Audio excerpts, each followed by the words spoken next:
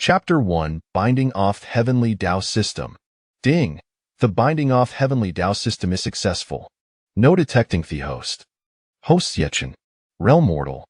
Qualification ordinary. Physique none. Items none. Techniques none. Affiliated force Haloff Heavenly Tao. Location Tianjiao Continent, Zhixiao Mountain. Heavenly Tao value 0. System, it truly is a system. Ha ha ha, my Xiechin's world has finally arrived. Xiechin exclaimed with excitement. The Zia Unman hailed from a parallel universe known as Blue Star. By accident, Heffelinto Adich while walking, and when he climbed out, he found himself atop an unknown mountain, gazing at the boundless shrouded peaks. Stunned, Xiechin soon realized he had indeed crossed it over. Just as she was atalash for Waterdo, the proverbial golden finger had finally arrived. System, tell me, what functions do you possess? Xiechin inquired eagerly. Ding! The system is Heavenly Tao system, designed to assist the in ascending to the pinnacle of great path. The host can issue rankings and things to acquire Heavenly Tao value. Achieving a certain amount of Heavenly Tao values for real upgrades, as well as the exchange for attempts and techniques. Oh, I see. The Heavenly Tao system, what a magnificent name. But what is this ranking to speak of? The ranking sin compass a variety of lists, including talents ranking, power ranking, divine beasts ranking, and so forth. The host may also spend a certain amount of Heavenly Tao value to create custom rankings. Once published, the rankings enumeratial correspond in gentidius with an finite scope, and upon successful release, the host will receive Heavenly Tao value based on the rankings influence. Oh, and what does deducing galthings entail? Xiechin continued to probe. Host, you don't have mana questions. To deduce seal things means that the host can ascertain of everything the other party wishes stoke, no in exchange for corresponding Heavenly Tao value. However, there is no free lunch in this world, there must be cost. The other party must offer a suitable price as a bargaining chip, which can include techniques, treasures, etc. Themere complex the deduction, that greater the required price. System, area implying that he will become a fortune teller in the future? Host, please refrain from using theater for tinteler insult the system. This is your first warning. Further infractions will result in the immediate dissolution of forbond. No, great system. I was wrong, you're the best. Xiechin hurried Lyra plead, realizing that the system had a distinct personality. Losing this golden finger would undoubtedly lead to profound regret. Subsequently, Xiechin learned from the system that this plays through a realm of cultivation known as Tianjiao Continent, which was divided into 5 regions. The force cardinal direction and the most powerful central region, which housed the mightiest force of the continent. Currently, he found himself in the weakest eastern region, Zhixiao Mountain. Xiechin also discovered that the cultivation realms within the Tianjiao Continent were classified into 5 major stages: refinement, foundation establishment, golden core, nascent soul, and tribulation transcendence, each of which further subdivided into 10 minor stages. After grasping these information, he obtained a system Painland found that they belonged to an organization called Haloff Heavenly Tao. He promptly asked, System, what is this Haloff Heavenly Tao? The Haloff Heavenly Tao, as the name suggests, is the sanctuary of Heavenly Tao, wicus omniscient and omnipotent. And host, you are the master of Haloff Heavenly Tao. Wow, the sanctuary of Heavenly Tao, and I am its master. So, essentially the supremely drove Heavenly Tao? Xiechin exclaimed with exhilaration. You could say that, but not quit. The host has yet to embark on the path of cultivation even through weakest cultivator silly crush you a single strike. There remains a considerable journey ahead before you can truly claim the tight leaf master of Heavenly Tao. Xiechin fell silent. Donnet bet is shartened, dear host. Remember, you have this eyes to assist you. Be frequently issuing rankings and helping gothers deduce, these challenges whole surmountable. Invincibility smearl Yamater of time. Up in hearing this, Xiechin's confidence surged. After all, he possessed a system. If he could not has intoth pinnacle with such aid, he might as well find a piece of foto and diddle. System, where is Haloff Heavenly Day allocated? The Haloff Heavenly Day stored automatically within the system space. The host must find a suitable location, and the hall will manifest her. Xiechin pondered carefully. Asafigiriof Gretter, Hesserten Likud, na Trezide and a populate Daria. Gazing at Thin Lasountain Range, Heffeltitude be ideal place for Azagitor retreat. Thus, Hedesidet to Placeth Halof, Heavenly Deathier. System, Placeth Halof Heavenly Dune Zishao Mountain. Ding! The Halof Heavenly Deo is currently in transit. As the system sprompt coed in his mind, Sietchen felt as if he had vanished from the original mountain and, up in regening hissences, found himself standing outside the grained in Transiofa Magnificenthal, where the words Halof Heavenly Dea shimmered brilliant lie above a Theodore. Wow! This is incredible!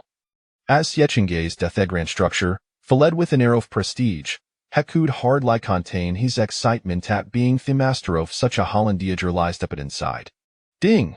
The Halof Heavenly Dea has been successfully established. You have received a novice gift package. Wuldio Liquido open it no? Wow! A novice gift package. System, hurry and open it. Ding! The novice gift package has been successfully opened. Congratulations, host. You have received Cheer Refinement First Layer Cargs 1, Eastern Region Talents Rankings 1, Halof Heavenly Dao Master Robex 1, Halof Heavenly Dao Master Kronks 1, Halof Heavenly Dao Master Shusks 1, Heavenly Dao Celestial Botics 1, Heavenly Dao Insight Techniques 1. Sietchen was overjoyed upon hearing Thysan prompt la examined his rewards. Cheer Refinement First Layer Card Upinuse, Itelevitz Husers Realm to Cheer Refinement First Layer.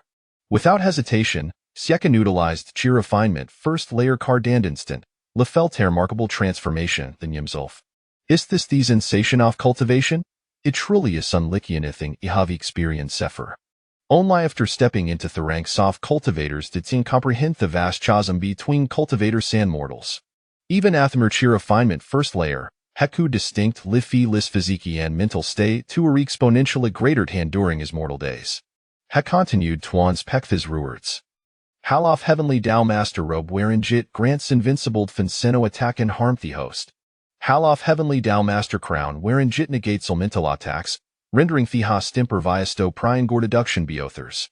Halof Heavenly Dao Master Shoes wearing theme allows instantaneous teleportation to an location, disregarding gal restriction sand rules. Heavenly Dao Insight Technique Cupin use, a trivial Salin formation a Balthemiriad things synth world. Heavenly Dao Celestial Body the exclusive Physiquioft Halof Heavenly Dao Master, unique in Thworld Dandrang Ked Numberonium Espina Bodies. Sietchen stared in Iath's rewards, unable to suppress he smiles preading gay cross his face. With his words, he felt confident they establishing himself at the zenith of this world was within reach. Eagerly, Sietchen dened the Hal Master Sansemble. Instantly, Heffeltaz thoth he could perceive everything within Halof Heavenly Day and nothing within the Hal held secrets from him, and he could have everything occurring throughout Hezishao Mountain with crystal clarity. Chapter 2 Issuing Talents Ranking. System, display the panel. Sietchen commanded. Ding! Panel displayed successfully. Host Sietchen. Realm Cheer Refinement First Layer. Qualification Ordinary. Physique Heavenly Dao Celestial Body. Items Halof Heavenly Dao Master Robex 1. Halof Heavenly Dao Master Kronks 1. Halof Heavenly Dao Master Shifts 1. Techniques Heavenly Dao Insight Technique. Affiliated Force Halof Heavenly Dao. Location Tianjin Continent, Zishao Mountain. Heavenly Dao Value 0. Sietchen surveyed this panel with satisfaction, although Heffelte twin job disappointment at the ordinary qualification. System, is theory any way to enhance this qualification? A slong gas the host undertake us more te senis spring kings, anything just possible. Tasks? What are those? Sietchen inquired. Ding, detecting the host strong desire, Thadisk system has been activated. Task issued published Eastern Region Talents Ranking 01. Successfully Deducience 01. Task duration 3 days. Task success reward Celestial Qualification Enhancement Elixirx 1. Task failure the host will remain forever a cheer refinement, First Layer. Wow, this doggo face system. Secret lie activating task, anything, but the penalty for failure a utterly ruthless. Host, please refrain from such remarks. Without penalties, there would been a motivation. If the host twardo become a complacent and neglect tasks, what would become of them? This I stemmerly hopes for the hosto ascentoth pinnacleoft great pathosin as possible. That's true. But that penaltisium's excessive lihirsch, Siechen replied, displeased. Thesis Morellian ovicitask. If the host can note of incomplete and novice task, how can the aspire to be the master of heavenly Tao? They might as well find epi softo footo and diddle. This I stem true lie is merciless. However, the novice task qua certainly not difficult form it, wasius believable. Siechen turned the satinchen ta Eastern region talents ranking. In an instant, the specifies information of the ranking materialized before him. Eastern region talents ranking in clandestinance under 30 years of age in Eastern region. The ranking is based on a comprehensive evaluation of strength, talent, and qualification. This time, the top 10 in Eastern region will be selected, and who make the list will receive earwords. Wow, system, doth those who make the list receive earwords still? Of course. The systeme skita generis, and with her words, I twill inspire people if these world to strive harder in their cultivation, will it not? He, system, if I'm a Catholist, will I receive earword as well? Siechen asked. Sorry, host, you cannot participate in the rankings, so you should no expectanter words. Goodness, what kind of setting is this? There are an or word, tome? Rest assured, host. By completing more tasks, there word sciority of will farser past host meager prizes in the leaderboard. Furthermore, upon the leaderboard's release, you will earn heavenly Tao points, which can be exchanged into heavenly Tao mall for treasures, techniques, and more. Is thighs wadi u previous limension debut text change in item sand techniques? Then, where is heavenly Tao mall? Let's take a look. I apologize, host, but heavenly Tao mal willingly open after you publish our first leaderboard. Siecheng is dath a desolate heavenly Tao palace, contemplating how must swiftly make the name of heavenly Tao palace seek, noteth world and enhance high own reputation. System, how shall die publish Eastern domains heroic ranking, every anisorio fit? Phone it, host. First, please retrieve a theme app off this world from the system interface. Upon hearing this, Siechen appean theme app off this world, revealing the complete layout of the 5 regions east, south, west, north, and central. Host, please elect Eastern domain, then click to publish the leaderboard. Having designated Eastern domain, a prompt appeared asking whether to proceed with the publication of Eastern domain's heroic ranking. Without hesitation, Siechen selected yes. Congratulations, host. The publication was successful. The leaderboard is about to descend upon the Eastern domain. As the system's notification concluded, a resounding roar of great Deocho ed thrughow the Eastern domain, instilling an irresistible pressure upon all cultivators within, leaving every person in the Eastern domain in astada astonishment. What is happening? Where is this overwhelming pressure coming from? You have an idea. Could it be Thatensient dim and shave awakened? No, I believe it must be the emergency of a precious treasure. My apologies, I couldn't help but tout aloud for it just now. Get lost. Voice off speculation filled Eastern domain some acclaimed themed oft world had arrived. Others suggest that the Tonancient power had awakened, whilst others believe a grey treasure had emerged. Amidst the discussions, all inhabitants of Eastern domain beheld a golden plague suspended in ski, radiating a dazzling light that was visible to every talent cultivator, regardless of their location. What is that golden radiance? I sense that the shackles have been unable to break for I earserin now, showing signs of potential brain eye through. Omi, my long-standing cervical pain has finished it na longer hort saddle. Mother, I can walk no. Akeldwa had been dredin for I ears excited lidashid outside. Omi heavens, my child can't really walk. Am I dreaming? Has the divine intervened? Grandfather, don't it worry. Once your money, it will surely curry our illness. Child, I appreciate our filialpity. That is enough as for my ailment. Alas, I have a list though. Grandfather, please adon it say that. Look, what is that in Theski? That water Ned here gazes towards the golden plaque above. Child, I suddenly feel as if I am perfectly fine, even healthier and stronger than before. Is that so? How wonderful, grandfather! That child exclaimed, throwing themselves into their grandfather's embrace. Tears off your streaming down here faces to look at the golden plaque. Did the thing in Theska cure grandfather? Similar occurrence unfold dead throughout Eastern domain. Countless Tal sand cultivators nolting gratitude towards the radiant golden plaque, They're feeling soft thankfulness beyond words. Xieshan observed aloft thrice with satisfaction, pondering how extraordinary this leaderboard produced a thesis neutralized. Some powerful beings sensed the extraordinary Sharif to golden plaque buvy and attempteto seasite. Only to discover thought nometer how they flew tower d, that distance remain done changed, as if they were merely hovering in place.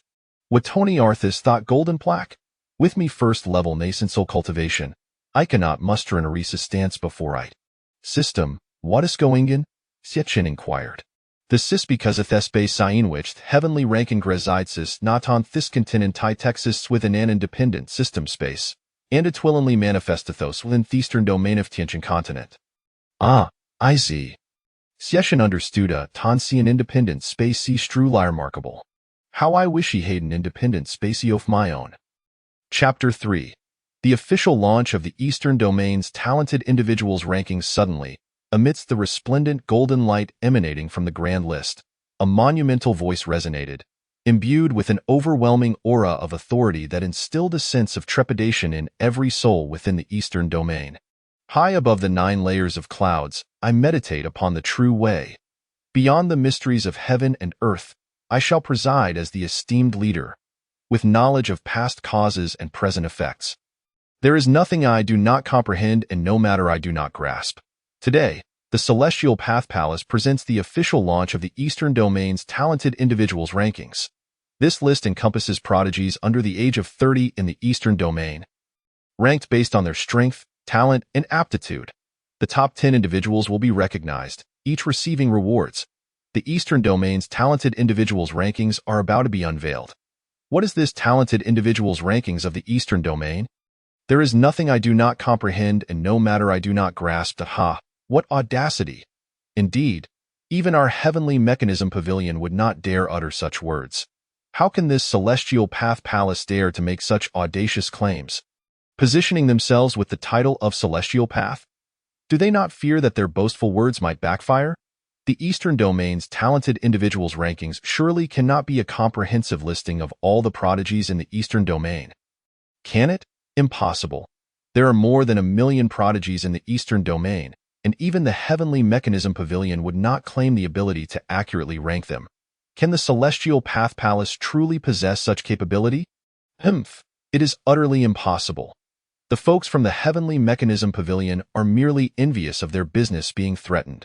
The Celestial Path Palace cannot possibly be the one compiling the list of prodigies by the will of the Celestial Path. Can it? I, Marong, am certain to secure a place on this list. In the Great Ming Dynasty within the Zhang residence, Father, is the Eastern Domain's talented individuals rankings for real? Zhang Huai asked Zhang Ba with solemnity.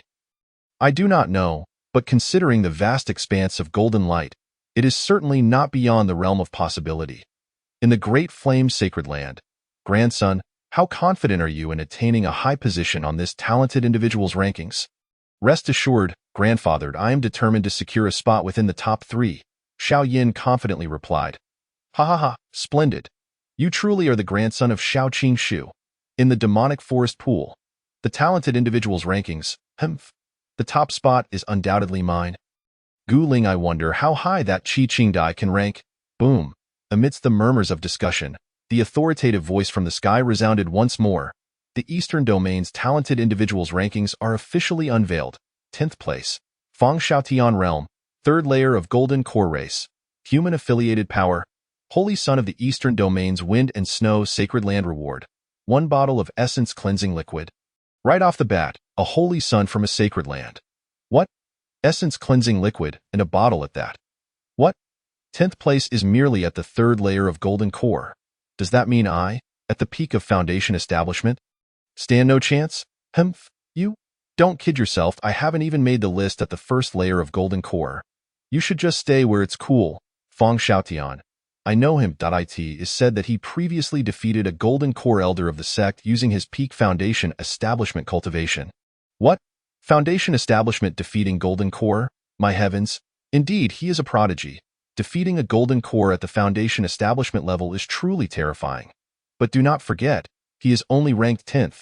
There are still 9 others above him who are even more formidable.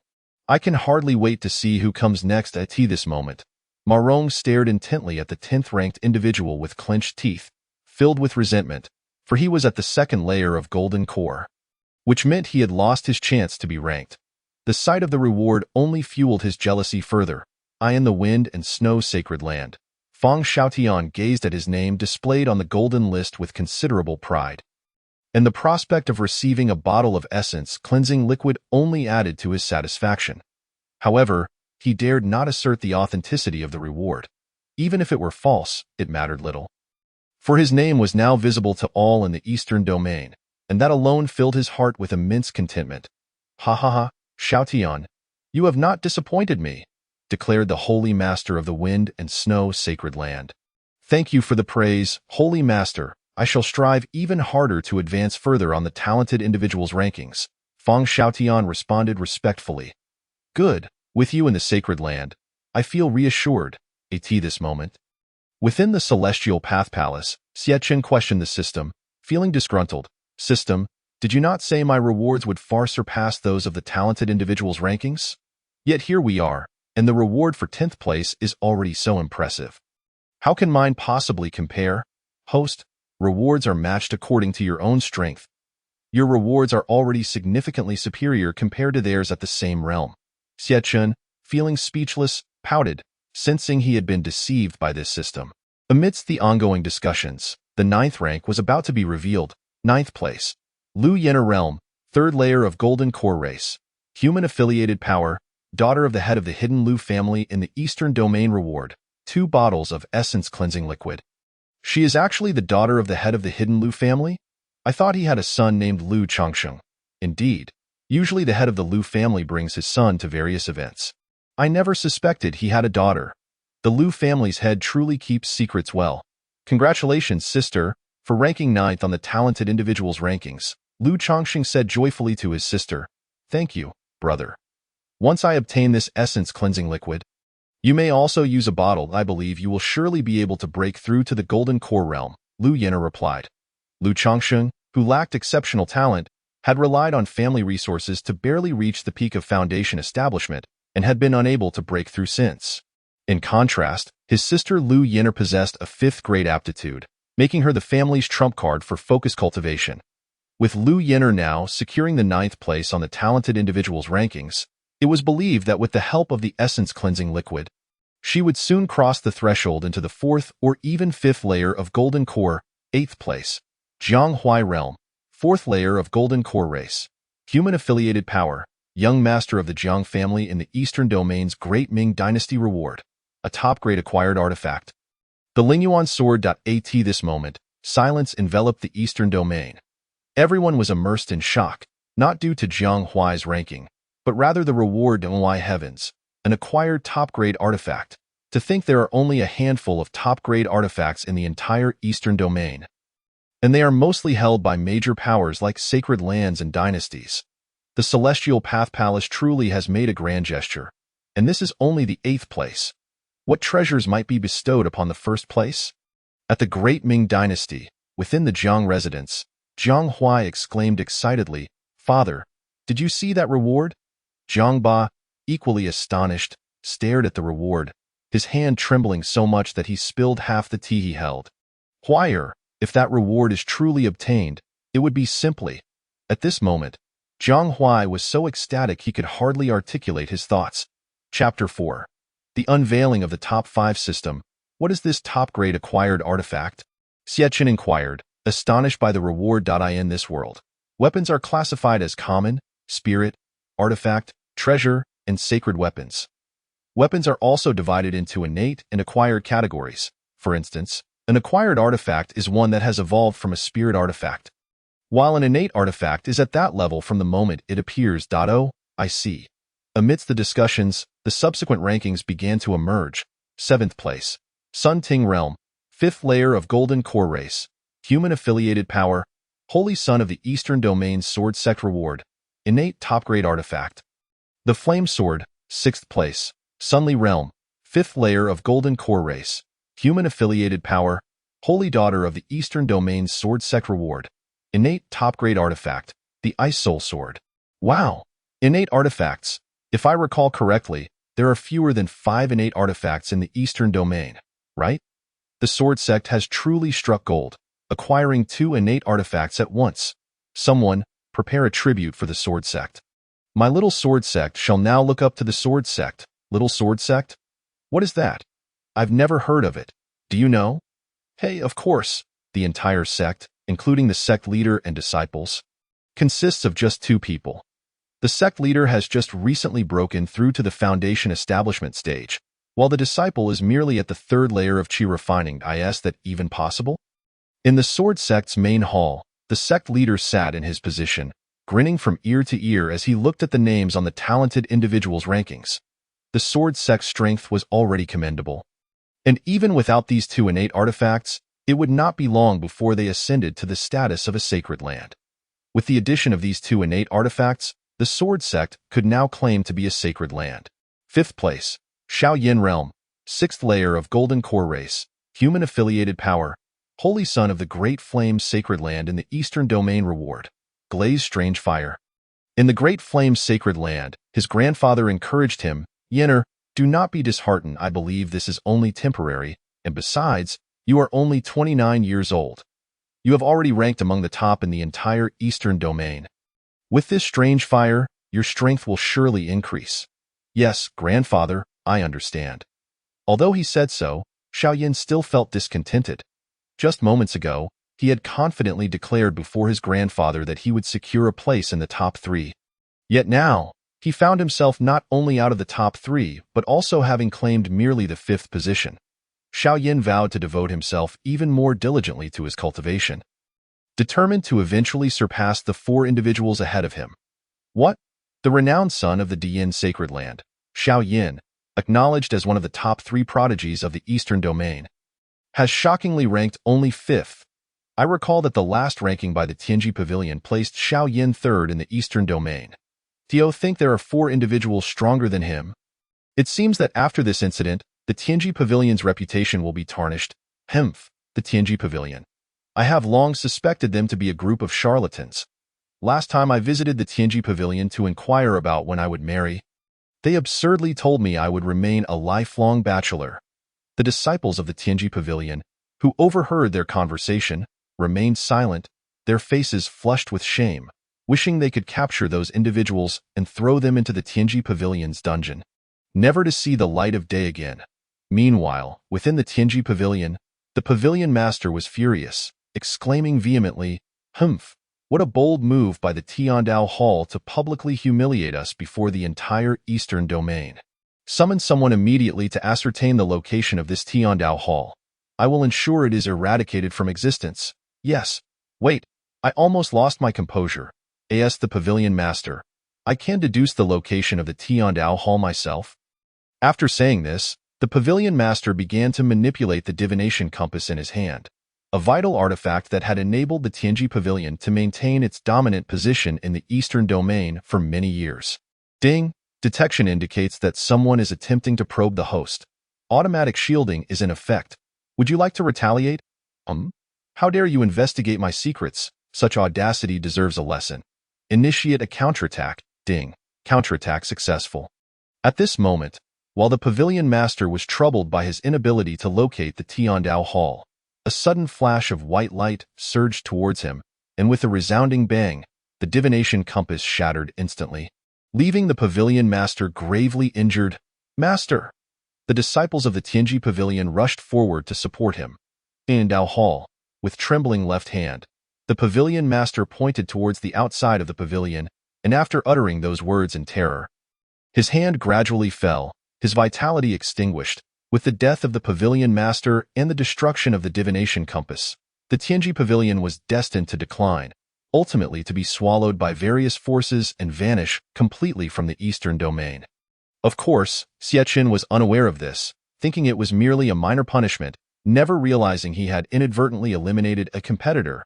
Eastern Domain Prodigy ranking 4th, Yifeng Realm, Golden Core 7th Layer Race, Human-affiliated force, Son of the Eastern Domain's Wujiyuan Sacred Land Reward, Volume 2 of Wujiyuan Sword Technique in the Eastern Domain. The announcement of Volume 2 of the Wujiyuan Sword Technique was met with astonishment. At this moment, Yi Feng stared intently at the rewards on the prodigy ranking, nearly speechless with excitement. The Wujiyuan sword technique was created by the first-generation patriarch of the Wujiyuan sacred land, and those who practiced this technique could break through to the tribulation stage. The second volume had been lost over generations, and even the current Wujiyuan sacred land only possessed the first volume. With the second volume of the Wujiyuan sword technique, I am confident I will eventually break through to the tribulation stage. Ha ha ha, prodigy ranking, I adore you. At this moment, Yi Feng wished he could immediately appear before the creator of the prodigy ranking and give him a fervent kiss. Having no doubt about the authenticity of the reward.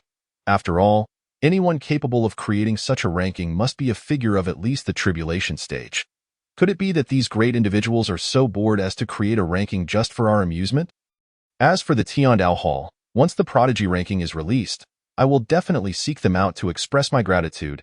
Eastern Domain Prodigy Ranking 3rd, Gu Ling Realm, Golden Core Great Perfection Race, Demon Affiliated Force, Son of the Eastern Domain's Demon Forest Valley Reward, 1% Bloodline of the Ancient Heavenly Awakening Demon King A Demon. How astonishing! Golden Core Great Perfection. My heavens, this demon is truly extraordinary. At under 30 years of age, such a level could easily rank among the elite even in the Central Domain. Have demons also made the list? The bloodline of the ancient great demon is simply outrageous. Notify all major sacred lands and imperial dynasties to convene an emergency meeting immediately. Panic spread among the leaders of major sacred lands and imperial dynasties. For the demons have been at odds with humans since ancient times. Given the malevolent nature of their cultivation methods, which starkly contrast with those of the human race, they have hunted humans for thousands of years, resulting in innumerable prodigies of the human race falling to their blades. Chapter 5. Who is first? Demon Forest Valley. Within the demon pool at this moment, Gu Ling glared furiously at the prodigy ranking. The sight of his name in third place overshadowing the reward itself. Third place, third place. How can Gu Ling only be third? This is impossible, impossible. The echoes of Gu Ling's unwilling roars reverberated throughout the entire Demon Forest Valley. Drawing the attention of all the demons within it seems Gu Ling's resolve is still wavering. He must be tempered to strengthen his heart. The Valley Master, Qianren, sat in the great hall, disappointment etched on his face as he listened to Gu Ling's furious cries. In the hall, Qi Qingdai stood quietly, her expression unchanged by Gu Ling's outburst, as if she had not heard him, her gaze fixed on the prodigy ranking, waiting for something. Eastern Domain Prodigy Ranking 2nd, Qi Qingdai Realm, Golden Core Great Perfection Race, Demon Affiliated Force, Son of the Eastern Domain's Demon Forest Valley Reward, 1 drop of Ancient Firefly Demon Essence, another demon.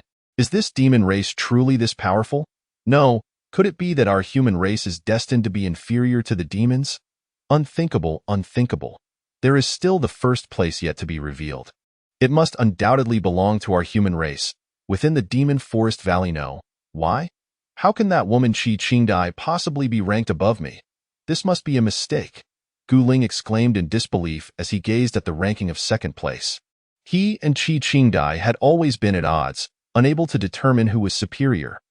Now, the prodigy ranking placing Qi Qingdai above him was a blatant declaration to the entire Eastern Domain that he, Gu Ling, was inferior to Qi Qingdai. This sudden blow was unbearable for someone so proud. With a spurt of blood, Gu Ling collapsed into unconsciousness. Report, Valley Master, Gu Ling has fainted in the demon pool. An attendant reported, Humph, what a useless brat. His heart is so weak. He still doesn't understand why Qingdai ranks above him. It is simply because her resolve is far superior. At this rate, with his temperament, aspiring to break through to the nascent soul stage is nothing but a pipe dream, Qianren said, fury boiling within him. Qingdai, you must work diligently and not allow yourself to be overtaken by Gu Ling's emotional turmoil. Qianren advised. Rest assured, Valley Master, Qingdai understands. Qi Qingdai respectfully replied. Bring Gu Ling back for treatment immediately, lest he succumbs to his anger, Qianren commanded. Yes, Valley Master. However, I am now even more curious about who could possibly surpass both of you in the Eastern Domain. As the announcement of the second place concluded, everyone in the Eastern Domain was abuzz with curiosity about who would emerge as the foremost prodigy. with a resounding roar of the Tao. The identity of the first place gradually materialized. At that moment, silence enveloped the Eastern domain, every gaze fixated on the prodigy ranking as its voice resonated in the ears of all beings. Eastern domain prodigy ranking first, Dao Tsang High Realm, nascent soul first layer race, human affiliated force, rogue cultivator reward, innate supreme treasure, the soul severing blade heavens, an innate supreme treasure. As they beheld the reward, all in the Eastern domain were struck with astonishment, for such treasures are exceedingly rare. It could be said that in the entire Eastern domain, no sacred land or imperial dynasty openly possesses an innate treasure. Even among the top-ranking factions, the treasures they own are generally derived from the advancement of artifacts, and none reach the supreme level.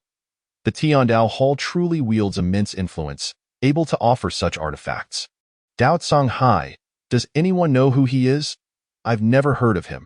Terrifyingly, he is but a rogue cultivator, yet he has outperformed all major sacred lands and imperial dynasties, even the demon race, to claim the top spot on the prodigy ranking. Moreover, he is a nascent soul cultivator under 30 years of age, comparable to some ancient figures within sects. Goodness, a nascent soul cultivator under 30. Is he defying the heavens? Heh, at least he is from the human race, as long as we can keep the demon race at bay. It matters not whether he is a rogue cultivator. Go, send someone to investigate immediately. We must find this Dao Tsang Hai. He can set his own terms. We must have him join us. I, the Haohai sacred land, am willing to bestow upon him the title of Holy Son. I, the Daming imperial dynasty, am willing to bestow upon him the title of Crown Prince and offer my daughter in marriage to him. The throne will also be his in the future. Humph, spare me. Who doesn't know your daughter resembles a beautiful flower? It's simply revolting. Scoundrel, are you courting death? Do you wish to fight? Come, my great Sui dynasty fears you not. Such talents are destined to belong to my illustrious realm. Similar scenes unfold in various sacred places and dynasties, with even the demon race willing to offer irresistible conditions for allegiance. Beyond valuing the talent of Dao Tsang Hai, the more significant allure lies in the reward, a supreme innate treasure. It can be said that whichever faction acquires this weapon will undoubtedly rise to prominence, becoming the foremost power in the Eastern Domain. The Eastern Domain, near the vicinity of Zhixiao Mountain. Dao Tsang Hai gazes at the talent ranking, feeling a hint of surprise at his ascent to the top. However, when his eyes fall upon the reward, exhilaration surges within him. Senior, I have reached the pinnacle. Dao Tsang Hai exclaims, Humph, what is there to boast about? Do not forget, the Eastern Domain is merely the weakest among the 5 domains of Tianjin continent. In the other domains, especially the Central Domain, there are countless individuals superior to you. Do not let it go to your head. A voice resonates within Dao Tsang Hai's mind. Rest assured, Senior, my achievements today are entirely due to your guidance. I, Tsang Hai, vow to continue my efforts and avenge you one day. Dao Tsang Hai responds humbly, that's good to hear. However, this reward is indeed overwhelming. It is perfectly suited for you. With it, your strength will increase at least threefold. Even my former sect possessed few innate supreme treasures. It seems a visit to the Hall of Heavenly Tao is warranted. Senior, have you ever heard of the Hall of Heavenly Tao? Never. I know not from whence this power has emerged. Perhaps it is a long-hidden super sect. Once we obtain this reward, let us set out for Zhixiao Mountain. I sense extraordinary energies there, and I believe great opportunities await you there, my boy. Yes, Senior. Chapter 6. The exclusive background music of Xiechun. The Eastern Domain's talent ranking has been released. Those listed should prepare to receive their rewards. As the voice fades, 10 beams of light soar across the Eastern Domain, directed towards the positions of the 10 individuals on the ranking. Goodness, the rewards of the talent ranking are indeed real. My heavens, look, someone is attempting to seize the rewards. At one of the beams, a figure swiftly pursues, aiming to claim the rewards for himself. Who is that? That is the ancestral figure of the Donglin clan, a formidable nascent soul expert. Far away in the Hall of Heavenly Tao on Zhixiao Mountain, Xiechun witnesses this scene unfold. Ding, detection of an attempt to seize the rewards of the talent ranking. Host, please take immediate action to prevent this and uphold the dignity of the Hall of Heavenly Tao. Will you retaliate? Retaliate. Consequently, an attack emanates from the talent ranking, striking the would-be thief from the Donglin clan with a speed imperceptible to the naked eye. In an instant, he is reduced to a cloud of blood mist, both body and soul obliterated, leaving no chance of revival. The entirety of the Eastern Domain is struck by this display of power, their hearts brimming with terror. Imagine a nascent soul expert, a figure at the pinnacle of the Eastern Domain, annihilated in a single blow, his soul extinguished. Those who had secretly contemplated seizing the rewards are dissuaded from their intentions. Then, a voice emanates from the talent ranking, distinctly different from before. The rewards of the talent ranking are not to be seized by any individual. Anyone who attempts to do so is considered an enemy of the Hall of Heavenly Tao.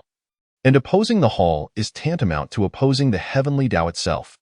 Xiechun uses the system to project his voice onto the talent ranking, allowing all within the Eastern Domain to hear him, leaving some listeners utterly dumbfounded. Xiechun gazes with satisfaction at the awe his presence inspires, feeling an inexplicable sense of fulfillment. He muses to himself, "Is this what it feels like to be revered like the moon by the masses?" Such a sensation is utterly delightful. Is this voice the master of the Hall of Heavenly Tao? Such arrogance to claim opposition to the Heavenly Tao. Could it be that the creator of the talent ranking is indeed the Heavenly Tao itself? Or perhaps the master of the Hall is merely an agent of the Heavenly Tao. In any case, whatever the truth, it is beyond our humble comprehension. Where, indeed, is the Hall of Heavenly Tao? I yearn to see it. Perhaps the master of the Hall might recognize my exceptional talents and take me on as a disciple. Ugh, how shameless! With your level of foolishness, they'd likely reject you for fear of tainting their sacred grounds. At this moment, the topic of greatest interest among the people of the Eastern Domain, aside from the talent ranking, is the whereabouts of the Hall of Heavenly Tao. Within the city near Zhixiao Mountain, a beam of light descends before Dao Songhai, revealing the supreme innate treasure, the soul-severing blade. Senior, this reward is genuine. It truly is an innate treasure, Dao Songhai exclaims, unable to contain his excitement. Enough, lad, calm yourself and take a closer look. Dao Songhai extends his trembling hand to grasp the soul-severing blade, and at the moment he holds it, an immense power surges through him, binding the blade to his essence. All knowledge pertaining to the soul-severing blade floods into his mind. Thank you, Master of the Hall of Heavenly Tao. Songhai vows never to tarnish the name of this soul-severing blade. Dao Songhai kneels in the direction of the talent ranking, speaking with utmost reverence.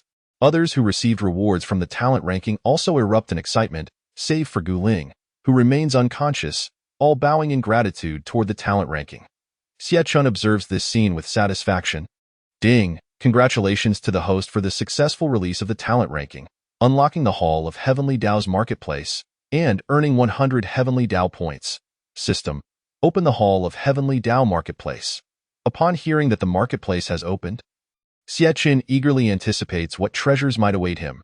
Foundation Establishment Full Completion Card, 50 Heavenly Tao Points Cleansing Essence Liquid, 30 Heavenly Tao Points Master's Background Music, 10 Heavenly Tao Points. Sword of Extermination, 50 million Heavenly Tao Points 1 Qi Transforming 3 Purities, 50 million Heavenly Tao Points Celestial Emperor Realm Card, 1 billion Heavenly Tao Points Eastern Emperor Bell, 1 billion Heavenly Tao Points. Gazing upon the array of magnificent items, Xiechun is nearly drooling. The Sword of Extermination, the Eastern Emperor Bell, such extraordinary treasures. Alas, the prices are simply outrageous. System, you truly are a merchant of ill repute. Xiechun finds himself captivated by the plethora of wondrous items, yet dissuaded by their exorbitant costs. His current mood resembles that of admiring beautiful maidens as they strut down a runway, visible yet untouchable. An agonizing predicament indeed. Products from the system are undeniably exquisite. Do not be misled by their prices, for they are worth far more than their cost. Take the Celestial Emperor Realm card, for instance. It would elevate you from a mere mortal to the pinnacle of the great Tao, granting you the status that others might spend tens of thousands or even millions of years to attain. Wouldn't you find that enticing? And yet, what of it? I cannot afford it. Do not lose heart, host. With persistent effort and the completion of more tasks, The day will come when all of this will belong to you. Xiachen purchases a foundation establishment full completion card and a bottle of cleansing essence liquid. Upon using them, he distinctly feels his body and power elevate several tiers. System, what is this master's background music? Xiachen inquires, having noticed the item in the marketplace. Host, you are familiar with television dramas, are you not? Each drama incorporates background music at pivotal moments to enhance emotional expression, creating an immersive experience for the audience. This is the exclusive background music for the Master of the Hall of Heavenly Tao. Wherever the host is, this music will play, making it seem as though you are the protagonist of the melody, an additional tool for your path to dominance. Understood. It is like a battle anthem. With this music, no one shall defeat me. Excellent, I will purchase it. After acquiring it, Xiachen asks, System, can I choose my own background music? Of course, host may change the selected background music at any time. Let me think. I am now a transcendent figure, needing to exude an air of ethereal elegance, inspiring reverence in others. After some contemplation, Xiachen recalls a fitting piece. The celestial music that plays in the Yushu Palace whenever Jiangxia visits the primordial heavenly venerable in the drama Investiture of the Gods. It truly embodies the essence of a celestial being, aligning perfectly with Xiachen's current status, and thus he decides to select this pure instrumental piece. Chapter 7. The arrival of the first customer within the Hall of Heavenly Tao. The celestial music of the primordial heavenly venerable fills the air. Ethereal and enchanting. Xiachen sits cross-legged on a mat before a jade table, enveloped in swirling clouds, with eyes closed. He strokes his non-existent beard, savoring the moment with great satisfaction. Inwardly, he reflects, indeed, this is the missing element I sought. A delightful sensation. System, retrieve the panel. Ding. Panel retrieval successful. Host, Xiachen Realm. Foundation Establishment Grand Perfection Qualification. Mortal Physique. Heavenly Tao Immortal Body Items. Heavenly Tao Hall Master Robe 1. Heavenly Tao Hall Master Crown 1. Heavenly Tao Hall Master Shoes 1 Technique. Heavenly Tao Qi Observation Technique Affiliated Force. Heavenly Tao Hall Location. Tianjiao Continent. Zhixiao Mountain Heavenly Tao Value. 10 Task. Release the Eastern Region Talents Ranking 11. Completed. Successfully deduced once 01 I said. System. It has been such a long time at Zhixiao Mountain that there hasn't been a single soul in sight. Not even a ghostly shadow. When will I be able to complete this task? Can't I just venture out to seek customers myself? Host, as the master of the Heavenly Tao Hall, it would be unbecoming to personally solicit clients. Such behavior is unbecoming of an immortal. Please refrain from such thoughts, lest you tarnish the system's reputation. But what if no one comes for an extended period? Would I not be stuck here forever, unable to complete my task? I would surely perish from boredom. Please exercise some patience, dear host. Those destined to meet you shall arrive soon. Then tell me, when can I expect someone to come? The system remained silent, unwilling to respond to Xiachen. Frustrated by the lack of reply, Xiachen thought to himself that if the system could take on human form and appear before him, he would certainly give it a stern talking to. Yet, helpless against it, he succumbed to boredom and drifted into a deep slumber. Meanwhile, at the foot of Zhixiao Mountain, Dao Songhai was making his way toward the Heavenly Tao Hall. Senior, is there truly a chance for fortune in that direction? Indeed, from the moment we entered Zhixiao Mountain, I sensed that the spiritual energy there is the most concentrated throughout the entire mountain. Even if it is not a great treasure, your cultivation speed would increase several-fold if you were to practice there. Then, Senior, do you think there are clues about the soul-nourishing flower here? Sigh, the soul-nourishing flower is not so easily found. It depends on fate. If we cannot find it for now, it matters not, for I am currently residing in your consciousness and shall not perish for several years.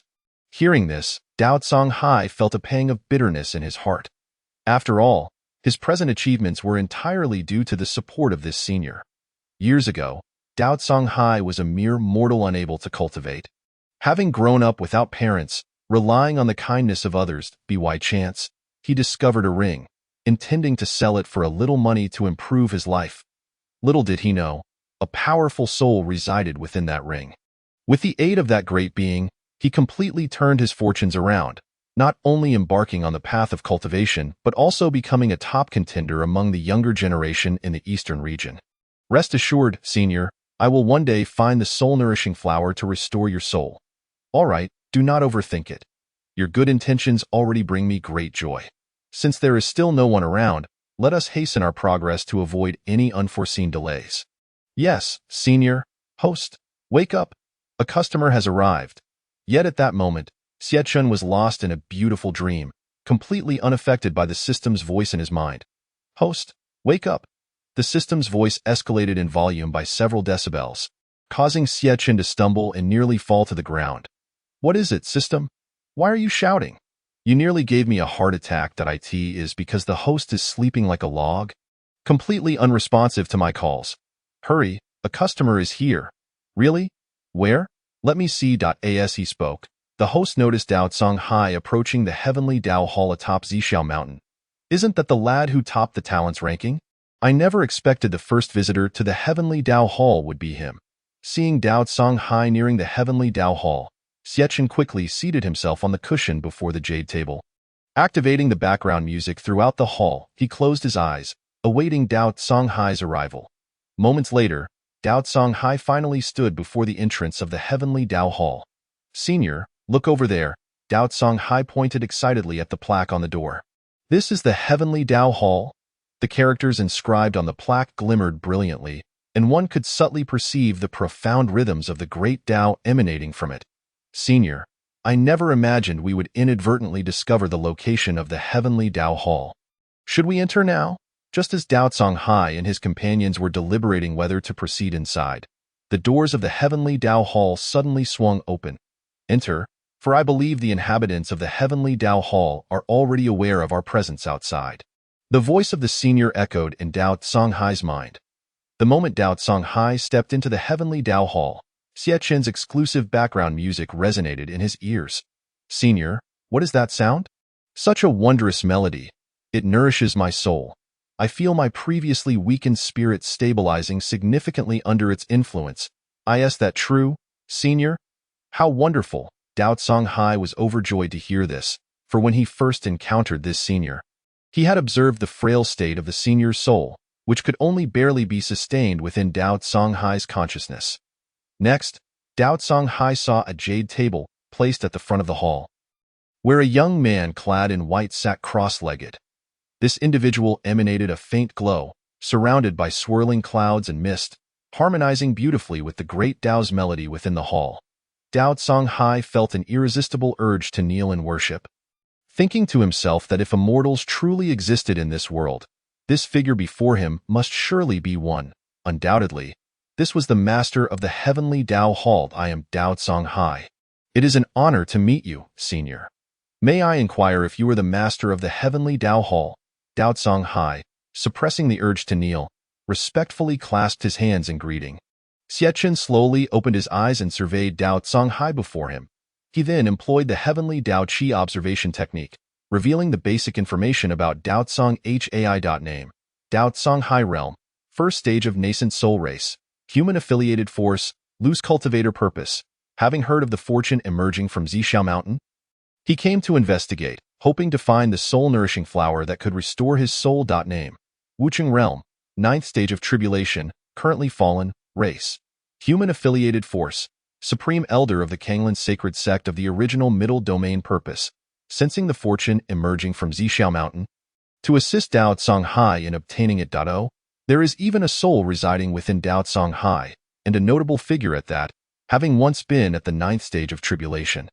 With such assistance, it is no wonder he has risen to the top among the younger generation in the eastern region. Xiechun mused to himself as he surveyed the displayed information. Chapter 8. The location of the soul-nourishing flower Dao Songhai, the number 1 on the Eastern Region Talents ranking, impressive indeed. Tio possessed such strength at such a young age.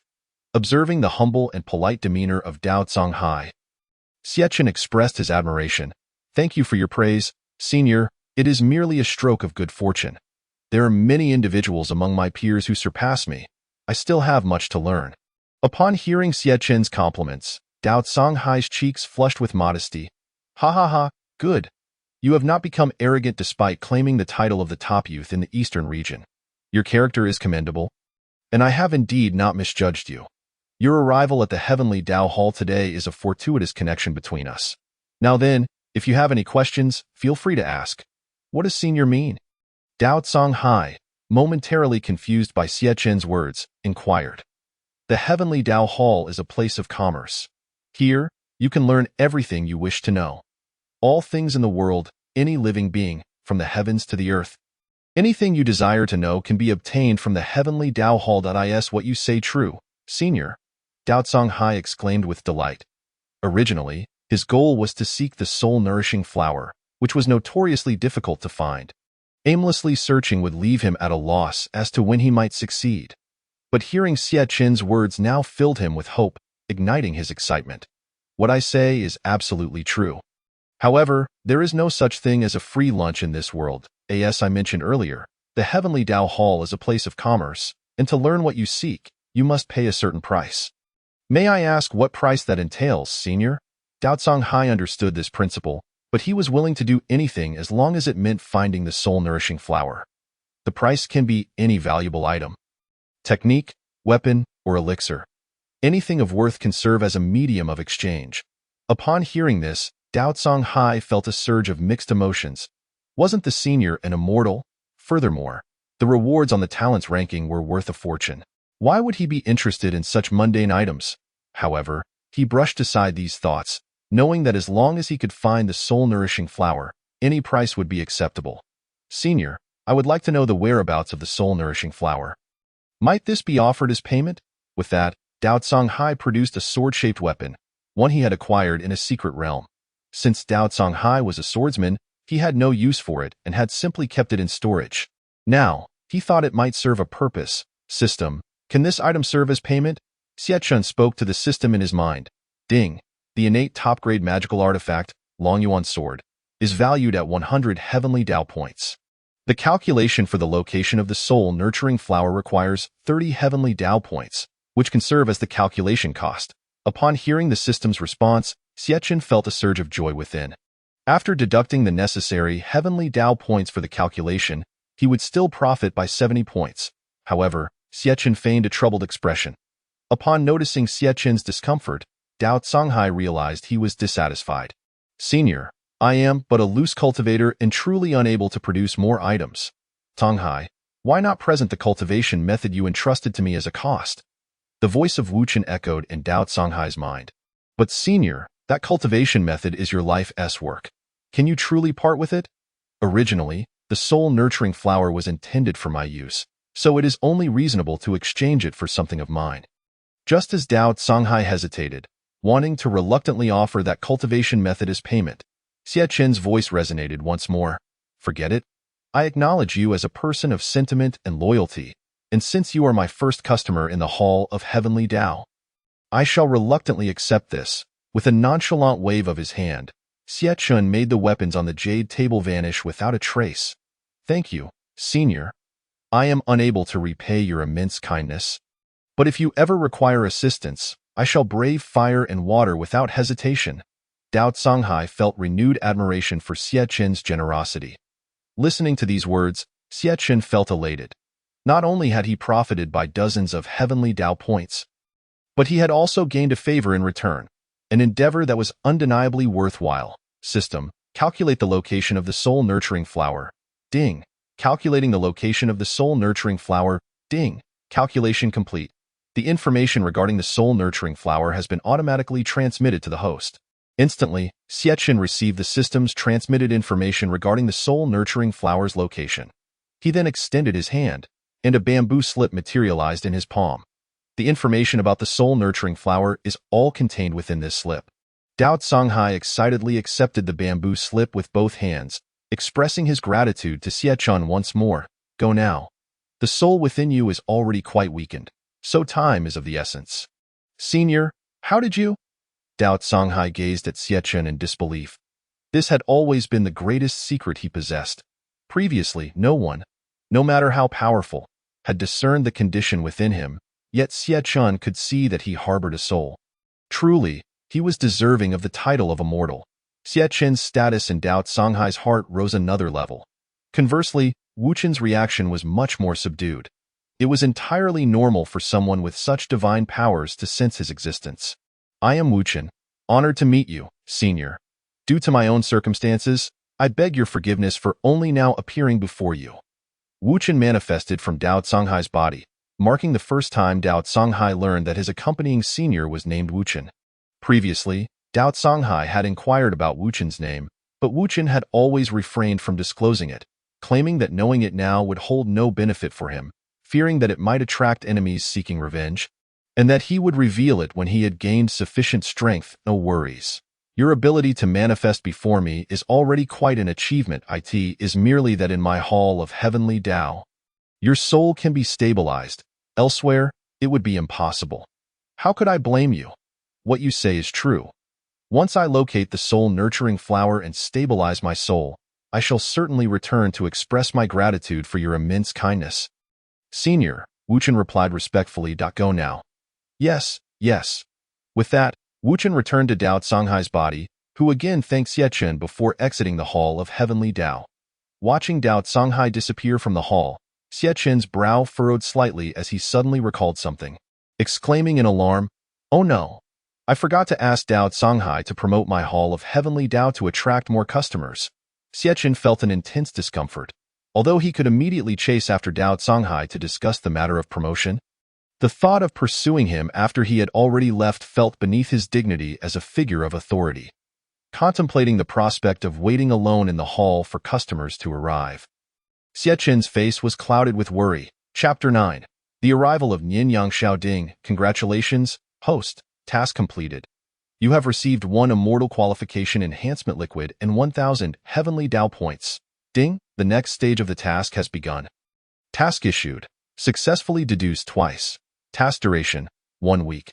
Task reward for success. Guardian Beast of the Hall, Qiongqi, Great Perfection of Tribulation Transcendence. 1. Immortal Pressure. Task failure. The host remains forever at the Great Perfection of Foundation Establishment. Upon hearing the system's notifications in his mind, the frown on Xiechen's face vanished instantly. He had not expected to receive 1,000 heavenly Tao points upon completing this task, and as he beheld the rewards for the next stage, his eyes widened in astonishment. Good heavens, what do I see? Qiongqi. This is Qiongqi, one of the 4 fiends of ancient myth, corresponding to the 4 spirits of heaven, a descendant of the heavenly emperor. The classic of mountains and seas records. Qiongqi resembles a tiger, is the size of an ox, and possesses a pair of wings. Xiechen was astonished that even a divine beast like Qiongqi could be summoned by the system. He then turned his attention to the immortal pressure and inquired of the system. What is this immortal pressure? Before immortal pressure, all realms are disregarded, inducing a profound psychological shock. Anyone before it will lose their will to fight. Goodness, that's incredible. Xiechen exclaimed in shock, envisioning the unfortunate soul who would unwittingly provoke him in the future. Just imagining the scene of that person trembling in fear and begging for mercy at the display of immortal pressure brought him immense joy. Subsequently, Xiecchen consumed the immortal qualification enhancement liquid and spent 500 heavenly Tao points to elevate his cultivation to the 1st level of golden core. System, display the panel. Ding, panel retrieval successful. Host, Xiechun, realm, 1st level of golden core, qualification, immortal qualification, physique. Heavenly Tao immortal body, items. Hall Master Robe of the Hall of Heavenly Tao 1. Hall Master Crown of the Hall of Heavenly Tao 1. Hall Master Shoes of the Hall of Heavenly Tao 1. Cultivation Method. Heavenly Tao Qi Observation Technique. Affiliated Force. Hall of Heavenly Tao. Location. Tianjiao Continent. Zhixiao Mountain. Heavenly Tao Points. 510. Tasks. Successfully deduced twice. Xiechun surveyed the information with satisfaction before resuming his meditation on the futon, eagerly anticipating the arrival of the next customer.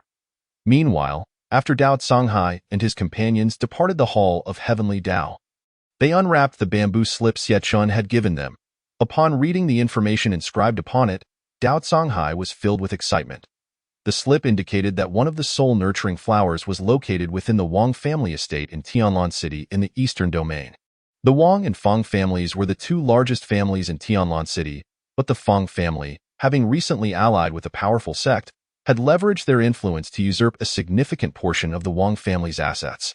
Despite their gains, the Feng family was still unsatisfied, demanding that the Wang family relinquish all their holdings and vacate Tianlan City, or face expulsion from the city altogether.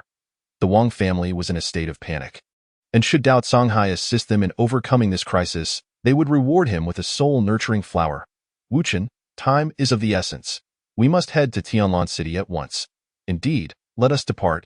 With that, Dao Songhai swiftly set his course towards Tianlan City. In Zhixiao Mountain, Xiechun had just seen Dao Songhai off and was pondering how best to attract customers when he suddenly sensed another visitor approaching the Hall of Heavenly Dao.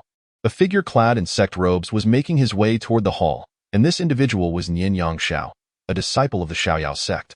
The sect leader, Mu Sheng, had promised that the disciple who secured first place in the upcoming sect competition would have his daughter, Mu Xiaowan, betrothed to him.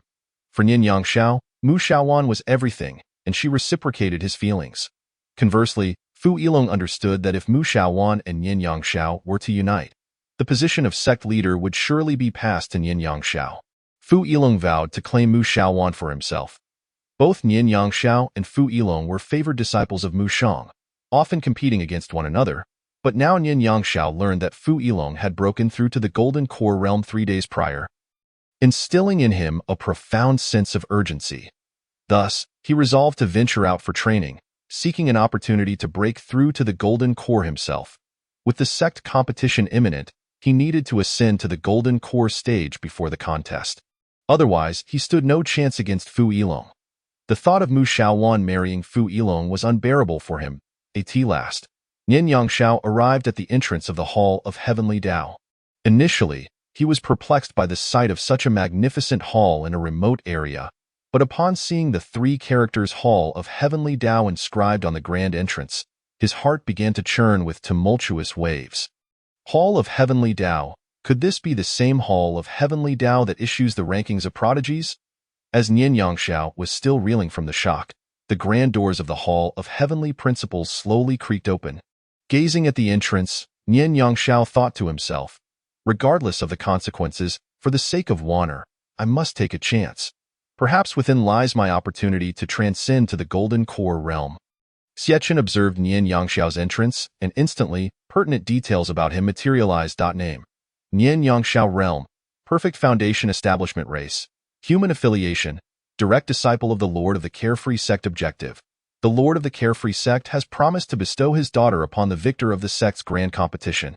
The two have already pledged their futures to each other, and in order to prevent the Lord's daughter, Mu Xiaowan, from marrying another, he must triumph in the competition, thus arriving here in search of an opportunity to break through to the Golden Core realm.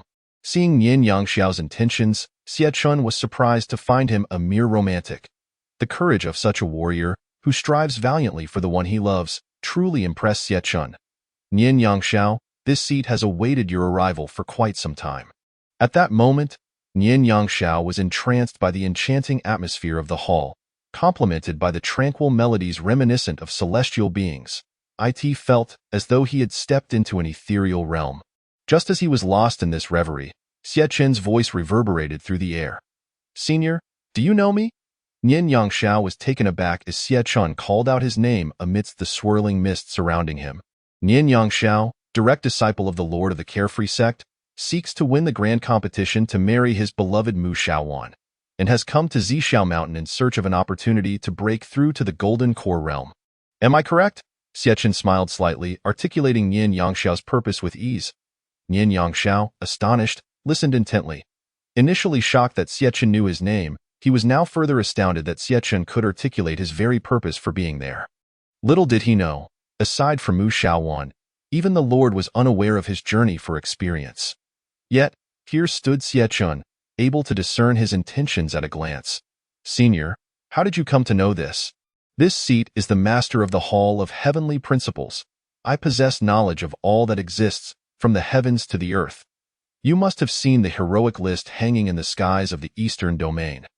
"It is indeed my handiwork," Xiechun replied with a smile. "What, Senior, you truly created the heroic list?" Nian Yangxiao had suspected that the Hall of Heavenly Principles was the origin of the list, but hearing it confirmed by Xiechun left him in disbelief. Naturally, who else besides myself possesses the capability to create such a list? Nian Yangxiao, I must say, your fortune is rather remarkable. What do you mean by that? Senior? Nian Yangxiao asked, puzzled. My Hall of Heavenly Principles is a place of commerce. Here, As long as you are willing to pay a certain price, you can obtain anything you desire. The price can be any valuable item, treasures, techniques, weapons, elixirs, and so forth. Anything of worth can serve as a bargaining chip. Senior, is it truly possible to acquire anything? Of course, provided that you can bear the cost. After pondering Xiechen's words for a moment, Nian Yangshao resolutely laid forth all his belongings. This was everything he possessed, and though it pained him to part with it, compared to his feelings for Mu Shaowan, it felt inconsequential. Senior, I desire an opportunity to break through to the Golden Core realm. May these serve as my price? Nian Yangshao inquired eagerly. Xiachen scrutinized the assortment of elixirs and items before him, most of which were ordinary trinkets, with only a few being of any merit, prompting him to shake his head in disbelief. How is it that as a direct disciple of a sect leader, you find yourself so impoverished? Xiachen sighed inwardly. System, can these items collectively serve as a bargaining price? Ding! The calculation for the breakthrough method to the Golden Core requires 200 heavenly values. The total value of these items is 240 heavenly values. They can indeed serve as a price for calculation.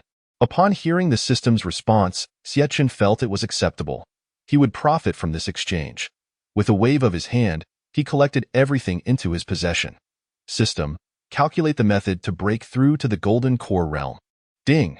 Calculation complete. The methods for breaking through to the Golden Core realm total 10,008. The most suitable method has been automatically transmitted to the host. After receiving the system's message in his mind, Xiachen produced a bamboo slip from his hand and handed it to Nian Yangshao. The method for your breakthrough to the Golden Core realm is contained within this bamboo slip. Follow the instructions within, and you will assuredly succeed. Nian Yangshao, exhilarated, accepted the bamboo slip, knowing it was the culmination of all his possessions. Thank you, Senior. The gratitude of Yangshao is as boundless as the flowing river. Enough, enough. Flattery is unnecessary. I've heard enough of that. Bring something fresh next time. Now go. Yes, Senior. Wait. Just as Nian Yangshao was about to step out of the Hall of Heavenly Principles, Xiachen suddenly recalled something and called him back. Is there anything else, Senior? Ahem, Yangshao, you know that my Hall of Heavenly Principles is a place of business. After you leave, please do help me promote our establishment. Xiachen nearly forgot this important matter. The last time Dao Songhai left, he had forgotten to ask for his assistance in promoting the hall. This time, he could not let the opportunity slip by again. Rest assured, upon my return to the sect, I shall certainly extol the wonders of the Hall of Heavenly Principles, bringing you even more patrons. Nian Yangshao replied confidently. Good. You are indeed a promising youth. Off you go. With that, Xiachen waved his hand, signaling Nian Yangshao to depart. Yes, Senior, I take my leave. Nian Yangshao bowed respectfully and quickly exited the Hall of Heavenly Principles. Within Zhixiao Mountain, in a secluded valley, Nian Yangshao, having exited the Hall of Heavenly Principles, hurried to the location indicated by the bamboo slip. According to the slip, within a gorge of Zhixiao Mountain lay a 3-life snow lotus, which could enable him to break through to the Golden Core realm. This place was exceedingly concealed. Had it not been for the information provided by Xiachen, it would have remained undiscovered for many years. Following the route recorded on the bamboo slip, Nian Yangshao swiftly arrived at the bottom of the gorge. This must be the place where the 3-life snow lotus grows. Nian Yangshao observed intently and finally spotted a hidden opening in a stone wall. Upon revealing the entrance, he beheld a crystal-clear spring, with a snow-white lotus blossoming atop the water's surface. Indeed, it is the 3-life snow lotus. Senior did not deceive me. An exhilarating wave surged within Nian Yangshao as he promptly plucked the 3-life snow lotus. Upon consuming the 3-life snow lotus, he felt a wondrous energy surge into his body, causing his blood to boil and his meridians to flow freely. The fatigue he had previously experienced vanished without a trace, prompting him to sit down and begin refining the energy of the 3-life snow lotus. After a while, a golden core aura emanated from the depths of the gorge. Nian Yangshao successfully refined the entire 3-life snow lotus and officially ascended to the Golden Core realm. Even reaching the second level of the Golden Core, Nian Yangshao opened his eyes, incredulous at the transformation he had undergone. At last, I, Nian Yangshao, have broken through to the Golden Core realm. You, Fei Lang, wait for me. In the sect's grand competition, you shall surely fall before me. Wanner, wait for me. With that, Nian Yangshao knelt in the direction of the Hall of Heavenly Principles, clasping his hands in reverence and saying, "The kindness you have shown me, Senior, is something I shall never forget. Once I secure victory in the grand competition, I will personally come to express my gratitude." After a profound bow, he swiftly departed Zixiao Mountain. Soaring towards the carefree sect, meanwhile, Dao Songhai and his companions finally arrived at Tianlan City, standing before the Wang family estate. Report. I beg to inform the family head that a young man outside claims he wishes to meet you. He asserts he can resolve the crisis of life and death facing the Wang family. Oh, quickly, invite him in. The head of the Wang family, burdened with worry, sat in the great hall, contemplating how to deal with the threat posed by the Fong family. Just as he was at a loss, the report of someone capable of resolving their crisis invigorated him. I am Dao Songhai, honored to meet the head of the Wang family. Dao Songhai respectfully addressed the middle-aged man before him. Dao Songhai, the one ranked first on the heroic list? The head of the Wang family exclaimed in disbelief. Indeed, that is I have come upon hearing of the Wang family's troubles, specifically to assist you in overcoming this predicament. To be candid, I am in urgent need of a soul-nourishing flower, and I have heard that the Wang family possesses one. Therefore, I humbly request that you grant it to me. The soul-nourishing flower? My Wang family indeed possesses such a thing. If you can truly aid us in overcoming this crisis, I shall gladly bestow the soul-nourishing flower upon you. After all, one flower is trivial compared to the entirety of our family's assets. If a single flower can help us weather the storm, we would be more than willing. Very well, it is a promise. Just then, a servant dressed in Wang family attire stealthily departed from the estate, making his way towards the Fong family's direction. Chapter 11. Preparations for War within the Fong Manor. What? You say that Dao Songhai, the first on the heroic list, has gone to the Wang family, promising to ally with them against us. As he awaited the report from the undercover agent sent to the Wang family, Fong Ao, the head of the Fong family, found himself in a state of agitation. He had anticipated that, following the eradication of the Wang family, the Fong family would ascend to dominance in Tianlan City, firmly establishing themselves as its true sovereigns. This outcome seemed to him a foregone conclusion. However, the sudden emergence of a formidable opponent, the renowned Dao Songhai, threw him into disarray. Patriarch, what shall we do now? Dao Songhai possesses the cultivation of the first level of the nascent soul stage, and none among us can match him. The members of the Fong family, taken aback, turned their gazes toward Fong Ao, awaiting his decision. It appears we have no choice but to seek assistance from the Wuxiang sect. Fong Ao sighed. But, Patriarch, will they be willing to offend the foremost figure on the talent ranking for our sake? How can we know without trying? Are you suggesting I simply stand by and relinquish this golden opportunity to eliminate the Wang family? Time was of the essence. I shall contact Steward Wu immediately. Shortly thereafter, Fong Ao arrived at an inn, where he was met by a man dressed in the garb of a steward, none other than Steward Wu. Steward Wu, I implore you to assist my Fong family this time, Fong Ao urged. Oh, what troubles the head of the Fong family? Is there an issue with the Wang family? Steward Wu inquired, lifting his cup of wine and savoring a sip. Sigh, Steward Wu, you cannot fathom the predicament we find ourselves in. The Wang family was all but in our grasp, yet suddenly, the first on the talent ranking, Dao Songhai, has vowed to support them. You are aware that the highest cultivation level among us is merely golden core. How can we possibly contend with a nascent soul expert, especially one of such renown?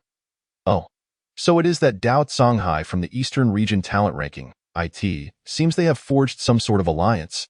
Steward Wu remarked with a hint of intrigue. Indeed, Steward Wu, I earnestly beseech your aid for my Fong family.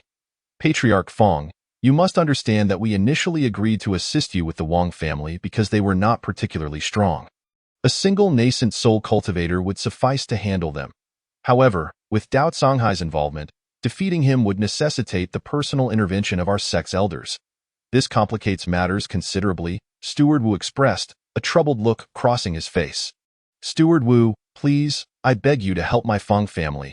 Here, I have a modest token of appreciation for you, Fong Ao said with a sly smile as he produced a storage ring containing 50,000 spirit stones.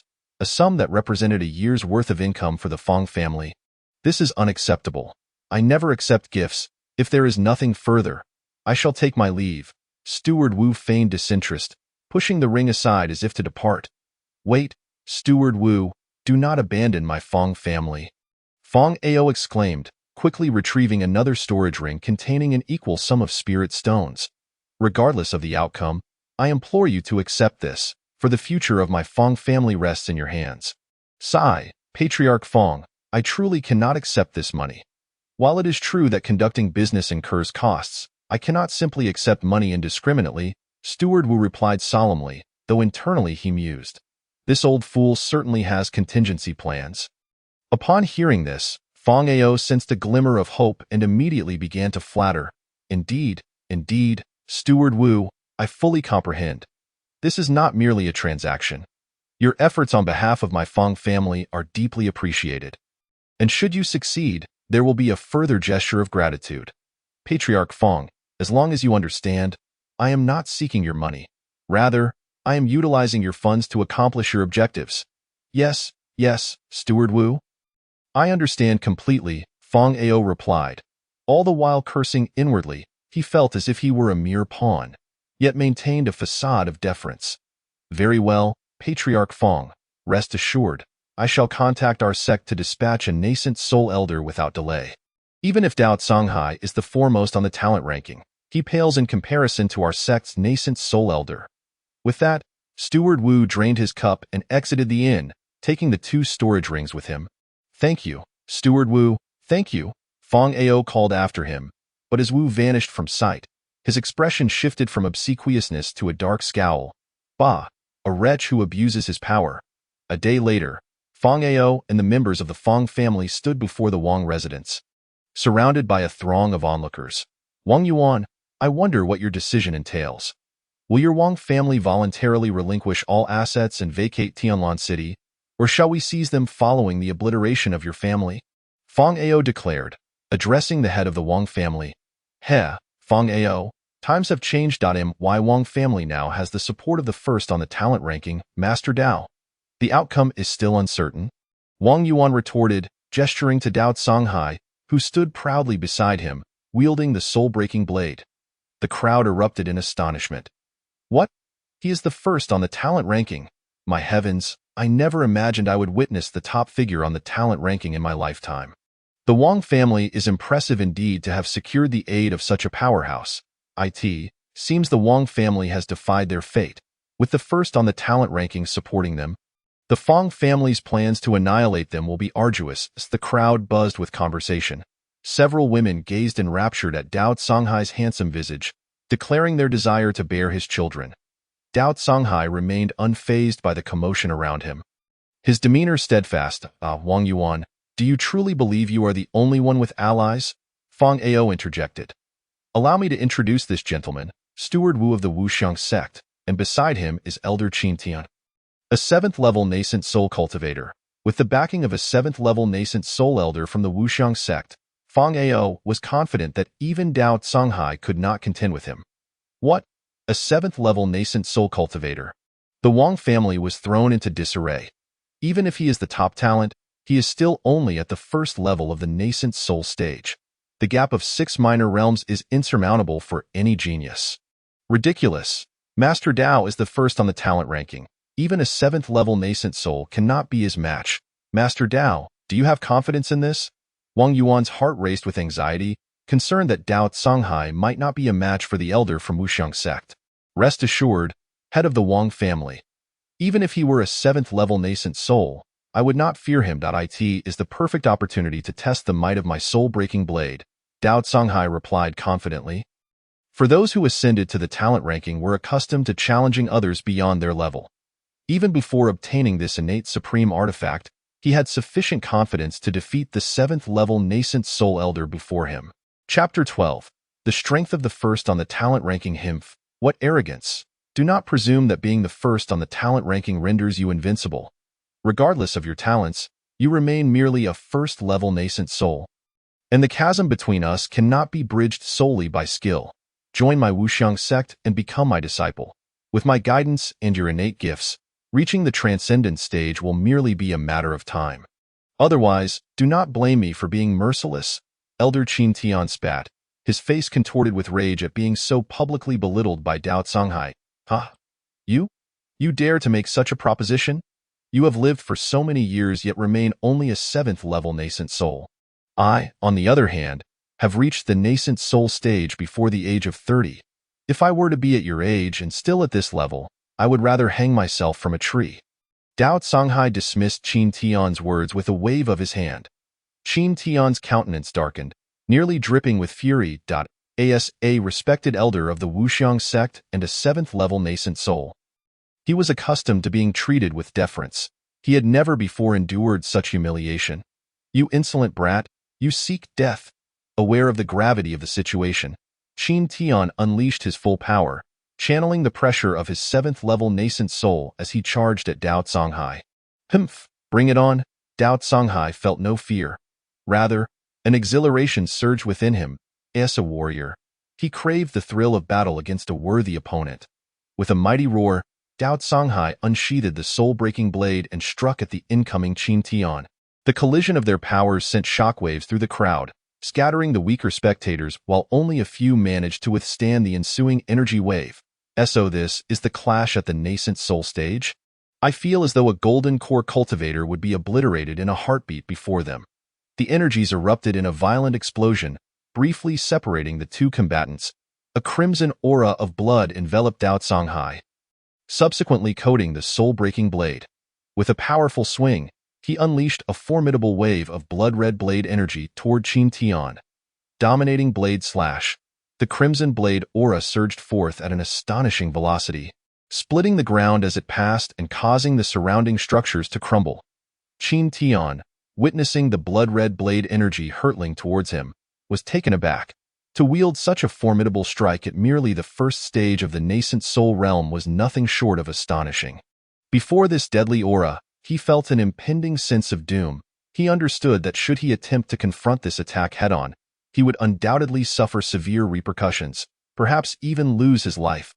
Thus, he had no choice but to evade its deadly edge. After narrowly escaping the blade energy, cold sweat began to bead on Qin Tian's forehead. Just as he was relieved to have returned from the brink of death, a voice pierced his thoughts. You're finished.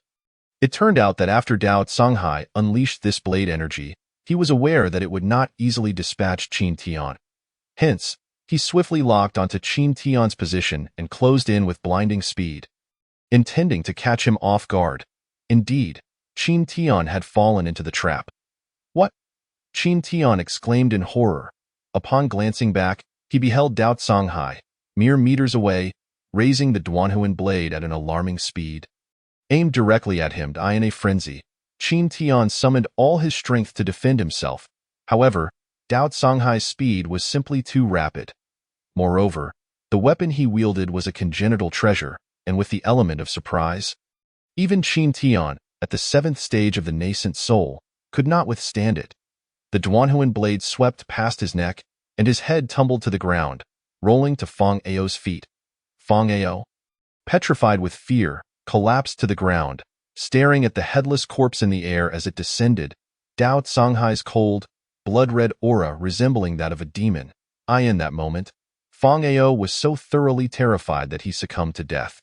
Dao Songhai then turned his attention to the trembling Wu Guanshi, who was cowering behind a pillar in the corner. Young Master Dao, I was wrong. Please, do not kill me. Wu Guanshi, stunned by the horrifying scene, fell to his knees, weeping and pleading as Dao Songhai approached. Yet, regardless of Wu Guanshi's desperate cries, Dao Songhai paid him no mind and swiftly severed his head with a single stroke, deeming such a cowardly villain unworthy of mercy. Silence enveloped the surroundings. Those present stood in shock, unable to utter a word, including the members of the Wang family, who were equally stunned. The impact of Dao Songhai's actions was monumental. A 7th-stage nascent soul elder was beheaded in an instant. And it was evident that Dao Songhai had not even exerted his full strength. Patriarch Wang, the matter has been resolved. I kindly request that you present me with the soul-nourishing flower.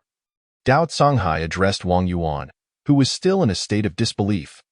Yes, young Master Dao, I shall retrieve the soul-nourishing flower for you at once, Wang Yuan hastily replied, snapping out of his stupor. After instructing the Wang family members to seize all assets of the Feng family, he promptly escorted Dao Songhai to procure the soul-nourishing flower.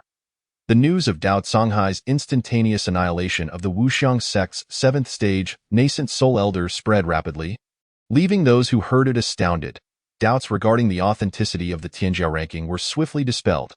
The news soon reached the ears of the Wuxiang sect's leader, who, upon learning of Qin Tian's demise at Dao Songhai's hands, abandoned any thoughts of vengeance. Accepting bribes and privately engaging in familial disputes were violations of sect rules, and he was reluctant to completely offend someone from the Tianjiao ranking. After all, those who made it onto the ranking possessed immense potential.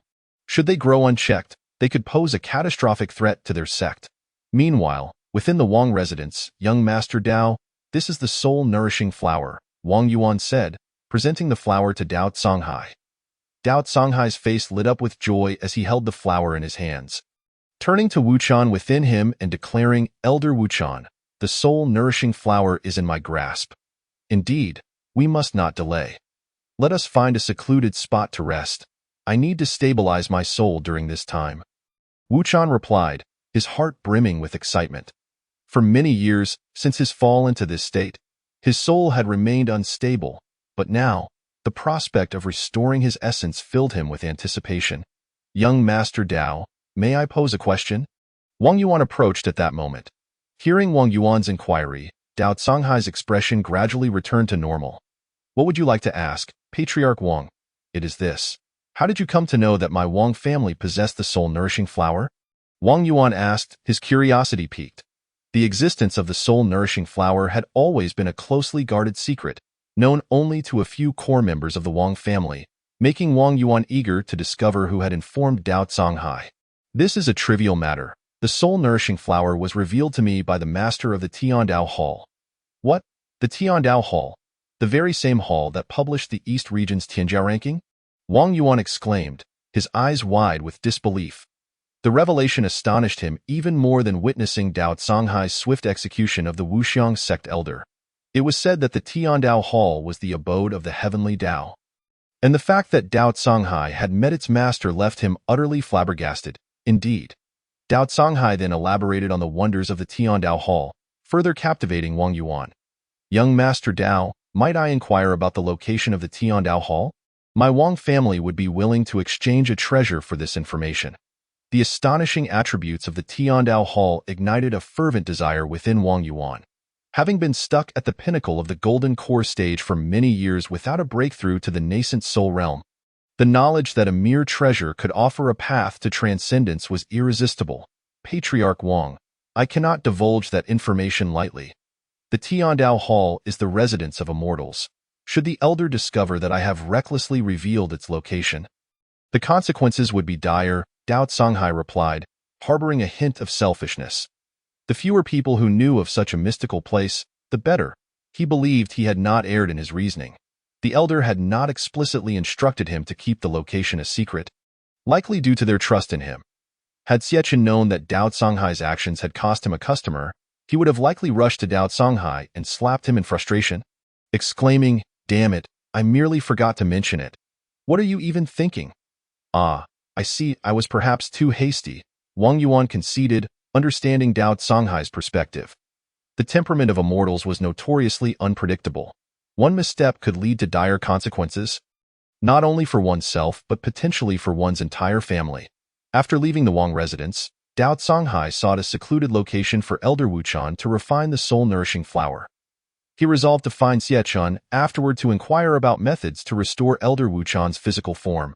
Within the Tianjiao Hall, Xiechun sat across from an elderly man, gray-haired and battered, displaying a countenance filled with grievance. This man, named Zhang Dong, hailed from the central region and had reached the 9th stage of the Tribulation Transcendence realm.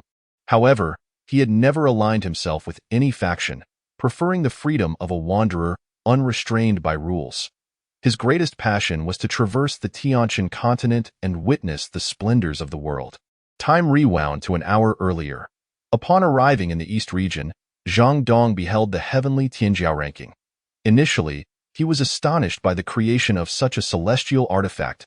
As he gazed upon the radiant golden light emanating from the ranking, he felt a stir of desire and immediately soared towards it. However, like others, he found that no matter how he flew, the distance to the ranking remained unchanged. In frustration, he attempted to strike the Tianjiao ranking, hoping to bring it down. Ding! Detection of an attack on the Tianjiao ranking. Would you like to retaliate? The system's voice echoed in Xie Chen's mind. Oh? There are still those foolish enough to attack the Tianjiao ranking? I am quite curious who possesses such audacity. System, can you bring him to the Tiandao Hall? Xie Chen inquired. Ding, yes, but it will cost the host 100 Tiandao points. What? 100 Tiandao points? You might as well go rob someone. Xie Chen scoffed at the system's suggestion, contemplating simply eliminating the intruder. However, he soon realized that capturing this individual for a potential trade could fulfill his task. The rewards for completing the mission made the 100 Tiandao points seem trivial by comparison. System, deduct 100 Tiandao points.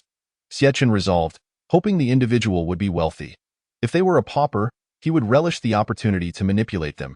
Ding! Tiandao points successfully deducted. Capturing in progress.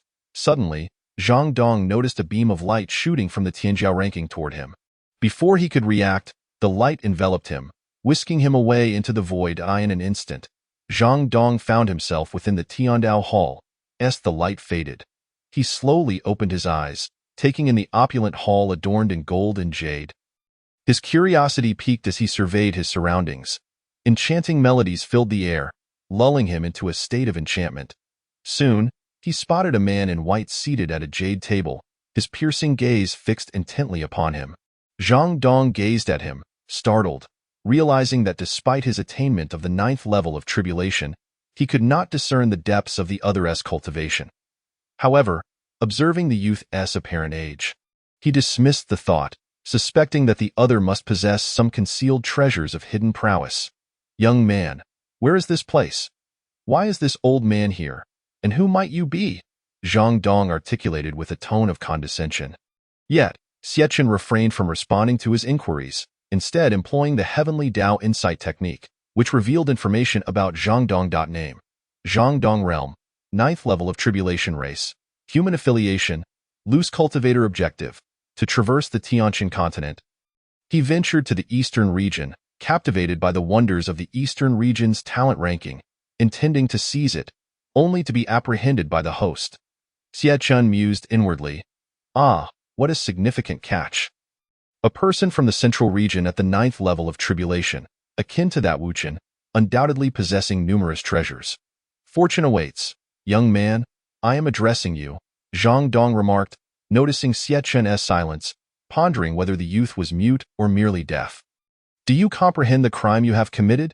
Xie Chen, suppressing his inner excitement, maintained a serious demeanor. Ah, so you can speak. What crime? I am quite curious to hear what this inexperienced youth has to say about the offenses of this old man. Zhang Dong retorted nonchalantly, with a hint of ridicule, as he settled onto the cushion opposite Xie Chen, eager to hear his indictment. Zhang Dong, a person from the central region, at the 9th level of tribulation, a loose cultivator, enjoys wandering the continent. This time, he has come to the eastern region for exploration. Is what I say accurate? Eh? How do you know? Has the reputation of this old man spread throughout the eastern region already? Even young people like you are aware of my deeds, Zhang Dong responded, astonished. Though Xie Chen's remarks were hardly a secret, they were common knowledge elsewhere. However, hearing them spoken still surprised him, especially since he had never set foot in the eastern region before. Xie Chen found it amusing.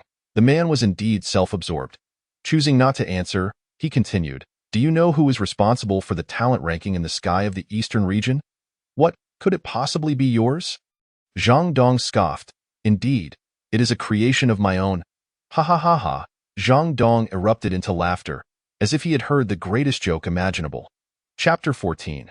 Zhang Dong joins the Hall of Heavenly Dao. Upon hearing Zhang Dong's laughter, Xie Chen's expression darkened. In an instant, he raised his leg and delivered a simple yet forceful kick, sending Zhang Dong crashing against a pillar.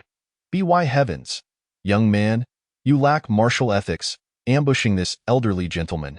Zhang Dong slowly leaned against the pillar, one hand clutching his waist, while the other trembled as he pointed accusingly at Xie Chun. Despite his words, Zhang Dong's heart was tumultuous. He was, after all, at the 9th level of tribulation, and this youth had managed to kick him away. Although the element of surprise played a role, he had expected to evade such an attack with ease. The fact that he had been caught off guard left him in disbelief. "How about it, do you yield?" Xie Chen said with a playful tone, for he was indeed an invincible presence within the hall of heavenly Tao. Not even an emperor would dare to stand against him. That was merely a moment of carelessness. I will not let it happen again," Zhang Dong replied defiantly. "Dragon palm. Great freedom, divine art. Ouch, I concede. Senior, I was mistaken. Please, do not strike me again. If this continues, my old bones shall surely crumble." Time returned to the present, where Xie Chun smiled at the bruised and battered Zhang Dong seated before him. "Senior, this old man recognizes his error. I was unaware that the talent ranking belonged to you. Having offended you, I humbly request your mercy, considering my age, and implore you to grant me a chance for redemption by releasing me." Zhang Dong's tone was now entirely devoid of the arrogance it once held. Internally, Zhang Dong felt utterly frustrated. Having been thoroughly overpowered by Xiechun.it, was said that the eastern region was the weakest among the 5 regions of the Tianjiao continent, yet he had encountered such a formidable individual. Had he known, he would have refrained from venturing into the eastern region. "Indeed, recognizing your mistake is commendable. I shall not make things difficult for you. A transaction will suffice." "Senior, what transaction?" Zhang Dong queried, puzzled by Xie Chen's sudden mention of a deal. "This is the Hall of Heavenly Tao. Here, as long as you can afford the price, you may uncover anything you wish to know. About all things, any living being, from the heavens to the earth. Whatever you desire can be obtained from the hall, and the cost can be any valuable item, technique, elixir, or the like."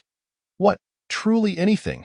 Zhang Dong replied in disbelief, astonished by the existence of such a wondrous place. "Senior, to be candid, I have endured a hidden injury since losing a duel in the past, which has lingered within me, causing unbearable pain each month. I seek your guidance on how to eliminate this affliction." With that, Zhang Dong produced a luminescent yellow orb radiating golden light. Upon seeing the orb, Xie Chen recognized it as a treasure of considerable worth. "System, can this item serve as payment?" Buddha's relic, valued at 10,000 heavenly Tao points. Calculating treatment method for Zhang Dong's hidden injury requires 5,000 heavenly Tao points. It may be used as payment. Xie Chen was taken aback, astonished that this orb was valued at 10,000 heavenly Tao points. Truly, a being at the 9th level of tribulation casually possessed treasures of immense value.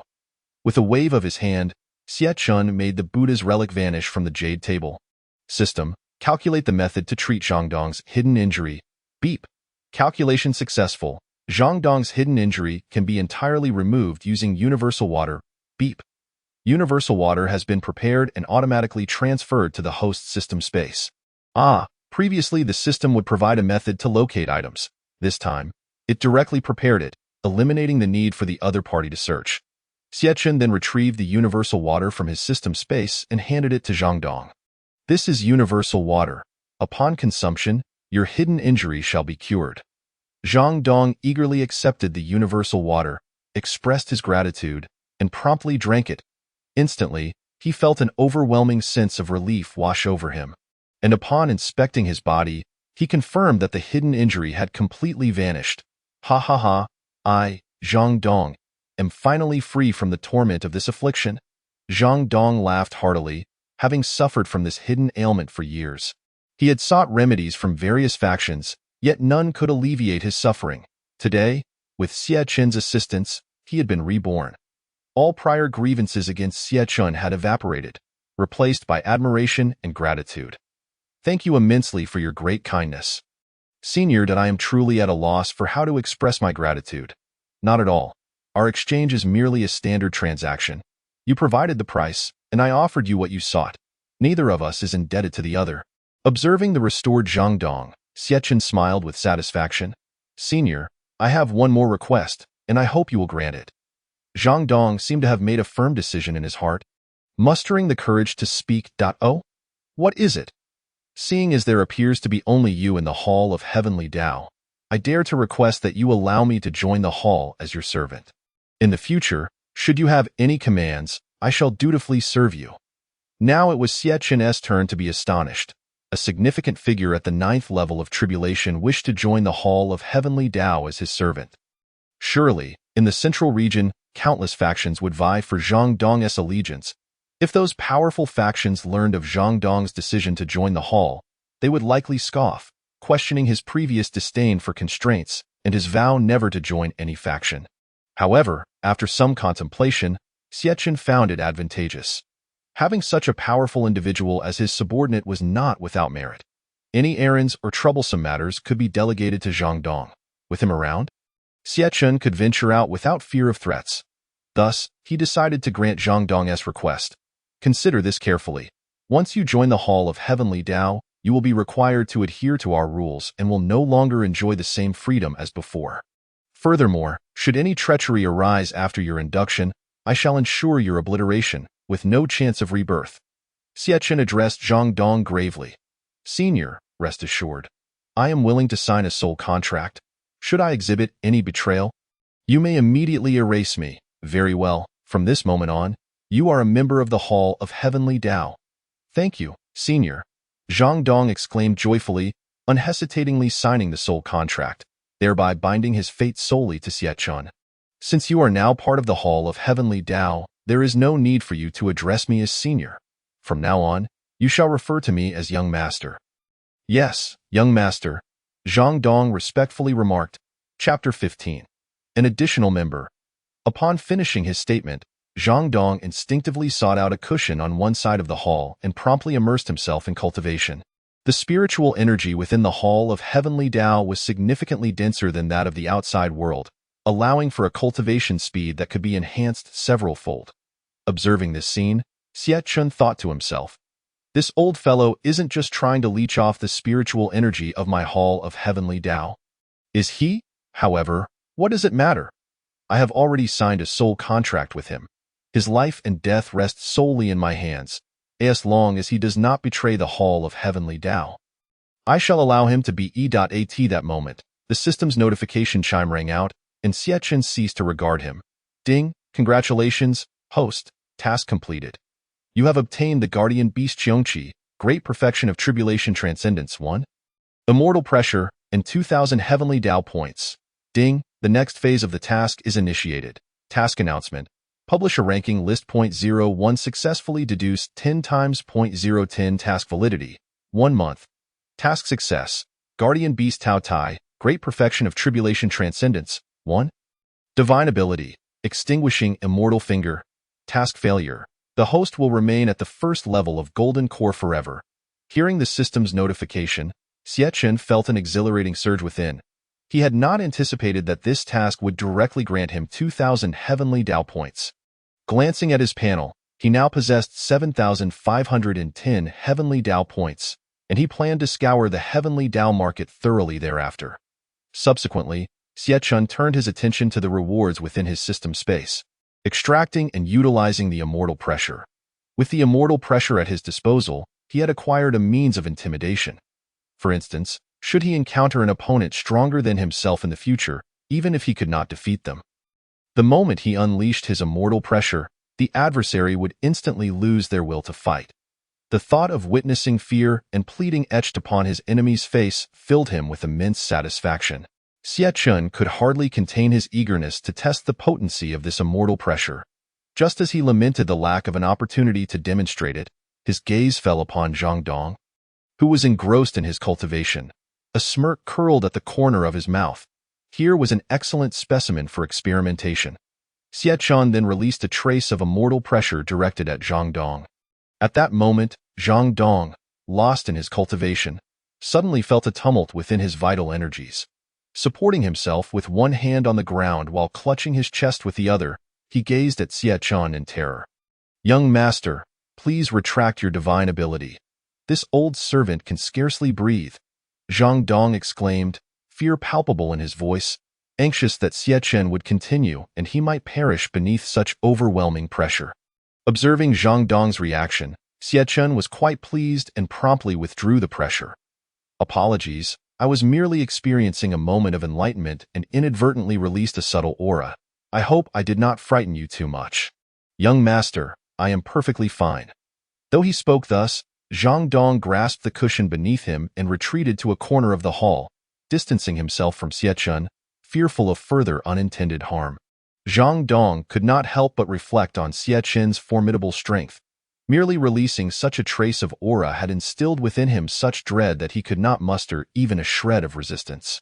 It was likely that throughout the entire Tianjiao continent, even the few reclusive old monsters could not withstand Xie pressure. Next, Xie turned his gaze toward the final guardian beast, Qiongqi, which was the reward he had eagerly anticipated.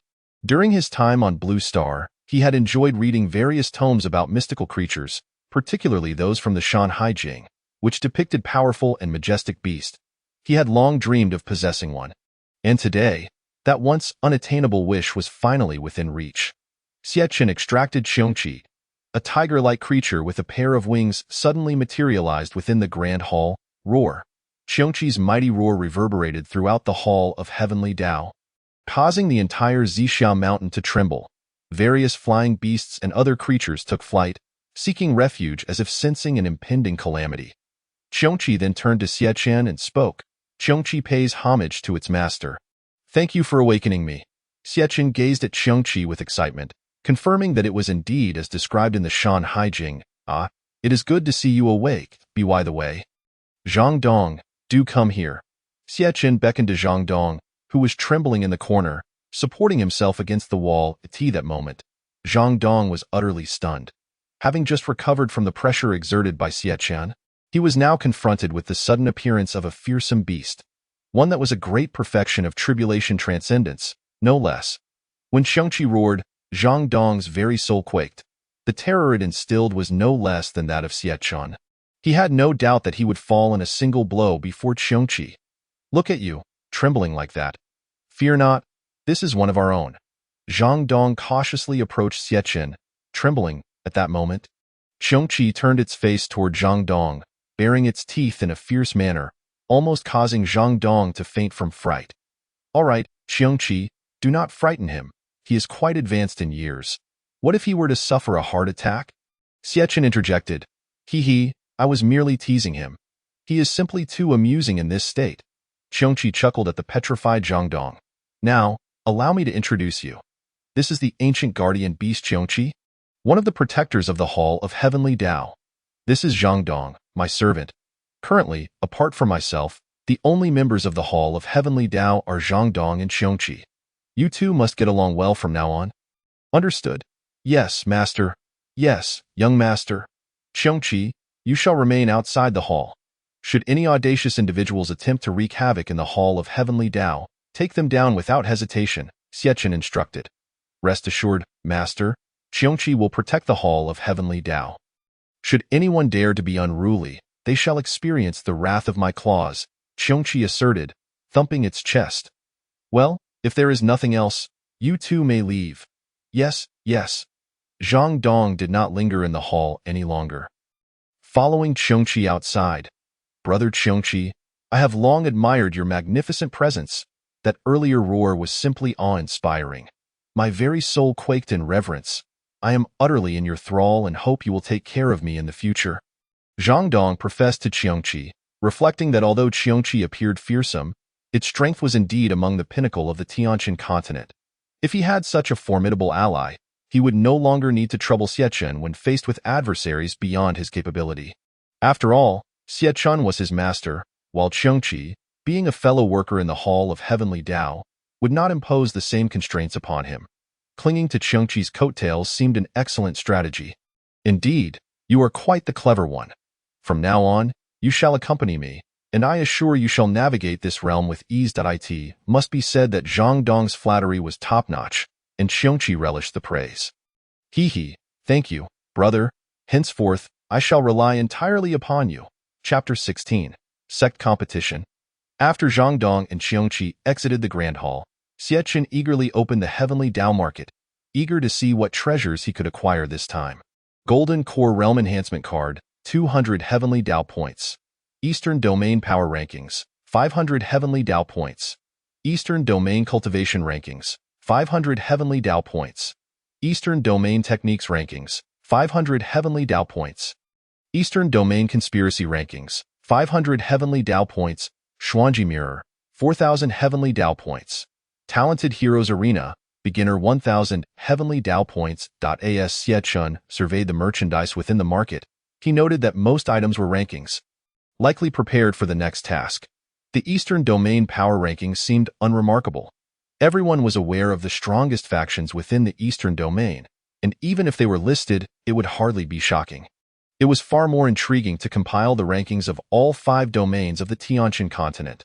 The Eastern Domain Cultivation Rankings were similarly uninspiring. A single domain held little appeal. He decided to wait until the rankings encompassed all 5 domains. Ultimately, after careful consideration, he chose the Techniques Rankings and the Conspiracy Rankings, then turned his attention to the Xuanji Mirror system. What is the Xuanji Mirror? Every customer who has visited the Hall of Heavenly Dao leaves an imprint on the Xuanji Mirror. It allows the host to view the real-time images of customers who have come to the Hall of Heavenly Dao and can assist the host in locating hidden customers. This is a valuable item. With it, I shall never worry about a lack of customers, making the task of deducing 10 times a trivial matter. After hearing the system explain the Xuanji Mirror's functionalities, Xiechun purchased it without hesitation. Next, he looked at the Talented Heroes Arena in the market. Upon seeing the name, Xiechun had a general idea of its purpose. Talented Heroes Arena system. I presume this is a venue for all those on the Talented Heroes list to engage in combat? Indeed, the host has become quite astute. The Talented Heroes Arena is a place for the various talents on the list to challenge one another. However, your understanding is not entirely complete. Not only those on the Talented Heroes list can challenge each other, but those who have not yet made the list can also select a hero from the arena to challenge. The victor will replace the original ranking on the Talented Heroes list, and rewards will be distributed based on the final rankings. After understanding, Xiechun also purchased the Tianjiao Arena, beginner level, intending to hold a Tianjiao competition following the release of this ranking list. This event would not only validate the authenticity of the Tianjiao list, but also ignite the passion of the people, for in this realm of cultivation, everyone reveres the strong. To witness a duel between formidable opponents would undoubtedly thrill them. Subsequently, Xiechun acquired 7 Golden Core Realm Enhancement cards, elevating his own cultivation to the 8th level of Golden Core system.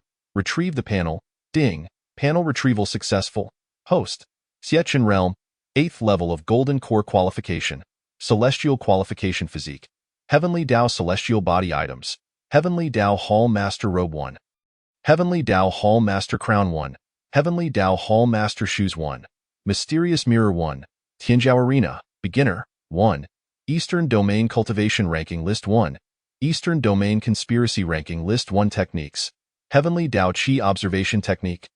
Celestial Pressure Affiliated Force, Heavenly Dao Hall Location. Tianjiao Continent. Zhixiao Mountain Heavenly Dao Value. 110 Tasks. Release a ranking list 01 successfully deduce 10 times. Xiechun gazed at his Heavenly Dao value exceeding 100. Lamenting his own poverty and yearning for greater accumulation of Heavenly Dao value, he placed the mysterious mirror upon the jade table, eager to test its functionalities.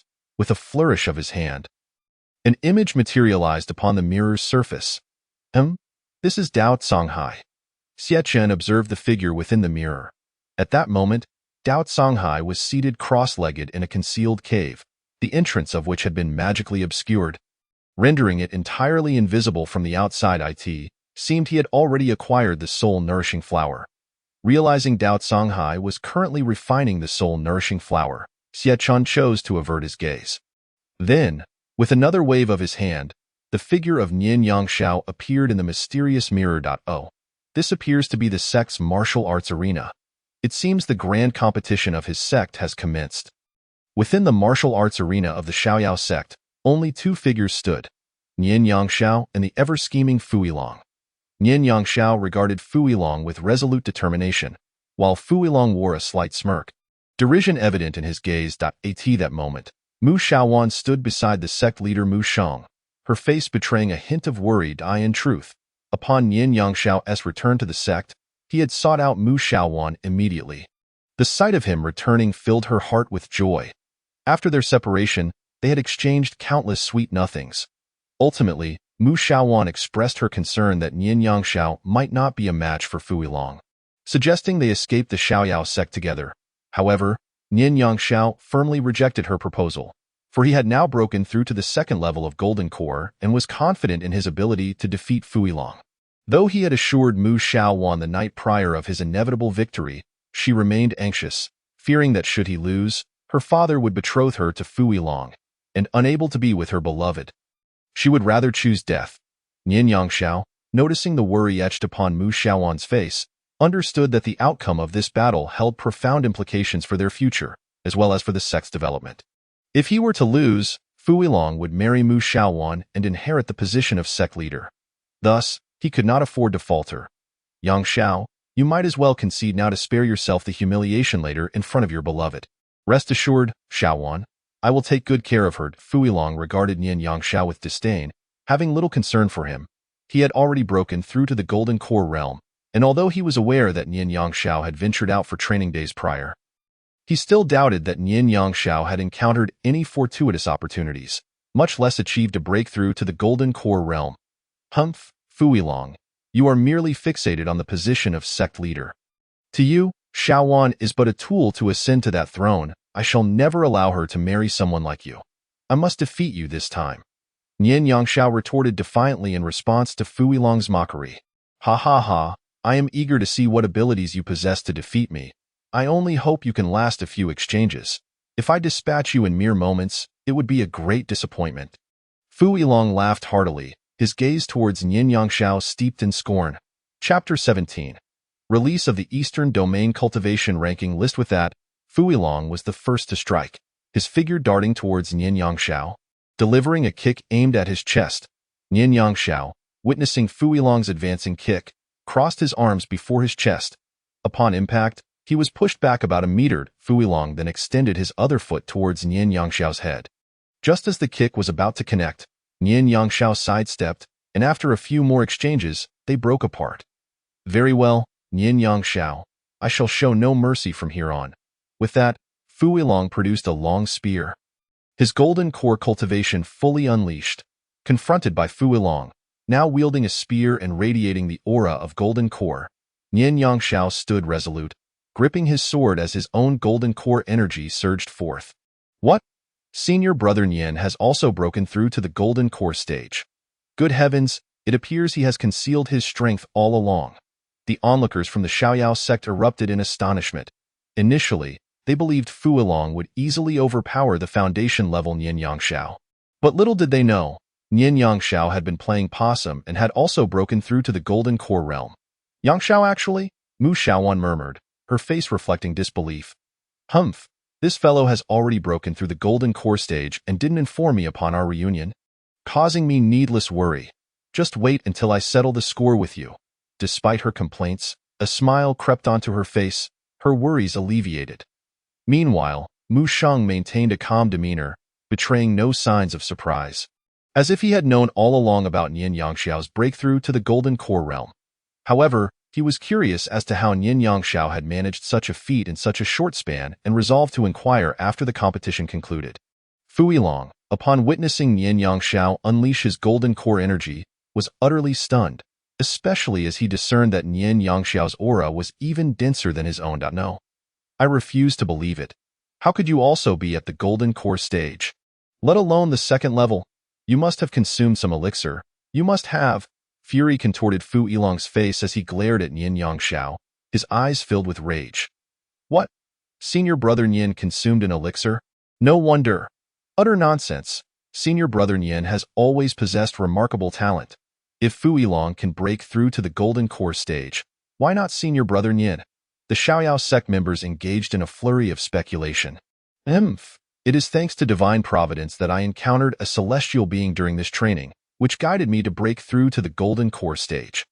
The moment Nian Yangxiao mentioned Xieqian, admiration was vividly imprinted upon his visage. A celestial being? No, I refuse to believe it. How could someone like you encounter a celestial? Even if you have reached the second level of Golden Core, it changes nothing. I, Fu Yilong, shall not lose. Attack. In a frenzied state, Fu Yilong charged at Nian Yangshao. Yet, no matter what techniques he employed, Nian Yangshao effortlessly evaded them. Subsequently, Nian Yangshao locked onto Fu Yilong and unleashed a blade of sword energy. As the sword energy drew closer, Fu Yilong's countenance turned pale with alarm. However, no matter how he tried to evade, the sword energy seemed to have a will of its own, homing in on him. Struck by the sword energy, Fu Yilong collapsed to the ground, blood spurting from his throat. You have ruined my cultivation. Fu Yilong trembled, pointing a shaking finger at Nian Yangshao, his face ashen. Humph, you despicable wretch. Always arrogant and oppressive towards your fellow disciples, resorting to any means for your own gain. Having your cultivation ruined is already a mercy. For a cultivator, losing one's cultivation was far more agonizing than death itself.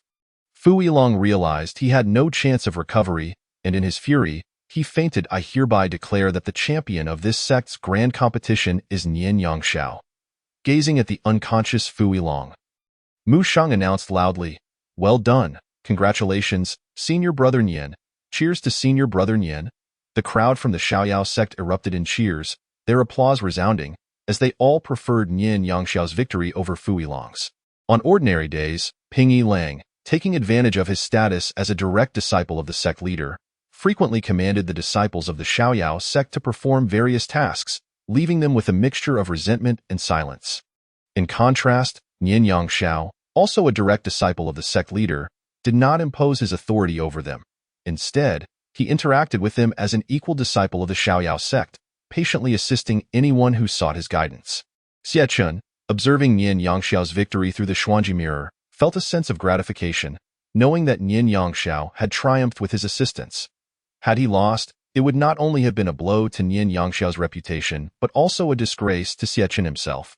Thankfully, Nian Yangshao emerged victorious, fulfilling Xie Chun's expectations. "Yangshao, may I inquire about your breakthrough to the Jindan stage? You mentioned that it was due to the guidance of an immortal." Mu Sheng could no longer suppress his curiosity and addressed Nian Yangshao. "Sect leader, I also wish to report this matter to you." Nian Yangshao replied. "Oh? Pray, do tell," the sect leader urged. Thus, Nian Yangshao recounted his experiences within the Hall of Heavenly Tao. The listeners within the sect grew increasingly astonished, struggling to believe that he had discovered the legendary Hall of Heavenly Tao. Their disbelief intensified upon hearing that one could obtain anything they desired by paying an appropriate price within the hall. "Yangshao, is everything you said truly accurate?" Mu Sheng asked, his face a picture of incredulity. "Sect leader, every word I speak is the unvarnished truth, devoid of any exaggeration," Nian Yangshao affirmed. "Very well, since the Immortal has requested you to promote the Hall of Heavenly Tao. We shall prepare to visit this esteemed elder and instruct the remaining disciples of the Xiaoyao sect to disseminate the news of the Hall of Heavenly Tao, if we are to promote it. Let us do so thoroughly. We must forge a good relationship with this elder." Xie Chun listened to their conversation, feeling quite satisfied. Indeed, the sect leader of the Xiaoyao sect is quite astute. When they next arrive, I shall offer them a 9.9 discount. With that, Xie Chun stored away the Xuanji mirror and turned his gaze towards the celestial ranking in the skies above the eastern region. It is time to release the next ranking. He contemplated the two lists before him, one for the eastern region's techniques and the other for the eastern region's schemes, pondering which to unveil first. Ultimately, he decided to release the eastern region's techniques list first. Opening the map of the Tianjiao continent, he selected the eastern region and launched the eastern region's techniques list into the air. Congratulations to the host for a successful release. The list is about to descend upon the eastern region.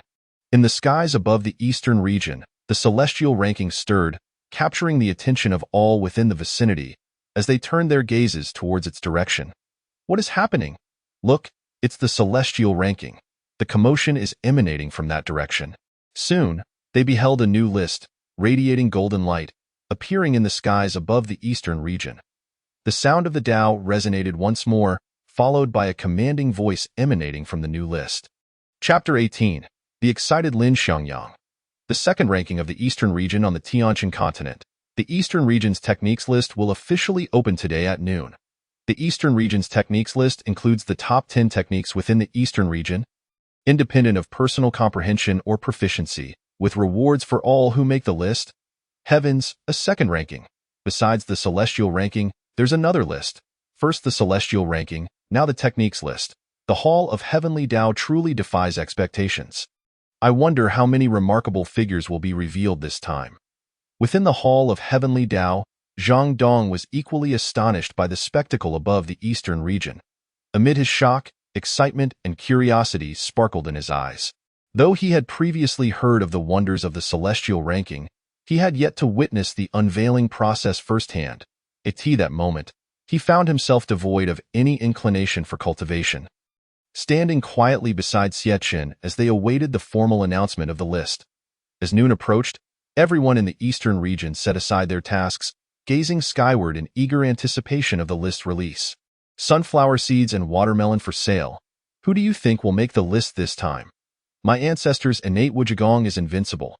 Surely he will secure a place on the list. My family has a legacy spanning a millennium. With countless techniques, our family name must appear on that list. The crowd buzzed with chatter, the majority adopting a spectator's attitude, while a few held hopes that their own or their family's techniques would be recognized. Finally, noon arrived, and all discussion ceased abruptly as the authoritative voice resounded once more. The Eastern Region's techniques list is now officially open. 10th place on the Eastern Region's techniques list, Jiuan Miofa. Grade, low-grade heavenly, affiliation, Yang He of the Great Sui Dynasty, origin. Authored by the founding emperor of the Great Sui Dynasty 1,000 years ago. Reward, innate premium grade artifact, Longquan Sword. My goodness. The 10th place is a heavenly grade technique. An innate premium grade artifact. It seems the rewards for this list surpass those of the previous celestial ranking. The Great Sui Dynasty is about to thrive. With an innate artifact, their rise is unstoppable. At that moment, within the Great Sui Dynasty, Yang He beamed with joy upon seeing the rewards listed for the techniques list. His own weapon was a sword as well, albeit of significantly lower quality, a postnatal upper-grade artifact.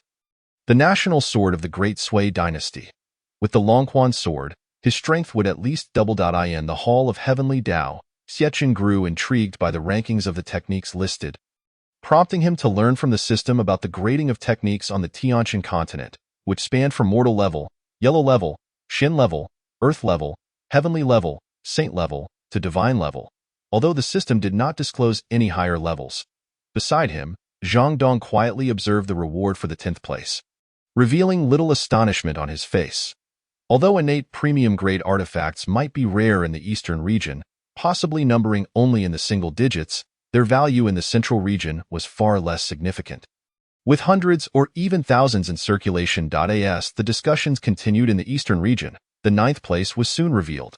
9th place on the eastern region's techniques list, Baidu Zhenjing grade, low-grade heavenly, affiliation, Wudu Taoist, origin, authored by the first generation witch king of the Wan Poison Cave 1,000 years ago. Reward, body immune to all poisons. What? A body immune to all poisons as a reward? This is outrageous, absolutely outrageous. In my lifetime, I've never heard of a reward based on physical condition. Who is this Wudu Taoist? Does anyone know? If you don't know who Wudu Taoist is, you truly are ignorant. As his name suggests, he excels in poison. It is said that he ruthlessly poisoned thousands in a single night. If you ever encounter him, make sure to steer clear. You wouldn't want to fall victim to his toxins. Goodness, how terrifying. Has he not faced any retribution for killing so many? One might wonder, but who dares pursue him? His poisons are far too fearsome.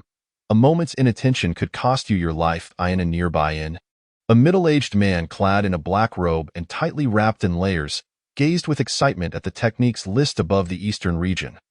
This man was none other than the Wudu Taoist, and the reward of a body immune to all poisons seemed tailor-made for him. Since cultivating the Baidu Zhenjing, he had gradually transformed into a poison body, becoming immune to the vast majority of toxins. However, as he progressed, he discovered the backlash from the technique's toxicity was becoming increasingly unbearable, leaving him hesitant to continue his cultivation. With the body immune to all poisons, he would no longer need to fear the repercussions of toxins, allowing him to resume his training in the latter sections of the Baidu Zhenjing. Ha ha ha, the Hall of Heavenly Tao, you are truly my lucky star. The voodoo Taoist laughed sinisterly. This incident further demonstrated that the Hall of Heavenly Tao maintained an absolutely neutral stance, neither excluding him from the rankings due to his past actions, nor judging him harshly, which piqued the voodoo Taoist's admiration for the Hall. 8th place on the Eastern Region's Techniques List, Taishang Qinkuan Daofa. Grade, Middle Grade Heavenly, Affiliation, Lin Xiangyang, Elder of the Wujig Holy Land, Origin. A technique self-created by Lin Xiangyang 100 years ago. Reward, 1 Premium Grade Dui Dan, which allows for a 100 breakthrough to the tribulation stage without any restrictions within the Wujig Holy Land. Elder, look, that's your name. You've made the list, Yifeng exclaimed excitedly to Lin Xiangyang. However, Lin Xiangyang paid no heed to Yifeng, his hands clenched tightly, his gaze fixated on the reward of the Dui Dan. Unable to tear his eyes away, ha ha ha. Lin Xiangyang chuckled as he spoke, yet from his laughter, one could discern a few tears streaming from his eyes. No one could fathom the tempest of emotions within him at that moment. Remarkably, Lin Xiangyang had achieved the 3rd level of tribulation crossing a century ago, but during a bout of cultivation, he fell into a state of madness, causing his realm to plummet to the pinnacle of the nascent soul stage. Over the past 100 years, he had endeavored through myriad methods to break through to the tribulation crossing phase once more, even seeking assistance from several major powers in the central region. Yet each attempt ended in failure, leaving him in profound despair. None were aware of the sacrifices he had made during this century. Gradually, as Lin Xiangyang aged, he came to terms with his fate, relinquishing the ambition to ascend to the tribulation phase, and instead dedicating the remainder of his days to nurturing disciples at the sacred land, hoping to one day cultivate a disciple capable of crossing tribulation, thus fulfilling his long-held wish. Grateful for the recognition from the Hall Master, Lin Xiangyang felt the weight of the Hall Master's kindness as immense as a mountain. He vowed to repay this great benevolence, regardless of the toil it might entail. Kneeling in the direction of his emotions surged and he found himself weeping uncontrollably. Old ancestor. Observing Lin Xiangyang's state, Yifeng felt an ache in his heart. Unsure of what words might suffice. Chapter 19. A series of unexpected turns as Lin Xiangyang expressed his profound gratitude. Xiechen offered a slight smile, feeling genuinely pleased for him by in Xiechen's view. Those who possess gratitude are favored by the heavens, and their moment of fortune shall inevitably arrive. The only uncertainty lies in when and how that fortune will manifest. Oh, how moving! Zhang Dong exclaimed, unable to restrain himself from wiping away his tears, prompting an eye roll from the nearby Xiechen. That's quite enough. How old are you to display such theatrics? Ha ha, young master. It's just that seeing such genuine emotion from the other party stirred me deeply. Xiechen found himself at a loss for words with the incorrigible old fellow and chose to ignore him, redirecting his gaze to the East Region, 7th place. Floating Buddha Sutra Grade, Heavenly Middle Grade Affiliation. Sacred Master Wei Chonglin of Haohai Sacred Land Origin. Authored by the founding ancestor of Haohai Sacred Land 1,000 years ago. Reward. Starlight Hammer. A supreme heavenly artifact. What on earth? A supreme artifact appears at 7th place. I'm so envious. If I could possess a supreme artifact, wouldn't I be able to soar to new heights? Enough already. IVE become numb to it. Haohai Sacred Land. Wei Chonglin sat in the Grand Hall, wearing a look of considerable pride. The supreme artifact was practically non-existent among all the forces in the East region. The highest grade was merely a supreme magical artifact, thus illustrating the rarity of a supreme artifact. With such an item in hand, anyone considering making a move against Haohai Sacred Land would have to think twice. East region, 6th place. Taixian Sword Technique Grade, Heavenly Middle Grade Affiliation. Sword Sect, Jian Wuxin Origin. A technique created by Jian Wuxin 500 years ago. Reward. Phantom Sword Technique, a heavenly upper grade sword technique, can be upgraded to Saint Grade. Wow. A technique that can be upgraded to Saint Grade. Who is Jian Wuxin? I've never heard of him. Does anyone know? I've never heard of him. Jian Wuxin, he is actually still alive. An elder from the sect remarked. Elder, do you know him? The name Jian Wuxin is too ancient. It's normal for you not to know. However, he has another title you all should be familiar with, the Old Man of the Heavenly Sword. What? He is that Old Man of the Heavenly Sword. but isn't it said that he perished 300 years ago during the battle against the demon race? Haha, you are still too young. The old man of the heavenly sword is undeniably a legendary figure in the East region. He was obsessed with the sword path, achieving an unfathomable understanding of sword techniques. It is said that during the battle 300 years ago, he vanquished several leaders of the demon race, regarded as their greatest nemesis. Ultimately, he fell in battle after being overwhelmed by thousands of demons. Although he died, his legendary deeds have been passed down through the ages and continue to be a topic of conversation.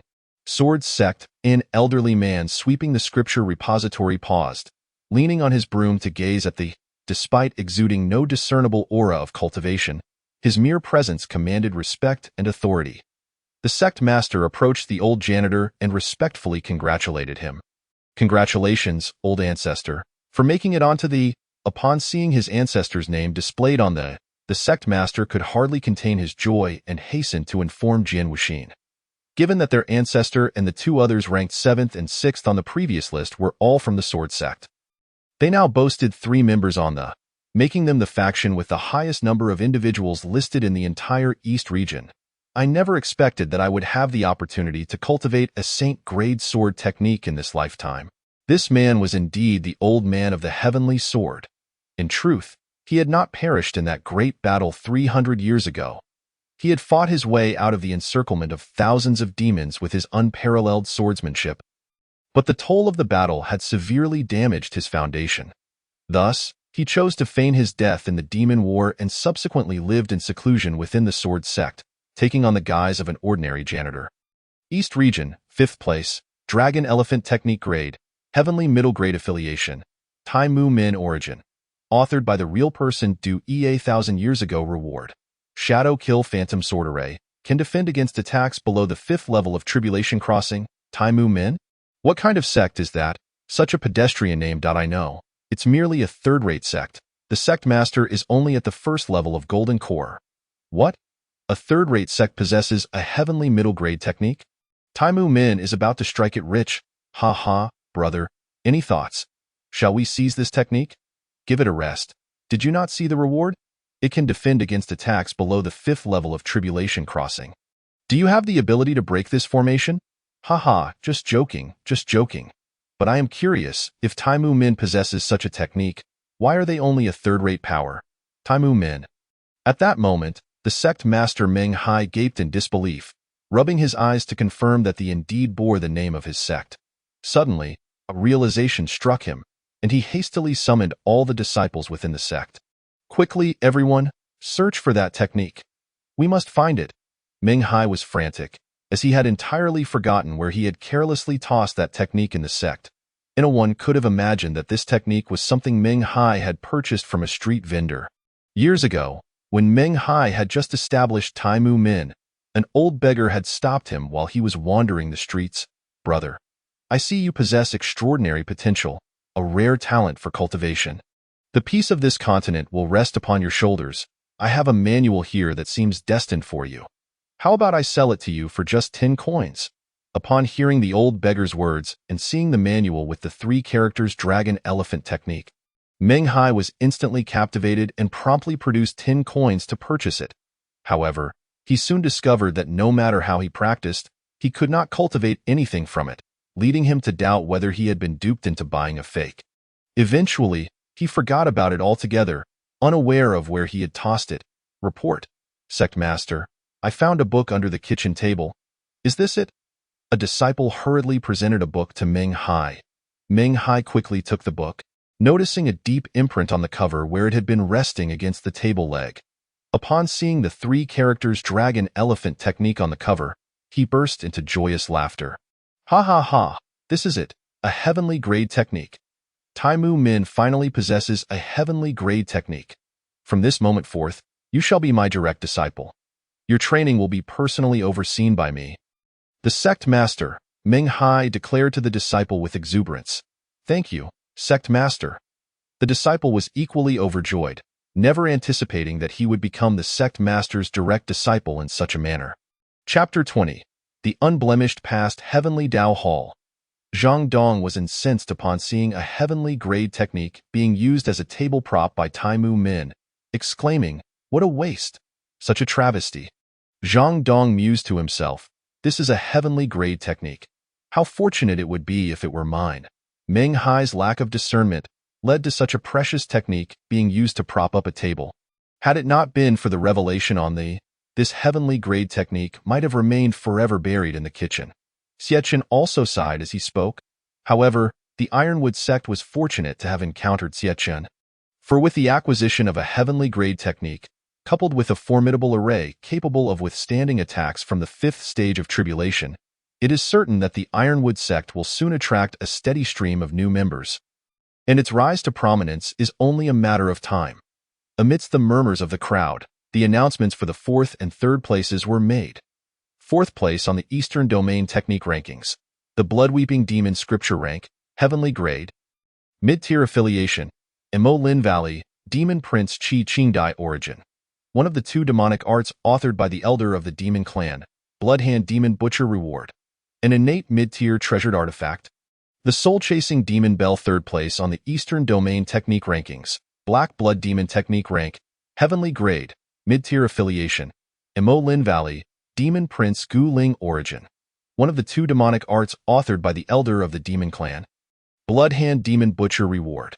An innate mid-tier treasured artifact, the Bloodthirsty Blade. Upon witnessing the fourth and third ranks on the technique list, the people of the Eastern Domain grew increasingly anxious. The Demon Clan, once again, had made their mark. How infuriating it is that the Demon Clan is so formidable. The Demon Clan made yet another appearance on the rankings. The various holy sites and dynasties swiftly re-established communication. What should we do? If this continues, the strength of the Demon Clan will only grow. Let us not forget, the Valley Master of Emo Lin Valley, Qianran, has yet to be revealed and given his prowess. I refuse to believe he is absent from the rankings. The Eastern Domain has only just welcomed a century of peace. Are we to see it shattered once more? In my opinion, since the Demon Clan has shown no movement. We should also refrain from taking rash actions for now. I trust that the Demon Clan will not initiate conflict with us at this time. A holy site leader calmly assessed. Why? Because of the Hall of Heavenly Path. At present, it is undeniable that the Hall of Heavenly Path stands as the most formidable force in the entire Eastern Domain, if not the entire Tianjiao continent. Yet, our knowledge of the Hall of Heavenly Path is exceedingly scant. However, thus far, it has not distinctly indicated support for either faction. With this unpredictable factor in play, the Demon Clan would be foolish to launch a preemptive strike against the Eastern Domain. That makes sense. But what if the Hall of Heavenly Path ultimately aligns itself with the Demon Clan? Then we can only pray that the Hall of Heavenly Path does not side with the Demon Clan. In Emo Lin Valley, Gu Ling gazed at his ranking on the technique list and turned to Qi Qingdai at the side of the Great Hall, saying, "Qi Qingdai, did you see? My ranking is above yours. Which proves that the technique you cultivate is inferior to mine." Ha ha ha! Qi Qingdai rolled her eyes in exasperation, dismissing him as though he were invisible, thinking to herself how there could be such a foolish person in this world. Qianrun sat at the central seat of the Great Hall, observing the smug expression on Gu Ling's face, and rubbed his forehead, letting out a helpless sigh. Second place on the Eastern Domain Technique Rankings. Bloodthirsty Tyrant Blade / Rank, Heavenly Grade. Upper Tier Affiliation, Daocang High Origin. Authored by the esteemed Elder Wuchen of the Kanglan Holy Sect from the Central Domain Reward. 1 talent enhancement card as the crowd beheld the second place on the list. They erupted in gasps once more, not only for the talent enhancement card, but more so due to the mention of the Central Domain in the Origin section. My goodness, it is actually from the Kanglan Holy Sect of the Central Domain. Do you know of this Kanglan Holy Sect? I do not, but I know that the mention of the Central Domain signifies immense power. Humph, could Daocang High possibly be from the Central Domain? No, the techniques listed here are from our Eastern Domain. Since the technique list categorizes it as part of the Eastern Domain, it proves that Daocang High is indeed one of us. That makes sense. Perhaps he was accepted as a disciple by an esteemed elder of the Kanglan Holy Sect. And no wonder, he could achieve first place on the Talented Heroes list, with the guidance of an elder from the Central Domain's Holy Sect. Even I believe I could attain first place on that list as well. What a boastful claim. Within a secluded cave in the eastern domain, Wuchen stood beside Dao Songhai in a spiritual state, both gazing at the technique list. Having completely refined the soul-nurturing flower and solidified his own soul, he was now able to manifest from Dao Songhai's body without the prior concern of dissipating due to a weak soul. Senior, look, the technique you taught me has made it onto the list, Dao Songhai exclaimed joyfully. However, unlike Dao Songhai, Wuchen bore no expression of joy. He merely sighed in resignation. Senior, what troubles you? Dao Songhai inquired with a puzzled expression. He thought it strange that one would not rejoice at having their technique recognized on the list. Sigh, this ranking has revealed my circumstances, and soon this news will reach the central domain. If my enemies discover I am still alive, they will undoubtedly send someone to the eastern domain to seek me out, and then you, my boy, will be in grave danger. In truth, when Wuchen first saw the rankings being unveiled, he had been anxious that the list would expose the techniques he had imparted to Dao Songhai.as anticipated. His technique had indeed made the list, and it was second place. Senior, can you now tell me who your enemies are? Recognizing the source of Wuchen's sorrow, Dao Songhai could not help but ask out of curiosity. Very well, since the situation has come to this, I shall tell you. Wuchen then recounted his tale in detail to Dao Songhai. The Kanglin holy sect, where Wuchen hailed from, is regarded as one of the top sects even within the central domain. Originally, Wuchen had a grandson with extraordinary talent, born with a supreme bone. With such a gift, he was destined to become a ruler of an era on the Tianjiao continent. However, the sect master of the Kanglin holy sect harbored greed and sent people to distract Wuchen while his grandson was captured, and the supreme bone extracted to be implanted into the sect master's son, while Wuchen's grandson was ruthlessly killed. By the time Wuchen discovered the truth, it was too late. Enraged, he vowed to take the lives of the sect master of the Kanglin holy sect and his son to avenge his grandson. Initially, Wuchen sought to unite with other esteemed elders to confront the sect master, but they insisted that a life lost could not be restored, and as long as the supreme bone remained within the Kanglin holy sect, it sufficed. They urged Wuchen to prioritize the greater good and set aside personal vendettas. The decision of the Elder Council left him utterly disheartened, leading him to join forces with his family to assault the Kanglin holy sect.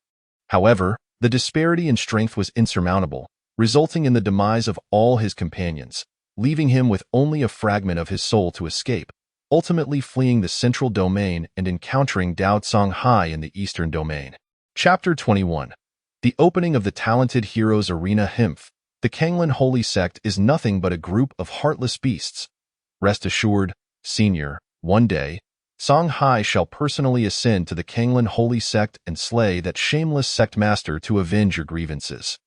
Upon hearing Wuchen's plight, Dao Songhai was both indignant and sympathetic. Sigh, revenge feels too distant for me now. Let us instead worry about what we shall do if the news reaches the Kanglin holy sect. Senior, have you forgotten? There is still the Hall of Heavenly Path. If the people from the Kanglin holy sect truly come looking for us, we can seek assistance from the Hall of Heavenly Path at Zixiao Mountain. Indeed, it seems that is the only course of action. Wuchen contemplated and expressed his agreement. Wuchen understood that within the eastern domain, it was virtually impossible to find a force capable of contending with the Kanglin holy sect. The only entity with the power to suppress the Kanglin holy sect was the Hall of Heavenly Path.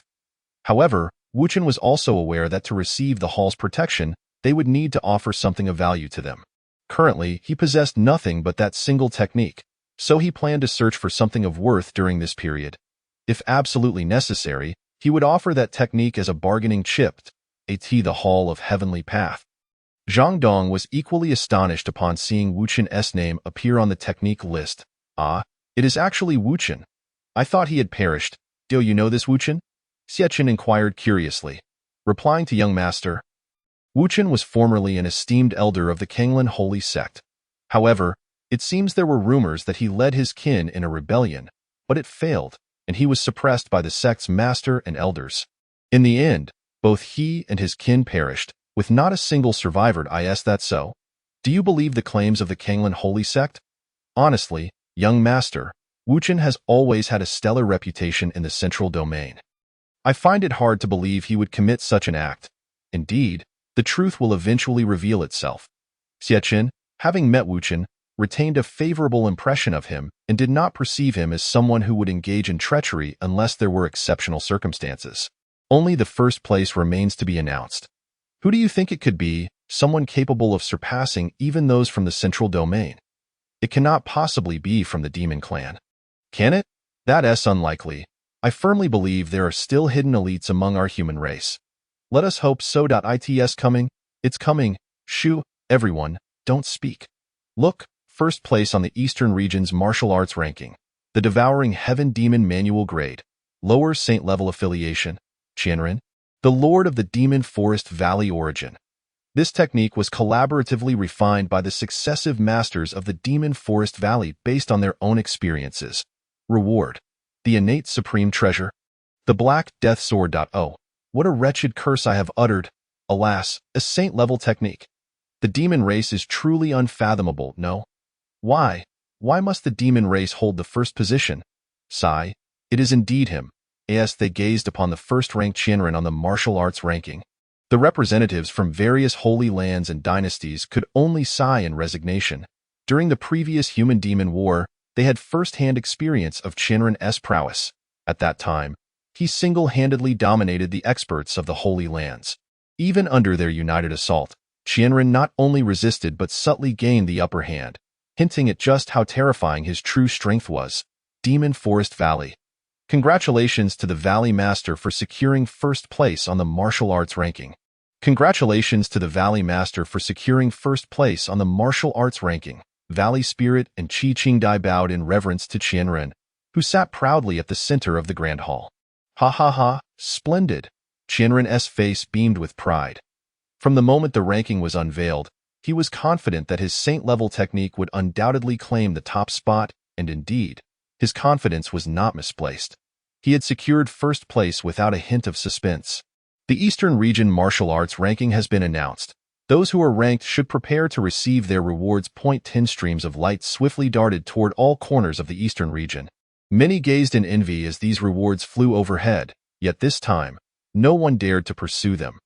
After the lesson learned from the previous Talented Ones ranking, anyone attempting to snatch the rewards would only be courting their own demise. Heavenly Dao Hall. Upon witnessing the completion of the Eastern region's martial arts ranking, Xiechun smiled faintly. Next, it shall be my turn to make an entrance. Huh? Young master, what do you mean by your turn? Zhang Dong asked, puzzled. Xiechun merely smiled in response. As the rewards were distributed, just as the people of the Eastern region were preparing to depart, a sudden commotion erupted from the direction of the ranking. Everyone halted and turned their attention back to the ranking. What is happening? Didn't it conclude already? Could there be a third ranking? Haha, is there more entertainment to witness? Just as the crowd speculated whether a third ranking would emerge, the authoritative voice of the Tao resonated once more in order to inspire the cultivation spirit of the various practitioners in the Eastern region. Our esteemed Heavenly Tao Hall Master will hold a Talented Ones Arena competition tomorrow. All individuals listed on the Eastern region Talented Ones ranking shall participate. Please prepare yourselves. What? A competition among the Talented Ones. Wow. I feel my life is worth living. I never expected to witness the battles of our Eastern region's top talents in my lifetime. The Talented Ones battle. This excitement rivals that of the announced rankings. Why must it be tomorrow? I can hardly wait. Members from various factions sprang into action, preparing for the competition the following day. Great Flame Holy Land. Shao Qingshu addressed Xiao Yin, saying, Grandson, you must perform admirably in this Talented Ones Arena competition. You must bring glory to our Great Flame Holy Land. Rest assured, Grandfather. This time, I shall undoubtedly showcase the might of our Great Flame Holy Land in the Talented Ones battle. Xiao Yin confidently proclaimed. Previously, Xiao Yin had assured his grandfather that he would secure a place among the top 3, only to end up in 5th place, leaving him utterly humiliated. This Talented Ones battle was his opportunity for redemption. He needed to prove to all of the Eastern region that he, Xiao Yin, was no less formidable than those ranked above him. Demon Forest Valley. Upon hearing the announcement of the upcoming Talented Ones Arena competition, Valley Spirit revealed a sinister smile. Previously ranked below Qi Qingdai on the Talented Ones list, he felt deeply dissatisfied. He could not fathom how, with his overwhelming strength, he could be outmatched by that woman. Qi Qingdai. Casting a glance at Qi Qingdai, Valley Spirit resolved to demonstrate to the Heavenly Dao Hall Master that the ranking was erroneous. His strength was undoubtedly superior to that of Qi Qingdai. And as for the first-ranked Dao Songhai, a mere loose cultivator of the human race overshadowing him in ranking, he too would be a target for revenge. Qi Qingdai, unfazed by Valley Spirit's provocation, kept her head lowered, lost in contemplation. Chapter 22. The astonishing entrance of Xiechun the following day arrived swiftly. Today marked the commencement of the Eastern Region Talented Ones Arena competition, and all eyes were fixed upon the skyward ranking. Eagerly anticipating the official start of the event. Come, place your bets, Hey, do you think the winner's ranking will match that of the Talented Ones list? Who knows, but it should be somewhat similar. I am more curious about the true strength of those two demon children. We'll find out soon enough. Boom. At that moment, the Talented Ones ranking burst forth in dazzling golden light, resonating with deafening roars that echoed throughout every corner of the Eastern region. Is it about to begin? It has started. Everyone, quiet down. The Eastern Region Talented Ones Arena competition is about to commence. Please welcome the organizer of this event, our esteemed Heavenly Dao Hall Master. As the words fell, the space above the Eastern region, where the Talented Ones ranking resided, gradually tore apart, and a figure cloaked in white emerged slowly from the rift. This scene left the crowd in the Eastern region agape. Xiechun's silhouette descended upon the Eastern region Talented Ones ranking, yet his face was shrouded in a halo of light, obscuring his features. Then, an aura powerful enough to suppress all things, causing the entire Eastern region to tremble, emanated from Xiechun, plunging the realm into a state of profound stillness and silence. Oh my goodness! Some involuntarily shivered, a chill running down their spines. Countless individuals found themselves unable to stand, collapsing to the ground, drenched in cold sweat, while others were so frightened by the spectacle that they lost control of their bodily functions. Is this really necessary? I came to watch a competition, not to court death. Truly deserving of the title of Heavenly Dao Hall Master. Utterly terrifying. Incomprehensible, truly incomprehensible. I feel like an ant before this Hall Master. No, even a mayfly in water pales in comparison. The populace of the Eastern region was collectively awed by Xiechun's entrance. It was no surprise. Most were merely ordinary cultivators who had never witnessed such a grand display in their lifetimes. To them, encountering a Yuanying or tribulation stage expert was already a rare occurrence. Let alone someone as extraordinary as Xiechun. Xiechun reveled in the sensation. This was his debut before the people of Tianjiao continent, and it had to be spectacular. With the aid of the system, he temporarily enveloped his celestial aura over the entire Eastern region, not only showcasing his grandeur but also highlighting the might of the Heavenly Dao Hall. Next, a massive screen appeared at the Talented Ones ranking, projecting Xiechun's form for all to see, though his face remained obscured by a radiant glow, rendering his features indistinct. Subsequently, Xiechun produced the Talented Ones Arena, beginner level, and the miniature arena gradually detached from his palm. Soaring into the void, the palm-sized arena instantly grew to an immense size, and before the astonished spectators, it split into 10 identical arenas, each standing majestically in the air. Each arena bore a dimly lit numerical identifier, corresponding to the rankings of the 10 individuals on the Talented Ones list. Xiechun addressed all the inhabitants of the Eastern region. Esteemed friends of the Eastern region, I am the master of the Heavenly Dao Hall. Today, I have set up the Talented Ones Arena, and all who are listed on the Eastern Region Talented Ones ranking will appear here to engage in competition and sparring. Moreover, not only those on the Talented Ones list can challenge one another, but all cultivators within the Eastern region may also choose to challenge any one of the Talented Ones above. Those who succeed in their challenges will replace the original ranking of the individual they defeated. The challenge period will last for 7 days, and at the conclusion, rewards will be bestowed according to the final rankings. As soon as Xiechun's words were spoken, a tremendous uproar ensued throughout the Eastern region. What? There are rewards? Heavens, we have the chance to compete against those top talents. Amazing. I want to challenge the first-ranked Dao Songhai. I shall challenge that demon child from the demon race to vindicate our human race. Observing the excited expressions of the Eastern region's populace, Xiechun gestured for them to calm down. Friends, please do not rush to rejoice. My words are not yet finished. Upon hearing that Xiechun had more to say, the crowd fell silent. In the Talented Ones Arena competition, only those under the age of 30 may challenge, and to encourage participation, I have decided that all challengers will receive a participation reward, a wisdom-enhancing pill. Upon hearing these words, the fervent passion within the hearts of many individuals over the age of 30 was extinguished in an instant, leaving them in profound distress. However, upon reflection, it was only natural. If a cultivator in the Yuan Ying or tribulation stage were to rely on their superior abilities to defeat someone on the talent ranking, thereby usurping their position as a new prodigy, it would be utterly absurd. Conversely, those under the age of 30 displayed invigorated smiles, pleasantly surprised by the prospect of a participation prize, eagerly anticipating the reward. Yet, to prevent those lacking sufficient strength from recklessly challenging others, leading to an endless series of duels, it was declared that challengers must be cultivators at the first level of the Golden Core stage. Yet beneath the Yuan Ying stage, Xiechun's words resonated once more. This proclamation did not elicit significant opposition.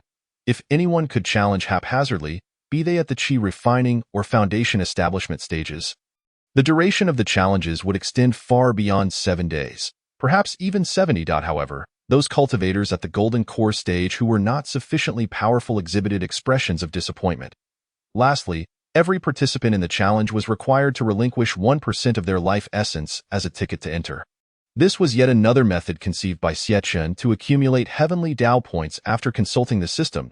A mere 1% of a Golden Core cultivator's life essence could be exchanged for 50 points of heavenly Dao value. Although there were not many Golden Core cultivators in the eastern region, their numbers sufficed for Xiechun to reap substantial rewards. What?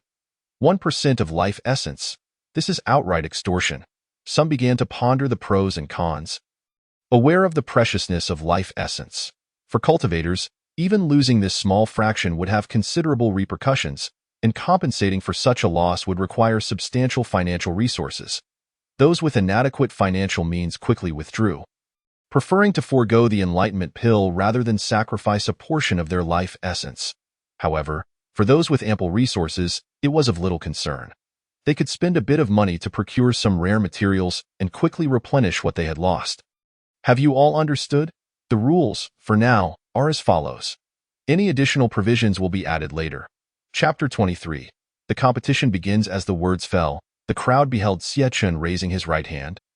Suddenly grasping at the void, an unparalleled force surged forth, and all those atop the talent ranking felt an immense power beckoning them. In an instant, they vanished from their locations, this force transcending spatial distance and traversing countless miles. In the blink of an eye, 10 figures materialized upon each of the prodigy platforms.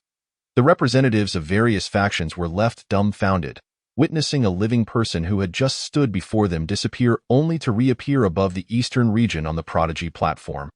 Such a display of power was simply unfathomable, prompting silent admiration for the might of the Lord of the Heavenly Dao Temple. The 10th on the Eastern Region talent ranking, Fang Xiaotian, is now in position. The 9th on the Eastern Region talent ranking, Lu Yen'er, is now in position. The 2nd on the Eastern Region talent ranking, Qi Qingdai, is now in position. The 1st on the Eastern Region talent ranking, Dao Songhai, is now in position.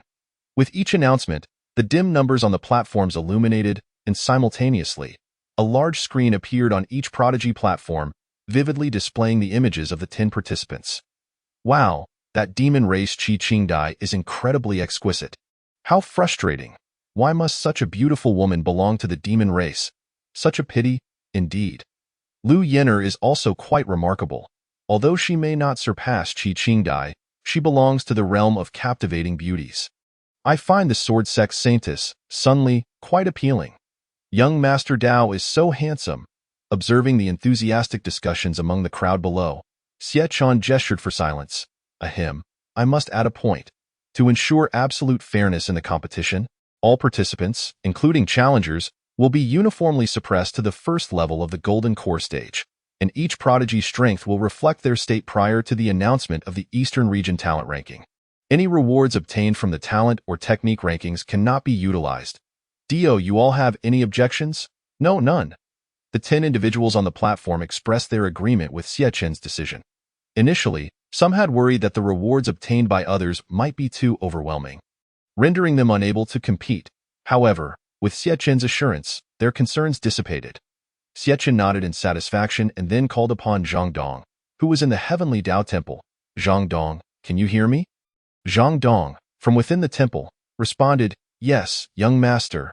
This old servant can hear you. Good. When I announce the official start of the competition, you shall play that music throughout the entire eastern region. Understood? Rest assured, young master. This old servant will accomplish the task. Previously, Xiachen had purchased a piece of exclusive background music in the Heavenly Tao Mall, but it was only usable within the Heavenly Tao Temple. He thought how splendid it would be to employ this music during the Prodigy platform competition to elevate the atmosphere. When he inquired with the system about broadcasting the music across the eastern region, the system affirmed this was possible, albeit with a deduction of 100 Heavenly Tao points. With 110 points in his possession, Xiachen readily spent the requisite amount, and a music function interface promptly appeared on the system map. According to the system's guidance, by clicking on the music function and selecting the desired area, Xiachen could initiate playback. After considerable contemplation, he finally selected the exhilarating battle anthem, the Najamana drum version, which he had previously encountered on Blue Star. He had found the song magnificent and grand, the perfect fit for such a competition. After explaining the system map's functionality to Zhang Dong, who had now joined the Heavenly Tao Temple as an ally, Zhang Dong was astonished by the system's capabilities. He couldn't help but admire Xiachen's hidden depths and grew increasingly respectful of him. Once he had briefed Zhang Dong, Xiachen was ready to declare the commencement of the competition. Now, I hereby announce, wait a moment. Just as Xiachen was about to announce the start, Qi Qingdai from the second platform suddenly addressed him. Hearing Qi Qingdai's inquiry, Xiachen asked, Young lady, do you have any questions? Lord of the Temple, I wish to inquire what should be done if the defeated party sustains injuries or fatalities during the competition. Upon hearing Qi Qingdai's words, the crowd in the eastern region became alert. Indeed, if one were to lose their life, what use would the rewards be? I certainly do not wish to sacrifice my life for a single enlightenment pill. Seeing the concern among the crowd, Xiachen smiled slightly and reassured them, rest assured, every challenge within the Prodigy platform will restore both parties to their optimal states. Should a participant be killed during the challenge, they will return to their original location unscathed once the challenge concludes. There is no need to worry about any injuries. Hearing Xiachen's explanation, the crowd finally felt at ease. Noticing the absence of further inquiries, Xiachen proclaimed loudly, Now, I announce that the Eastern Region Prodigy Platform competition officially begins. Upon hearing Xiachen's declaration, Zhang Dong inside the Heavenly Tao Temple immediately activated the music, selecting the entire Eastern region and clicking play. The melody of the Najamana drum version resonated throughout the Eastern region. Initially bewildered by the sudden music echoing across the skies, the populace gradually found their fighting spirits reigniting under its influence, rising to newfound heights. What is this music? It has reignited the long-extinguished flames of my battle spirit. I feel invigorated, ready to take on 10 opponents. I can feel it. Everything has returned. Nobody stop me. I am off to save the world. Victory, victory. With the atmosphere charged, witnessing the crowd's heightened enthusiasm and fervor, Xiachen couldn't help but smile with satisfaction. Indeed, the accompaniment of background music, bolstered by the system's enhancements, had elevated the fervor for the Prodigy platform competition to unprecedented levels. Chapter 24. Battles from all sides. Subsequently, all qualified individuals from the Eastern region began to challenge the prodigies on the platforms, though most opted to target those ranked lower. Platforms occupied by top-tier prodigies like Dao Songhai and Qi Qingdai remained untouched for the time being. However, at that moment, a voice rang out. I challenge Qi Qingdai of the second platform. Upon hearing this declaration, the crowd was taken aback, for the voice originated from Gu Ling of the third platform. Wait, aren't they all from the demon race? What is going on? How intriguing! I never anticipated witnessing the internal strife among the demon clan. It appears that the demons are not as harmonious as they seem on the surface. Xiachen cast a peculiar glance at Gu Ling, but chose not to elaborate further. A notification resonated from the second arena, and immediately, Gu Ling surrendered 1% of his life essence. vanishing from the third arena only to reappear in the second, confronting Qi Qingdai. This wretched individual, at that moment, within the Demon Forest Valley, seated at the center of the Grand Hall and observing the screen above. Qianren's expression was one of utmost fury. He had previously instructed Gu Ling to unite with Qi Qingdai on the talent arena, to systematically dismantle the human cultivators and showcase the might of the demon clan. Yet, he never anticipated that Gu Ling would be so petty, not opting to challenge other human competitors on the talent list, but instead choosing Qi Qingdai as his opponent from the outset. Was this not an embarrassment for the entire eastern region? Qi Qingdai, too, appeared astonished. While she was aware that Gu Ling harbored resentment over her ranking surpassing his on the talent list, she assumed that any challenge would come after they had both vanquished the human participants. To her surprise, Gu Ling was so impatient, initiating a challenge against her right away. Qi Qingdai remarked, "Gu Ling, do you not fear the punishment from the Valley Master upon your return for such a rash decision?" "Emph, Qi Qingdai, do not think to intimidate me with the Valley Master. What right do you have to rank above me on the talent list? Today, I shall prove to all of Eastern Region that the rankings on the talent list are erroneous. My prowess, Gu Ling, undoubtedly surpasses yours," and with that, he pointed at Qi Qingdai, his face filled with malice. "If that is the case, then come. Let us see if you possess the ability to knock me off this arena." Qi Qingdai retorted, refusing to engage further in conversation, as she was prepared for battle. Soon, the two clashed fiercely. Gu Ling's attacks were exceedingly domineering, knowing that death in this arena would merely result in resurrection. He felt no need to hold back his strength and unleashed his full power with the intent to annihilate Qi Qingdai. Gu Ling channeled the Black Blood Demon technique, emanating an overwhelming dark demonic aura. His expression twisted in a savage snarl, akin to the arrival of the Grim Reaper. While battling, he sought any opportunity to defeat Qi Qingdai, his gaze fixed upon her, the murderous intent within him hardly concealed. Should she reveal even the slightest flaw, he would seize the chance to severely injure or even kill her. Qi Qingdai, despite being a woman, was undaunted. In the face of Gu Ling's relentless assault, she exhibited no signs of panic, skillfully countering each strike. Her mastery of the Crying Blood Demon Manual was extraordinary, as crimson energy radiated from her, complementing her stunning beauty, creating an eerie yet captivating allure amidst the chilling blood-red aura. The two engaged in a fierce battle, neither able to gain a decisive upper hand. Observers from the eastern region watched in awe as Gu Ling and Qi Qingdai clashed on the screen, marveling at their formidable abilities. These two truly possessed exceptional strength, which explained their rankings of second and third on the talent list. What a ruthless demon clan! Their cruelty towards humans was expected, but their ferocity against their own kind was shocking. Xietchen also expressed admiration for the prowess of the two combatants, when suddenly, he spotted a familiar face on the 10th arena. The 10th arena, where Fang Xiaotian was situated, had the highest number of challengers, yet most of them fell within 3 moves, obliterated by Fang Xiaotian. "I never expected this fellow to show up as well at that moment." A young man clad in the attire of the Carefree sect stood on the 10th arena. He was Nian Yangxiao, the direct disciple of the sect's master. After receiving assistance from Xietchen, Nian Yangxiao had successfully broken through to the Golden Core stage. He had intended to wait until the release of the cultivation rankings before promptly bringing Mu Xiaowan to express his gratitude to Xietchen. Yet, upon the announcement of the rankings, Xietchen organized another talent arena competition, and he qualified to participate, eager to test his abilities against those on the talent list. "I am Nian Yangxiao, a disciple of the Carefree sect. I humbly request guidance from Brother Fang," he said, bowing respectfully to Fang Xiaotian. "Certainly, let us begin," Fang Xiaotian replied. As soon as he finished speaking, Nian Yangxiao launched the first attack, and they quickly became entangled in combat.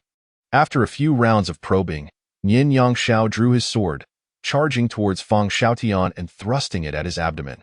Fang Xiaotian swiftly retreated. Seizing his spear in his right hand, he spun around, aiming the spearhead at Nian Yangxiao's forehead. Nian Yangxiao was taken aback, leaning back and pushing off the ground to evade Fang Xiaotian's strike. Seeing Nian Yangxiao retreat, Fang Xiaotian smirked slightly, exerting force in his right hand. The spear surged forward towards Nian Yangxiao. "Not good," Nian Yangshao exclaimed in alarm. The spear darted forward with incredible speed. Nian Yangshao barely managed to sidestep, yet he was not entirely unharmed. Its tip grazed his right cheek, leaving a bloody gash. Before Nian Yangshao could react, Fang Xiaoyan's figure surged before him, planting his left foot firmly, executing a swift turn, and delivering a kick that struck Nian Yangshao's abdomen. The force of Fang Xiaoyan's kick was so immense that Nian Yangshao lost grip of his sword, which flew from his hands. His body bent backward, propelled to the edge of the arena. Nian Yangshao coughed up a mouthful of blood, feeling as though his internal organs had shattered. Yangshao. Mu Xiaowan from the Carefree sect watched in anguish as Nian Yangshao's condition unfolded on the screen, tears streaming from her eyes. Brother Nian, are you all right? Fang Xiaotian approached, concerned for Nian Yangshao's well-being. Nian Yangshao struggled to stand, gasping for breath, and replied weakly, I'm fine. Indeed, those who ascend the talent list are extraordinary. Their strength unfathomable. I still have a long way to go. Chapter 25. Xiaoyan vs. Yi Feng. Seeing that Nian Yangshao could still speak, Fang Xiaotian felt reassured. Brother Nian, do not be disheartened. During our fight, I noticed your aura seemed slightly disordered. It must be that you recently broke through to the Golden Core stage. Once you fully stabilize your footing, we can spar again. Thank you, Brother Fang. I accept my defeat willingly. Nian Yangshao said, and with that, he vanished from the arena, returning to the Carefree sect. The Carefree sect. Mu Xiaowan tightly embraced the just-returned Nian Yangshao, terrified that if she let go, he would never return to her again. I am sorry, Xiaowan, for worrying you. Nian Yangshao comforted her. Observing her weep in his embrace, a hint of guilt crossed Nian Yangshao's face as he wrapped his arms around her tightly. From a distance, Mu Shang witnessed the deep affection between his daughter and Nian Yangshao. He did not wish to intrude, quietly departing the scene and instructing his disciples to avoid the area, preserving this tranquility for the two of them. The competition continued fervently, and during this period, some individuals finally chose to challenge those ranked higher in the arena.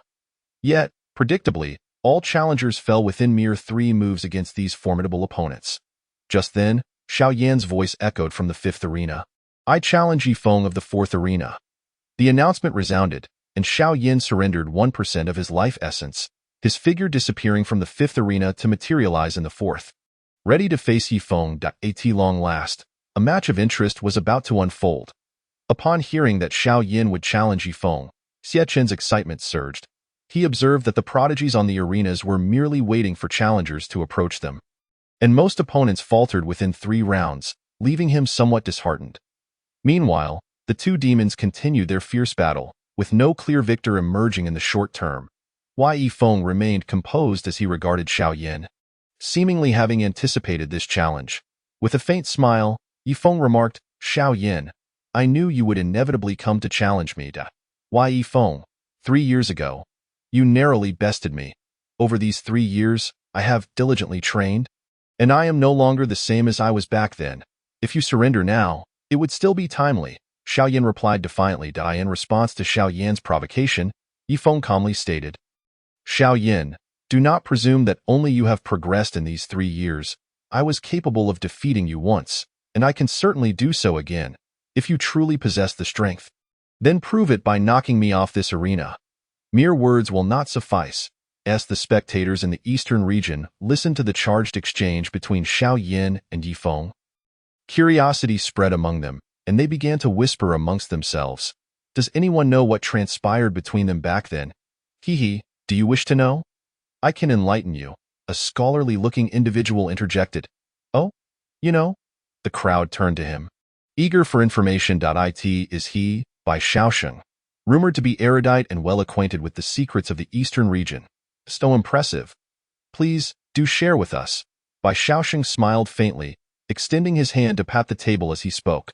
3 years ago, Xiao Yan was hailed as the foremost among his peers throughout the eastern region. At that time, he was merely at the foundation establishment stage, yet he relied on his astonishing prowess to sweep through the younger generation of major forces in the east, even defeating several at the core formation stage. During that period, Xiao Yan was truly in his prime, with scarcely any rivals among his contemporaries. Major powers, including sacred grounds and imperial dynasties, sent representatives to congratulate the Diyin sacred ground for producing such a genius as Xiao Yin. However, on that very day, the holy son of the Wuji sacred ground, Yi Feng, issued a challenge to Xiao Yin. With so many witnesses present, Xiao Yin could hardly refuse. The outcome of that battle saw Yi Feng emerge victorious, with Xiao Yin losing by half a move. This left Xiao Yin deeply dissatisfied, prompting him to dedicate himself to rigorous training at the Diyin sacred ground, vowing to one day avenge his humiliation against Yi Feng. Upon hearing Bai Xiaoxing's explanation, the crowd understood, realizing why Xiao Yin displayed such a grim demeanor towards Yi Feng. His pride had been shattered before so many eyes, and one could hardly accept such a blow to their self-esteem. On the fourth arena, neither party exchanged further words. Yi Feng drew forth his long sword. The air around him charged with sword energy, and charged towards Xiao Yin. Observing the formidable sword energy emanating from Yi Feng, Xiao Yin's expression grew grave. He was well aware of Yi Feng's strength. Although he had significantly improved over the past 3 years and felt confident in his ability to defeat him, he dared not be careless. Subsequently, Xiao Yin clenched his fists, flames enveloping his gauntlet-like hands. With a powerful push off the ground, he surged forward to meet his opponent. The two engaged in a breathtaking exchange, moving at speeds beyond the perception of the naked eye, leaving behind fleeting shadows on the arena. After a series of intense collisions, neither could claim a decisive advantage, prompting both to unleash their ultimate techniques. Illusionary sword technique? Yi Feng bellowed, extending 2 fingers of his left hand to gently glide over the sword's blade, while raising his long sword above his head with his right. The sword transformed into 9 dazzling rays of light. Then, with a sudden stamp on the ground, the 9 sword lights shot towards Xiao Yin, enveloping him entirely. Xiao Yin, witnessing the approaching onslaught of Yi Feng and the 9 sword lights, felt the weight of the situation. He crossed his arms overhead, channeling his inner strength to elevate his aura. Pure young fiery fist, Xiao Yin shouted, forcefully driving his fists downward towards Yi Feng. The sword lights and the shadow of his fists collided fiercely. Neither yielding an inch, Xiao Yin sensed a dull ache radiating from his hands, the bones creaking ominously as if they might shatter at any moment. Yi Feng, too, was in a similar predicament, a trickle of blood escaping the corner of his mouth. His grip on the sword trembling slightly, yet he persevered. Ultimately, the immense energy of their clash reached an unsustainable peak, erupting in a violent explosion that sent both combatants flying. Yi Feng landed heavily on the ground, clutching his chest, a mouthful of blood spilling forth as he struggled to turn his head towards Xiao Yin, eager to ascertain his condition. Likewise, Xiao Yin was hurled to the ground, his hands shattered, blood trickling from his lips as he forced himself to lift his head to gauge Yi Feng's state. Their gazes locked, both panting heavily, silently observing one another. Chapter 26. The teachings of Xie Chen impressive. Both parties exhibited comparable strength. Young Master Xiao, rise. Young Master Yi, do not succumb. The spectators below cheered for the thrilling battle between Xiao Yin and Yi Feng, their supporters fervently encouraging them. After a brief interval, Yi Feng retrieved his long sword with his right hand, plunging it into the ground for support, his legs trembling as he struggled to stand. Not to be outdone, Xiao Yin, with his hands bracing against the ground, heard the ominous sound of bones fracturing once more, beads of sweat rolling down his forehead as he wore a pained expression, yet he gritted his teeth and stood tall, observing Xiao Yan's disheveled state. Yi Feng's voice trembled as he remarked, "If you cannot stand, do not force yourself. Otherwise, you risk injuring your arm beyond repair." Xiao Yin, hearing Yi Feng's words, smiled faintly, replying, "Your condition is hardly better. It seems even speaking is a considerable effort for you." With that, they exchanged knowing glances and simultaneously burst into laughter, collapsing onto the arena floor. Both Yi Feng and Xiao Yin lost their fighting capabilities, a draw. The announcement echoed from the fourth arena, and Xiao Yin vanished from the stage, reappearing at the fifth arena. The audience below applauded the remarkable outcome of their battle displayed on the screen, celebrating it as the most thrilling encounter since the tournament's inception. A draw, indeed. Both are commendable. They possess courage and perseverance, true paragons. Clearly, they have genuine strength. "I do not begrudge my defeat," remarked one of the eliminated contestants. Xie, observing their spectacular clash, felt a surge of admiration for them. In the following days, the elite contenders engaged in fierce duels. Each confrontation was riveting, leaving the populace of the eastern region restless, particularly those without qualifications to compete, lamenting their inability to measure up against the champions on the stage. "Look, a victor has emerged from the demon tribe," a voice called out, instantly capturing everyone's attention towards the screen of the second arena. "What? A victor at last? Goodness, these two have fought for 6 consecutive days. Their stamina is truly remarkable. Who won? Need you even ask? Of course, my goddess emerged victorious. In the depths of the demon forest, Qianren felt utterly dejected. Initially, this celestial contest was an opportune moment for their demon tribe to showcase their prowess before the eastern region. Yet to his dismay, the only 2 demons on stage had begun to fight amongst themselves, as if that were not enough. Their bout stretched over 6 days, and had they completed the full 7 days, he would have been compelled to confine them for an entire year. At that moment, the screen displayed Qi Qingdai gasping for breath, standing on the arena, visibly fatigued and covered in wounds. The sight of her battered form, coupled with her pale, exquisite features, elicited a wave of sympathy from the eastern region audience. Meanwhile, Gu Ling lay sprawled on the arena floor, his complexion ashen, eyes glazed as he stared blankly at the sky. Blood trickling from his lips, and upon closer inspection, one of his legs was severed, blood gushing from the wound. Qi Qingdai wins. With the announcement, Gu Ling was teleported back to the third arena, followed by a burst of white light enveloping both Gu Ling and Qi Qingdai, instantly restoring them to their prime condition. Upon recovering, Gu Ling, filled with frustration, shouted, "No! Why? Why did I lose to this woman?" His anguished roar reverberated across the eastern region. "Ha! This youth is unlikely to achieve greatness." Someone chuckled. "The demon tribe has truly embarrassed themselves. Who would have thought the esteemed demon prince would be such a weak-willed individual? Yes, let him descend into darkness," others mused, hoping for Gu Ling's downfall, thus eliminating another potential threat to humanity. Qi Qingdai regarded the despondent Gu Ling with a smirk, her gaze filled with mockery, as if observing a jester. "Truly, my goddess, how fortunate I would be to receive such a gaze from her." Witnessing the besotted expression of this individual, the crowd responded with disdain. "Goodness, what a sycophant! Stay away from me." Sycophants deserve no mercy.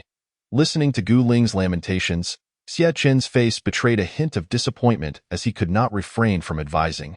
There are always greater talents beyond oneself. A moment's victory or defeat signifies little. The path of cultivation is long and fraught with endless possibilities. Someone once posed this question to me: "Master, our talents are lacking, and our comprehension is poor. Are we destined to remain beneath others, serving merely as stepping stones?" To this, my response is that while others may possess strength superior to yours or terrifying innate gifts, these factors may determine how far you can journey in cultivation, yet it is ultimately the resolve of your heart that dictates your ultimate potential. At this point, Xie Chen's expression turned serious. What achievements you attain in the future hinge upon the nature of the resolve you nurture within. To succumb to despair due to a fleeting failure is to doom oneself, regardless of how prodigious one's talent or formidable one's strength may be. On this arduous path of cultivation, one is destined for a transient journey. The road ahead is long and winding, and life is but just beginning. The extent of one's aspirations is boundless. With a resolute heart dedicated to the path, the world will undoubtedly carve out a space for you upon its grand stage. At this moment, the entire eastern domain lay in an extraordinary silence, devoid of any sound. All, including the denizens of the major holy lands, royal dynasties, and demonic clans, closed their eyes to attentively absorb the teachings of Xie Chen. His words were not meant solely for Gu Ling. They resonated through the screens, reaching the ears of every soul in the eastern domain, captivating them all. The heart of the path, indeed. Yes, even the mightiest and most gifted, if their resolve is weak and they fear failure, will inevitably achieve nothing substantial in their cultivation. Much like Gu Ling, an ancient ancestor of an old power addressed his disciples, with a resounding boom. A surge of primordial infant energy emanated from a location within the Eastern Domain. After being trapped in the Golden Core stage for years, one finally stepped into the primordial infant realm. I have broken through. So have I. Gradually, the crowd awoke from their enlightenment, and various breakthrough energies surged from all directions within the Eastern Domain. Chapter 27. Grateful Multitudes in the Hall of Heavenly Tao. Zhang Dong gazed in astonishment at the continuous waves of breakthrough energies emanating from the Eastern Domain. His mouth agape in disbelief, completely bewildered. Why goodness. The young master merely offered a few words of guidance. And now countless cultivators are achieving breakthroughs. When did breaking through become so effortless? Zhang Dong instinctively swallowed hard, his mind reeling. He then looked fervently at Xie Chun, internally exclaiming, "This is my young master." With just a few casual remarks, he inspires mass breakthroughs. Where else but here, in the Eastern Domain, can one witness such unprecedented occurrences? Nowhere, only with my young master. Such a miracle. Who else in the Tianjiao continent could achieve this apart from him? No one, only my young master. Zhang Dong had already deified Xie Chun in his heart, feeling as though he were a fervent devotee, his admiration bordering on irrationality. He believed that if there were indeed a deity in this world, it could only be Xie Chun. Simultaneously, Zhang Dong felt a surge of delight, grateful for his earlier decision to join the Hall of Heavenly Tao, as serving a living deity was an immense honor. After a while, the energies of breakthrough gradually subsided. Those who had achieved breakthroughs bowed to Xie Chun, respectfully expressing their gratitude. "Thank you, Hall Master, for your guidance." Their gazes towards Xie Chun were now filled with fervor. Previously overshadowed by fear of his immense power, they now regarded him with profound respect. Although most had only advanced one or two small realms from the Qi refinement or foundation establishment stages, while a select few ascended to the Golden Core or primordial infant stages, it saved them an extraordinary amount of time. Without Xie Chun, they might have needed months or even years to achieve breakthroughs, and some with lesser talents might never have succeeded at all. Xie Chun's status in their hearts soared to new heights. Initially astonished to witness the numerous breakthroughs, he mused, "I merely uttered a few words. How could so many achieve breakthroughs? Truly, I possess an innate gift for mentorship." Just as he reveled in his pride, the system's voice echoed in his mind, dousing his elation with cold water. "Host, do not overthink. This is a result of the system enhancing your words with special effects. Do you truly believe that mere persuasive speech could lead to such breakthroughs?" Xie Chun felt a wave of frustration wash over him. "System, please refrain from undermining my achievements. After all, I am an immortal. Grant me some dignity." Suddenly, an idea sparked in his mind. "System, since you possess such capabilities, could we perhaps hold lectures on the path? Anyone wishing to hear my teachings would need to pay a fee, thus providing us with another means to accrue more Tao value." Unexpectedly, the host's previously wooden mind has sparked with brilliance. This suggestion is quite commendable. The system will consider it. Xie Chun felt a surge of pride. Reveling in his moment of triumph over the system, as he regarded the crowd's fervent gazes, he savored the moment while maintaining an air of casualness. Addressing them, he stated, "I merely offered a few casual reminders on the path of cultivation. Your progress stems from your own diligent accumulation. When the time is ripe and obstacles are shattered, breakthroughs will come naturally. Remember the words I imparted. They will aid you greatly in your journey, allowing you to avoid many detours. Rest assured, Hall Master, we shall remember and strive to meet your expectations," they replied in unison. Even leaders from various sects, holy lands, and royal dynasties discreetly recorded Xie Chun's words, compiling them into volumes to serve as essential teachings for their families and disciples, mandating daily readings to solidify their resolve. Xie Chun nodded in satisfaction, his gaze shifting to Gu Ling on Arena 3. "And you, young one?" "Huh?" Gu Ling, startled by Xie Chun's call, quickly straightened up, chest out, abdomen in, legs firm, hands together at her sides, standing at attention. "Yes, I understand, and I will strive to control my emotions and refine my heart of the path." "Thank you, Hall Master, for your careful teachings." The onlookers, both on the arena and in the stands, chuckled at Gu Ling's earnest demeanor, reminiscent of a child confessing wrongdoing. Even Qi Qingdai covered her mouth, struggling to suppress her laughter. Watching Gu Ling's earnest apology from the depths of the demon forest, Qianren felt a wave of comfort wash over him, his admiration for Xie Chun reaching new heights. Though he couldn't help but inwardly grumble, "This kid has never been this sincere with me. Perhaps I have been too lenient. Humph, when he returns, he shall face confinement." Unbeknownst to Gu Ling, she was unaware of the punishment awaiting her upon their return after the competition. Standing straight, awaiting Xie Chen's next words, "Very well, let the competition continue." With a nod of approval towards Gu Ling's demeanor, Xie Chen announced the resumption of the match. As his words faded, Qi Qingdai declared, "I challenge Dao Songhai of Arena 1, approved." The announcement resonated, and Qi Qingdai vanished from her previous arena, reappearing before Dao Songhai Dado. Is the battle between the demonic and human races finally commencing? I wonder who shall emerge victorious. Humph, is that even a question? Of course, it will be our young master Dao, exclaimed some of Dao Songhai's supporters. My goddess is unrivaled in this world. She will surely triumph.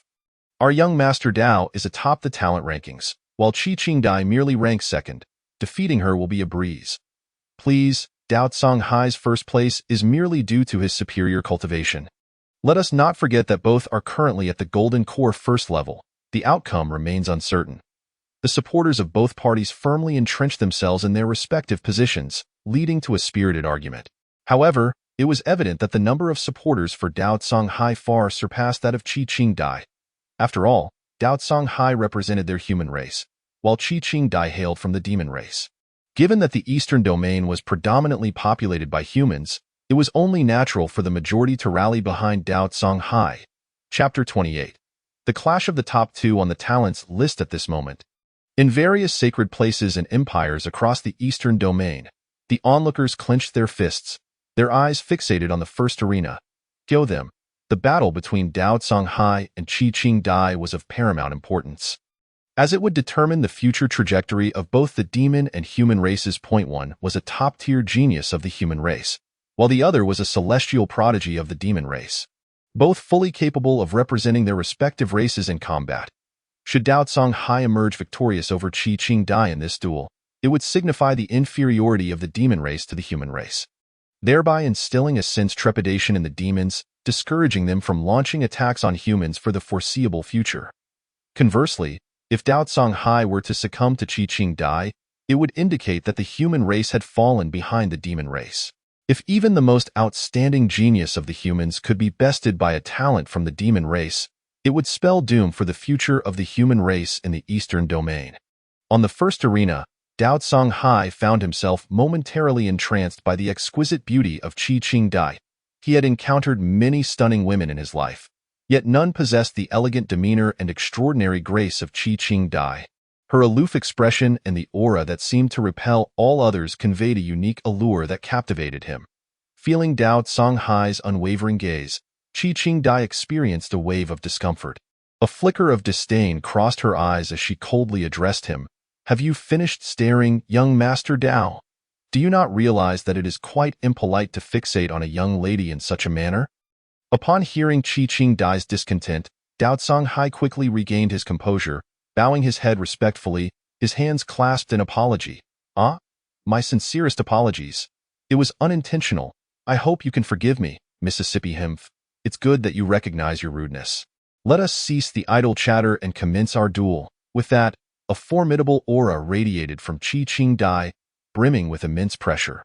The terrifying force swept through the audience in the eastern domain, causing their breaths to hitch and a chill to run down their spines. Even without experiencing the pressure firsthand, the spectators felt an overwhelming sense of dread just from observing it on screen. How powerful! This was on an entirely different level from those who had come before. The crowd stared in disbelief at Qi Qingdai, questioning whether she truly was at the first level of the Golden Core stage, as she appeared to exude the strength of the nascent Soul stage instead. Previously, the audience had grown weary of the prolonged battle between Qi Qingdai and Gu Ling, leading to a lack of attention from most, except for a select few. Now, as they recognized Qi Qingdai's true strength, astonishment swept over them. Dao Songhai wore a serious expression, acknowledging that this aura was more terrifying than any he had encountered from individuals at the first level of the Golden Core stage. As he felt the weight of her presence, Dao Songhai did not hesitate to unleash an equally formidable aura in response. The two forces clashed, neither yielding an inch. Then, with a powerful stomp, Qi Qing Dai surged toward Dao Songhai in the blink of an eye. She reached him, her fingers coming together as she unleashed a flurry of swift palm strikes, creating multiple afterimages. Faced with Qi Qing Dai's relentless advance, Dao Songhai was compelled to evade with utmost urgency. However, Qi Qing Dai relentlessly pursued him, their distance rapidly diminishing. Suddenly, a gust of palm wind struck him squarely in the chest, causing a sharp pain that forced him to clutch his chest and slide back several meters. In the first exchange, Dao Songhai found himself at a disadvantage. What? No. How could this be? Young Master Dao, be careful. The spectators in the eastern domain gasped as they witnessed Dao Songhai being pushed back several meters by a single strike, their hearts racing with concern. The representatives of various powers held their breath, anxiety etched on their faces. At this moment, Qi Qing Dai halted, turning to Dao Songhai with a mocking tone. What's the matter? Is young Master Dao's strength limited to this? If this is all you can muster, perhaps it's time to reconsider your position atop the talents list. Or are you, out of pity for a lady, unwilling to fully engage with me? Dao Songhai replied earnestly, Miss, you flatter me. Your strength is indeed remarkable. Few can match you at this level. Qi Qing Dai remained indifferent, her voice cutting through the air like ice. Hemph, sweet words will not spare you. If you do not reveal your true capabilities, I shall not hesitate to eliminate you. With that, Qi Qing Dai unleashed her full power, channeling the blood cry demon scripture to launch a fierce attack against Dao Songhai, a formidable force barreling toward him. Dao Songhai, witnessing the impending assault, allowed a faint smile to curve his lips in full view of the audience. He drew a long blade, not the one awarded for the talents list, but his original weapon instead. A crimson aura enveloped Dao Songhai, gradually coiling around his long blade. Blood blade slash, he bellowed, cleaving through the air with a wave of sanguine energy. The power of the blood cry demon scripture collided with the blood-red blade aura, and in mere moments, the former was obliterated.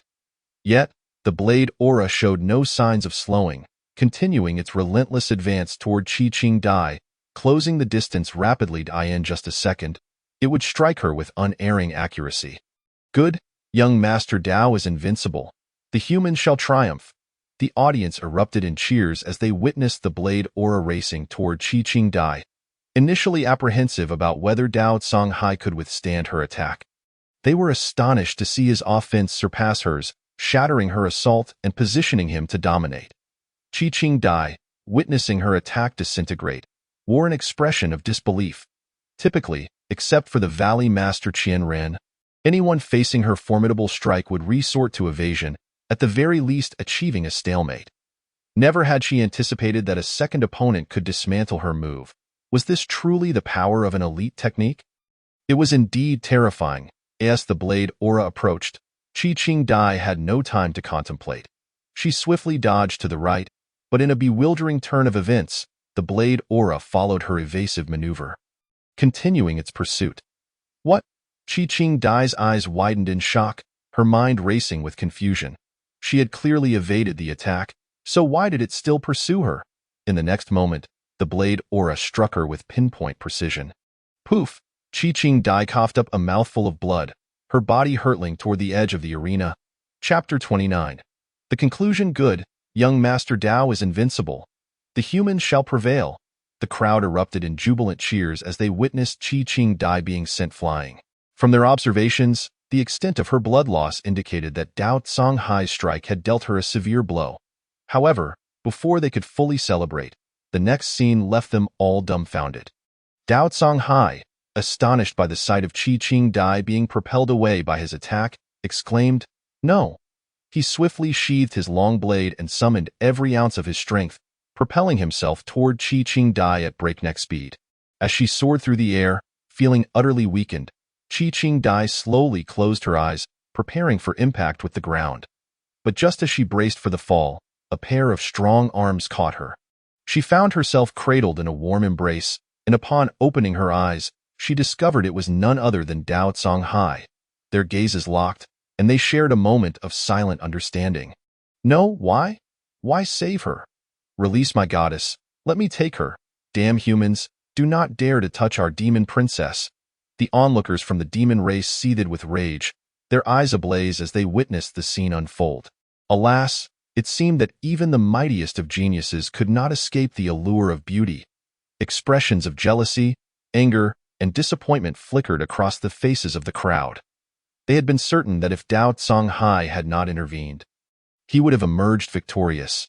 Even if Qi Qingdai had sustained grave injuries, she would have fully recovered after the battle, rendering any concern for her unnecessary. Voices of discontent echoed toward Dao Songhai, dissatisfaction brewing as they felt let down by his actions. Yet, many others admired his chivalrous act of saving the damsel in distress, believing that Dao Songhai and Qi Qingdai were indeed a perfect match. Envy surged within, overwhelming to the core. Dao Songhai gazed intently at Qi Qingdai, when suddenly, a glint of ferocity flickered in her eyes. She raised her right hand and struck with a knife hand toward Dao Songhai's chest, piercing through with brutal precision. The onlookers were taken aback by this sudden turn of events. Such a beautiful and harmonious scene had unexpectedly morphed into chaos. Damn it, I knew it. Those from the demon tribe are all treacherous scoundrels. Why, despite Dao Gongzi having rescued her, would she resort to such treachery? Xie Qin's eyes widened in astonishment as he observed the two. My goodness, this woman is far too ruthless. Just moments ago, they were feeding each other affection like a couple, and now, in an instant, she has turned against him. However, I must admit, I quite enjoy this twist. He. Dao Songhai clutched the gaping wound in his chest. His face contorted in agony as he looked at Qi Qingdai with a bewildered expression. Qi Qingdai, in her moment of panic, stammered, I'm sorry, I didn't know, staring blankly at her bloodied right hand, unable to believe she had committed such an act. Soon after, Dao Songhai's consciousness began to fade, and he collapsed backward. A victory chime echoed, enveloping the two in a radiant light, restoring them to their former selves. As they regained their composure, they exchanged glances. Both silent, yet Qi Qingdai could discern a hint of disappointment in Dao Songhai's eyes. Alas, it seems the top spot on the Tianjiao List is destined for a change. Protests erupted, claiming that the woman had employed deceit. This was utterly unfair. Xie Qin observed Qi Qingdai's contemplative demeanor and seemed to grasp something, a subtle smile gracing his lips as he announced to the crowd. Since Qi Qingdai has emerged victorious, I hereby declare the new champion of the Tianjiao List to be. Just as Xie Qin was about to proclaim Qi Qingdai as the new champion, she interrupted him. Please wait. Indeed, the anticipated twist had arrived. And Xie Qin wore an expression of expected intrigue. Feigning confusion, Xie Qin inquired, Do you have something to say? With unwavering resolve, Qi Qingdai respectfully addressed Xie Qin. I ask that the Lord Judge declare me defeated in this match, and that Dao Songhai be recognized as the victor. The audience below listened in disbelief to Qi Qingdai's words. I knew it. My goddess is not that kind of person. No, Prince of Demons. Why? Dao Songhai looked at her in shock. Miss? You? Xie Qin remarked. Oh? Have you made up your mind? Qi Qingdai's gaze remained steadfast. Indeed, Dao Gongzi's strength far surpasses my own. I am no match for him. This battle was witnessed by all, and if I were to shamelessly claim the top spot on the Tianjiao List, how could I ever face my kin? Therefore, I implore the Lord Judge to declare me the loser in this duel.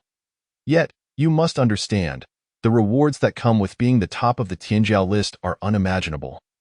Xie Qin continued. Qi Qingdai smiled gently at him. What is rightfully mine will remain mine.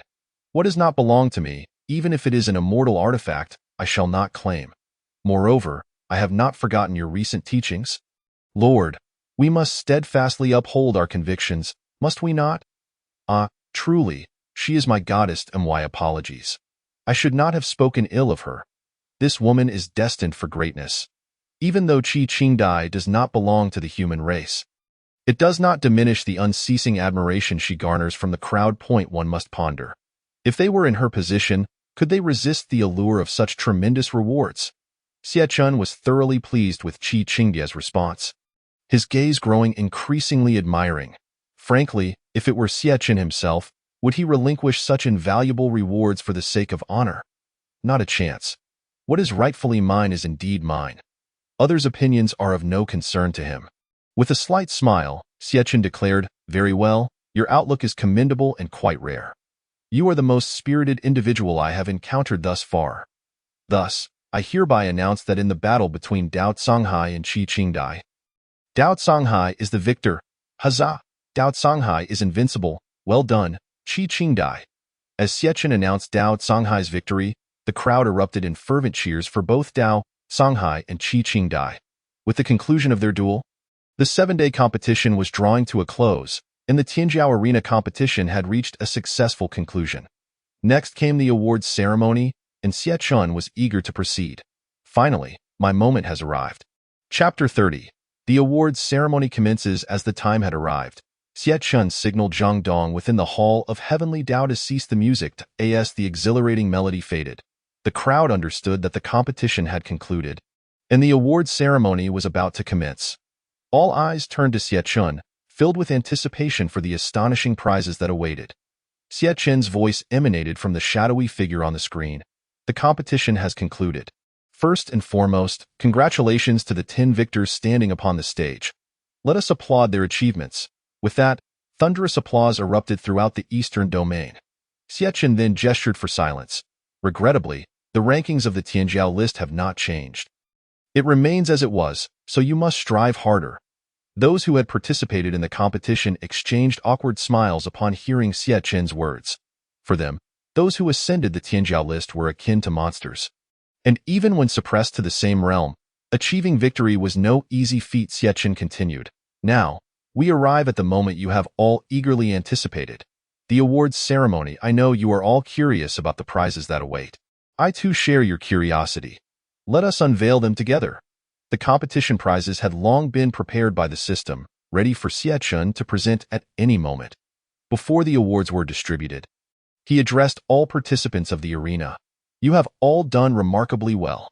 Regardless of victory or defeat, your courage to challenge has already set you on a significant path toward becoming stronger. As your reward, each of you shall receive a wisdom pill. With a grand gesture, Xie Chun ensured that every participant in the competition received one wisdom pill, while those who had competed in multiple matches received the corresponding quantity. Seeing the excitement on the faces of the recipients, Xie Chun smiled slightly. I almost forgot to mention, the wisdom pill not only enhances your comprehension, but also possesses an additional function. Each wisdom pill restores 1% of your life essence. This was information he had only recently learned from the system concerning the wisdom pill's capabilities, and he was momentarily taken aback. Indeed, the system's offerings were exceptional. It was astonishing that they provided such generous restoration of lost life essence. Simultaneously, Xie Chun felt a twinge of annoyance toward the system. If only you had informed me sooner, more participants would have joined the competition. Now that you mention it, it's too late. I wonder how much heavenly Tao value I have lost. System, you didn't ask earlier. What? No. Why not mention this sooner? Why did I not choose to participate? Good heavens, what have I missed? Hearing of the additional function of the wisdom pill, the participants were overjoyed, celebrating their resolute decision to partake. Conversely, those who, despite being qualified, had refrained from entering the competition were expressions of despair, regretting their missed opportunity, knowing they might soon be outpaced by peers who had acquired wisdom pills. Now, let us formally present awards to the 10 victors on the stage. With a snap of his fingers, Xie Chun's authoritative voice resonated once more. The 10th victor of the arena, Fang Xiaotian, with a record of 1,080 victories and 6 defeats, receives the innate supreme artifact, the flame spear. As the announcement concluded, a spear adorned with fiery patterns appeared before Fang Xiaotian, who, overwhelmed with excitement, seized the weapon and could not resist the urge to brandish it as he waved the spear. Flames erupted from its tip, seemingly igniting the very air around him, evoking envy from the spectators below. Thank you, Lord. Fang Xiaotian knelt before Xie Chun, expressing his heartfelt gratitude. Xie Chun smiled softly. You must continue to strive diligently. Understood. Yes, Xiaotian promises not to disappoint the Lord's expectations. The ninth victor, Lu Yenner, with a record of 1,000 victories and 4 defeats, receives the innate supreme artifact, the Qian Kuan Silk. Thank you, Lord. Lu Yenner also bowed respectfully to Xiechun. Indeed, your performance was commendable. Continue to work hard, Xiechun affirmed with a gentle smile. Yenner will certainly remember the Lord's teachings. Lu Jia. Lu Changsheng gazed at his sister as she obtained a rare innate artifact, his heart brimming with joy. After Lu Yenner had given him a vial of marrow-cleansing elixir, he had successfully transcended to the golden core stage. However, due to the influx of visitors to the Lu family, drawn by his sister's ascension to the talent ranking, he found himself preoccupied with receiving and attending to guests, which prevented him from participating in this competition. With his sister's remarkable achievements, he firmly believed that the Lu family was destined for great heights after this event. On the 8th arena, the victor, Jiang Huai, had won a staggering 800 times and suffered only 4 defeats, earning a scroll for advancing an innate superior artifact and a recovery elixir. Incredible. They even have scrolls for advancement? He mused. What is this recovery elixir? I've never heard of such a potion. The recovery elixir, as explained by Xiechun after consulting the system, could completely restore one's health as long as they still drew breath, regardless of the severity of their injuries, essentially functioning similarly to the arena's capabilities. Observing the crowd's curiosity towards this miraculous elixir, he thought, what? It's so astonishing. No wonder I've never heard of it. Such a divine potion likely exists solely within the Dao Palace. Good heavens! If I possessed this recovery elixir, even if I wasted it on myself, selling it to those powerful factions would ensure a lifetime free from worry. Jiang Huai accepted his reward, his heart racing as he expressed his gratitude. Thank you, Palace Master. Xiechun nodded, offering him words of encouragement. The 7th arena's victor, Sun Ting, had achieved 700 victories, 4 defeats, and 1 draw, earning the reward of a perfected sword intent. The 6th arena's winner, Sun Li, had 680 victories, 2 defeats, and 1 draw, also rewarded with perfected sword intent. Goodness! Even some ancient beings at the nascent soul stage might struggle to attain such mastery in sword intent. He lamented, we are growing increasingly distant from them. Thank you, Palace Master. Thank you, Palace Master. The two knelt before Xiechun, their faces alight with excitement. Both of you have previously acquired superior artifacts, and with this perfected sword intent, I eagerly anticipate witnessing how far you will progress on your swordsmanship journey. Rest assured, we shall strive diligently and not disappoint your expectations, they vowed to Xiechun. Chapter 31. The stunned Gu Ling, the 5th arena's victor. Xiao Yin had 500 victories, 0 defeats, and 1 draw, earning the innate middle-grade artifact, the Fire Demon Armored Gauntlet, from the Great Yin Sacred Land. Xiao Qingshu beamed at the sight of the gauntlet in Xiao Yan's hands, exclaiming, ha ha ha, finally, our Great Yin Sacred Land possesses an innate artifact.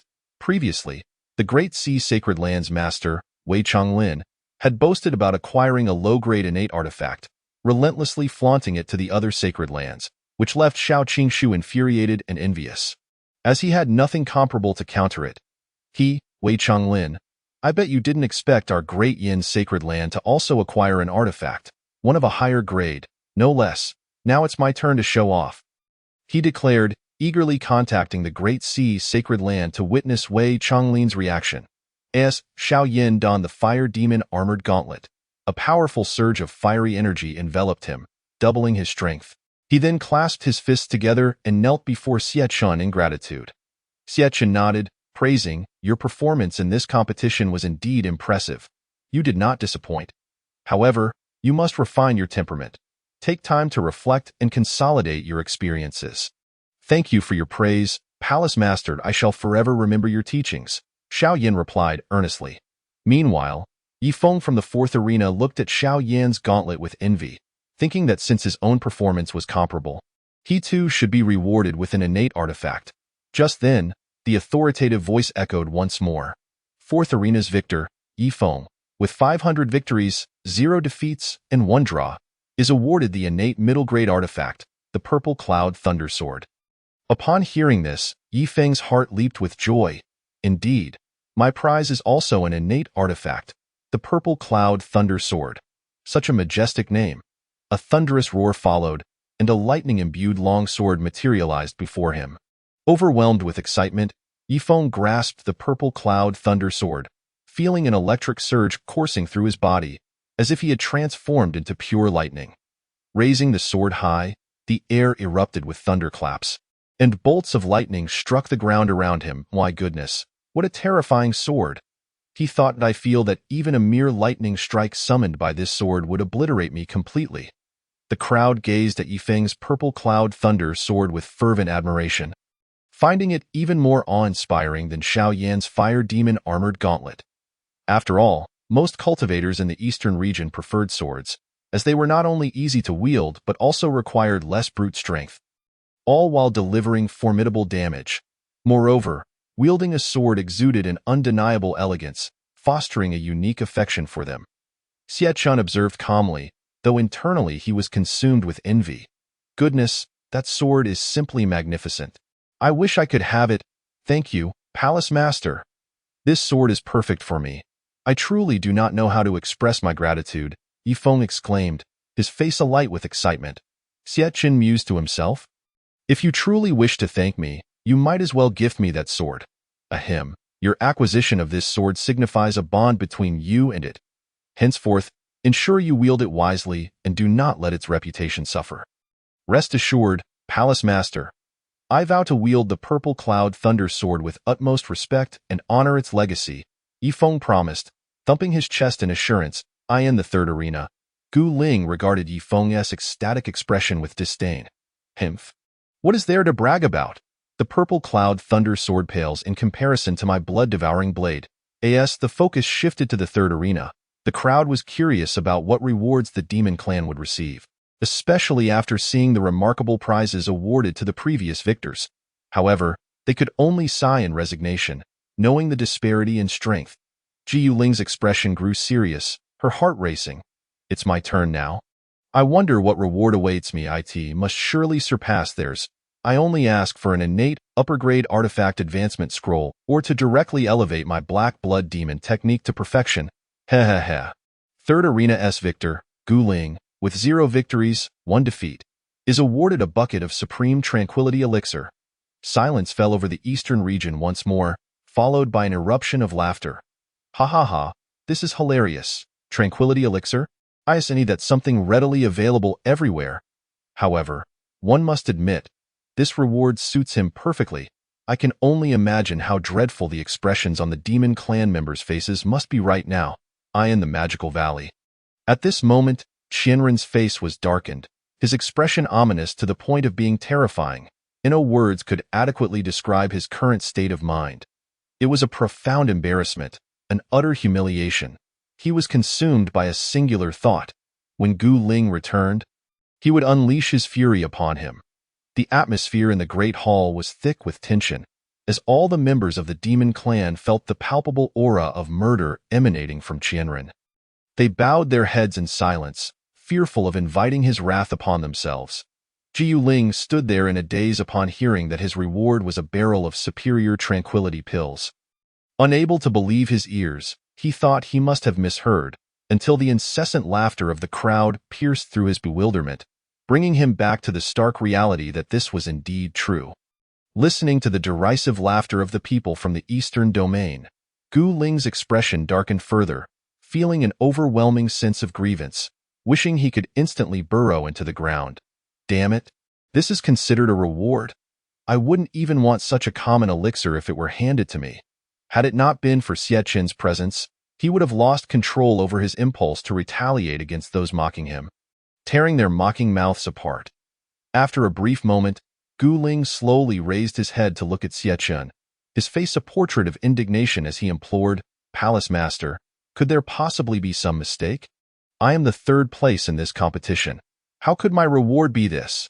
Xie Chun, struggling to suppress his laughter, maintained an outwardly calm demeanor as he shook his head and replied, there is no mistake. Each individual's reward is matched to their performance in this arena. Although you placed third in the competition, you must have heard the announcement. 0 victories and 1 defeat over the course of 7 days. You did not win a single match and suffered a loss instead. Can you honestly say that such a record is worthy of your third place in the list of prodigies? While others may not have ranked as high as you, they all showcased remarkable performances, each securing hundreds of victories, thus earning themselves commendable rewards. Upon hearing Xie Chen's explanation, Gu Ling's already crestfallen expression deepened into one of despair. Regret consumed him, hating himself for having sought out Qi Qingdai for a duel in the first place. What had started as a simple competition had dragged on for 6 whole days. A complete waste of time, and on the final day, inexplicably, no one chose to challenge him, resulting in a dismal record that was hardly commendable. Seeing Gu Ling on the verge of tears, Xie Chen's heart ached for him. Offering words of consolation, "Do not be disheartened, young one. There will be another opportunity. You can take this time to make good use of these tranquility pills and solidify your resolve." Upon hearing that there would be another chance, Gu Ling's eyes sparkled. "Palace Master, are you suggesting that there will be future competitions?" In response to Gu Ling's inquiry, Xie Chen merely smiled faintly. "The secrets of heaven cannot be revealed. When the time comes, you shall understand." Competitions, of course, would occur again, though they may not take the form of martial contests. As for the specifics, Xie Chen had yet to devise a plan. It would be prudent to wait until the affairs of the Tianjiao Palace flourished before proceeding. When the people of the Eastern Domain heard Xie Chen's assurance of future competitions, excitement coursed through them. "Palace Master, let us participate next time." "Indeed, Palace Master, merely watching others receive awards has us yearning for the experience ourselves." Xie Chen, observing the jubilant chatter amongst the crowd, felt a surge of happiness. He had merely painted a grand picture, and these eager individuals were ready to shower him with their support. With such promising prospects around, it would be difficult not to prosper. The victor of the second arena, Qi Qingdai, with 1 victory and 1 defeat, received the reward of a spirit-congealing jade hairpin. As the words fell, a hairpin as white as jade materialized before her. Qi Qingdai picked up the hairpin and respectfully inquired of Xie Chen, "May I ask, Palace Master, what is the function of this hairpin?" After consulting the system regarding the hairpin's properties, Xie Chen explained, "Once worn, this hairpin will ensure that the wearer remains calm at all times, preventing them from making erroneous decisions in moments of agitation." "This hairpin is rather impressive," she mused. "Although it may not be as precious as the rewards obtained by others, it is certainly superior to a mere barrel of tranquility pills. Indeed. Ha ha ha, I dare say, it would be more fitting for that demon to wear it, as its properties suit him best." Just as the crowd erupted in laughter and playful teasing, they suddenly felt an intense gaze locking onto them, sending chills down their spines and cold sweat cascading from their brows. They turned to see Gu Ling staring at them with an expression devoid of emotion, instinctively swallowing hard and hastily closing their mouths. Noticing their silence, Gu Ling scoffed, dismissing them with a glance. "Thank you, Palace Master, I am very satisfied with this hairpin," Qi Qingdai said, gradually relaxing her demeanor as she expressed her gratitude to Xie Chen. She then discreetly cast her gaze towards the winner of the first arena, Dao Songhai, who was also looking her way. Their eyes met, and both were momentarily startled, quickly averting their gazes, a rosy hue blooming on their cheeks. Xie Chen observed this and thought to himself, "How bold, taking advantage of my inattention to flirt." The victor of the first arena, Dao Songhai, with 311 victories and 0 defeats, received the reward of a top-tier celestial cultivation technique. The soul technique, as the words were spoken, a dazzling golden light flickered upon the first arena, gradually revealing a book with the words soul technique emblazoned on its cover, floating before Dao Songhai. Good heavens, another top-tier celestial technique? By acquiring this, Dao Songhai now possesses 2 top-tier celestial techniques. I suspect the Palace Master is granting him special favors. His rewards are consistently exceptional. Shu, are you courting death? If the Palace Master hears you, even if he does not annihilate you, you will certainly find yourself blacklisted. You can forget about anything related to the Palace Master in the future, oh no. Please, Palace Master, I was wrong. Don't blacklist me, the individual exclaimed, kneeling before Xie Chen and slapping their own face repeatedly. Meanwhile, Xie Chen was oblivious to their banter, his mind preoccupied with thoughts of the system. What sort of technique is this? The name suggests a connection to the soul. The direction you are thinking is correct, the system clarified. However, This technique is specifically for soul cultivators. Only those in a spiritual state can practice it. Oh, I see, Xiachen realized. This is clearly a technique intended for Wuchen, residing within Dao Songhai. Xiachen then proceeded to explain the use of this celestial technique to Dao Songhai, who was internally shaken by the revelation. However, the people of the Eastern Domain appeared puzzled after Xiachen's explanation of the technique. Why would Dao Songhai receive a technique meant for soul cultivation? Could he possibly be a soul cultivator himself? Are you foolish? Did you not hear the palace master? Only those in a spiritual state can cultivate it, which means unless you are dead, this technique is as good as worthless to you. How curious. So far, every reward seems perfectly suited to its recipient. I cannot fathom how this soul cultivation technique would benefit Dao Songhai. Is it possible he has already passed, and what we see is merely his soul? Who knows? Perhaps you should ask him directly. As Chapter 33 unfolds, the Tianjiao Palace prepares for its ascension. Dao Songhai, brimming with excitement, accepted the soul technique before him. He understood perfectly why he had received a soul-specific cultivation technique. It was undoubtedly the palace master's arrangement, prepared for Wuchen, who resided within him. With heartfelt gratitude, Dao Songhai knelt before Xiachen, declaring, "Songhai expresses his deepest thanks, esteemed senior." Xiachen, comprehending the sentiment, responded with a calm demeanor. "Do your best. You are the most outstanding among this group of youngsters. With your potential, there is a tremendous opportunity for you to make a name for yourself in the Tianjin continent. Thank you for your kind words, esteemed senior. Songhai will not disappoint you." Xiachen smiled faintly and nodded. Dao Songhai felt elated. To him, Wuchen was akin to family. Without Wuchen's guidance, he would not have achieved his current success. "Wuchen, do you see this? The soul technique is a cultivation method prepared especially for you." Dao Songhai addressed the presence within him, and no need to say more.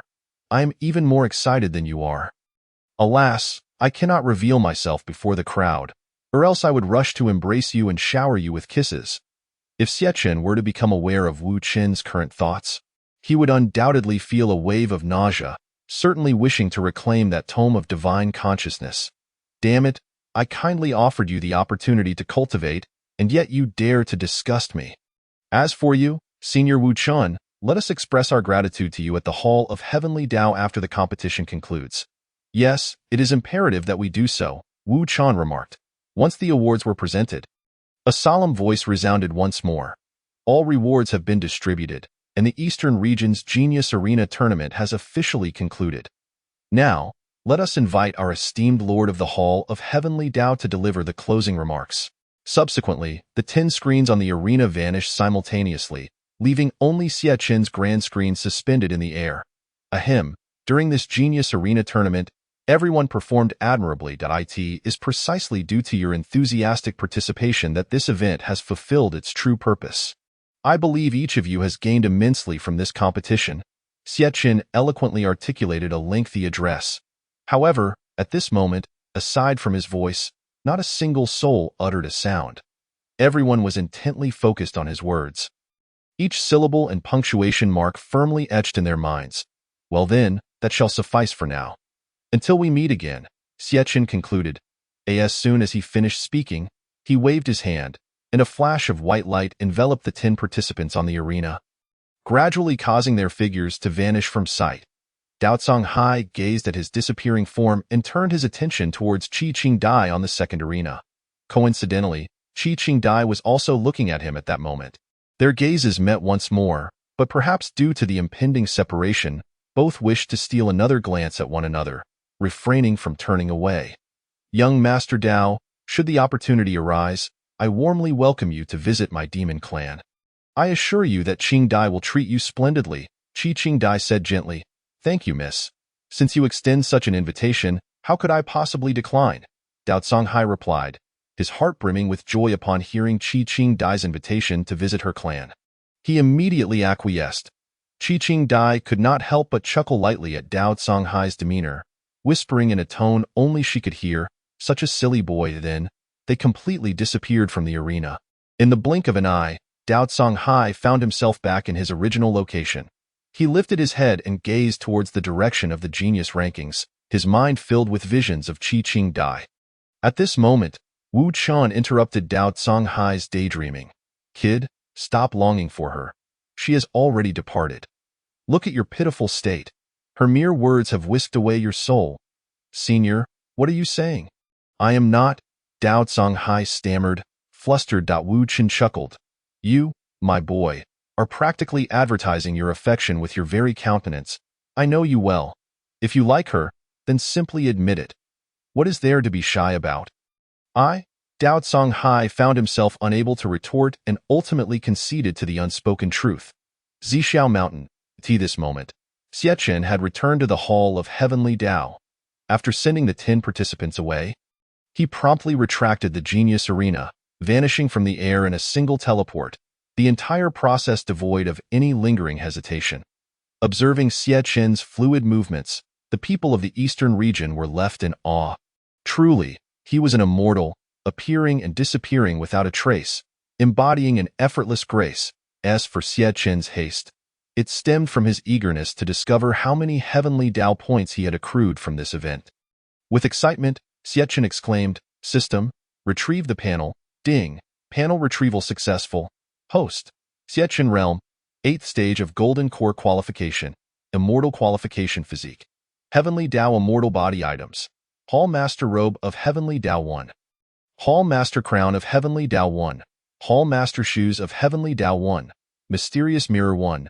Genius Arena, Beginner, 1. Eastern Region Conspiracy Ranking 1 Techniques. Heavenly Dao Qi Observation Technique, Immortal Pressure Affiliated Force.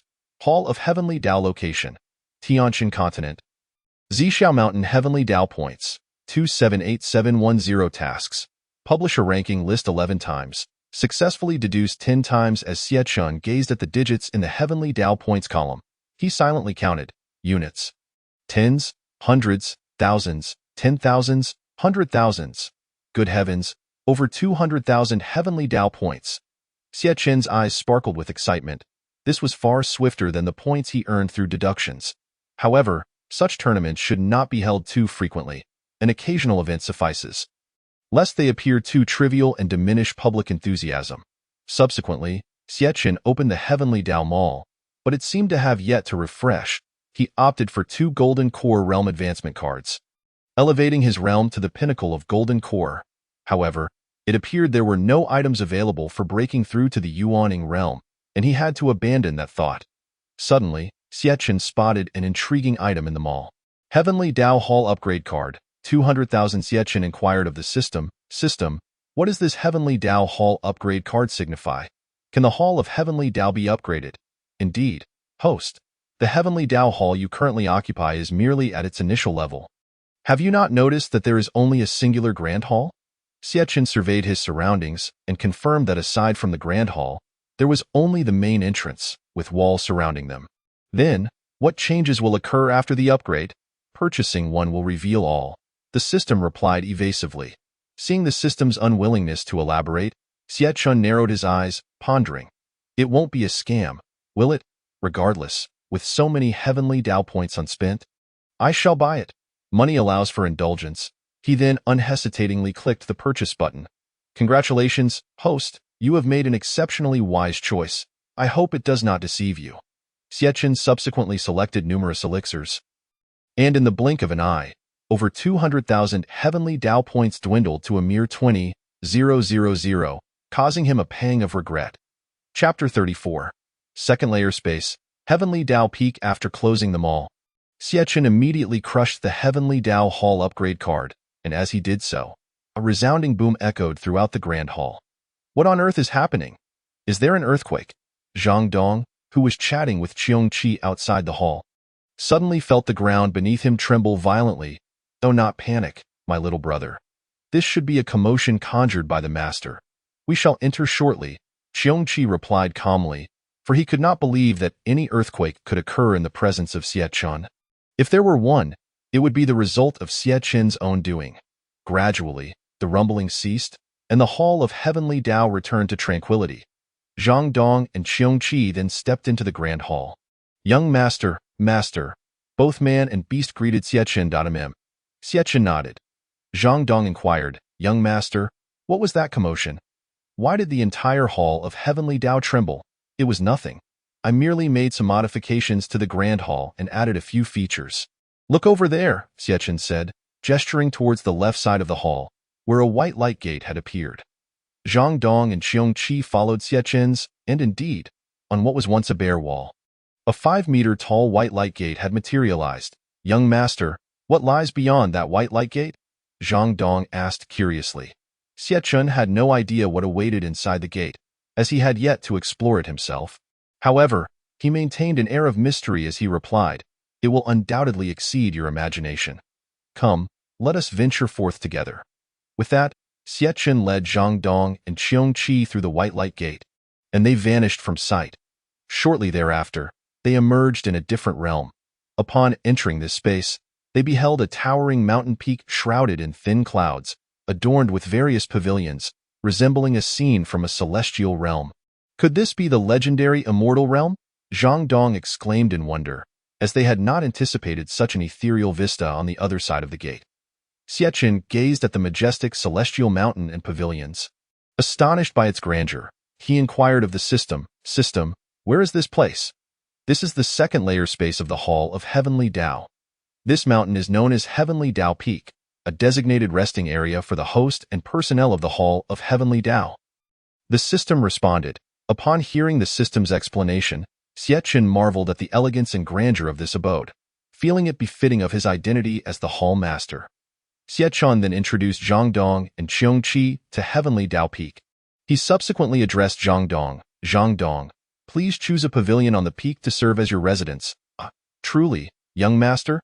Thank you so much, Zhang Dong exclaimed, overjoyed, and immediately soared to the mountain peak, selecting a pavilion to reside in. Upon entering the pavilion, Zhang Dong felt the dense spiritual energy within, far surpassing that of the Grand Hall. He longed to sit down and cultivate for several days, but remembering that Xiachen was still waiting for him outside, he refrained, knowing that there would be ample opportunities in the future. Master, what about me? Xiong Qi asked eagerly, looking at Xiachen. Xiachen pondered for a moment. As for you, let me think. For now, remain outside the hall. I will establish a place for you divine beasts to reside in the future. Upon hearing Xiachen's response, Xiong Qi's expression, once filled with excitement, swiftly morphed into one of dejection. However, solace was found in the fact that Xiachen promised to establish a designated accommodation for them in the future, which somewhat alleviated his spirits, leading him to stand obediently to one side. Xiachen, for his part, chose to reside in an attic, specifically the most magnificent one perched atop Tianjiao Peak, befitting his status as the Lord. Upon entering the attic, he surveyed the opulent decorations around him and reclined on the grand bed, allowing himself a moment of indulgence, a contented smile gracing his face. Indeed, this is the life befitting an immortal. After a brief respite, Xiachen soared out of the attic, discovering Zhang Dong standing beside Xiong Qi. Thus knowing that he had made his choice as well, he then led Zhang Dong and Xiong Qi back to the Great Hall. Unbeknownst to Xiachen, during his sojourn at Tianjiao Peak, a piece of news had erupted, sending shockwaves throughout the eastern domain. What? The Tianjiao Hall is located on Zixiao Mountain. As long as one offers something of value as a price, they can trade with the Lord of the Tianjiao Hall to obtain any information they desire. Brother, is this news accurate? 1000% accurate. It comes from the Shaoyao sect. It is said that a direct disciple of the sect's master has already met with the Lord of the Tianjiao Hall. These are first-hand accounts. Then what are we waiting for? Let's hurry to Zixiao Mountain. As soon as the Tianjiao tournament concluded, the members of the Shaoyao sect sprang into action, disseminating the news about the Tianjiao Hall. One must commend their efficiency. Within half a day, nearly the entire eastern domain was aware of the Tianjiao Hall's location, in the Demon Forest Valley. Qianran was momentarily stunned upon hearing this news. After confirming its authenticity, he promptly prepared to set off for Zixiao Mountain, knowing that once this information spread, throngs would undoubtedly flock there, and he needed to seize the opportunity. Turning to Qi Qingdai, he instructed, Qingdai, prepare yourself. We are going to Zixiao Mountain together. Yes, Valley Master. Qi Qingdai responded. As for why Qianran chose to bring Qi Qingdai instead of Gu Ling, it was because Gu Ling had been soundly beaten upon her return, her cries echoing throughout the Demon Forest Valley. She was now confined by Qianran, who had instructed her on when to consume a barrel of calming elixir before releasing her. beyond the demon clan? Members of various factions, upon learning of this news, began plotting their journeys to Zhixiao Mountain in search of the Tiandao Hall, each harboring their own ulterior motives. After all, the opportunity to obtain desired information for merely a modest offering was not something to be missed. Within the Tiandao Hall, Xiachen sat quietly, contemplating the task of executing the mission 10 times, with over 20 days remaining before the deadline, when he suddenly sensed the arrival of individuals at Zhixiao Mountain. At that moment, less than 500 meters from the Tiandao Hall, 3 figures appeared: Mu Shang, the sect master of the Xiaoyao sect, along with Nian Yangxiao and Mu Xiaowan. The trio had set off for the Tiandao Hall immediately after the competition concluded, not only to express their gratitude but also to make a request of Xiachen. Chapter 35. Mu Shang's request. As the 3 continued flying forward, a resplendent hall gradually came into view. Nian Yangxiao pointed towards the edifice, exclaiming, "Sect Master, Xiaowan, look, that is the Tiandao Hall." In a mere moment, they landed outside the hall. Mu Shang paused for a moment, his heart racing as he beheld the 3 grand characters emblazoned on the hall's door. Tiandao Hall. Indeed, it is here. Let us hurry inside. However, just as they were about to enter, Qiongqi suddenly appeared, blocking their path. With a fierce roar, Qiongqi's voice reverberated, instantly draining the color from Mu Shang and his companions' faces. "My goodness!" Mu Shang cried out, instinctively shrinking back as he tightly embraced Nian Yangxiao and Mu Xiaowan, his legs trembling and beads of sweat trickling down their foreheads. Qiongqi, with a menacing glare, slowly approached them. As the monstrous creature drew nearer, despair took hold, and the trio closed their eyes, resigned to their fate. "We're done for. Is this how we perish? Xiaowan, we shall meet again in our next life." Just as they braced for the worst, a voice resonated from within the Tiandao Hall. "Qiongqi, what are you doing?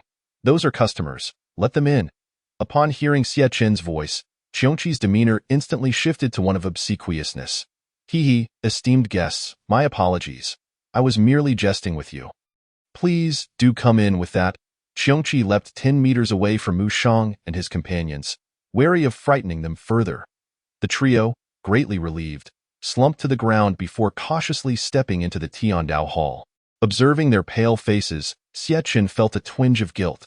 Qiongqi truly must be reined in. If every visitor is to be subjected to such fright, who would dare come to my Tiandao Hall in the future? Stepping forward, he addressed them. "I apologize for the earlier scare. That was merely Qiongqi, the guardian beast of this hall. It enjoys playing tricks on people and likely found you 3 to be quite amusing. Senior, that beast is terrifying. I genuinely thought I was about to be devoured," Nian Yangxiao exclaimed, still trembling. "While Qiongqi is fierce, it will not harm you unless you show hostility towards it," Xiachen reassured them.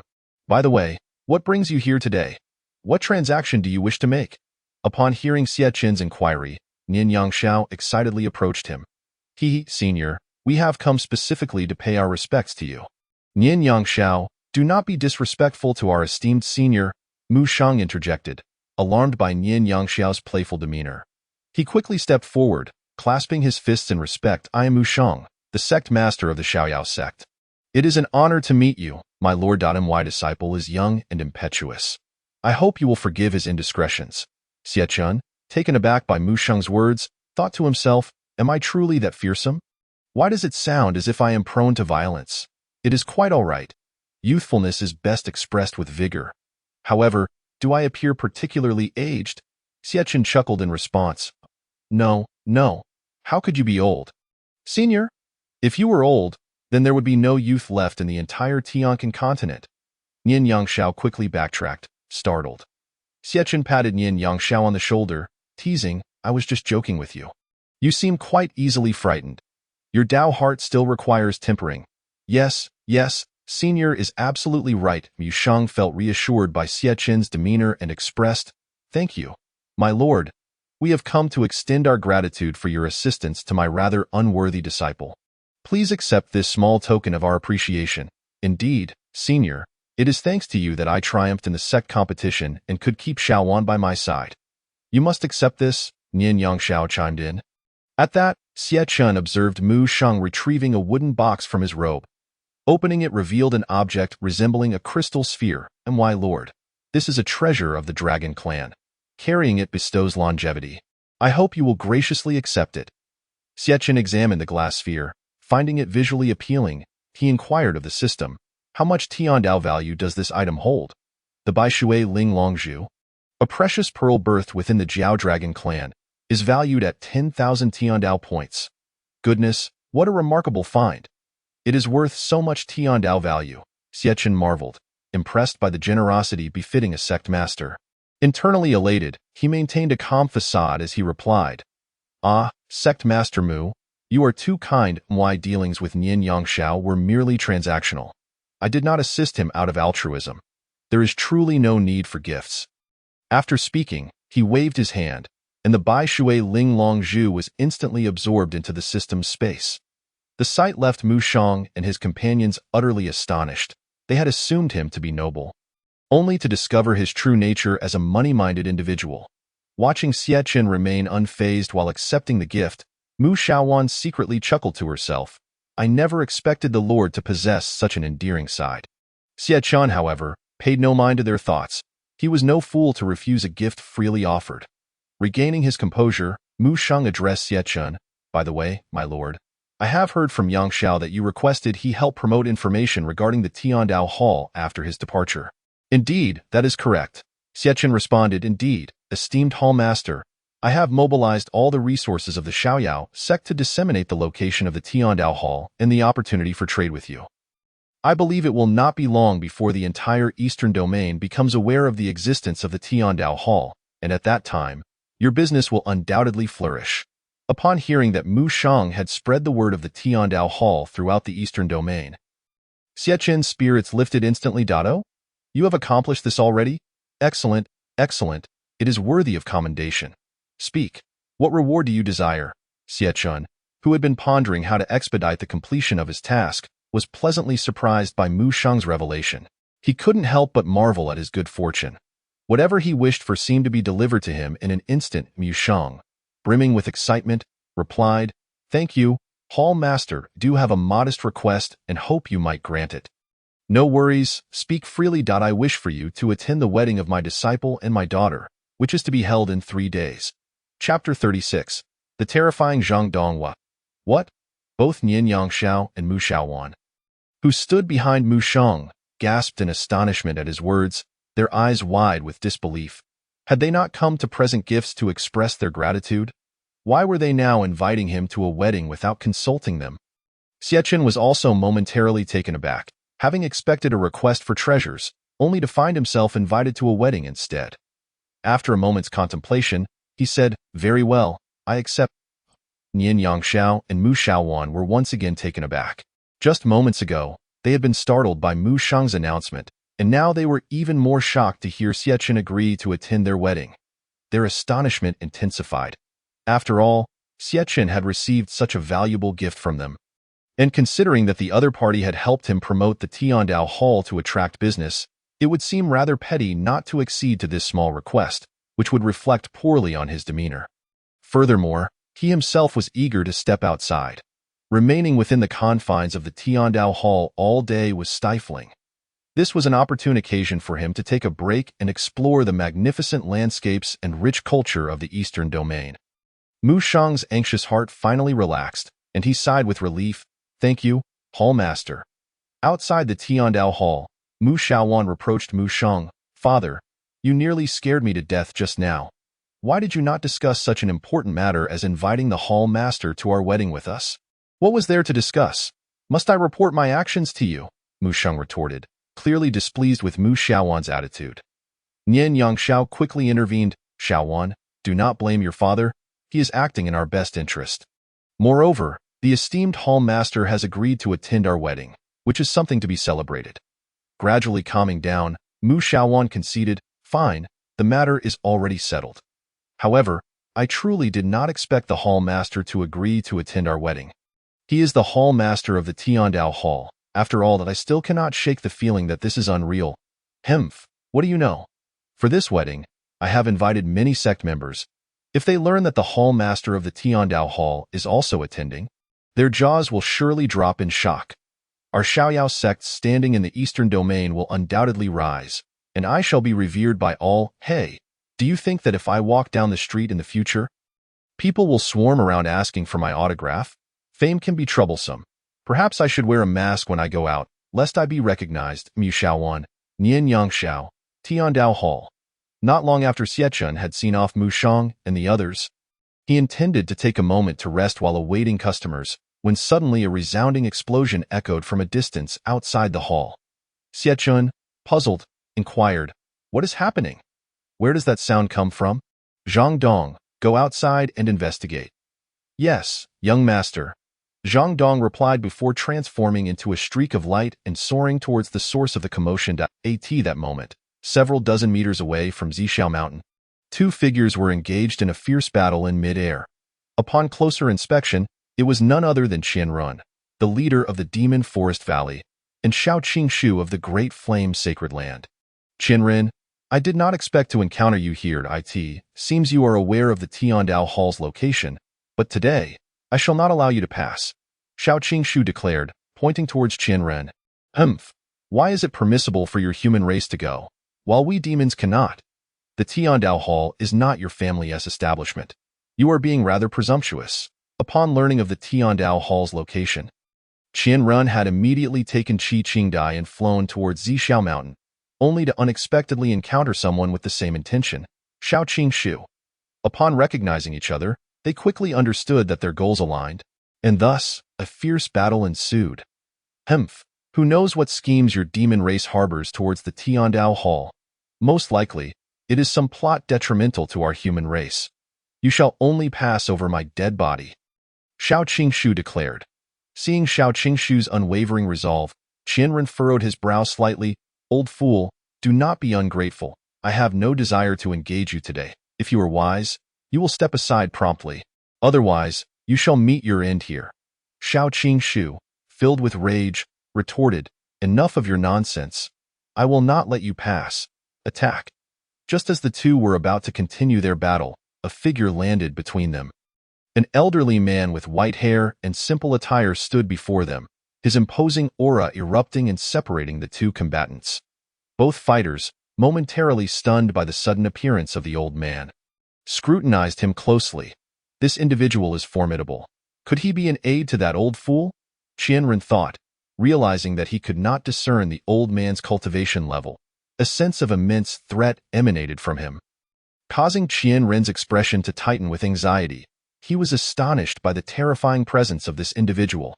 After all, he was at the 5th level of tribulation. What sort of being could invoke such a feeling of danger? Could he be at the 7th or 8th level of tribulation?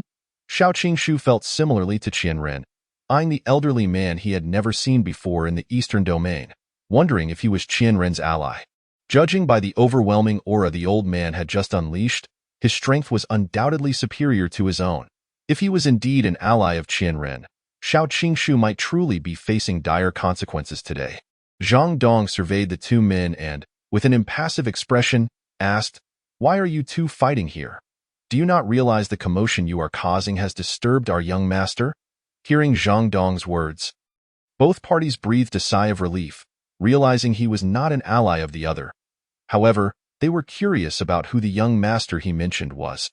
Shao Qingshu cautiously inquired, "Esteemed elder, may I ask who your young master is?" Zhang Dong stroked his beard and smiled slightly. "Oh, have you forgotten so soon? Did you not meet him not long ago?" Upon hearing Zhang Dong's reply, everyone displayed expressions of confusion. They had met someone recently? When was that? As they pondered who they had encountered recently, Qi Qingdai, standing beside Qianrun, glanced up at the eastern domain's Tianjiao List and suddenly recalled something, her face paling in shock as she exclaimed, "The Hall Master of the Tianjiao Hall." "What? The Hall Master of the Tianjiao Hall?" Qianrun and Shao Qingshu were equally astonished, their faces reflecting disbelief as they gazed at the elderly man before them. Could this terrifying elder truly be associated with the Tianjiao Hall? Chapter 37. Xiechun's decree. At this moment, both Qianrun and Shao Qingshu felt a twinge of apprehension. The elderly man before them had appeared due to the noise generated by their battle, which had disturbed his young master. If this elder truly belonged to the Tianjiao Hall, then they had inadvertently offended its master, and the repercussions of such an affront were too dreadful to contemplate. The worst-case scenario would be their outright annihilation. Given the Hall Master's capabilities, extinguishing their lives would be as simple as crushing 2 ants. With this thought, their expressions grew increasingly anxious. Zhang Dong turned his gaze towards Qi Qingdai beside Qianren, chuckling as he remarked, "Oh, you little girl are quite astute. You guessed correctly.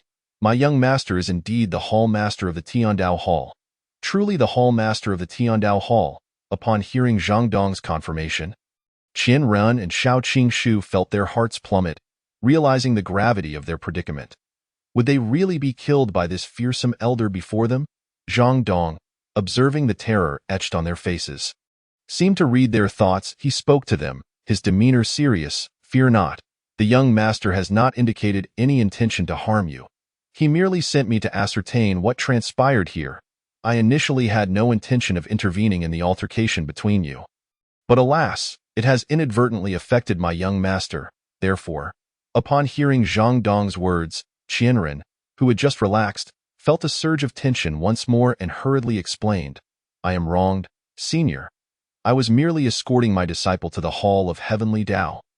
And we were progressing smoothly until we encountered this old man. This old coot approached without uttering a word and launched an attack on me.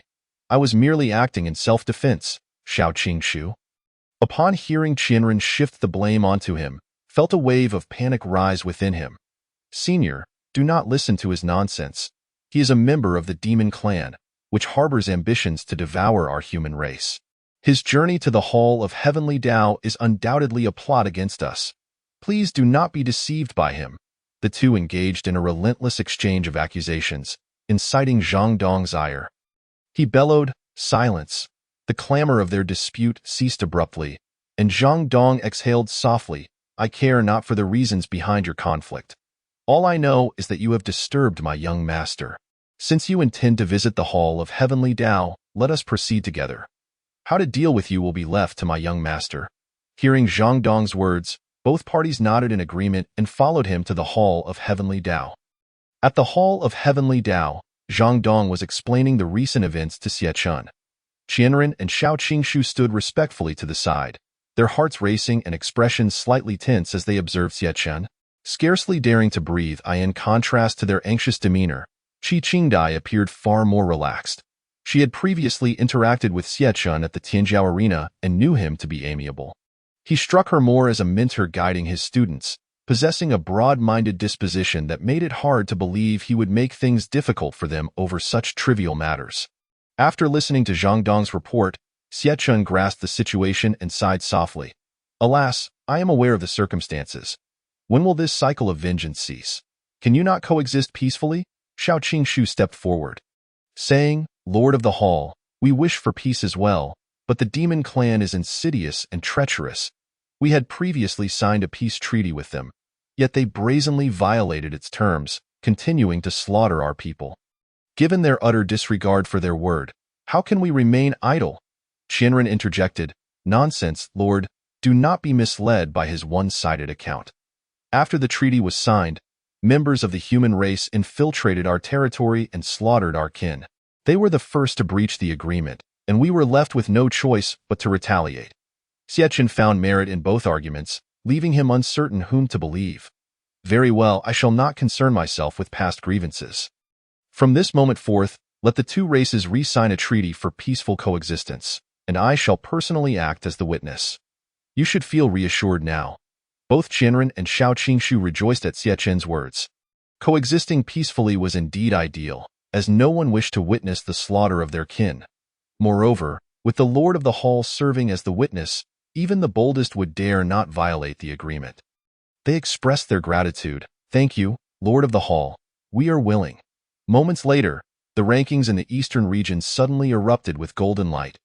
What is happening? Are they about to announce the rankings again? This is remarkably swift, yet I welcome it, then. A familiar voice resonated in everyone's ears. "Be why the decree of the Lord of the Hall of Heavenly Tao. The long-standing conflict between the human and demon races has resulted in countless tragedies. Our esteemed Lord of the Hall, filled with compassion for all beings, cannot bear to witness further bloodshed between the two races. Hence, I hereby declare that all members of the demon clan within the eastern region are prohibited from slaughtering humans. And humans are likewise forbidden from besieging the demon clan. Any party that defies this decree shall face merciless retribution. As the voice faded, the crowd in the eastern region responded in unison. We abide by the decree of the Lord of the Hall. At that moment, tears of joy streamed down their faces as they marveled at the greatness of the Lord of the Hall.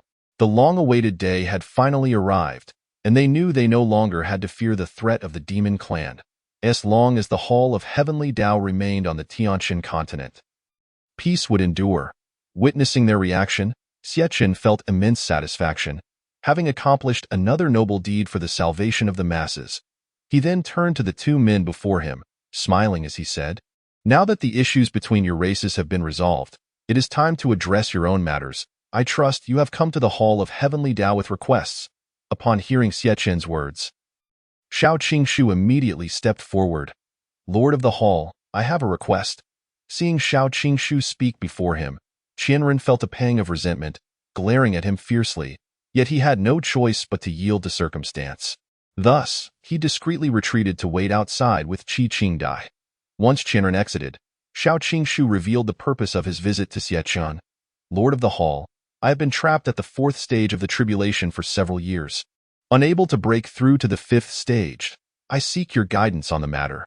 May I offer this as payment?" With that, he produced a long sword. The sword glowed a fiery red, flames flickering along its blade, exuding an intense heat that was quite striking. "System, is this sufficient as a price for the calculation?" Xiachen inquired of the system. "Beep, inferior grade flaming sword, valued at 3,000 heavenly Tao points. Calculating the cause of your inability to break through to the 5th stage requires 4,000 heavenly Tao points. This cannot be accepted as payment." Upon hearing the system's response, Xiachen's expression darkened. Such a splendid sword was worth so little. What a disappointment! Xiachen addressed Shao Qingshu. "You must understand that breaking through to the tribulation stage is exceedingly challenging. The value of this sword alone is far from adequate." Shao Qingshu, anticipating this outcome, displayed a resigned expression. Next, he produced a dark crystal. The crystal emanated a black hue, with flames seemingly burning at its center. Containing an abundance of spiritual energy. "Lord of the Hall, what if I include this crystal?" System, is this acceptable? Beep. Holy Spirit Crystal, a material for crafting high-grade holy artifacts, valued at 5,000 heavenly Tao points.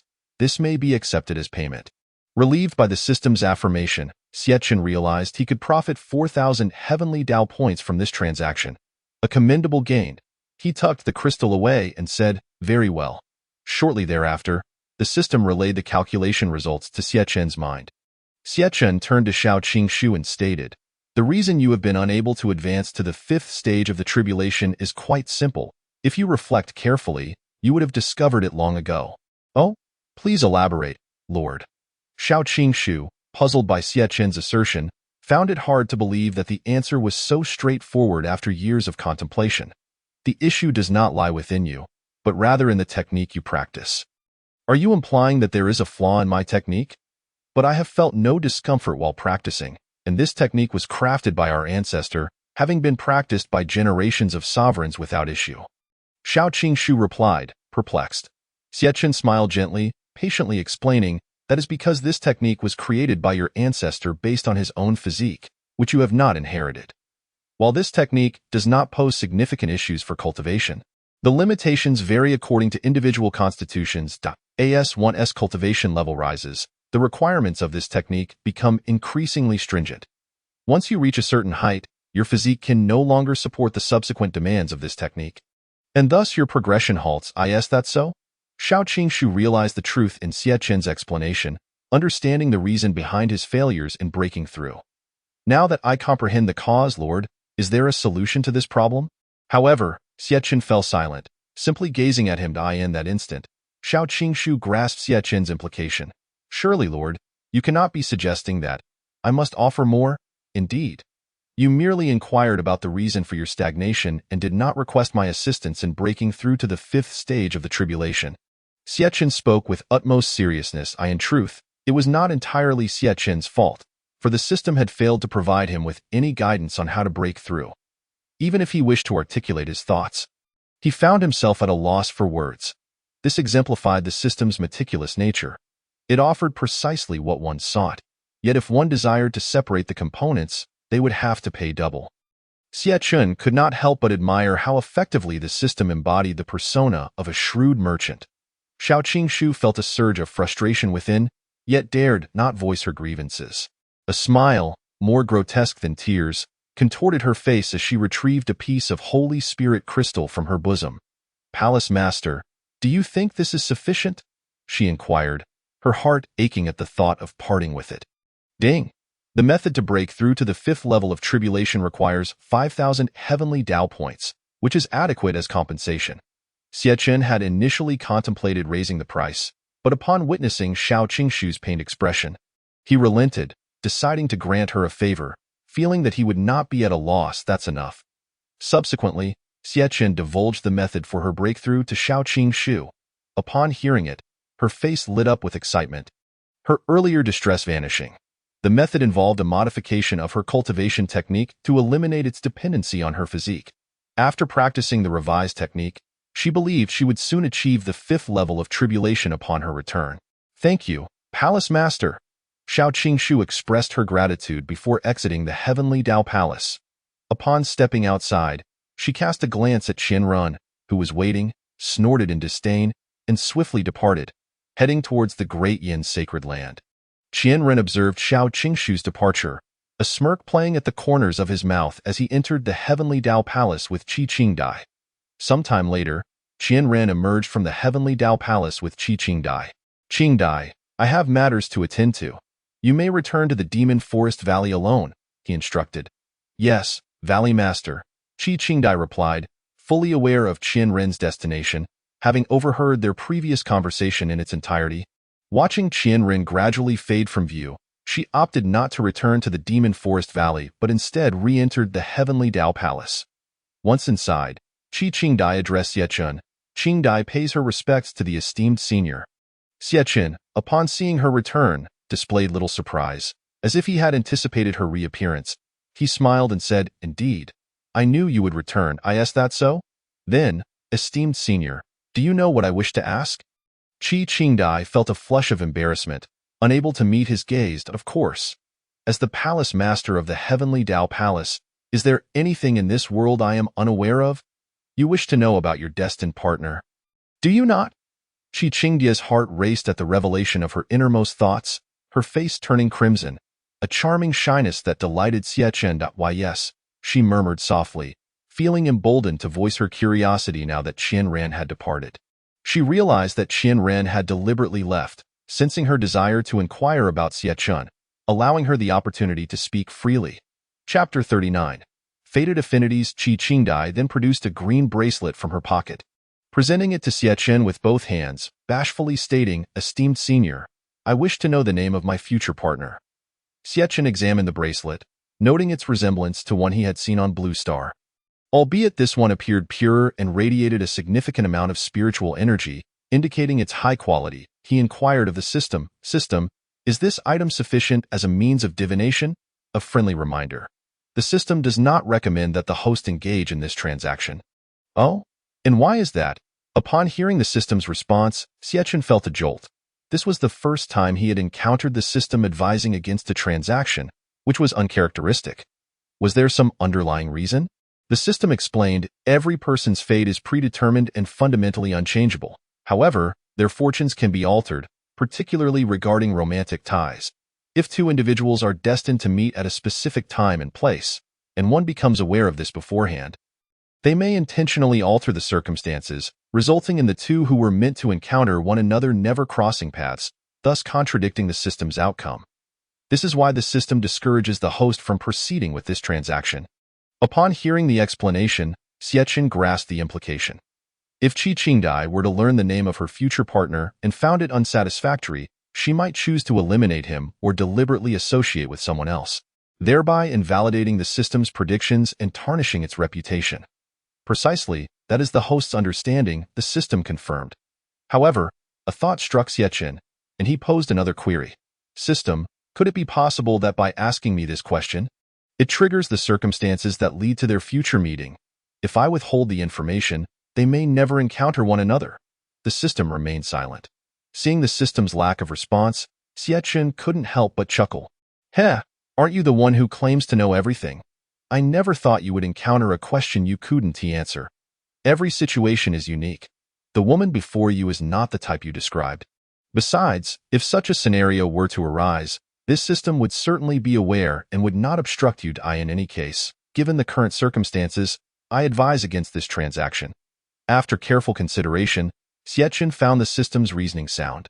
Very well, I shall heed your advice and refrain from this transaction. However, could you discreetly tell me the name? I assure you I won't reveal it to her. I am merely curious about the nature of her future partner. If the host wishes to know, it can be done, but it will cost 1,000 heavenly Dao points. Upon hearing the system request points, Xiechun felt displeased. Really? Even though I'm not revealing it to her. You still demand payment? Don't forget, I promised not to engage in this transaction, which would incur losses. I have yet to seek compensation from you. Then, it will be 500 points, and it cannot be lower. This system does not provide predictions without compensation. That is more reasonable. Having previously received 10,000 heavenly Dao points from Qianren, after deducting the 500 points, Xiechun still had 43,500 points remaining. The system then communicated the result to him. Damn, I let that kid off easy. Upon learning the outcome, Xiechun felt a mix of shock and inevitability. The individual was none other than Dao Songhai. During the Tianjiao competition, the two had exchanged furtive glances, hinting at a connection that had begun to intertwine. Initially, Xiechun had harbored a flicker of hope. Qi Qingdai was a stunning beauty, captivating to anyone. How wonderful it would be if he could be with her. However, the notion of forcibly claiming Qi Qingdai for Dao Songhai, thus placing a metaphorical green hat upon him, seemed distasteful. Such despicable actions were not in alignment with his identity as the palace master of the heavenly Dao Palace.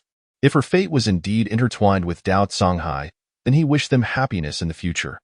Contemplating his lack of fate with Qi Qingdai, Xiechun grew curious about his own future partner. He inquired of the system, "Can you tell me the name of my future partner?"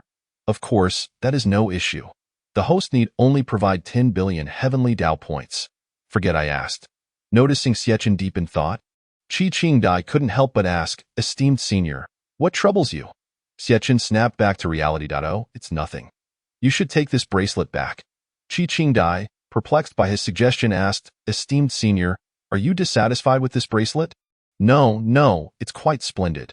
"Then why not keep it?" Qi Qingdai was further baffled.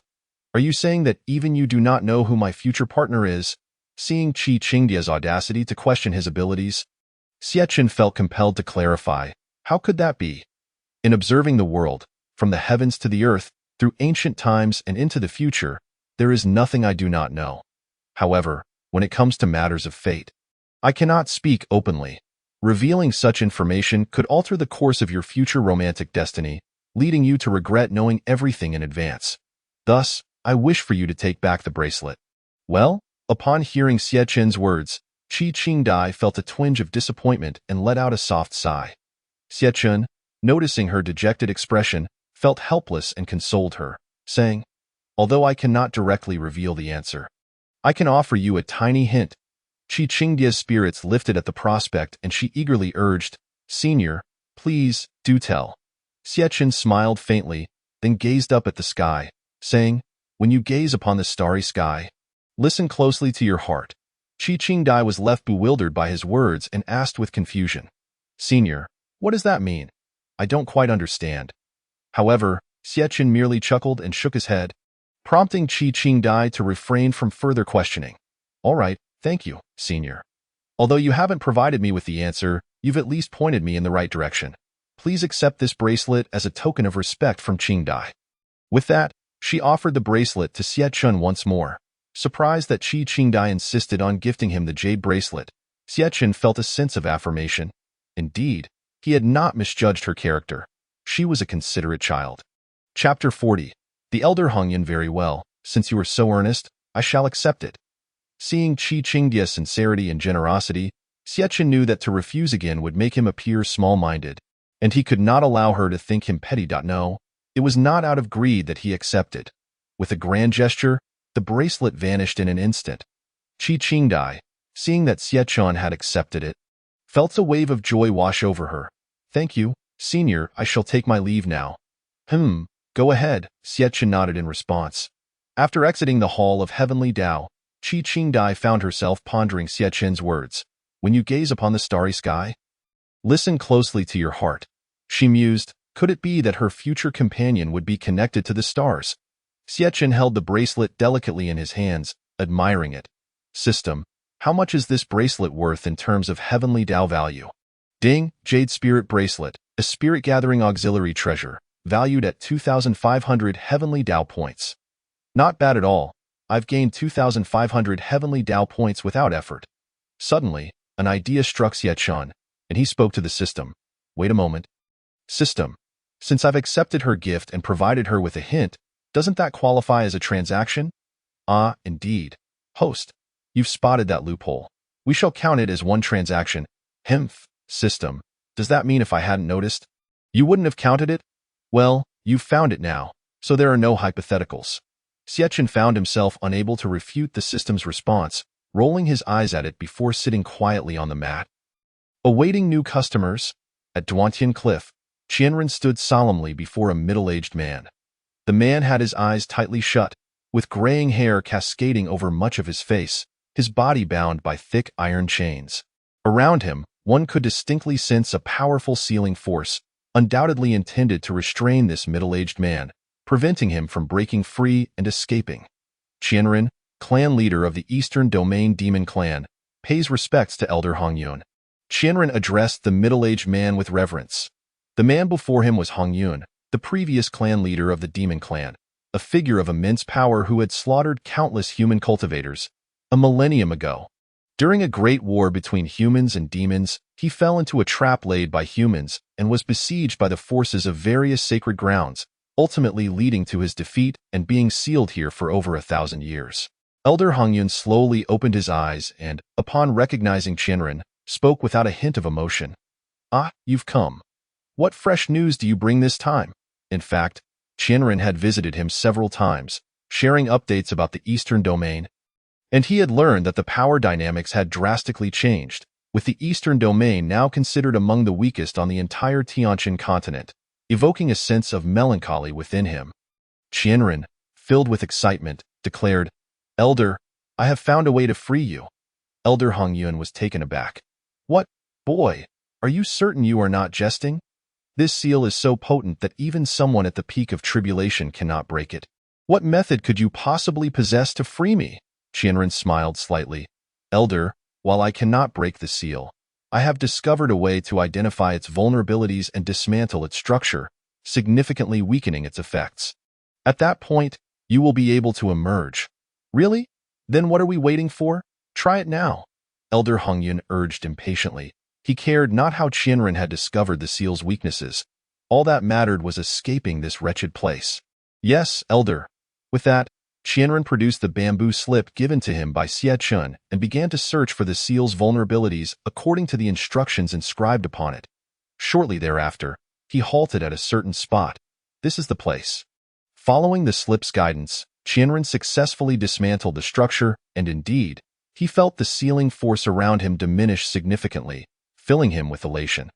The sacrifice of a precious artifact from the Demon Clan had not been in vain. Upon sensing the weakening of the seal, Elder Hongyun laughed heartily, and then his aura surged, his power reaching its zenith. The chains binding him shattered in unison, and with a thunderous roar, he soared into the sky, shattering everything around him. "Ha ha ha ha, I, Elder Hongyun, am free at last," he exclaimed, raising his arms in triumph. Seeing Elder Hongyun's liberation, Qianren hurriedly knelt, offering his congratulations. "Congratulations, Elder, on your freedom." Elder Hongyun hovered before him. "Boy, you did well. Now that I am free, the human race shall taste my vengeful wrath." Qianren's expression turned frantic. "Elder, you mustn't." Elder Hongyun, infuriated by Qianren's attempt to dissuade him, bellowed. "What, do you wish to stop me?" Qianren replied, "Elder, it's not like that. Please, hear me out." He then recounted the events surrounding the Hall of Heavenly Tao in their entirety. "So, Elder, The Hall of Heavenly Tao's master has declared that the human and demon races must not harm one another, or they will face annihilation. Upon hearing Qianren's words, Elder Hongyun was taken aback, astonished that such a formidable figure had emerged in the Eastern Domain in such a short span of time. He even beheld the two glowing golden lists hovering in the sky above the Eastern Domain, and he reluctantly accepted much of Qianren's account. However, he remained skeptical of the Hall Master's supposed might, dismissing the notion of tearing through the void as mere nonsense, believing it to merely be a trick to deceive the youth. Elder Hongyun stated, "Humph, do you expect me to endure a millennium of torment in vain? Absolutely not. I shall repay every ounce of suffering 100-fold, 1,000-fold. The Hall Master, you say? You fear him, but I do not. Lead the way. I shall confront him personally and see if he is truly as formidable as you claim." Qianren, hearing Elder Hongyun's insistence, inwardly cursed him. "Have you lost your mind after being imprisoned for 1,000 years? I told you we can't provoke the Hall of Heavenly Tao, yet you seek your own demise. I truly regret freeing you." Seeing Elder Hongyun's stubbornness, Qianren could only let out a resigned sigh as he led him toward Zixiao Mountain. Chapter 41. The confrontation between Zhang Dong and Elder Hongyun at Zixiao Mountain. Outside the Hall of Heavenly Tao, Qianren pointed toward the grand hall ahead. "Elder, we have arrived. This is the Hall of Heavenly Tao. I shall go in and inform the master."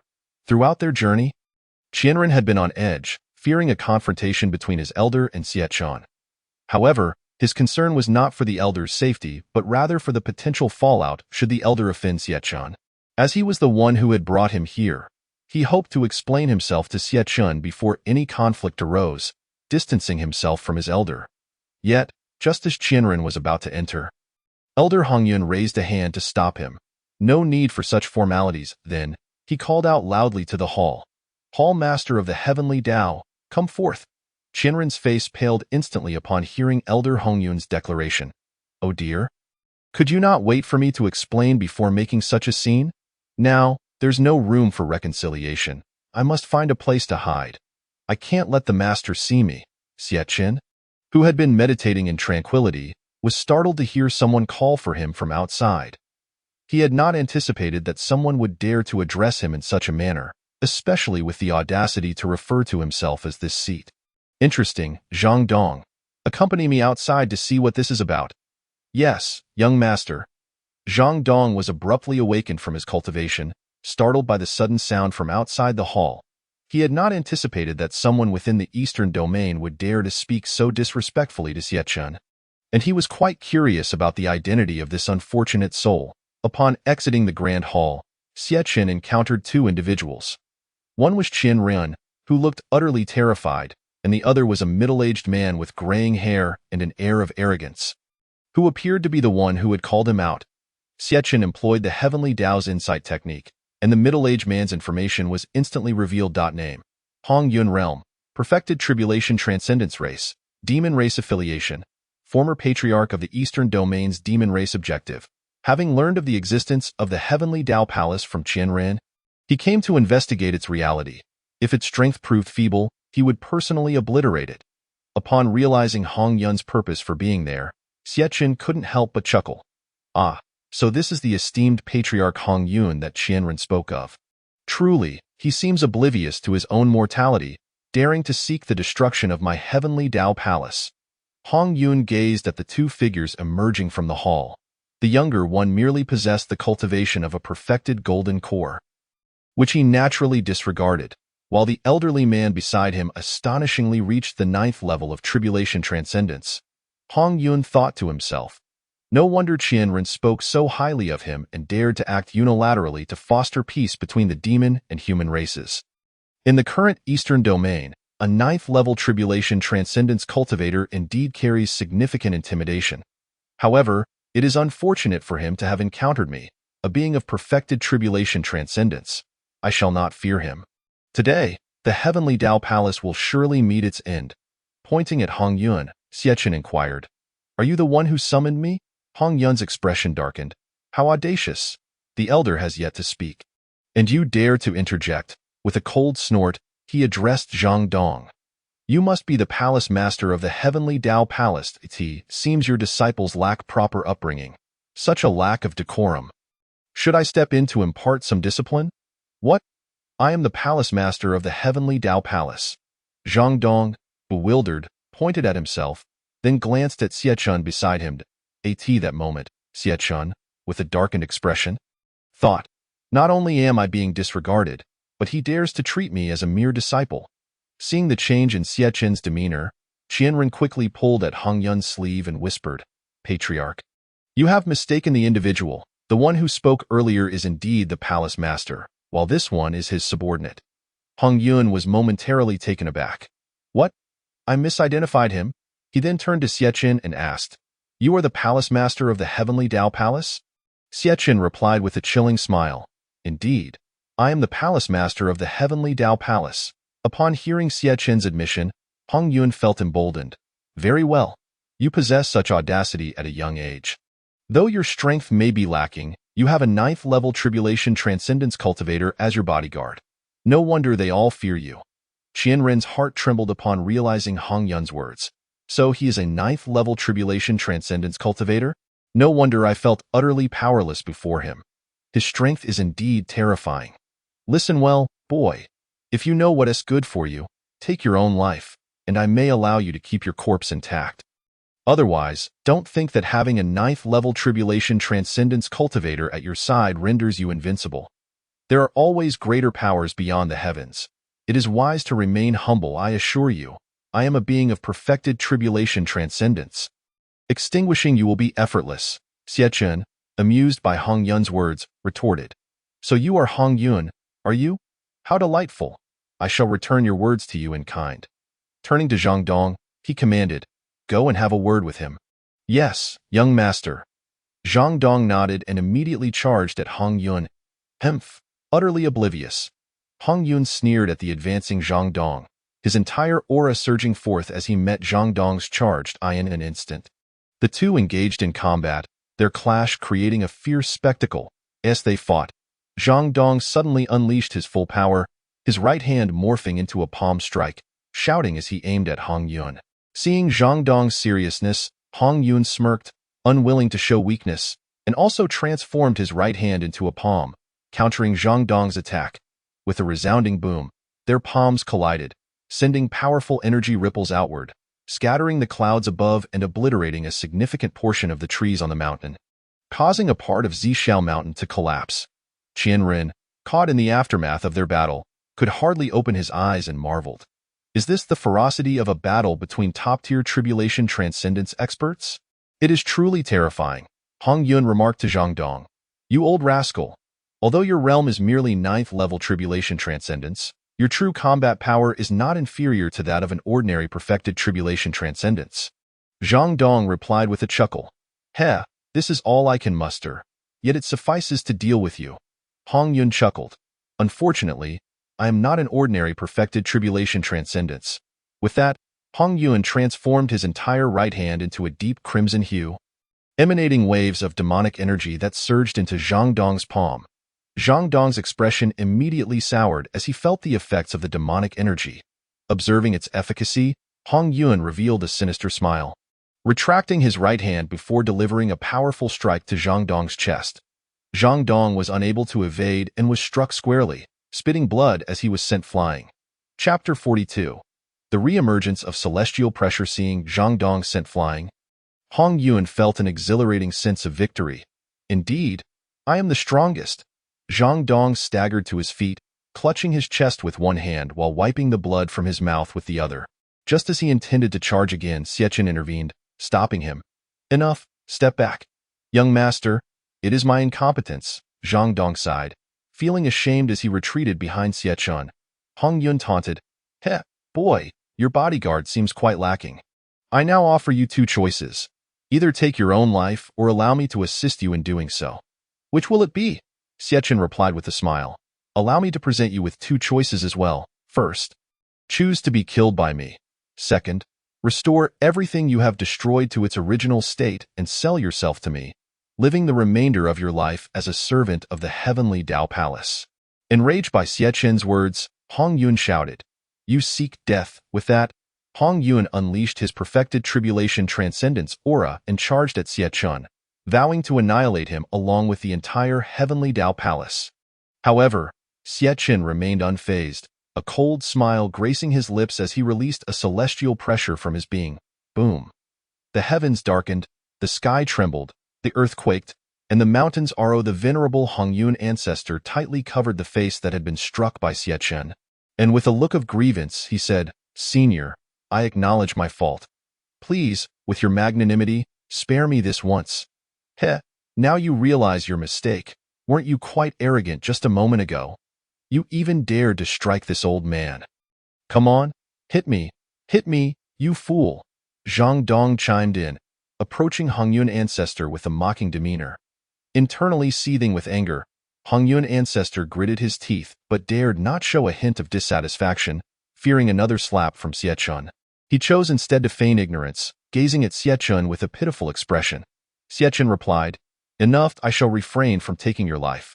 Upon hearing that Xie Chun would not kill him, Hong Yuan ancestor's face instantly brightened with joy. "Really?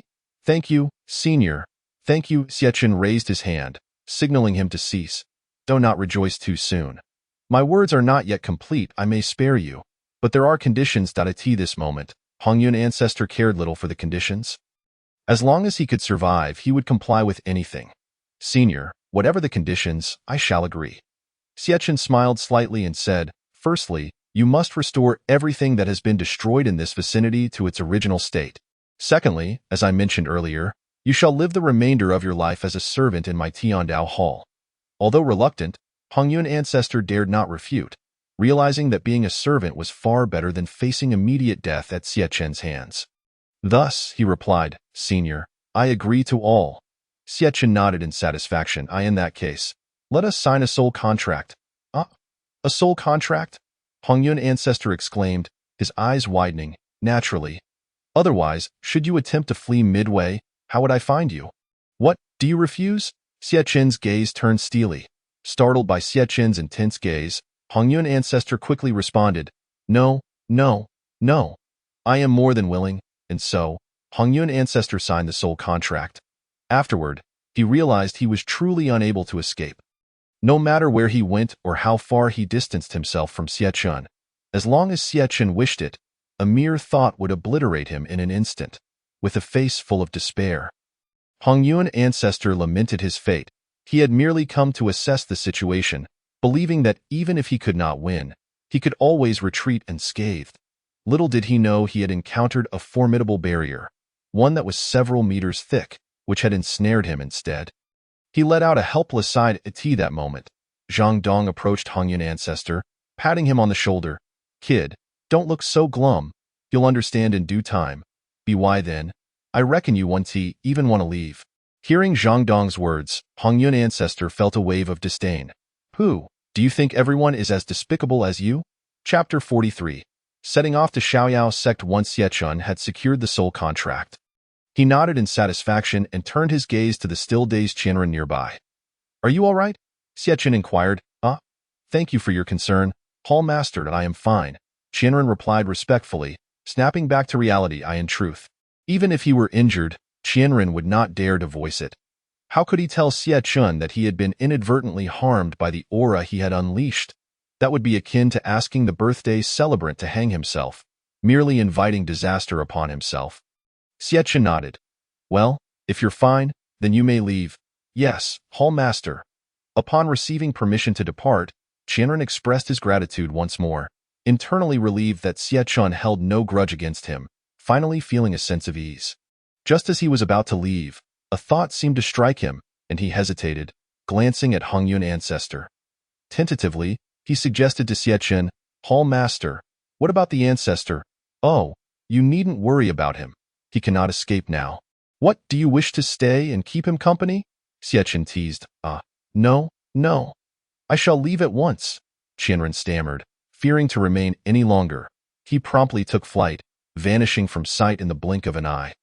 After flying a considerable distance from Zhixiao Mountain, Qianren finally exhaled heavily. That was truly perilous. "I nearly lost my life."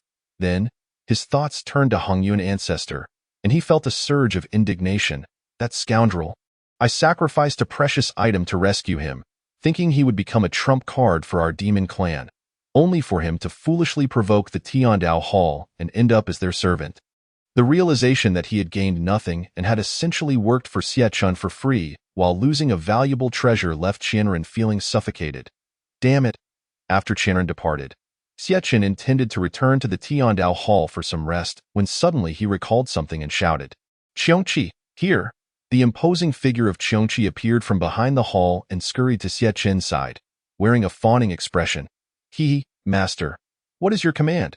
Upon seeing Qiongqi, Hongyun Ancestor's expression shifted drastically. A wave of intense fear and crisis surged within him. He had not anticipated the presence of such a formidable beast here. Had he known earlier, he would never have dared to speak to the hall master in such a manner. Xiechun shot at a glare. "How dare you show your face? Where have you been, master?" I went to the back for a moment," Qiongqi responded, somewhat sheepishly. "Convenient. I suspect you were sleeping. I ordered you to guard the door, and yet the enemy has arrived at our doorstep, and you were nowhere to be found." Xiechun expressed his disbelief at Qiongqi's excuse. Qiongqi, feeling wronged, said, "Master, I was in the wrong. I shall let you off this time, but if it happens again, you can forget about residing in the future beast sovereign's territory and will be stuck here guarding the door forever." Horrified by the prospect, Qiongqi quickly reassured, "Master, rest assured, Qiongqi guarantees that such a thing will never happen again." Seeing Qiongqi's contrite attitude, Xiechun decided to relent. "Very well, by the way, from now on, this Hongyun ancestor will be under your supervision. Ensure he works diligently and does not slack off, understood?" "Understood, master. I will complete the task." Xiechun nodded in approval and then entered the Tianjiao Hall. Once Xiechun entered the hall, Qiongqi's ingratiating expression vanished. Replaced by a menacing visage, it then turned to fixate on Hongyun Ancestor with a predatory gaze. Feeling the intensity of Qiongqi's stare, Hongyun Ancestor was immediately filled with dread, scarcely daring to breathe. He forced a smile and said, "Great beast, do you have any orders?" Qiongqi growled, "It's all your fault, you wretched creature. Why did you come when I was sleeping? You've caused me to be scolded by the master. What are you still standing there for? Did you not hear the master's words? Get to work with that." Qiongqi swatted Hongyun Ancestor's backside with a claw, sending a sharp pain coursing through him, prompting him to clutch his rear and emit cries of anguish. In the following 2 days, several individuals from the Sacred Land Dynasty visited Tianjiao Hall. Upon their arrival, they could hardly believe their eyes. Not only did they see a terrifying giant beast at the entrance, but they also witnessed a powerful demon figure sweeping the ground with a broom atop the mountain. That was Hongyun Ancestor. Recognizing him, one of the Sacred Land members exclaimed in disbelief, and when they realized that the sweeping figure was the once feared Hongyun Ancestor from a millennium ago, they were left aghast, mouths agape, unable to fathom that the once dominant figure of the eastern region had now been reduced to sweeping the ground. "What are you staring at? Never seen someone sweep before. Keep staring and I'll gouge your eyes out." Hongyun Ancestor glared fiercely, causing them to retreat in fright. "Hey, what are you doing? No chatting during work hours. Is your backside itching again?" Qiongqi addressed Hongyun Laozu, simultaneously raising the very claw that had once struck him. Instinctively, Hongyun Laozu covered his backside with his hand and offered a flattering smile to Qiongqi before resuming his cleaning, which nearly caused the onlookers from various holy lands and royal dynasties to burst into laughter. After a while, everyone emerged from the Hall of Heavenly Tao with smiles plastered on their faces. With the conclusion of their transaction with Xiechun, he emerged from this endeavor with substantial gains, amassing a total of 100,000 Heavenly Tao points and achieving 9 iterations of deduction, just one short of completing his task. After bidding farewell to the individuals from the Holy Lands and dynasties, Dao Canghai and Wuchen arrived at the Hall of Heavenly Tao, though they were not there to negotiate with Xiechun. Rather, they sought to express their gratitude. Upon seeing Xiechun, Wuchen was overwhelmed with emotion, tears streaming down his face as he longed to embrace him, prompting Xiechun to instinctively step back and quickly intervene to halt him. Time passed swiftly, and 3 days slipped away in the blink of an eye. Today marked the grand wedding of Nian Yangshao, a disciple of the Xiaoyao sect, and Mu Xiaowan, the daughter of the sect's leader, Mu Sheng. Xie had set out early from Tianjiao Peak, preparing to journey to the Xiaoyao sect to attend the ceremony. Chapter 44. The commotion at the entrance. As Xie exited the hall, he called out loudly, "Qiongqi, here, master. What is your command?" Upon hearing Xie words, Qiongqi, who had been engrossed in listening to Zhang Dong's storytelling, rushed over. Xie instructed, "I shall be departing today.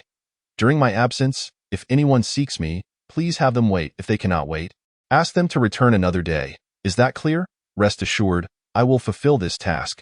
Qiongqi replied confidently. By the way, what of Hongyun?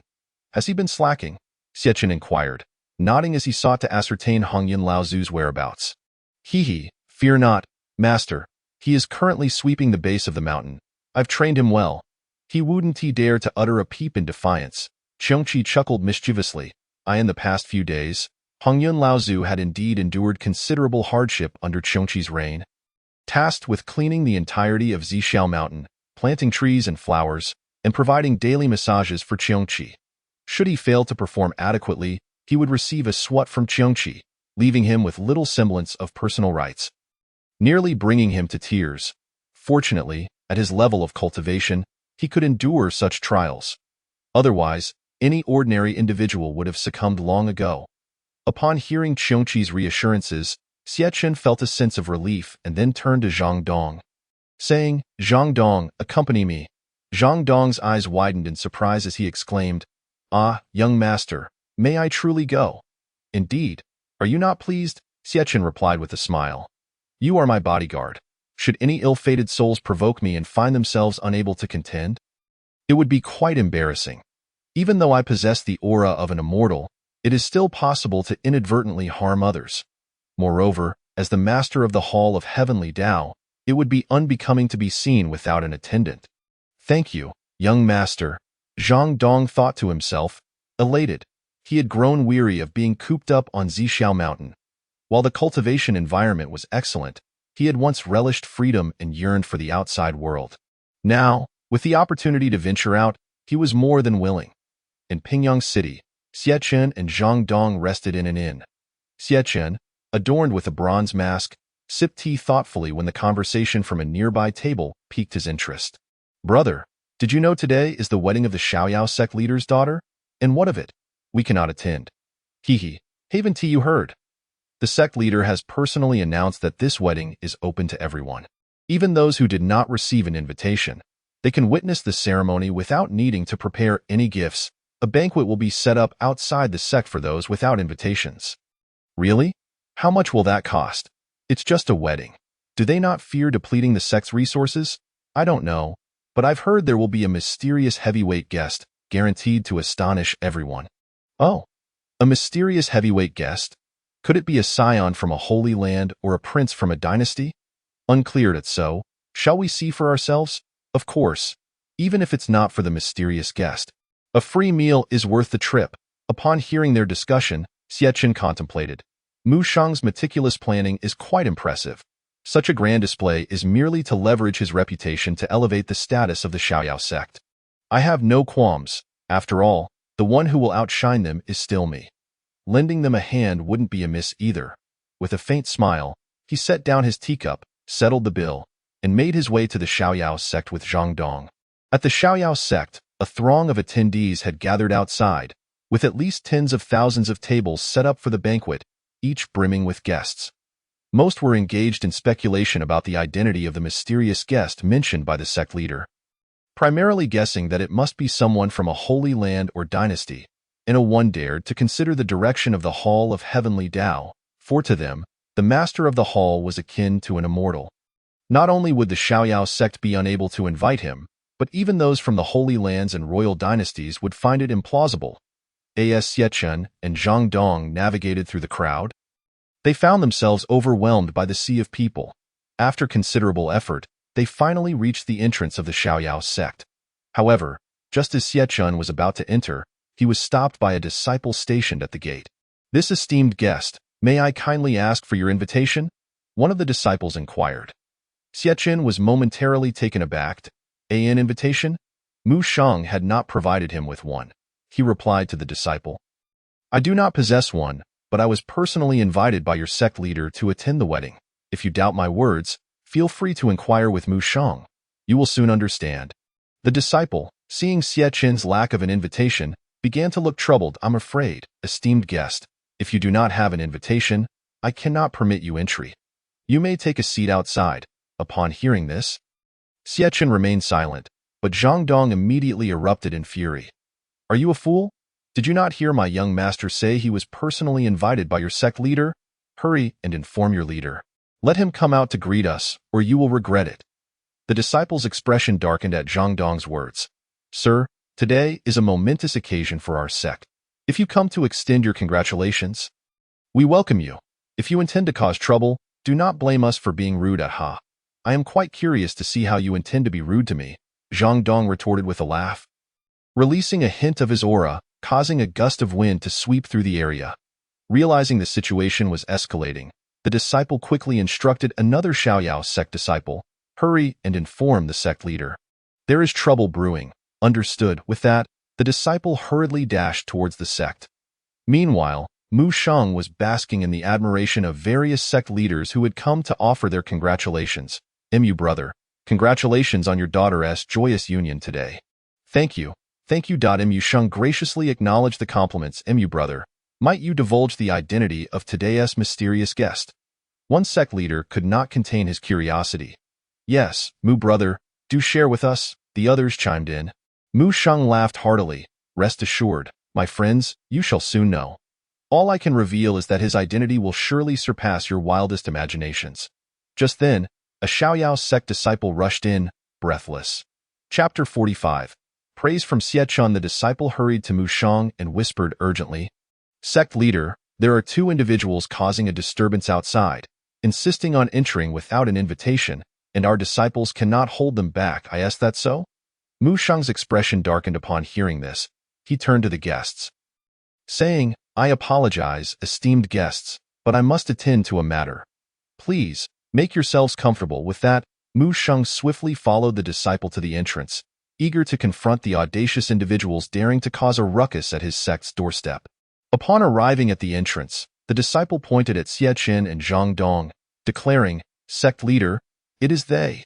At this moment, the gatekeepers, several disciples, lay sprawled on the ground, leaving only a young man clad in white attire and donning a bronze mask, alongside an elderly man with snow-white hair, standing at the entrance. Upon witnessing his disciples incapacitated, Mu Shang felt a sudden jolt in his heart, a wave of foreboding washing over him.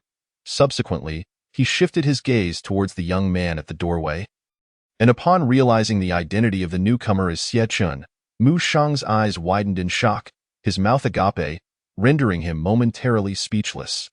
After several seconds of stunned silence, Mu Shang finally regained his composure and immediately struck the disciple beside him with fervor. You scoundrel! The disciple of the Xiaoyao sect was taken aback, utterly confused as to why his sect leader had struck him. However, Mu Shang paid no heed to his thoughts. The look of terror was etched across the disciple's features as he bolted towards Xie Chun in a panic. Seeing Mu Shang rush towards him, Xie Chun smiled warmly, exuding an amiable demeanor. Yet, to Mu Shang, Xie Chun's smile appeared exceedingly terrifying, as if veiled behind that gentle facade was an undercurrent of lethal intent. Upon reaching Xie Chun, Mu Shang, visibly flustered, stammered, Master,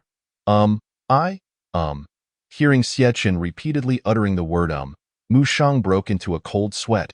On the brink of tears, he immediately knelt before him, trembling as he implored, Master, I truly did not realize it was your esteemed presence.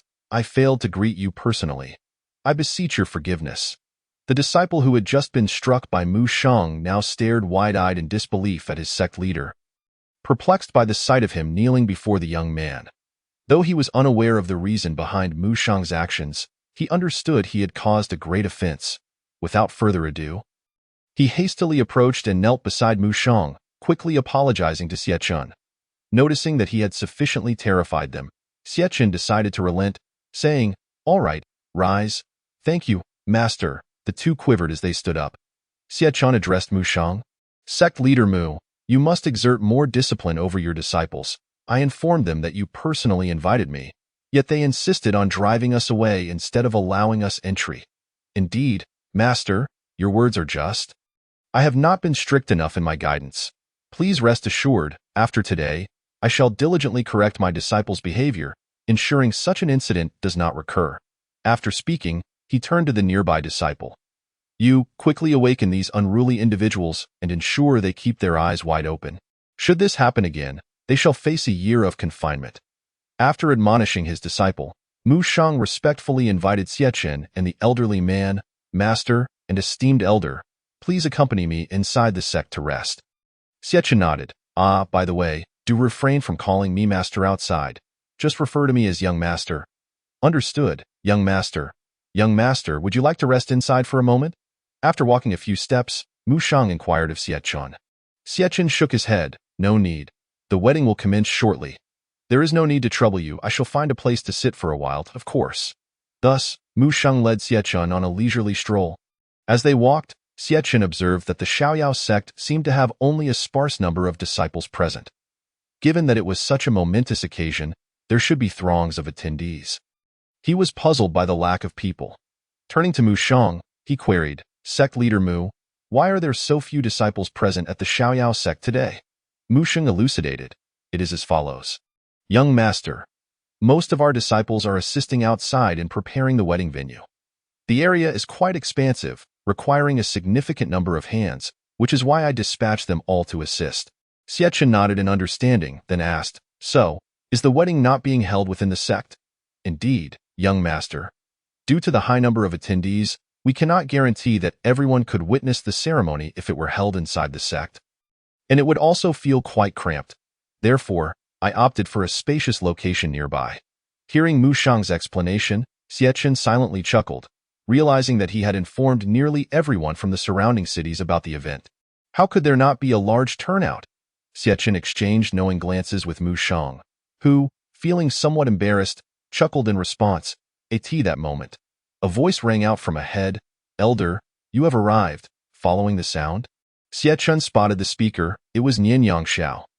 Nian Yangxiao had intended to check on Mu Xiaowan's preparations, but had fortuitously spotted the sect leader in the company of a young man and an elderly figure. Although the young man wore a mask, he instantly recognized him as the master of the Tianjiao Hall and hurried over with delight. Elder, I thought you might not come. I am so pleased to see you here. Nian Yangxiao exclaimed with a smile. Xiachen replied with a grin. How could I not attend? Since I promised I would come to the wedding, I would never go back on my word. Thank you, Elder. Xiaowan will surely be overjoyed to know you are here. Please, do not let me disturb you. I shall inform Xiaowan of your arrival to ease her mind. Very well, go ahead, Xiachen said with a smile. Nodding, Nian Yangxiao bowed deeply once more before dashing off towards Mu Xiaowan's quarters. Observing Nian Yangxiao's youthful exuberance, Mu Shang chuckled, shaking his head as he turned to Xiachen. I apologize for the antics of my disciple. Xiachen smiled. This child is quite commendable, humble, and polite, with considerable strength. You have not misjudged him. Thank you for your kind words, young master. Upon hearing Xiachen commend his disciple, Mu Shang felt elated. To receive praise from the master of the Tianjiao Hall was no small honor. Aside from the prodigies listed on the Tianjiao rankings, few could achieve such recognition. The fact that his disciple was acknowledged by Xiachen was an immense source of pride for him. Chapter 46. The wedding commences gradually. The wedding ceremony was set to begin as Mu Shang led Xiachen towards the wedding venue outside the sect. At that moment, the expansive wedding site near the Xiaoyao sect was teeming with people, and the disciples were diligently working to maintain order, yet could not contain the fervor of the crowd. Where is the bride? We want to see the bride. Where is the mysterious guest? I can hardly wait. Can you guess who this mysterious guest might be? It must be someone from the royal dynasty or the Holy Land. I can think of no one else who could embody the weight and mystery of such a title. Could it be someone from another realm? That is also a possibility. The Xiaoyao sect is certainly a significant power, so it is not surprising for them to know individuals from outside. As the crowd buzzed with speculation, Mu Shang stepped to the center of the wedding venue. Ladies and gentlemen, please quiet down, he announced loudly. The murmurs gradually subsided at his request. Today marks the joyous occasion of my daughter Mu Xiaowan's union with our esteemed disciple Nian Yangxiao. I am profoundly grateful to all of you for traveling such great distances to honor our sect with your presence. It truly elevates our Xiaoyao sect. With that, Mu Sheng bowed deeply to the assembled crowd. Sect leader Mu, where is the mysterious guest you mentioned earlier? The wedding has begun. Surely you can reveal their identity now. A voice called out from the crowd. Yes, sect leader Mu, do tell us, indeed. As the crowd's enthusiasm soared, Mu Sheng felt a surge of joy, having achieved the desired effect. With a smile, he proclaimed, I know you are all eagerly anticipating the arrival of this mysterious guest. Since that is the case, I shall not keep you in suspense any longer. Turning respectfully to Xie Chen, he continued, I invite the young master to take his seat. As soon as the words left his lips, all eyes turned to the direction Mu Sheng indicated. The disciples of the Xiaoyao sect rushed forward, forming a path as they bowed in unison, clearing the way for Xie Chen. Soon, Xie Chen's figure came into view as he walked towards the two central seats at the front of the wedding venue. Selecting one to sit upon, the elderly man who had accompanied him remained silently behind. As Xie Chen settled into his seat, the surrounding crowd erupted into fervent chatter. Who is this person? He is seated in the main position. A privilege reserved for the parents of the bride and groom. So young. It seems my suspicions were correct. He must be a holy son from the Holy Land or a prince from the royal dynasty. Wow, he even wears a mask. How pretentious.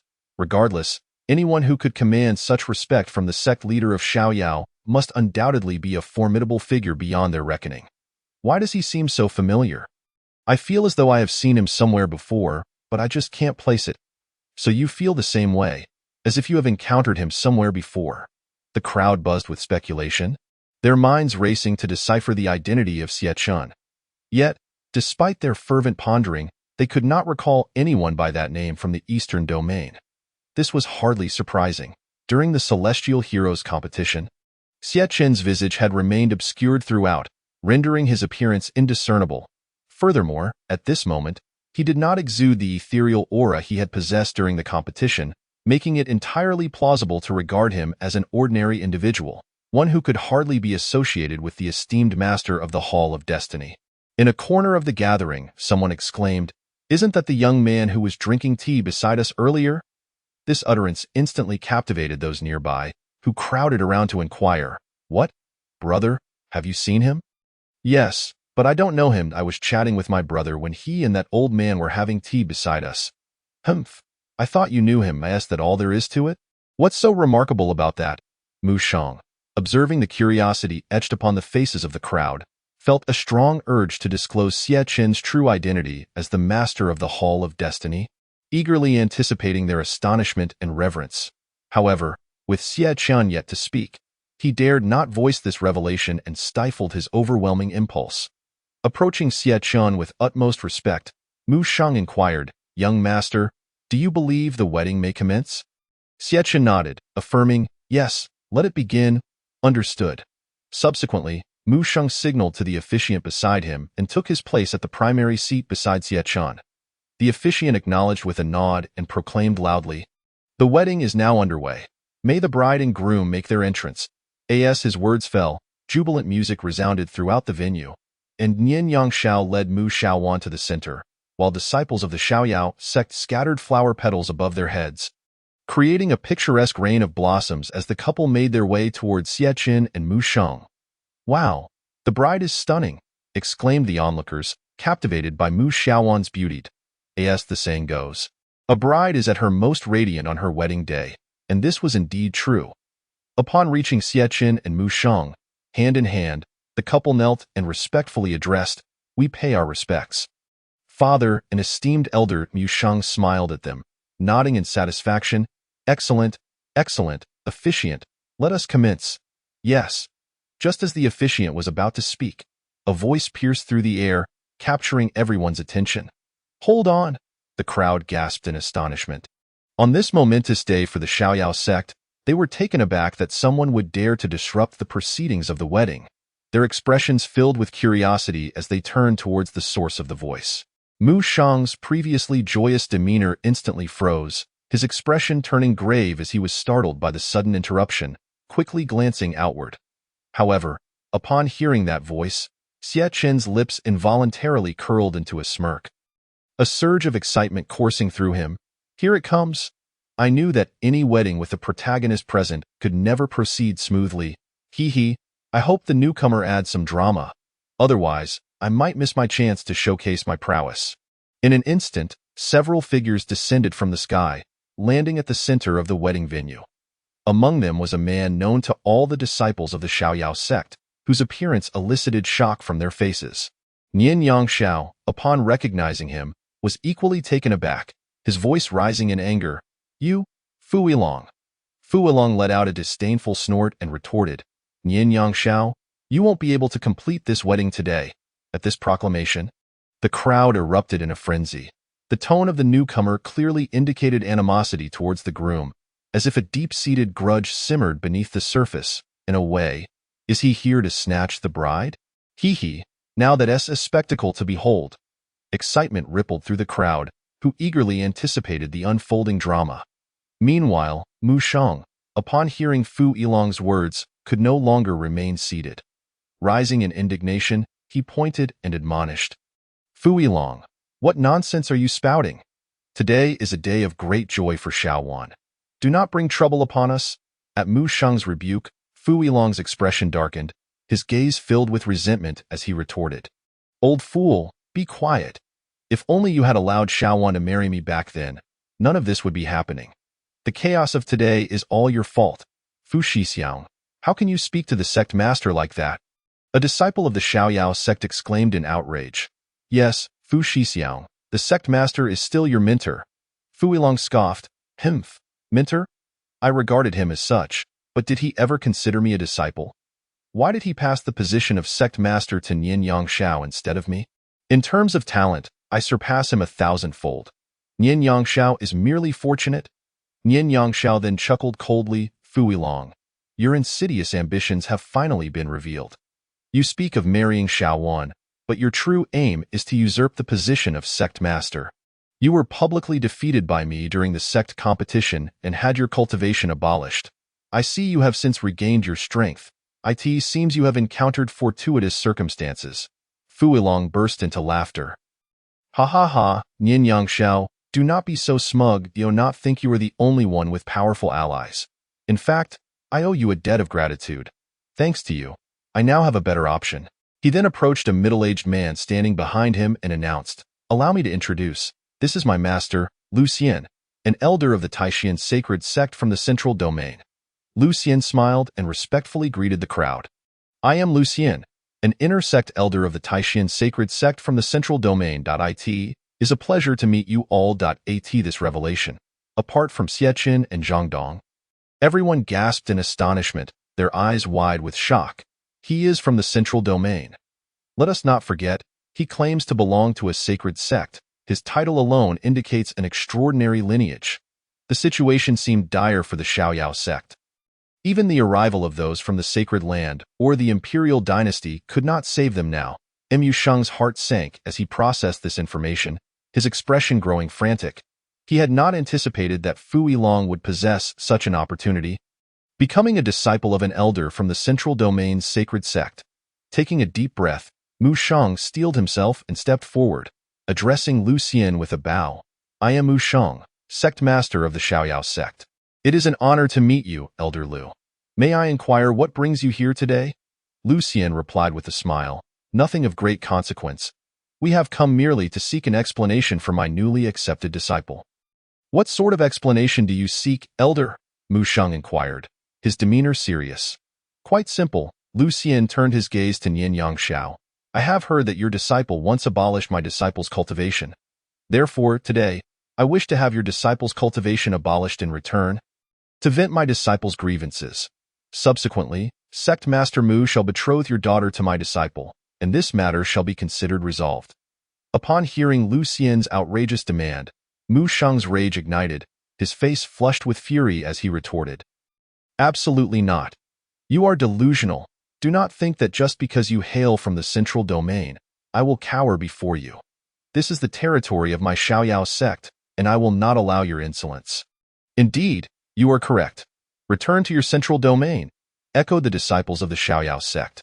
Lucien observed the fervent response of the Xiaoyao sect members and shook his head. What a pity. I had already offered you a chance. Since you choose to squander it, today, the joyous occasion of the Xiaoyao sect shall transform into a day of mourning. Humph. I shall see how you intend to turn today into a day of mourning.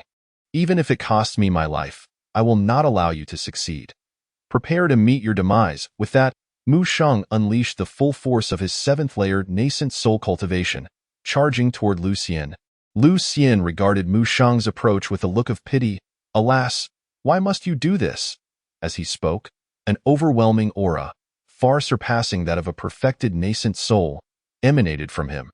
Extending his right hand, a powerful energy coalesced, hurtling toward Mu Sheng. Struck by the blow, Mu Sheng was sent hurtling backward, crashing to the ground, blood spilling from his mouth. Father, Sect Master, Mu Xiaowan and Yin Yangxiao rushed to support Mu Sheng. Witnessing him spitting upon finishing his words, Yin Yangxiao seized the long sword from the hands of a disciple of the Xiaoyao sect and charged towards Lucien. However, Lucien merely scoffed disdainfully and retaliated with a palm strike, causing Yin Yangxiao to, like Mu Sheng, spew blood and collapse to the ground. Yangxiao, senior brother Yin, Mu Xiaowan gently laid down Mu Sheng, entrusting him to a nearby disciple of the Xiaoyao sect, and hurriedly ran towards Yin Yangxiao. Tears streaming down her face. Damn it, we will fight him to the bitter end. All the disciples of the Xiaoyao sect were consumed by a mix of sorrow and rage, their eyes reddening as they drew their weapons and charged at Lucien. Lucien regarded the relentless swarm of Xiaoyao sect disciples with a mocking expression, his gaze dismissive as he observed these insignificant creatures, barely at the golden core stage, akin to jesters in his eyes. Subsequently, Lucien unleashed his aura once more, sending all the attacking disciples of the Xiaoyao sect flying. The onlookers, unable to bear the sight, clenched their fists in indignation as they glared at Lucien. However, they dared not intervene, for most of them lacked even the strength of the golden core stage. Even the sect leaders present were of similar strength to Mu Sheng, making any attempt futile. No, who will come to save my Xiaoyao sect? Mu Xiaowan cried out in despair. Ha ha ha, give up. No one is coming to your rescue. Today, I shall eradicate the Xiaoyao sect from this eastern region. At that moment, a voice resonated in everyone's ears. Oh, is that so? Chapter 48. I am the master of the heavenly Dao Hall. The sudden voice startled everyone, and under Lucien's overwhelming presence, they were astonished that someone dared to stand up for the Xiaoyao sect. All turning to look at the speaker. Oh, it's him, that mysterious guest. Alas, what folly! Lucien's cultivation has evidently reached the tribulation stage, while his realm is merely at the peak of the golden core. Is he not pushing himself into the fire by standing up now? Heaven help us. Let us hope he does not suffer too severely. Upon hearing Xie Chen's voice, Mu Xiaowan's heart leaped with joy. And she turned to him, pleading, Senior, please save my Xiaoyao sect. Lucien was momentarily taken aback by the sudden voice, his brows furrowing in displeasure. Having just proclaimed that no one would come to their aid, he felt slapped in the face, which left him feeling humiliated.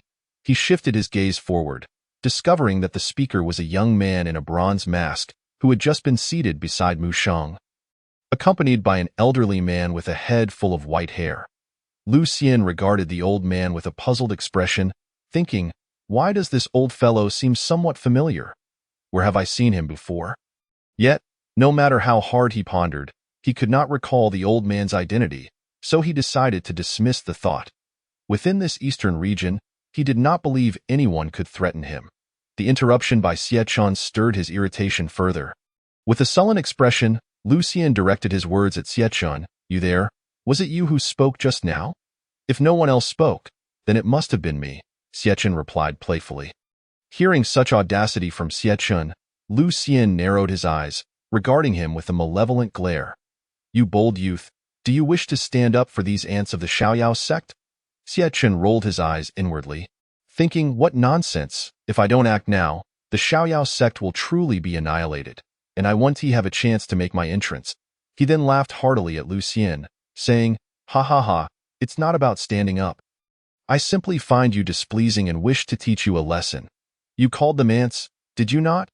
Are you aware that to me, You are no different from them, merely another ant. Hiss, such domineering words. He dares to say Lu Xian is an ant. Those around gasped in astonishment at Xie Qin's audacious declaration. Fu Yilong, standing beside Lu Xian, was instantly enraged by Xie Qin's belittlement of his master. Pointing at Xie Qin, he shouted furiously, "You insolent wretch! Who do you think you are, daring to speak to my master in such a manner? Kneel and apologize at once, or you shall accompany these wretches of the Xiaoyao sect to their demise." Seeing Fu Yilong's arrogance, Xie Qin's expression darkened. "How dare you speak to me this way? You are the second person to have the O." At that moment, every individual present was overwhelmed with excitement, their faces reflecting a myriad of emotions, shock, joy, and a spectrum of feelings manifested vividly. Some were even moved to tears, utterly unable to contain their emotions. Among the most fervent were the two individuals who had previously conversed with Xie Qin in the same inn. They could scarcely believe that, as ordinary people, they would find themselves sharing space with the master of the heavenly Dao Hall, seated at the adjacent table. They vowed that when they grew old, they would recount this event as the pinnacle of their lives, a tale of glory to boast about to their descendants. As Xie Qin surveyed the crowd kneeling before him, their fervent emotions brought him immense satisfaction, a feeling akin to being the center of adoration. "Please rise," Xie Qin said with a smile. Upon hearing his words, the crowd gradually stood, yet their expressions of excitement and astonishment remained intact, each pair of eyes fixed on Xie Qin with fervor. Lu Xian, observing the exaggerated reactions of the crowd, felt a surge of panic wash over him. His incredulous gaze fell upon Xie Qin, and for the first time, a flicker of fear stirred within him. A man usually devoid of regard for others, he could not fathom who possessed the power to command such reverence, prompting so many to kneel willingly, even during the presence of their own sect leader. The Taishan Holy Sect, such a display was unimaginable.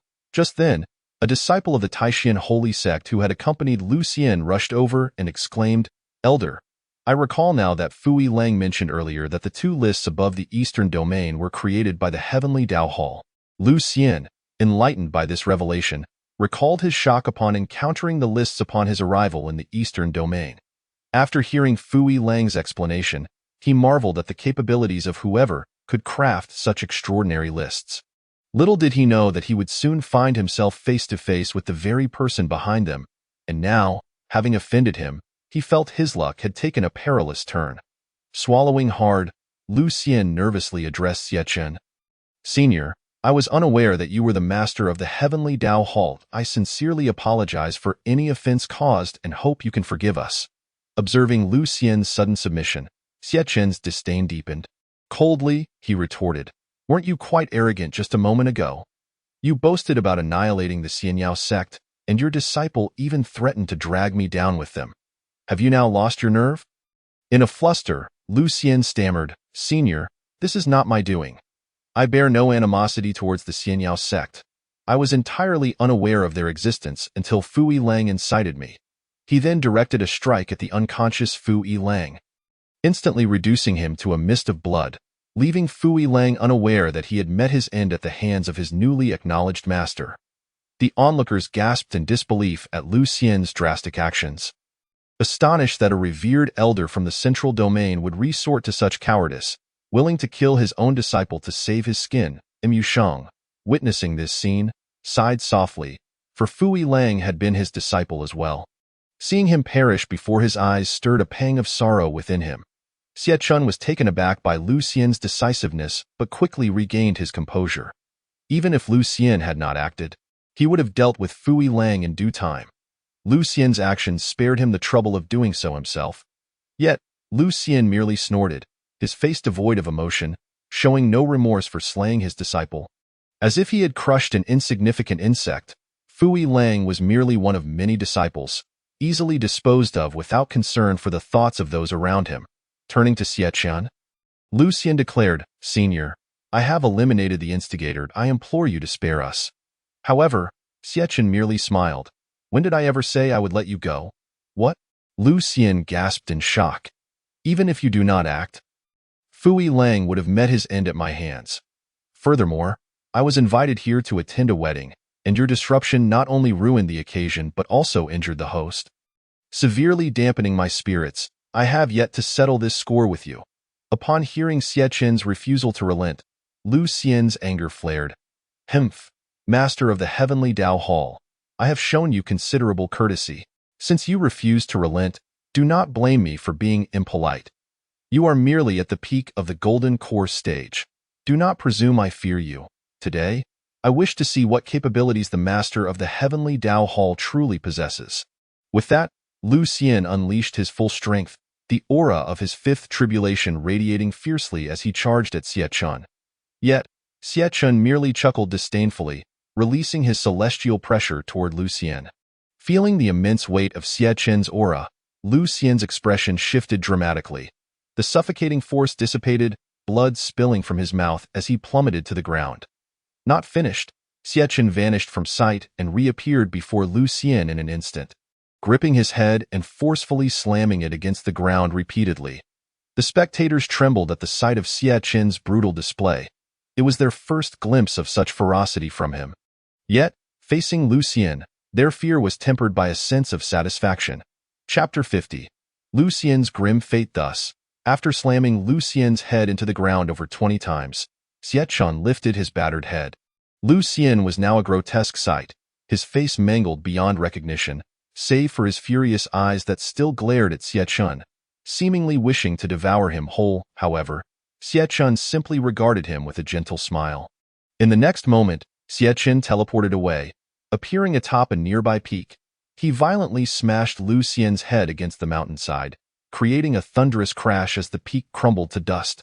Unfazed, Xie Qin vanished again, reappearing at another summit, where he repeated the act, sending Lu Xian's head crashing into yet another mountain. They continued this cycle, each mountain obliterated, leaving no intact summit surrounding the Tianjiao sect. Finally, Xie Qin teleported hundreds of meters into the air. Then, with a forceful thrust, hurled Lu Xian downwards. A deafening roar erupted, shaking the entire wedding venue as dust and debris flew into the air, leaving the onlookers aghast. After a considerable time, as the dust settled, Xie Qin stood before a massive crater, peering down at the nearly lifeless Lu Xian. With a slight smile, Xie Qin inquired, "So, do you wish to further experience my capabilities?" Yet, Lu Xian remained silent, unable to utter a word. His limbs were shattered, his dantian destroyed, his eyes vacant, with bones visibly protruding from his ravaged face. He was beyond saving. Shaking his head gently, Xie Qin turned to Zhang Dong and said, "Zhang Dong, see him off and bury him." "Heh, rest assured, young master, I excel at burial duties." With that, Zhang Dong approached the pitiful Lu Xian, casting a pitying glance before delivering a fatal strike. He then waved his hand, covering Lu Xian's body with earth, gradually filling the pit until it was level once more. Once Zhang Dong finished, Xie Qin turned his attention to the remaining disciples of the Taishan holy sect. They were paralyzed with fear, unable to comprehend that Lu Xian, a fifth tribulation elder, had perished before Xie Qin without any means of resistance. An unprecedented terror surged within them, each one gazing at Xie Qin with fear, apprehensive that he might turn his wrath upon them next. Xie Qin addressed them, "Do not worry, I shall not kill you. Considering you have not offended me directly, I will let you go this time. You are free to leave." The disciples, relieved that Xie Qin spared them, hastily prostrated themselves in gratitude. "When you return to your sect, if anyone inquires who was responsible for Lu Xian's demise, tell them it was the master of the heavenly Dao Hall. If anyone disputes this, feel free to send them my way. I will deal with them accordingly. Is that understood?" "Yes, yes. We shall convey your words to our sect leader without alteration," a disciple at the forefront exclaimed in terror. And upon finishing his words, he promptly led the others away from the scene. Meanwhile, within the esteemed Taishan sacred sect of the Central Domain, the sect leader, Xianming, was currently engaged in a meeting with the elders to deliberate on various matters. Xianming surveyed the assembly and declared, "In 1 month's time, the annual Disciples' Secret Realm trial will commence. Historically, our Taishan sacred sect has always ranked behind the Kanglan sacred sect in these trials. This year, we must decisively suppress the Kanglan sacred sect. I invite your insights and suggestions on how we might achieve this." The assembly exchanged glances, and subsequently, a tacit agreement led them to bow their heads in silence. Noticing their reticence, Ximing was about to express his indignation when, suddenly, a disciple rushed into the meeting room. Sect leader, dire news. Upon witnessing the interruption, Ximing furrowed his brow. What a chaotic display! Speak slowly and clearly about the matter at hand. The disciple took a deep breath, gradually calming himself, and addressed Ximing. Sect leader, grave tidings. Elder Lu Xian's life talisman has just shattered. What? How could Elder Lu? The crowd gasped in horror. They were well aware of the significance of a life talisman, each one intricately linked to the bearer's existence. The shattering of Lu Xian's talisman unequivocally indicated his demise. Ximing frowned deeply and inquired calmly, what transpired? Where did Lu Xian go, and why has his life talisman shattered? An elder spoke up. Sect leader, Elder Lu Xian previously led a group of disciples to the Eastern Domain. Ximing questioned, oh, what was his purpose in the Eastern Domain? I am not entirely certain. Ximing snorted coldly. Regardless of his intentions, he remains an elder of our Taishan sacred sect. The murder of an elder is an undeniable provocation against us. Dispatch someone to the Eastern Domain immediately to investigate.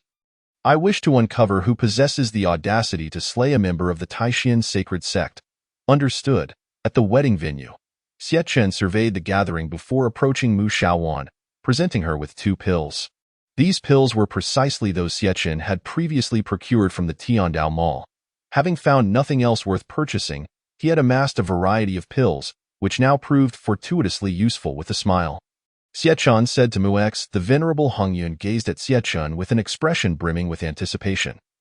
He had previously gleaned information about the existence of Tianjiao Peak from Qiongqi, learning that not only was the environment as beautiful as an ethereal realm, but the spiritual energy was also exceptionally abundant, more so than that within the Great Hall, instilling in him a deep yearning. Xie Chen smiled at him and replied, let us discuss this once you become a formal member. For now, the situation remains as it was before. Well, very well then. Hongyun managed to force a rather unsightly smile, realizing that his status as an unofficial member merely added to his burdens without alleviating them. However, he dared not voice his grievances in front of Xie Chen, for he had unwittingly provoked him earlier. It seemed he must strive to perform well in the future, aspiring to become a formal member of Tianjiao Hall and reside on Tianjiao Peak, which was the ultimate goal. Xie Chen continued, all right, that will be all. You may attend to your matters. I too must prepare to open for business. Yes, Hongyun replied. Qiongqi, let them in one by one. Allow only one to enter once the previous visitor has exited. We must maintain order, understand? Xie Chen instructed as he approached the entrance. Rest assured, master.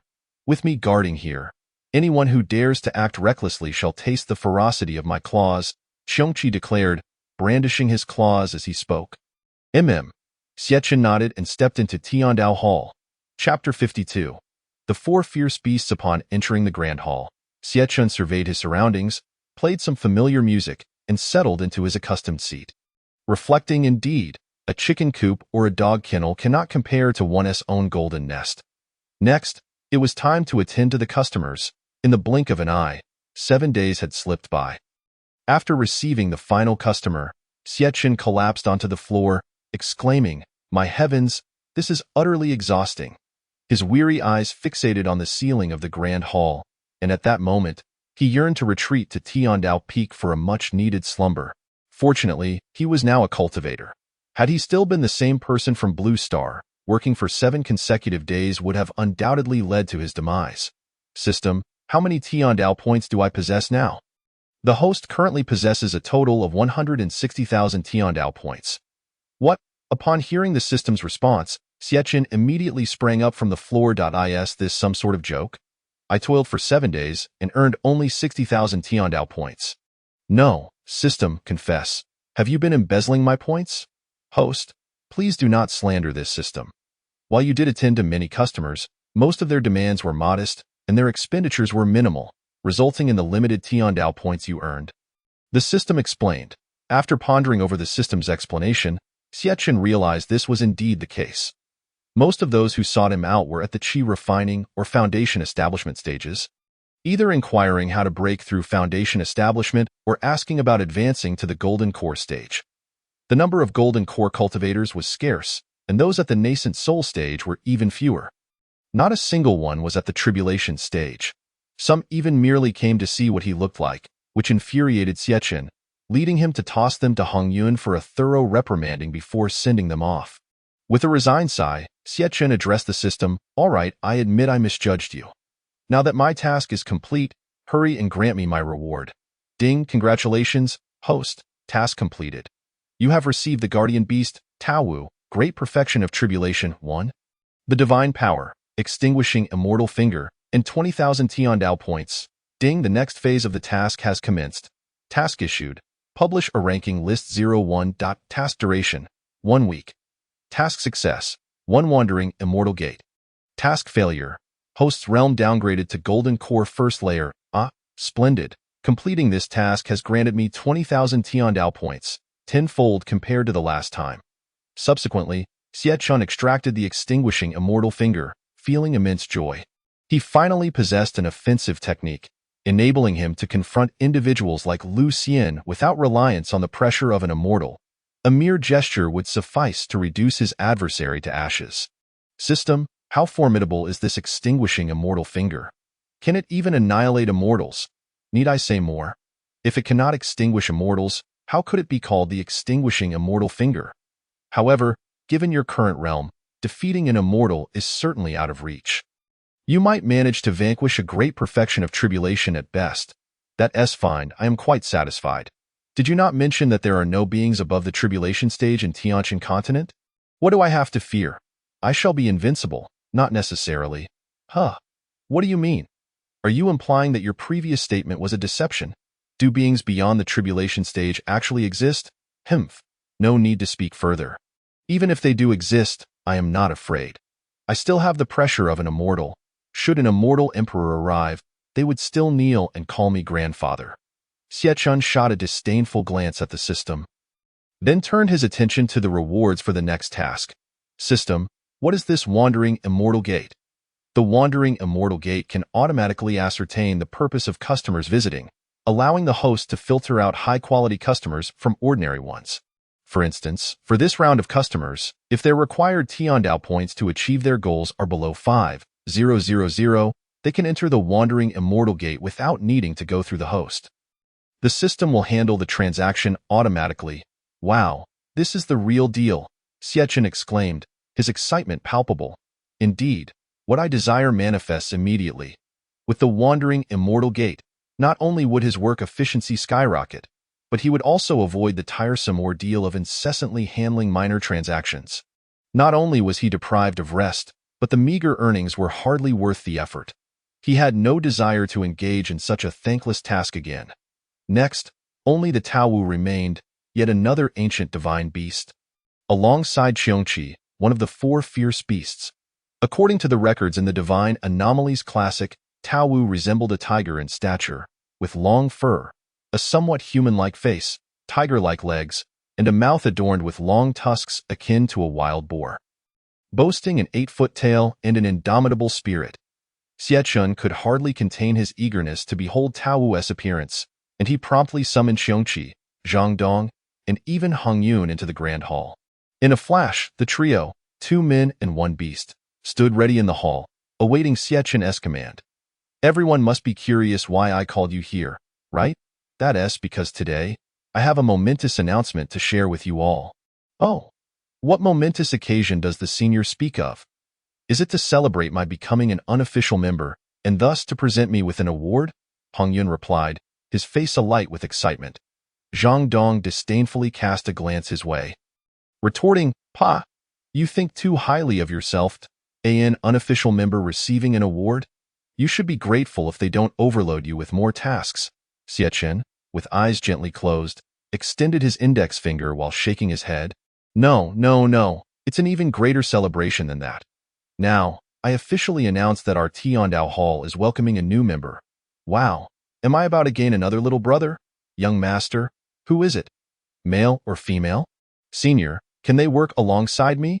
Observing their curious expressions, Xiechun decided not to keep them in suspense any longer and extracted Taowu from the system space, in an instant. A colossal creature, comparable in size to Qiongqi and sporting 2 long tusks, materialized in the center of the grand hall.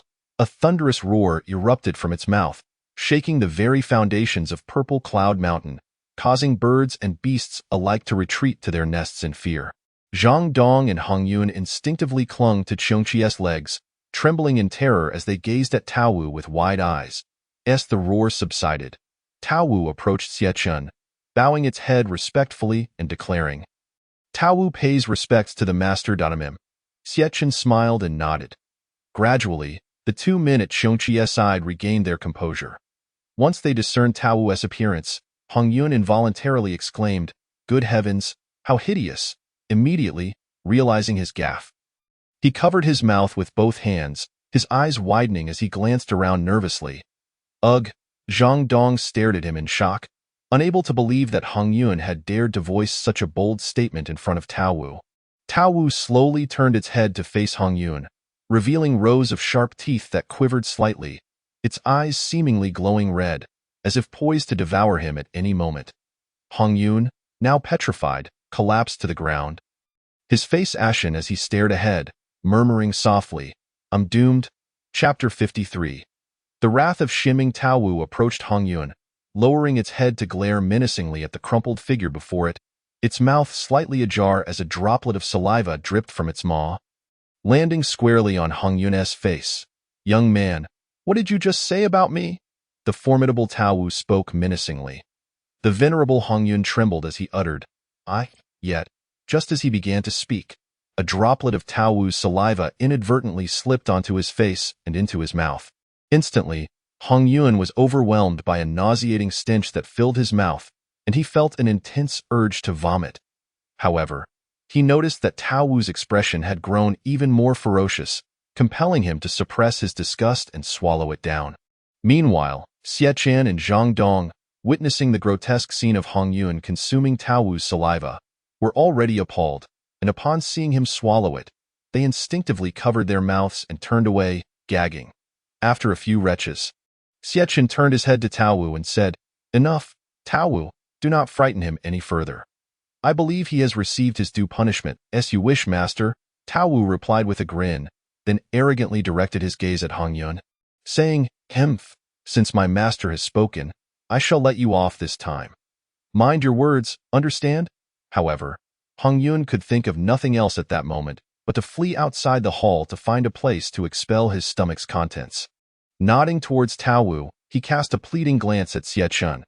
Observing Hong Yun covering his mouth, his face flushed, Xie Chun disdainfully gestured for him to leave. Gratefully nodding, Hong Yun dashed out of the hall and flew down the mountain to vomit.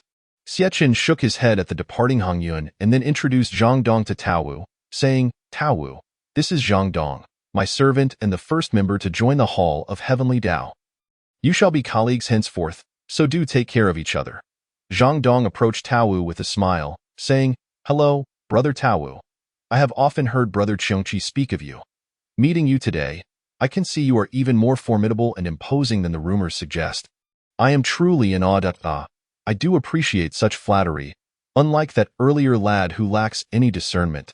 Here I am, so strikingly handsome, and yet he dares to call me ugly." Upon seeing their pleasantries concluded, Xie Chun pointed towards Qiongqi, saying, "This is Qiongqi. I assume you are quite familiar with each other, so no need for further introduction." Tao Wu smiled at Xie Chun, replying, "Indeed, master, I have known this fellow for several million years. In the past, the 4 of us would often hunt together, but every time, Qiongqi would manage to mess things up, and I would have to clean up the mess afterward." Qiongqi, overhearing this, immediately objected, "Oh, spare me. It was always you and Tao Tai who stirred up trouble, and I ended up helping you both. There was even a time when you provoked the boss lady, and it was I who had to plead with her for ages, offering a treasure to secure your release." Upon hearing Qiongqi mention the boss lady, Tao Wu felt a chill run down his spine. The trauma she inflicted upon him was too great. He had suffered greatly in her hands. And just the thought of her terrifying methods made him shudder involuntarily. No, you must be mistaken. I am far too honest to provoke her. It was Tao Ye's doing, I was merely there to rescue him. Qiongqi shot him a glance. "Ah yes, Yes, I wonder who it was that was hung up by the boss lady for 3 days and nights, endlessly crying, I was wrong. I was wrong. I will never dare again. Embarrassed by Qiongqi's revelation of his misadventure, Tao Wu quickly turned his head away to mask his awkwardness. Xie Chun, observing their playful banter, smiled faintly and addressed the group. All right, since everyone is acquainted, you may disperse. Tao Wu, for now, you shall stand guard at the entrance like Qiongqi. You command. Master, Tao Wu replied, and together with Qiongqi, he exited the Grand Hall. Zhang Dong, please issue a notice to suspend operations at the foot of Zhixiao Mountain. The Hall of Heavenly Tao will not be in service for a while. I have been working continuously for 7 days, and I am in dire need of rest, Xie instructed. Yes, young master.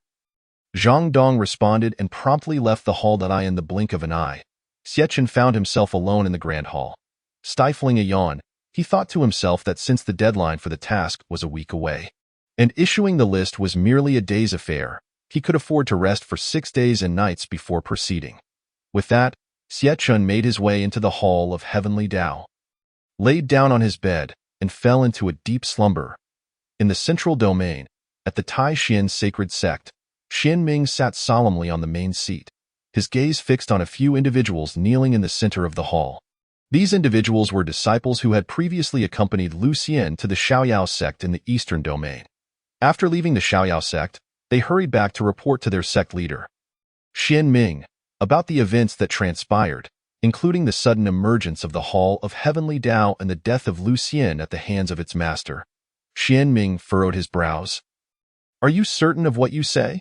The master of the Hall of Heavenly Tao possesses such formidable prowess. Indeed, sect leader, every word spoken by the disciple is the truth, one disciple replied, trembling with fear. Xianming let out a cold chuckle. Interesting. To think there exists someone bold enough to name their faction after the Heavenly Tao, and yet their master is merely a golden core perfected cultivator, capable of defeating the fivefold tribulation Lu Xian without any resistance.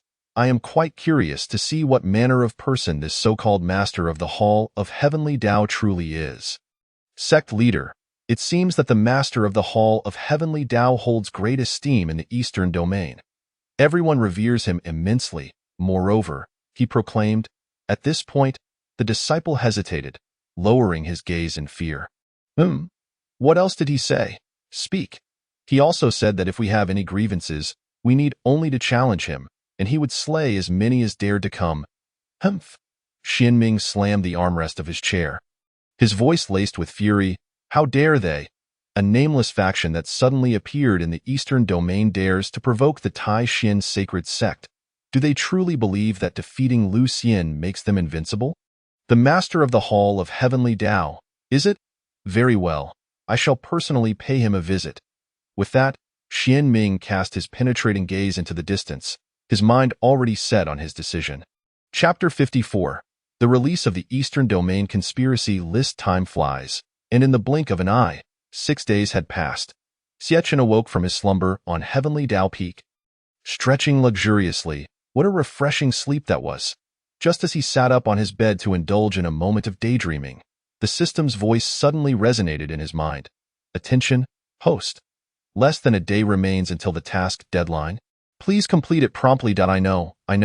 No need to rush me, Xie replied nonchalantly. He then leisurely got dressed, freshened up, and made his way to the Grand Hall. Upon seeing Xie emerge from the Heavenly Tao Peak, Zhang Dong hurried over. Young master, you are finally awake. Xie nodded. Has anything noteworthy occurred in the past few days? No significant events, young master. However, the leader of the demon clan, Qianren, paid a visit recently, but upon finding you absent, he left without delay. Zhang Dong respectfully reported. Oh? What did Qianren want? He merely wished to negotiate with you, young master, to retrieve Hongyun. However, that young man refused to leave and gave Qianren a harsh scolding, leaving him completely taken aback. With you not present, Qianren could only leave in disgrace. Hearing this, Xie chuckled lightly. It seems Hongyun possesses some self-awareness. Xie thought to himself, this fellow truly wishes to reside in Heavenly Tao Peak. Others are willing to pay for his release, yet he remains obstinate. Since the allure of Heavenly Tao Peak is so great for him, I shan't allow him to transition easily to a proper status.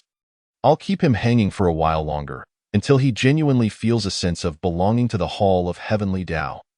Zhang Dong continued, Young master, since you have awakened, would you like me to go and take down the notice at the foot of the mountain to resume operations? Many people are already queuing up at the base. Xiechun shook his head. Not yet. First, I have another matter to attend to. I intend to release a new list today. What? Young master, you are finally going to issue a new list. Zhang Dong exclaimed, his excitement palpable. Indeed. Wonderful. It's finally time for my most anticipated segment. What type of list will you unveil this time, young master? Xiechun shot him a glance, revealing a mysterious smile. You shall know shortly. He then opened the map of Tianjiao continent and projected the Eastern Domain conspiracy list into the region. Shortly thereafter, the system's prompt echoed in his mind. Congratulations, host. The listing has been successfully deployed. The list will soon descend upon the Eastern Domain. At the Xiaoyao sect, Xian Ming, accompanied by several elders of the sect, stood within the Grand Hall. Before him, Mu Sheng bowed respectfully and addressed Xian Ming. Senior Xian Ming, this is the account of the events that transpired. As Mu Sheng gazed at the middle-aged man before him, he found himself paralyzed with fear, scarcely daring to breathe. The oppressive aura emanating from this individual far surpassed that of Lu Xian from the past. From Mu Sheng's perspective, if Lu Xian was a fifth-level tribulation survivor, then this man, Xian Ming, was undoubtedly a ninth-level existence. An hour earlier, Mu Sheng had been busy cataloging the gifts bestowed upon the Xiaoyao sect by various major sections. As he had anticipated, ever since word had spread that the Lord of the Heavenly Tao Hall was personally attending the Xiaoyao sect's wedding, a steady stream of visitors had come to present gifts.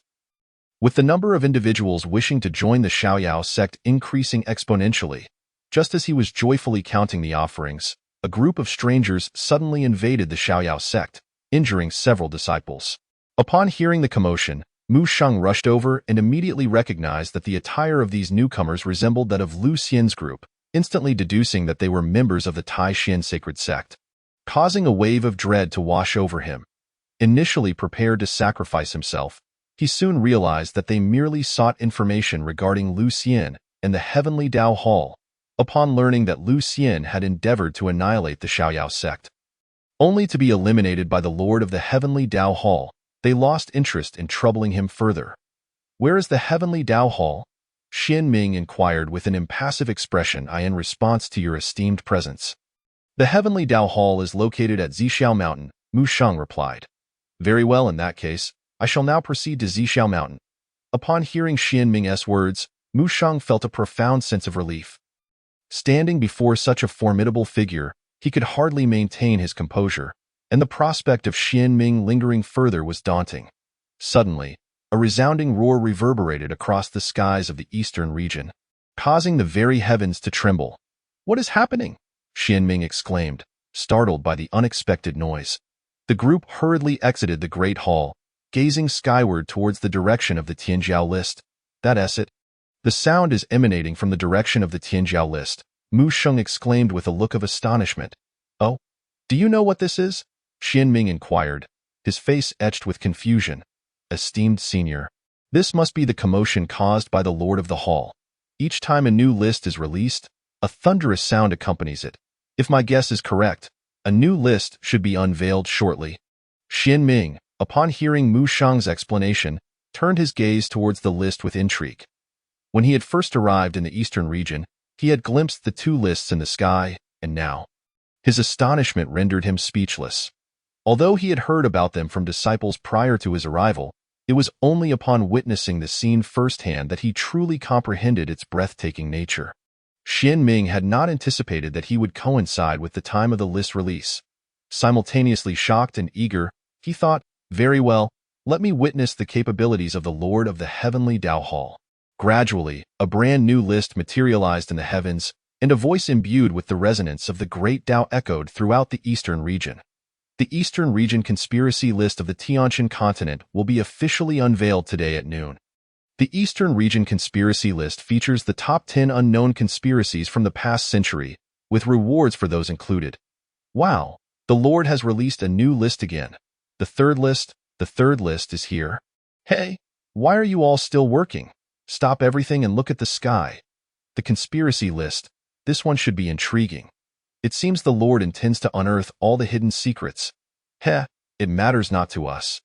People like us have no conspiracies to speak of. We can simply enjoy the spectacle. I imagine those from the powerful factions are feeling quite anxious, as they all harbor some undisclosed secrets. If exposed, where will they place their dignity? Indeed, the words ring true, as various factions, especially those from the sacred lands, are now filled with trepidation, fearing that the conspiracy list might unveil their past misdeeds. They silently pray not to be included. Chapter 55. The astonishing conspiracy list. Everyone anxiously awaited the unveiling. Some who believed they would be featured on the list wished for time to freeze at that moment, fearing that their secrets would not only lead to public scorn but could also jeopardize their status and very lives. Conversely, others had come to terms with the possibility, should their misdeeds be exposed, they would face the consequences without evasion. Meanwhile, in a certain part of the eastern region, a man stared intently at the conspiracy list in the sky. Panic etched across his face as he let out a furious, anguished roar. No, a century? Why a century? Could it not be 99 years? If this conspiracy list reveals that matter, I shall meet a most dreadful end. What should I do? Damn it! As noon arrived, a voice of authority resonated from the sky above the eastern region. The Eastern Region Conspiracy List is officially unveiled. The 10th place on the Eastern Region Conspiracy List. Su Yuankai, Lord of Hongluo City. Conspiracy event. 15 years ago, in a bid to seize the title of City Lord, he orchestrated the murder of his own elder brother, the previous Lord Su Chongqing, subsequently framing Su Chongqing's wife for the crime, leading to her unjust demise. After ascending to the title of City Lord, he systematically eliminated 622 of Su Chongqing's blood relatives and servants under various pretexts, oppressing the residents of the city for 15 years and amassing wealth through corruption, leading to the deaths of 306 citizens during his reign. Reward: 5 elements Qinkuan Pearl. Upon the exposure of Su Yuankai's conspiracy, the populace of the eastern region was incensed. They could hardly believe that such a morally bankrupt individual existed. Good heavens, Su Yuankai is truly despicable. To secure the title of City Lord, he would kill his own brother and spare none of his bloodline. Alas, you have no idea. I have a friend from Hongluo City. Their family couldn't afford the exorbitant taxes, and his parents were brutally beaten to death by the Lord's men and hung at their doorstep. It was a sight too horrific to behold. How could this wretch remain as City Lord for 15 years? Has no one sought to remove him? What can one do against a City Lord? Moreover, these common folk have lived in Hongluo City their entire lives. Even if they left, where could they possibly go? Within the Daxui dynasty, Yang He seethed with rage as he stared at the conspiracy list. The reason for his ire was straightforward. Hongluo City fell under his jurisdiction. He could hardly fathom that such a creature, willing to murder his own brother for personal gain, could exist within his domain. He longed to see him suffer 1,000 tortures. Summon someone at once. Dispatch individuals to execute Su Yuankai and display his head at the gates of Hongluo City as a warning. Furthermore, apprehend all the officials who inspected Hongluo City previously and see them executed as well. Yes, in Hongluo City, at the City Lord's residence, upon witnessing Su Yuankai's misdeeds, everyone was filled with righteous indignation. Those residing near Hongluo City flocked towards it in droves, and the City Lord's residence soon found itself besieged by a multitude of righteous individuals. Su Yuankai, observing the throngs surrounding the City Lord's residence, collapsed to the ground, his visage ashen. He understood that his time had come, that escape was impossible, and he abandoned all hope of resistance, sitting quietly as he awaited the arrival of judgment. The 9th place on the Eastern Region Conspiracy List. Mei, the leader of Tianjiao sect. Conspiracy event. In pursuit of eternal youth, for decades, under the pretense of entering the sect for cultivation, she abducted newborn infants from their families, using their blood to concoct blood beauty pills, ensuring her own everlasting youth, claiming the lives of 400 infants in the process. Reward: premium youth-preserving pill, grants eternal youth upon consumption. No, my child, the cursed Tianjiao sect. Why must you be so cruel, sparing not even infants? My child was just born and taken away. I did not even have the chance to gaze upon him, and now, parents who had previously been robbed of their children by May were now inconsolable. Overwhelmed by despair, they could not fathom the reality that their children had perished in infancy at May's hands. No wonder, every time we sought to visit our children at Tianjiao sect, they would refuse our requests under the guise of cultivation prohibitions. We believed our children would become cultivators and rise to greatness, never realizing their fate had been sealed so early. Humph, only you humans could commit such heinous acts. Old ancestor Hong Yun spat, seething with indignation. While the demon race had committed atrocities against humans in the past, they would never stoop to the level of murdering infants, for such actions were against the very fabric of morality. Anyone who would do so would undoubtedly face inhumane retribution. Tianjiao sect, May, you possess a great deal of audacity to commit such atrocious acts. May exclaimed in terror, "No, elder, that list is a deception. I have never done such a thing." Enough! From this moment forth, you shall no longer be the leader of the Tianjiao sect. Today, I shall strip you of your cultivation and expel you from the sect. You should consider how to face the parents of the children you have slain. No, please, I did not commit such acts. Do not strip me of my powers. Damn the Hall of Heavenly Law. Why must you publicize this? I will not let you off, even in death. Amidst the crowd's uproar of indignation, the eighth name soon emerged. Eighth on the Eastern region's conspiracy list, Lu Xing, the second prince of the Beiwei dynasty. Conspiracy incident. Secretly reached an agreement with the Enyu dynasty, bribing an army of 50,000 and instigating several officials within the court. Plotting to launch a joint attack on the Beiwei dynasty. Reward. The Five Spirits Imperial Seal, Beiwei dynasty. Upon the announcement of the eighth name on the conspiracy list, the attendees immediately distanced themselves from Lu Xing, each wearing a look of utter disbelief. How could this be? The second prince has secretly colluded with the enemy nation. This is a crime punishable by death. In the Grand Hall, Emperor Lu Yi sat upon the dragon throne, his face a shade of iron as he gazed at Lu Xing, who remained remarkably composed, showing no signs of panic despite his conspiracy being exposed. Lu Xing, do you not intend to offer an explanation? Lu Yi spoke with a stony expression. That moment, while he felt a surge of anger, a tinge of sorrow also crept into his heart. He could scarcely believe that his own son had colluded with foreign powers to turn against his own country. Chapter 56. The Oath of Heavenly Law. Lu Xing chuckled lightly and replied, "There is nothing to explain. Since the conspiracy list has already revealed this matter, I shall admit it. Indeed, I have allied with the Enyu dynasty to assault the Beiwei dynasty." "Why would you do such a thing?" Lu Yi exclaimed, his face contorted with rage. "Humph! Why? How can you even ask? I, Lu Xing, have contributed so much to the Beiwei dynasty, yet you turn a blind eye and unjustly bequeath the throne to my elder brother. In terms of strategy and martial prowess, what does he possess that can compare to me? If I cannot receive the treatment I deserve within the Beiwei dynasty, then it is better for it to be destroyed." Nonsense! Do you think your petty schemes can bring about the downfall of the Beiwei dynasty? You are delusional. Father, I have no desire to engage in further dialogue with you, since the matter is already exposed.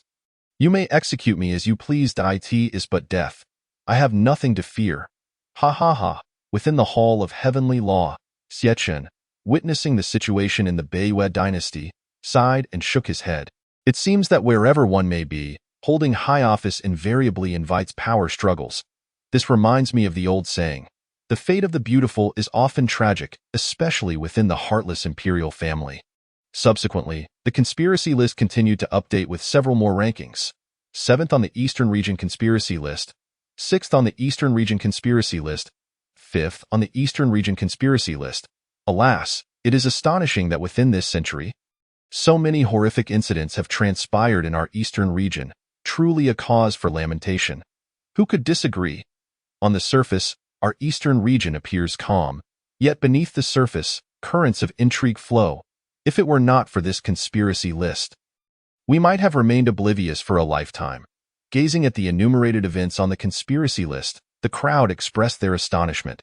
4th on the Eastern Region Conspiracy List, Wei Chonglin, the leader of the Haohai Sacred Land.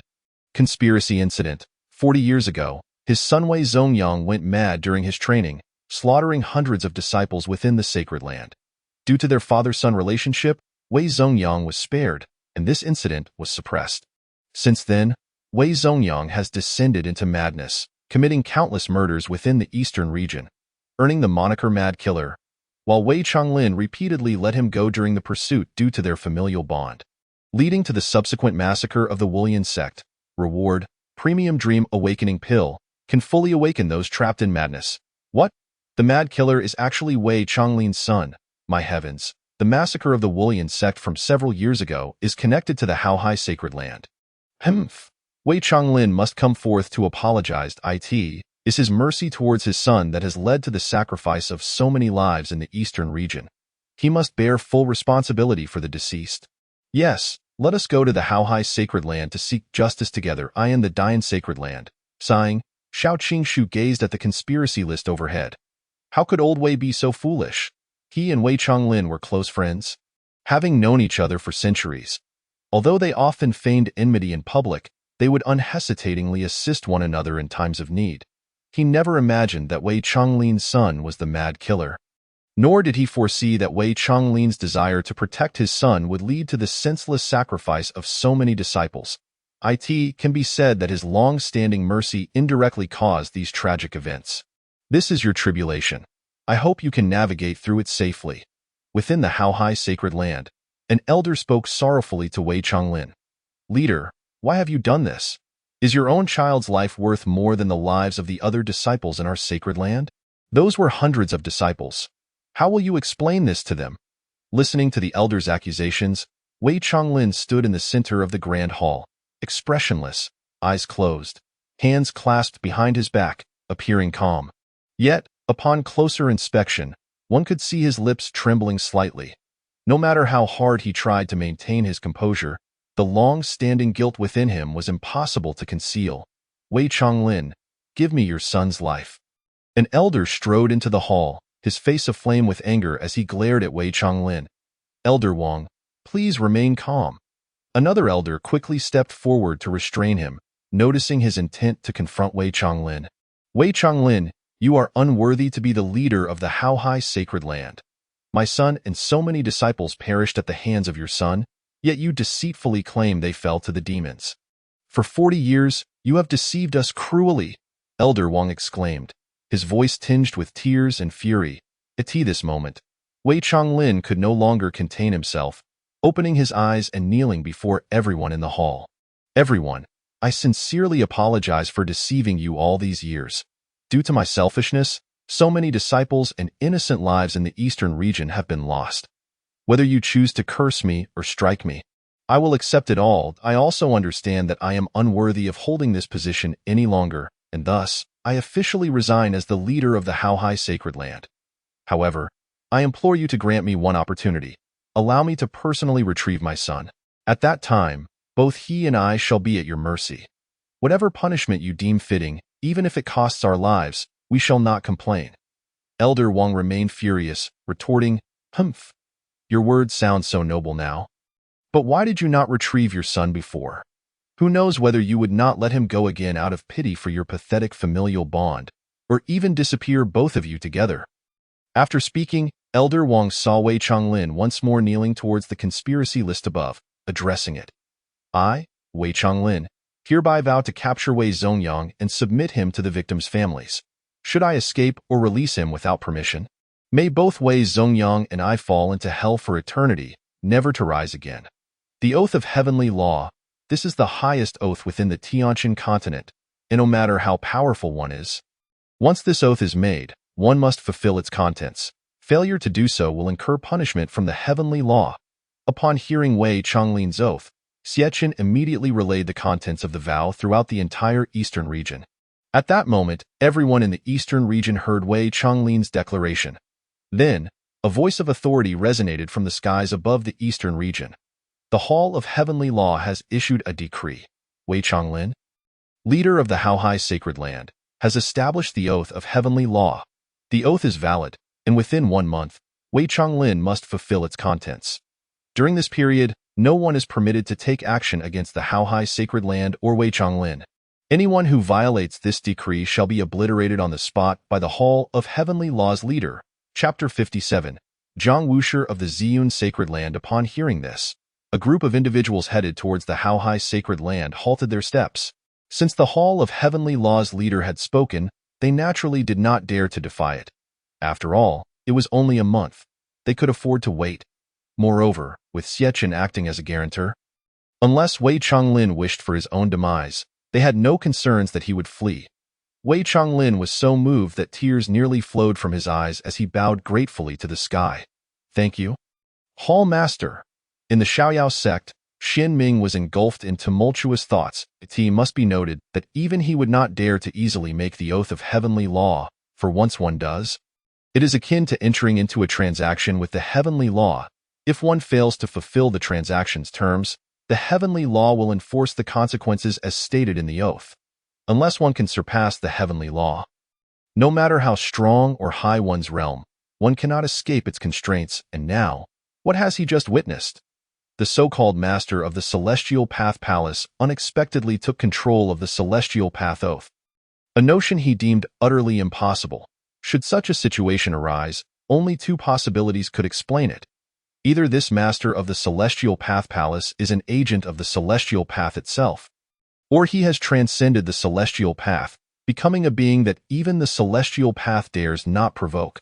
However, regardless of which scenario it might be, he comprehended the futility of confronting such an entity. It was not merely beyond his capabilities, but even uniting all practitioners of the Tianjiao continent would prove insufficient to contend with it.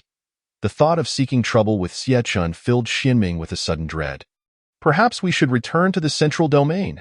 Xinming expressed his concerns to the elders accompanying him. I agree.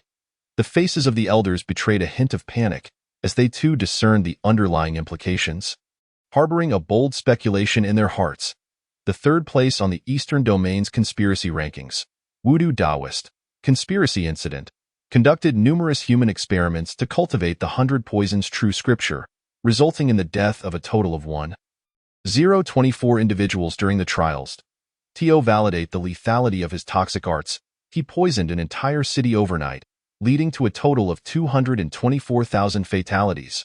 Reward: Wudu Pearl. Upon reading this, everyone gasped in horror. Astonished that Wudu Daoist had committed such inhumane acts, voices of anger mixed with indignation echoed throughout the Eastern Domain. How infuriating! Why does this poison practitioner continue to receive rewards? Alas, he was already terrifying enough. And now he has consecutively gained prizes bestowed by the Palace Master. Who could possibly rival him in the future? The heavens are truly blind. Hush, do not speak of this carelessly. Be wary of the Palace Master overhearing. Seeing Wudu Daoist once again on the list and receiving a reward, many felt a sense of unease. Why should such a nefarious individual possess such fortune? Fear began to creep into their hearts. Certainly, if it were a straightforward confrontation, they would not be overly afraid of Wudu Daoist. However, his poisons were insidious and treacherous, catching one off guard and leading to swift demise. This was the reason why those far more powerful than Wudu Daoist had fallen victim to him. The slightest carelessness could cost them their lives at his hands. Ha ha ha ha, Celestial Path Palace, you are truly my lucky star. Last time you granted me an immunity to all poisons, and now you bestow upon me a Wudu Pearl. With this, I shall fear no one. Wudu Daoist, elated by his renewed recognition and the acquisition of a Wudu Pearl, beamed with delight as he surveyed the list detailing his malevolent deeds, rather than feeling any trepidation. He wore a satisfied smile, akin to an artist admiring his own masterpieces, filled with pride. Yet, having committed so many inhumane acts, to find himself merely in third place, with two others ahead of him, left him with a sense of indignation. Hmph, I shall see who has usurped my first place. Should I find you, I will not show you mercy. I in the Celestial Path Palace. Xiechen cast a disdainful glance at Wudu Daoist, who appeared disgruntled by his ranking. Is this person not a pervert? Others would be desperate to avoid the spotlight, yet here he is, showing no remorse and instead lamenting his low rank. Shaking his head in disbelief, Xiechen continued to peruse the conspiracy rankings. The second place on the Eastern Domain's conspiracy rankings, Jiang Wushi, the master of Xian's sacred land, deceased.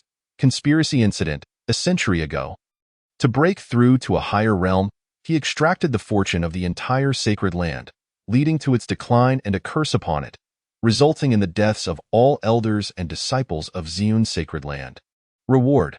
Since the individual Jiang Wushi is deceased, no reward shall be granted. Fang Xiaotian inquired curiously about the Xian sacred land. Master, where is this Xian sacred land? Why have I never heard of it? Ah, that was a matter from a century ago. The Xian sacred land is an entity that our major forces prefer not to discuss. Why is that? Fang Xiaotian pressed, his curiosity piqued by the master's response. Because it is indeed a tragedy. A century ago, Xian's sacred land was among the most prestigious of the Eastern Domain. At that time, Jiang Wushi, its master, was the most powerful among the human race of the Eastern Domain, his strength rivaling that of the demon clan's leader, Qianren. However, fate was unkind. During the Great War between humans and demons, Jiang Wushi was defeated by Qianren. Nevertheless, he inflicted considerable damage upon Qianren, contributing greatly to the eventual peace between the two races. Yet, this defeat left Jiang Wushi with profound resentment, transforming into his inner demon. From that point onward, he desperately sought to ascend to a higher realm, but to no avail, ultimately devising an extreme method to extract the fortune of the entire sacred land. Fang Xiaotian exclaimed in shock. Indeed, he siphoned the fortune of Xian's sacred land solely for his own enhancement. Yet, consumed by his inner demon, he found that even with the extracted fortune, he could not break through to the next realm. Initially, the amount he extracted was minimal, causing little impact on Xian's sacred land. However, upon realizing his continued failure to ascend, he gradually drained the entirety of the sacred land's fortune.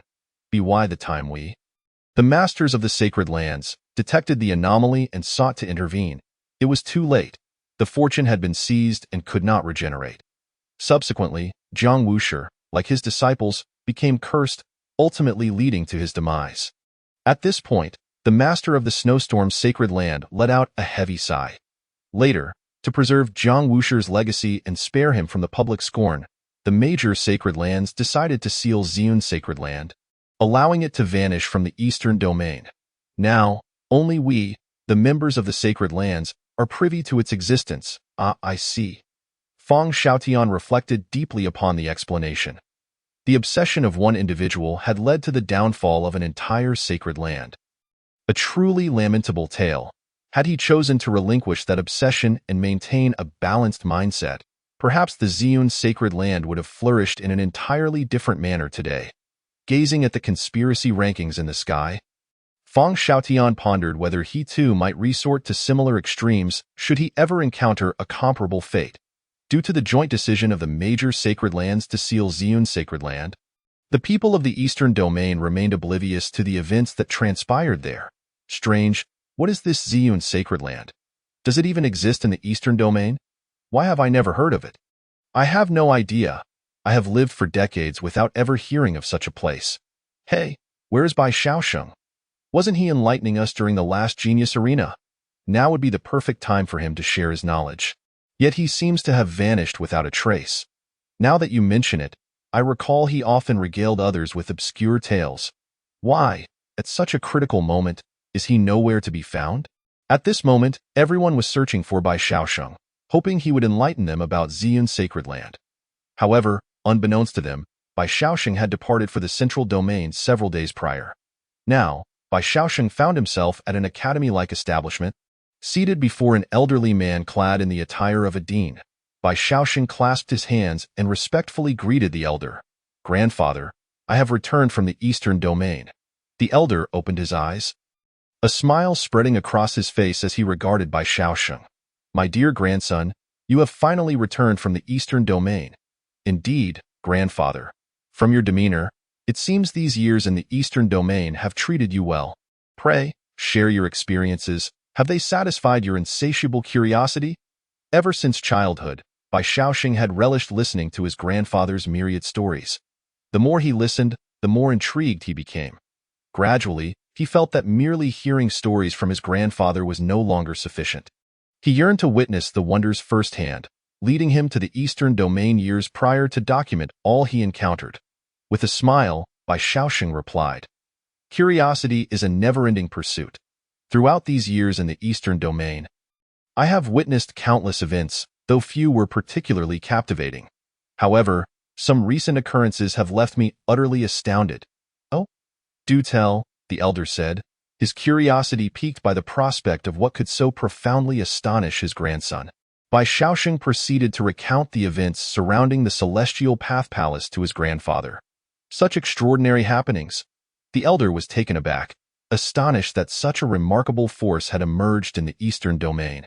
After a moment of contemplation, he addressed Bai Shaoxing, "My grandson, keep matters regarding the Celestial Path Palace confidential for now. Do not mention it to anyone within the Academy. Once the matters at the Academy are concluded, I shall personally investigate the true nature of the Heavenly Dao Hall. Indeed, grandfather." As discussions regarding the hidden affairs of the Purple Cloud Sacred Land continued among the crowd, an overwhelming aura emanated from the conspiracy ranking, swiftly revealing the name of the first contender, first on the conspiracy ranking of the Eastern Domain, Emperor Yuan Jiaming of the Taiji Dynasty. Conspiracy event. A century ago, he acquired a fragment of the ancient corpse ancestor's dark blood demon body, which he subsequently refined into black blood after returning. He constructed an abyss beneath the imperial palace of the Taiji Dynasty, concealing the black blood at its depths. Anyone tainted by the black blood would experience a significant enhancement in power but would be transformed into a mindless abyssal monster. Acting solely under the command of Yuan Jiaming. Over 100 years, Yuan Jiaming has turned nearly half of the populace within the Taiji Dynasty into abyssal monsters using the black blood. Once he has converted everyone, he plans to unleash the black blood across the entire Eastern Domain, thereby gaining control over it. Reward. Dark magic jar, capable of storing black blood indefinitely. As these words echoed, an eerie silence fell over the Eastern Domain. The previous murmurs and clamor ceased abruptly. All present gazed in disbelief at the treacherous deeds attributed to Yuan Jiaming on the board. 100 years prior, Yuan Jiaming had declared a lockdown of the entire dynasty, leaving the populace puzzled, for the Taiji Dynasty faced no internal strife or external threats. Why, then, would Yuan Jiaming choose to isolate the dynasty? Today, the reason for that lockdown has been unveiled.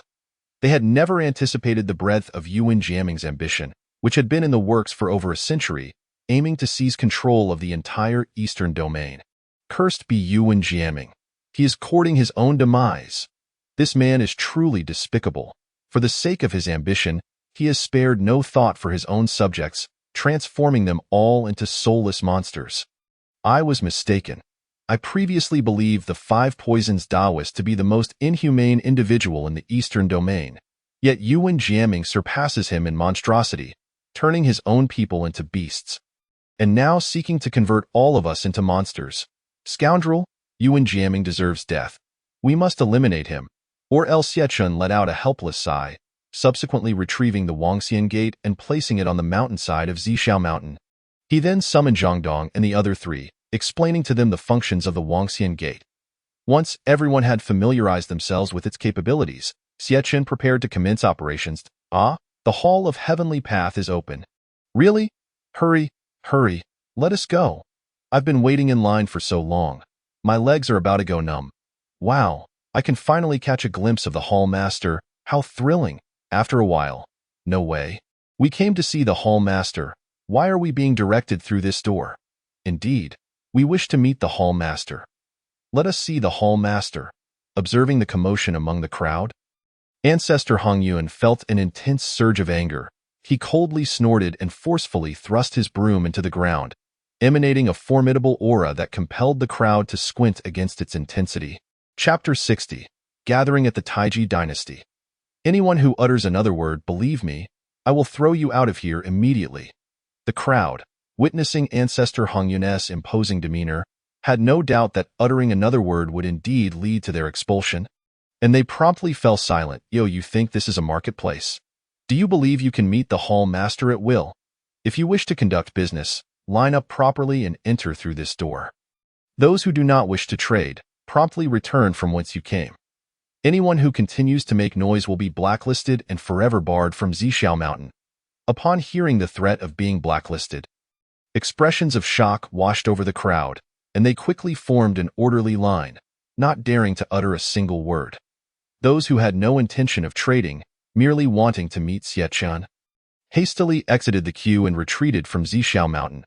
Zhang Dong, witnessing how Ancestor Hongyun had subdued them with just a few words, couldn't he help but give him a thumbs up. Ancestor Hongyun, upon seeing this, felt a swell of pride. Xie, seated within the grand hall, observed the scene with satisfaction, inwardly reflecting. The Wangxian Gate is indeed advantageous. I can finally take a moment to relax. He then turned his thoughts back to strategizing how to accumulate more heavenly path points. First, let us see if the Xuanji mirror can identify a significant buyer. Xie produced the Xuanji mirror, and with a wave of his hand, a figure materialized on its surface. Oh, this individual's attire seems familiar. I recall now. It resembles that of Lu Xian, from the Tai Xian sacred sect. Xie muttered to himself. Continuing to scrutinize the image within the mirror, the figure revealed by the Xuanji mirror was none other than Xinming, the sect leader of the Tai Xian sacred sect. Upon witnessing Xiechen's takeover of the Heavenly Path Oath, Xinming had hastily retreated to the central domain, fearing that lingering would expose him to Xiechen's wrath. Now back within the Tai Xian sacred sect, he gathered the elders to discuss pressing matters. As Xinming recounted the events surrounding the release of the conspiracy rankings, the elders initially reacted with mild surprise, as they had already heard some details from returning disciples and were not overly shocked. However, upon learning that the Hall Master of the Heavenly Path had taken over the Heavenly Path Oath, their composure shattered, sending a tremor through the conference room. They were acutely aware of what the Heavenly Path Oath represented and understood the terrifying implications of someone capable of assuming control over it. At that moment, one elder who had not accompanied Xinming to the Eastern Domain spoke up. Sect Master, is the Hall of Heavenly Path truly that formidable? Indeed, this is what I witnessed firsthand. Xinming replied solemnly that a collective gasp resonated throughout the room, chilling the atmosphere. Each individual stood agape, their minds swirling with disbelief at the existence of such a divine entity in the Eastern Domain. Sect Master, what should we do now? Lu Xian has offended that Hall Master. Will the Tai Xian sacred sect face repercussions? The elder exclaimed in panic. If the Tai Xian sacred sect were to be punished because of Lu Xian, they would be utterly defenseless, resigned to their fate. At this moment, they mentally berated Lu Xian's family, lamenting that he had chosen to offend the Hall Master of the Heavenly Path. Had Lu Xian still been alive, they would have felt compelled to eliminate him as an act of atonement. I'm uncertain. However, based on the reports from the disciples, as long as we do not provoke him, he should not hold a grudge against us. Xinming replied, albeit with some hesitation. Let us not dwell on that for now. I have gathered you here not only to discuss matters concerning the Hall of Heavenly Path, but also to address another issue you are all aware of. The disciples' secret realm trials are about to commence. We must devise strategies to ensure our rankings surpass those of the Kanglan sacred sect. After stating this, Xinming's gaze swept across the room. However, upon meeting his eyes, the elders once again opted for silence, lowering their heads. Seeing the collective silence, Xinming sighed in disappointment. Alas, will we once again be left behind by the Kanglan sacred sect in this disciples' secret realm trial? As Xie observed these events unfold, he found himself amused by the remarkable coincidence that the customer brought to him by the Xuanji mirror was none other than the sect leader of the Tai Xian sacred sect. Just recently, he had dealt with one of the elders from that sect, and now he was to engage in transactions with its leader. He couldn't quite decide whether to deem this good fortune or misfortune. Nevertheless, judging by Xinming's demeanor, it was clear he did not dare provoke the Hall of Heavenly Path, which was for the best, as it would not impact their forthcoming transactions. Xie felt indifferent. Anyone who caught his interest would surely not escape. Even if Xinming dared to act against the Hall of Heavenly Path, he would have to complete their transaction first. Xie then called Zhang Dong into the room. Zhang Dong, he pointed to Xinming within the Xuanji mirror. I need you to journey to the Tai Xian sacred sect in the central domain and bring him to the Hall of Heavenly Path. Zhang Dong, upon seeing the figure in the mirror, was taken aback. Isn't that Xinming? Oh, you know him? Indeed, he once sought to recruit me into the Tai Xian sacred sect, but I was too accustomed to my leisurely lifestyle to accept. Xie patted his shoulder, saying, since you know him, That's even better. Find a way to bring him to the Hall of Heavenly Path and tell him about your current troubles. The hall can assist you. Zhang Dong, enlightened, turned to Xie Chen. Rest assured, young master, I will set off immediately and ensure Ximing arrives at the hall. Xie Chen nodded in satisfaction. Good, go. With that, Zhang Dong swiftly departed the Grand Hall, heading towards the central domain. Watching Zhang Dong leave, Xie Chen smiled faintly and returned to his meditation on the mat. Meanwhile, on the other side of the eastern domain, a war was on the brink of eruption. The Taiji dynasty was now encircled by various powerful factions from the eastern domain. The throngs of figures amassed numbered at least 1 million, striking terror in the hearts of all who witnessed the scene. At the forefront, Xiao Qingshu hovered in the air, his sharp gaze fixated on the Taiji dynasty, before bellowing, Yuan Jiaming, come out and face your death. Chapter 61. The Outbreak of War. Xiao Qingshu's voice, laced with murderous intent and the pressure of a fifth-level tribulation, resonated throughout the entirety of the Taiji dynasty. A moment later, a man slowly emerged from the palace, ascending to meet Xiao Qingshu and his cohort at equal height.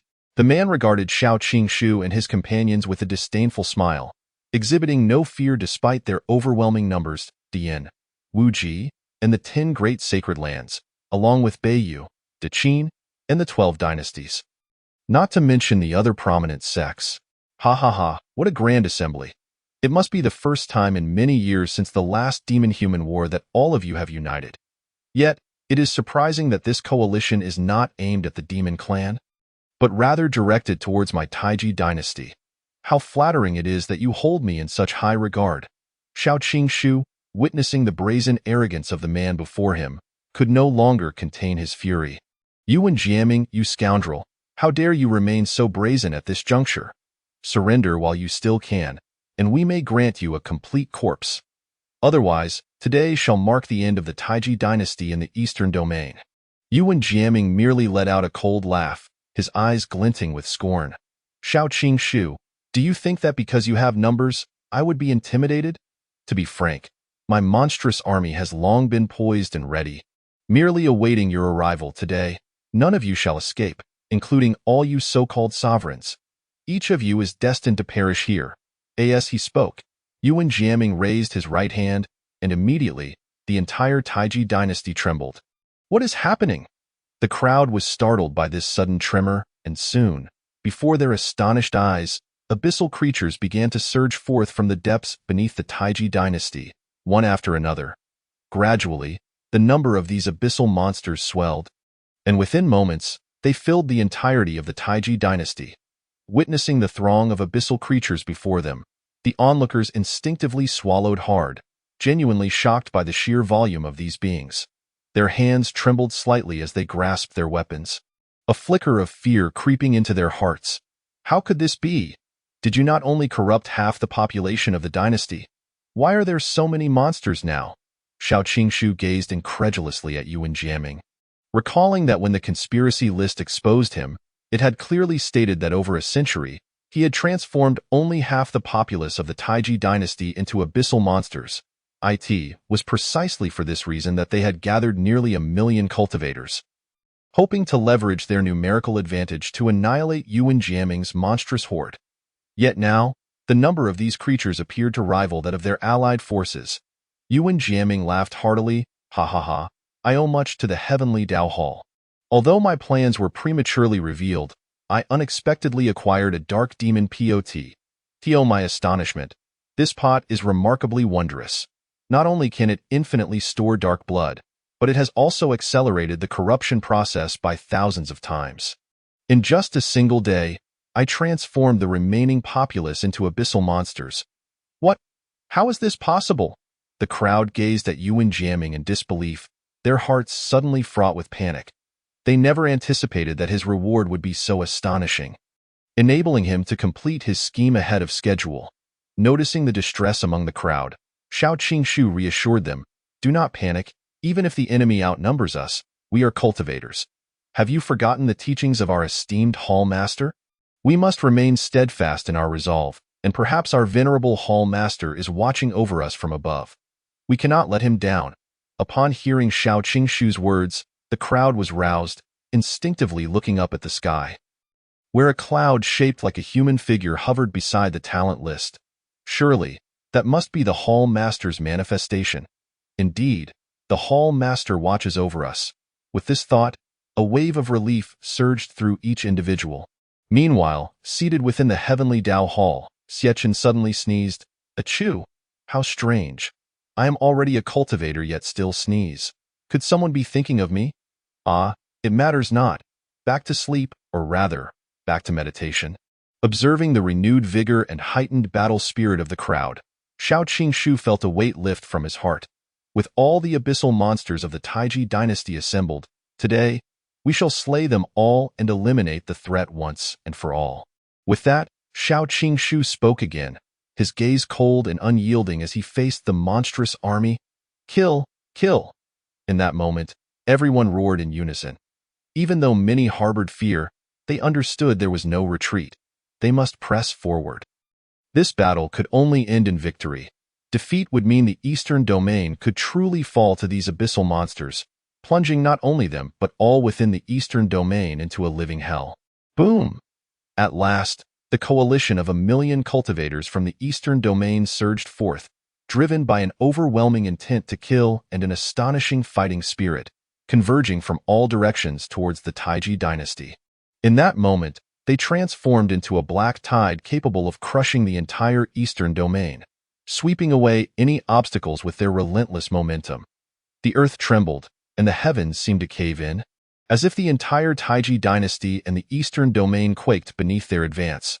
Witnessing the formidable and spirited coalition, Yuan Jiaming's expression flickered with a hint of trepidation. He had not anticipated that a mere mention of Xiao Qingshu, the Hall Master, would incite such fervor among the crowd. Little did he realize that Xiechun had become a divine figure in the hearts of the Eastern cultivators. As long as he remained in the Eastern Domain, they believed no force could undermine its foundation or jeopardize its future. Excellent. I commend your bravery. Let us engage in battle, kill, with Yuan Jiaming's command. All the abyssal monsters surged forward to meet the coalition of Eastern cultivators head-on. Chapter 62. The Terrifying Dark Demon Pot. Roar! The abyssal monsters unleashed a collective howl, colliding violently with the Eastern cultivators. In an instant, the monsters' black claws pierced through the bodies of the coalition's cultivators. In their wake lay a scene of carnage, the ground drenched in blood and strewn with corpses.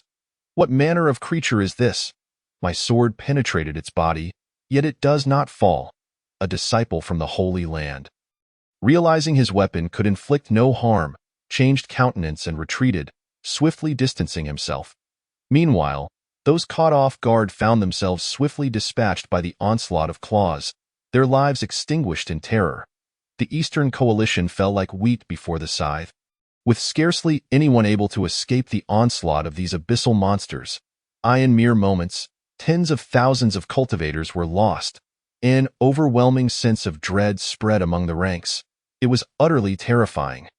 They perceived that these abyssal creatures were not particularly strong, seemingly on par with themselves, yet they could inflict no damage. It was as if the abyssal monsters felt no pain. Every attack from the Eastern cultivators proved futile.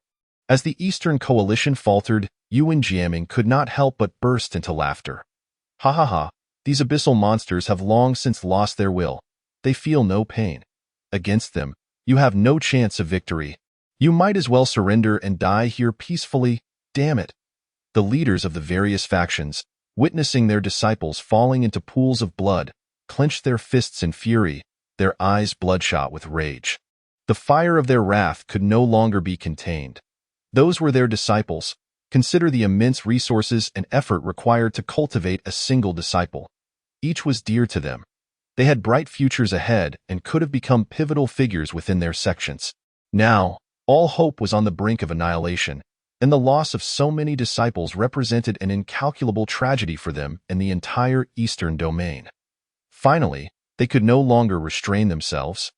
Charging toward the horde of abyssal monsters with all their might, joining the fray, boom, boom. Explosions echoed throughout the ranks of abyssal monsters, sending waves of them erupting into clouds of blood mist. In that moment, all fighting ceased. The clamor and howls faded, and everyone turned toward the source of the explosions. It is the sect master, The sect master has come to save us. The crowd erupted in excitement upon seeing their sect master enter the fray. Amidst the chaos, Shao Qingshu unleashed the full force of his tribulation realm, enveloped in flames as he charged toward the heart of the abyssal monster horde. The raging inferno spread outward, incinerating the surrounding monsters, turning them to ash in mere moments. Meanwhile, Yang He, the emperor of the Dai Sui dynasty, wielded the Longquan sword, unleashing a flurry of strikes amidst the encirclement of abyssal monsters. Countless sword energies erupted from the sword, striking down monsters with lethal precision, reducing them. Yuan Jiaming furiously spoke out, expressing his deep resentment as he lamented the loss of 1/10 of the monstrous army he had painstakingly cultivated in mere moments. Shao Qingshu mocked Yuan Jiaming, exclaiming, "Ha ha, Yuan Jiaming, is this your monstrous army? It doesn't seem impressive at all. Before long, your army will be utterly annihilated by us. You might as well surrender and accept our judgment." Upon hearing Shao Qingshu's words, Yuan Jiaming erupted into a maniacal laughter, as if he had just heard the most absurd joke. "Ha ha ha, surrender. I believe it's you who should be the one to surrender." With that, he extended his hand, and a black pot materialized out of thin air. Panic surged through the crowd as they beheld the ominous black vessel. What was that? The instant the black pot appeared, the expressions of everyone changed drastically. They sensed an extremely malevolent aura emanating from it, one that was akin to that of the abyssal monsters, yet far more sinister. Frowning, they fixed their gazes upon the black pot in Yuan Jiaming's hand, their hearts gripped by a sense of foreboding. "Ha ha ha, your doom has arrived. Today, let you experience the power of this dark magic pot." Yuan Jiaming cackled maniacally. He then hurled the pot into the air, and it instantly enlarged, releasing an evil aura that spread rapidly, enveloping the entire Taiji dynasty. Soon after, a continuous stream of black liquid flowed from the pot, racing towards the coalition of Eastern Domain cultivators on the battlefield. "What is this?" One disciple from the Holy Land stared in bewilderment at the black liquid staining his hands. Suddenly, his expression changed, and he froze in place as his body gradually turned black. His gaze became vacant, and then he raised his right hand, transforming it into a claw, and viciously lunged at a fellow disciple beside him. "This is bad. It's black blood. Everyone, do not touch it. Quickly summon your defenses." Shao Qingshu shouted. Upon hearing his words, the crowd's faces paled, and they immediately activated their defenses. However, their efforts proved futile.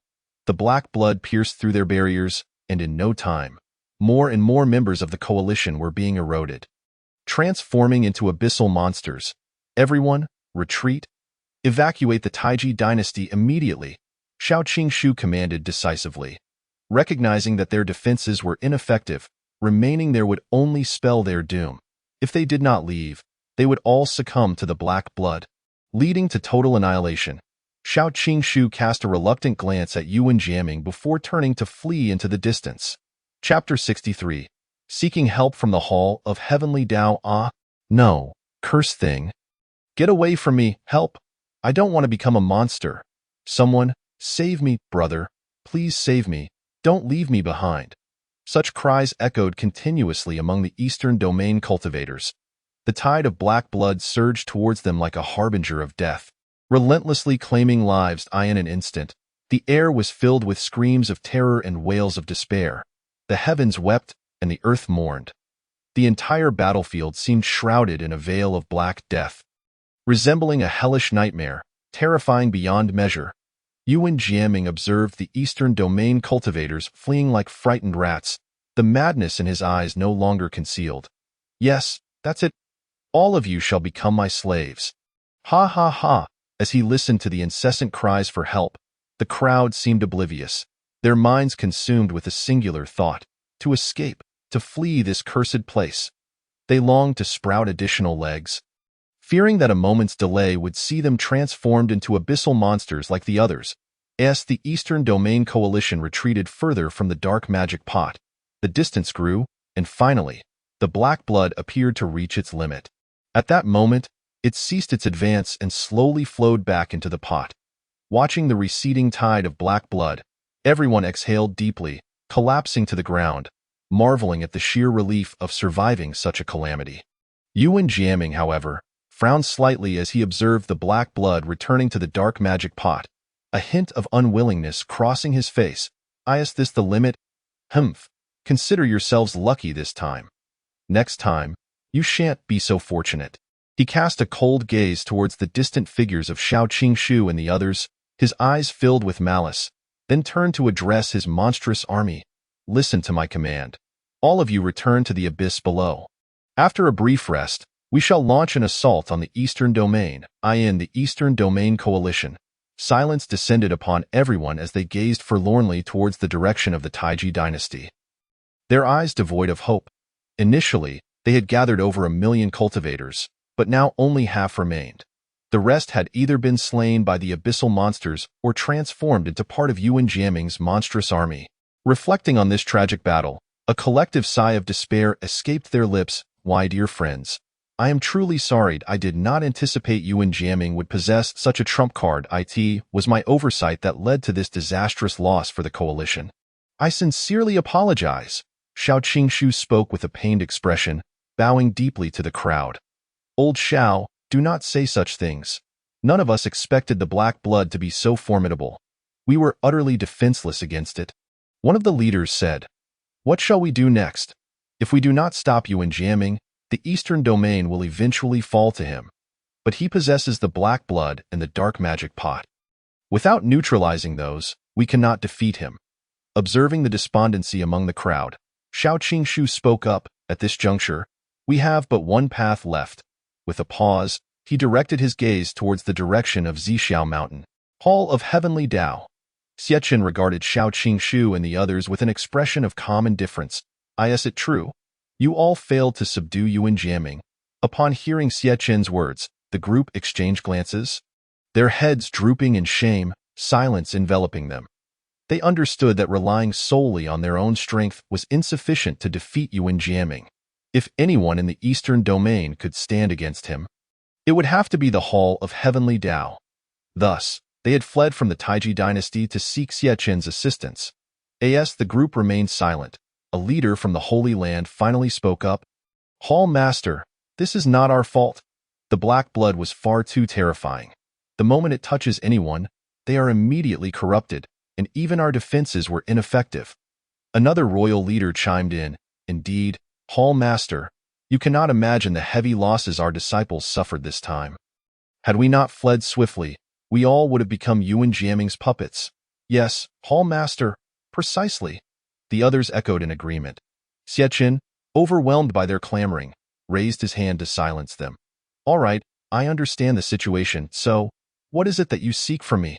Xiao Qingshu stepped forward, saying, Hall Master, we have come to request your assistance. We need you to take action against Yuan Jiaming and save the people of the Eastern Domain from peril.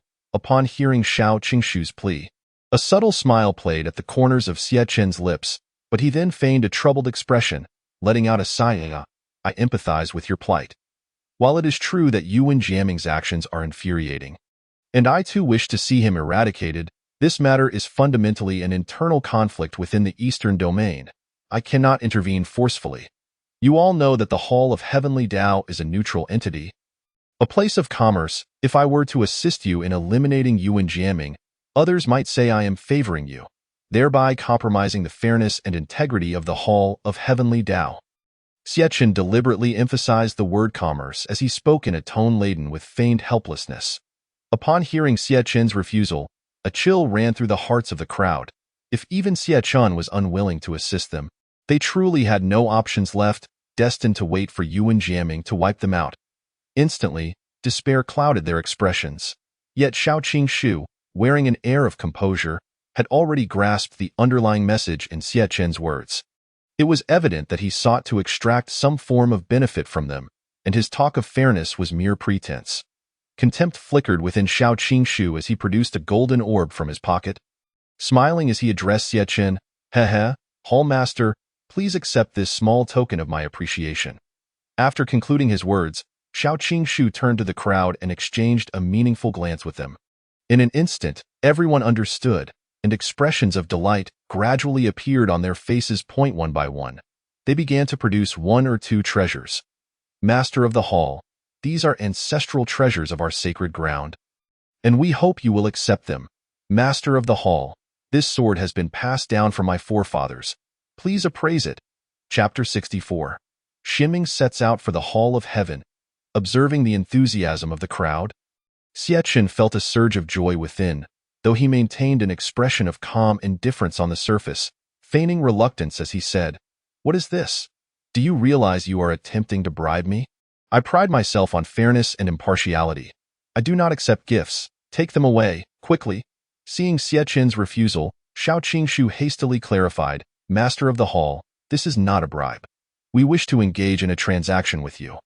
These are our stakes. Aren't we all in agreement?" "Indeed, Master of the Hall, we all wish to make a deal with you," the crowd echoed. "Ah, if it is a transaction, then it is no issue. I shall accept these." Xiachen replied with a smile, clearly pleased by their response. Then, amidst the astonished gazes of the crowd, he collected all the treasures into the system's space one by one. "Now, speak. What transaction do you wish to propose?" The crowd collectively knelt and implored, "Please, Master of the Hall, take action to eliminate Yuan Jiaming and save the Eastern Domain." "Deal." Xiachen lightly tapped the jade table before him and called in the three creatures outside, the Qiongqi, the Tao Wu, and the Red Cloud Ancestor, who was busy tidying up on Zixiao Mountain. "Which of you three is willing to accompany them to the Taiji dynasty and eliminate Yuan Jiaming?" The Qiongqi languidly replied, "Not interested. Such matters are too simple and hardly worth my effort." The Tao Wu echoed his sentiments. "I share the same disinterest. I'd rather lounge at the entrance." The Red Cloud Ancestor, however, eagerly exclaimed, "Senior, I am willing to go." Upon hearing there was a task, the Red Cloud Ancestor felt a surge of excitement. If he could accomplish this mission, perhaps Xiachen would be pleased enough to officially welcome him as a member of the Hall of Heaven, allowing him to reside on Heavenly Dao Peak. He had been sweeping the floors on Zixiao Mountain for quite some time, having long sought an opportunity to demonstrate his worth before Xiachen. Now that a chance had finally presented itself, he certainly could not let it slip away. "Very well, since you are willing, I shall grant you this opportunity. You must eliminate Yuan Jiaming," Xiachen commanded. The Red Cloud Ancestor vowed, "Rest assured, Senior. A mere Yuan Jiaming is no challenge. With just a flick of my finger, I assure his utter annihilation." Xiachen nodded with satisfaction. Meanwhile, the others, upon hearing that the Red Cloud Ancestor would accompany them, began to harbor concerns. "Master, will you not take action yourself?" Upon hearing this, the Red Cloud Ancestor furrowed his brow and cast a cold gaze upon them. "What, do you doubt my capability to face Yuan Jiaming? Or do you believe I would be defeated?" The crowd, startled by the icy glare of the Red Cloud Ancestor, quickly waved their hands in defense. "No, no. Senior's strength is evident. How could Yuan Jiaming possibly be your opponent? In truth, we are not overly concerned about Yuan Jiaming. It is the black blood that is truly terrifying. We worry for your safety, Senior."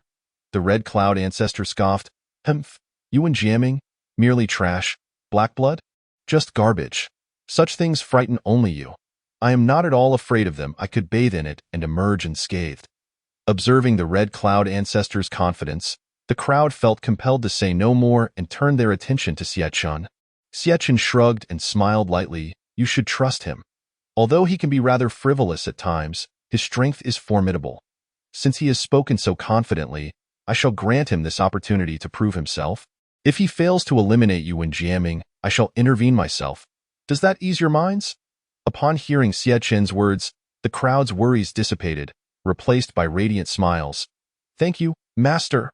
The Red Cloud Ancestor huffed in annoyance at their lack of faith in him. "All right, since there is nothing further, you may leave," Xiachen instructed once more. "Yes." Once everyone had departed, Xiachen promptly summoned the system in his mind. "System, convert all these items in the space into heavenly Dao points." Ding! Converting items. Ding! Conversion complete. A total of 150,000 heavenly Dao points acquired. Xiachen gasped in astonishment, his mouth agape. He had not anticipated such a substantial gain. "I've struck gold." Indeed, these individuals possessed a modicum of wealth. Although each had only produced one or two treasures, the sheer number of them culminated in a significant fortune. Now, he awaited Zhang Dong's return with Xinming. for a leader of such a formidable faction. He intended to extract a considerable profit from him. It had been quite a while since Zhang Dong had left. He wondered how the situation had unfolded. Meanwhile, in the central domain, at the Taishan sacred sect, Zhang Dong relaxed in the main hall, sipping tea while observing the contemplative Ximing beside him, awaiting his response. Zhang Dong had been at the Taishan sacred sect for some time now. Initially, Ximing had assumed Zhang Dong sought to join their sect, which had excited him greatly. The addition of such a powerful ally would undoubtedly bolster their overall strength. However, upon learning Zhang Dong's true intentions, Ximing realized he had been mistaken, feeling rather disheartened. Yet, he was now profoundly astonished. He had not expected Zhang Dong to join the Hall of Heaven, and this visit was an invitation from the Hall's master to engage in a transaction. The extraordinary nature of the Hall of Heaven left Ximing astounded. The notion that one could obtain their desires by paying a certain price had previously been unimaginable to him. Had someone else suggested such a thing, he would have deemed them insane and dismissed them outright.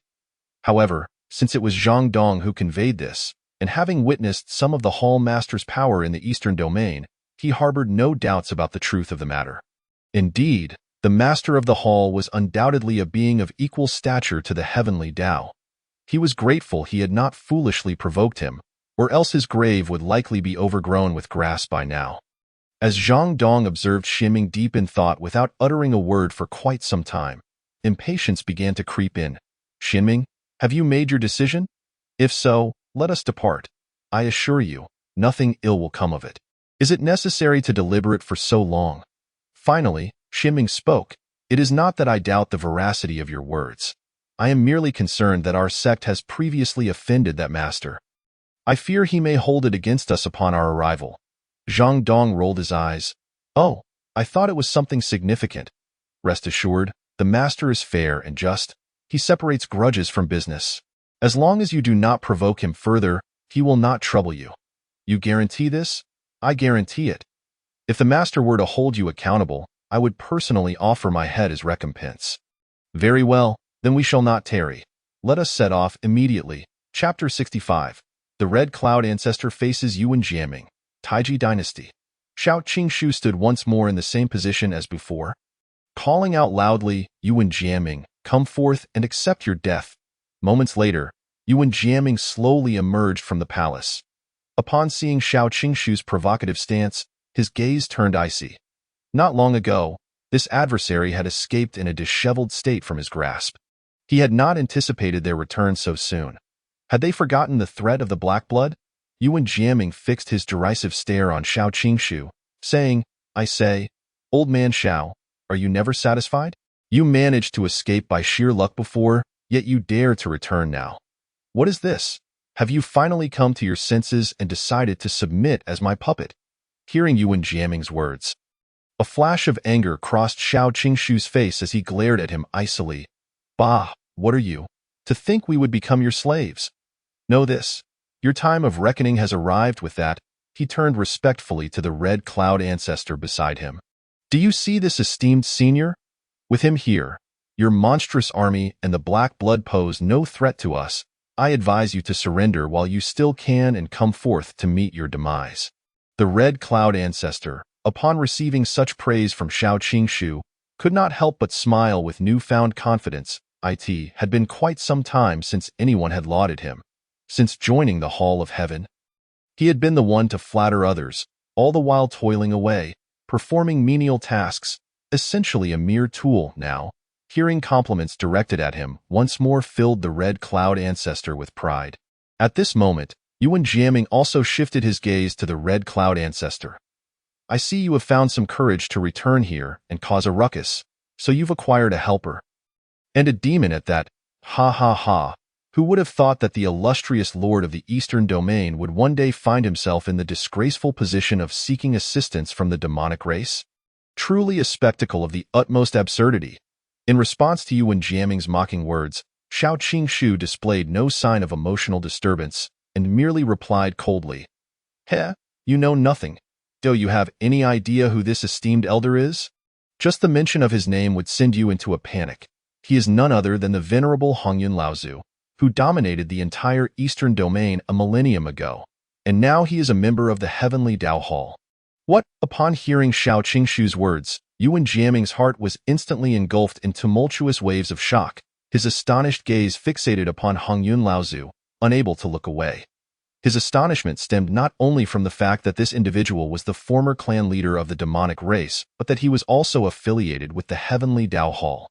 It is well known that in the Eastern Domain, one could provoke anyone, provided they possessed the strength. Even enmity with the entire Eastern Domain would matter little. However, regardless of one's prowess, the Heavenly Tao Hall is an entity that must never be trifled with. The terror of the Heavenly Tao Hall is evident to all in the Eastern Domain. Should one inadvertently offend them, one might as well remain stationary and await death, for no one could come to their aid. Yuan Jiaming's heart brimmed with resentment. He never anticipated that Xiao Qingshu and his companions would seek the help of the Heavenly Tao Hall. He was acutely aware of the immense power held by the Heavenly Tao Hall and understood that he stood no chance against them. At that moment, he found himself in a struggle. Was he truly to abandon his ambitions? No, that was a plan a century in the making. He could not simply relinquish it. Furthermore, even if he surrendered, having slain so many in the Eastern Domain, they would undoubtedly not spare him. It was better to fight. Perhaps there remained a glimmer of hope. Heh, Yuan Jiaming, are you beginning to feel fear? Seeing the panic etched upon Yuan Jiaming's face, Xiao Qingshu couldn't help but taunt him. Humph, even if he is a member of the Heavenly Tao Hall, what of it? I wield the black blood in my hands. The outcome remains uncertain. As soon as he finished speaking, Yuan Jiaming swiftly produced the dark demon vessel and hurled it into the AI art in an instant. An unending stream of black blood surged forth from the vessel, rushing towards Xiao Qingshu and his companions with astonishing speed. This is bad. The black blood is coming. Everyone, retreat quickly. Esteemed elder, it's up to you to handle the black blood. We shall withdraw first. Xiao Qingshu's expression changed drastically as he witnessed the black blood rushing towards him. And he immediately retreated. Go ahead, go ahead. Hongyun Laozu waved his hand nonchalantly, seemingly indifferent, eager to see if this black blood could truly transform him into a monster. Before long, the black blood had enveloped his body. Yet, Hongyun Laozu showed no intention of resisting, allowing the black blood to flow over his skin. In a short span of time, the tidal wave of black blood completely engulfed him. Seeing this, Yuan Jiaming couldn't help but rejoice. Ha ha ha. Even if you are a member of the Heavenly Tao Hall, what of it? Before my black blood, no one can resist me. You shall obediently become my slave. As Xiao Qingshu and the others witnessed Hongyun Laozu being consumed by the black blood, their expressions changed dramatically, panic coursing through them as concern for him arose.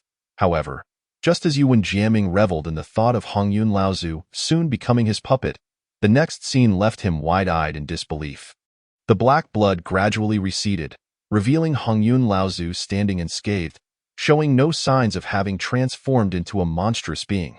The crowd collectively exhaled in relief, realizing that Hongyun Laozu had not succumbed to the black blood's corruption. Hongyun Laozu stretched and yawned, boredly remarking, I expected this black blood to be formidable. Is this truly all it amounts to? No. How can the black blood have no effect on you? This is impossible. Yuan Jiaming howled, his eyes wide with madness. The terror of the black blood was something he understood better than anyone. It was no exaggeration to say that even someone who had achieved the pinnacle of tribulation would be instantly consumed and transformed into a monster upon contact with it. Yet, what was he witnessing now? The moment the black blood touched his opponent, not only did he not transform into a monster, he appeared unaffected, as though nothing had occurred. How could he accept this? Is this what it means to be a member of the Heavenly Tao Hall? Truly, they are all like monsters, their power truly terrifying. Hongyun Laozu cast a disdainful glance at him, sneering, Kid, my body has long since reached a state where it is impervious to all evils. Your pitiful black blood cannot inflict any harm upon me. It seems you have no other moves left. Now, it is my turn. As soon as the words left his lips, an overwhelming aura erupted from Hongyun Laozu, and he charged rapidly towards Yuan Jiaming. Chapter 66, Terrifying Ascension, Half-Step Transformation. Why Yuan Jiaming gazed in horror as Hongyun Laozu barreled toward him. the overwhelming aura causing his face to pale instantaneously, his terror evident as he stammered, "No! Quick! Someone stop him!" In an instant, a multitude of abyssal monsters surged forth from the depths, hastening toward Hongyun Laozu. However, Hongyun Laozu regarded these monstrous hordes with utter disdain. Before they could even touch him, they were instantly crushed into a mist of blood by his terrifying aura. At that moment, Yuan Jiaming appeared to be frozen in shock, his body immobilized in place. In the blink of an eye, Hongyun Laozu stood before him. Then, in Yuan Jiaming's horrified gaze, Hongyun Laozu clenched his fists, delivering powerful blows to his body. Each punch was delivered with tremendous force, speed, and ferocity. Gradually, Yuan Jiaming became drenched in blood, reduced to a mere bloodied figure. Seeing that the time was ripe, Hongyun Laozu lifted his right leg and delivered a devastating knee strike to Yuan Jiaming's chest. With a resounding thud, Yuan Jiaming was sent flying, and as he soared through the air, Xiao Qingshu and the others could clearly see that his chest had been punctured, blood spewing forth like arrows. The scene was utterly shocking, and soon after, Yuan Jiaming crashed heavily into the ground, creating a deep crater. Witnessing this, the crowd erupted in excitement, their gazes toward Hongyun Laozu filled with admiration. "Well done, esteemed elder. You are simply my idol." Hongyun Laozu reveled in their praise, responding nonchalantly, "Heh. I have long stated that both Yuan Jiaming and the Black Blood are nothing but trash. You see, I have yet to exert myself, and he has already fallen." However, before Hongyun Laozu could bask in his triumph for too long, Yuan Jiaming suddenly stood up from the crater, bloodied and disheveled. His expression one of deep-seated malice as he glared at Hongyun Laozu. Hongyun Laozu was taken aback to see Yuan Jiaming still standing despite his condition. "Oh, I didn't expect you to be able to stand. It seems I was too lenient with you just now. Very well, I shall not hold back any longer. It is time to send you on your way." Yuan Jiaming licked the blood from his lips and began to laugh maniacally. "Ha ha ha. Do you think you have already won? I had no intention of bringing this upon myself. You have forced my hand, all of you." With that, he spread his arms wide and called out to the dark demon vessel in the sky, "Come." In response, the vessel gradually shrank and soared rapidly toward Yuan Jiaming, eventually merging with his body, becoming one with him. As Yuan Jiaming fused with the dark demon vessel, he was instantly enveloped in an aura of black, demonic energy, and the gaping wound in his chest began to visibly heal at an astonishing rate. Meanwhile, his body underwent a remarkable transformation. A pair of demonic horns sprouted from his head, his skin turned pitch black, and his stature increased dramatically, growing from 2 meters to 4 meters tall, effectively doubling in size. At this moment, he resembled a dark blood demon. As Yuan Jiaming's physical form continued to change, his aura surged to new heights. Gradually, his cultivation level skyrocketed at an unbelievable pace. Tribulation level 5, Tribulation level 6, and then, he reached the pinnacle of Tribulation. No, it wasn't over yet. His aura showed no sign of abating, and ultimately, he broke through the limits of Tribulation, achieving the level of half-step transformation, finally coming to a halt. Meanwhile, Xiao Qingshu and the others stood in stunned silence, their eyes filled with disbelief. How is this possible? Half-step transformation. He has actually attained half-step transformation. It is well known that in the annals of history on the Tianjiao continent, it has been an exceedingly long time since any individual has transcended the tribulation stage. Due to the constraints imposed by the heavens and the earth, breaking free from the shackles of the tribulation stage and attaining the divine transformation stage is an arduous endeavor. Unless one possesses extraordinary capabilities, no matter how much effort one exerts, the pinnacle of their cultivation will remain confined to the tribulation stage. While they may be uncertain whether individuals from other realms have successfully shattered their limitations to ascend to the divine transformation stage, they are unequivocally certain that no one in the eastern region has achieved such a breakthrough in a millennium. Were it to occur, the position of supremacy in the eastern region would not rightfully belong to them. As the astonishing aura gradually subsided, Yuan Jiaming sensed the transformation within him and was suddenly filled with elation. So this is what it feels like to be a half step into the divine transformation stage? Indeed, This formidable sensation is incomparable to that of the tribulation stage. Though it is merely a fragment of the dark blood demon's power, it has allowed me to successfully break through to the half-step divine transformation stage, enabling me to address the troubles at hand.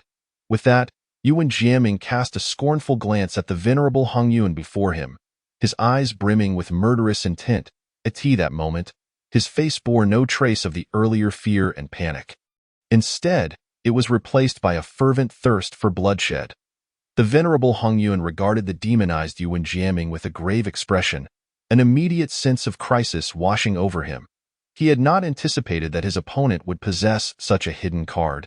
Having actually breached into the half-step divine transformation stage, he swiftly turned to Shao Qingshu and the others behind him, urging, "You must leave this place at once.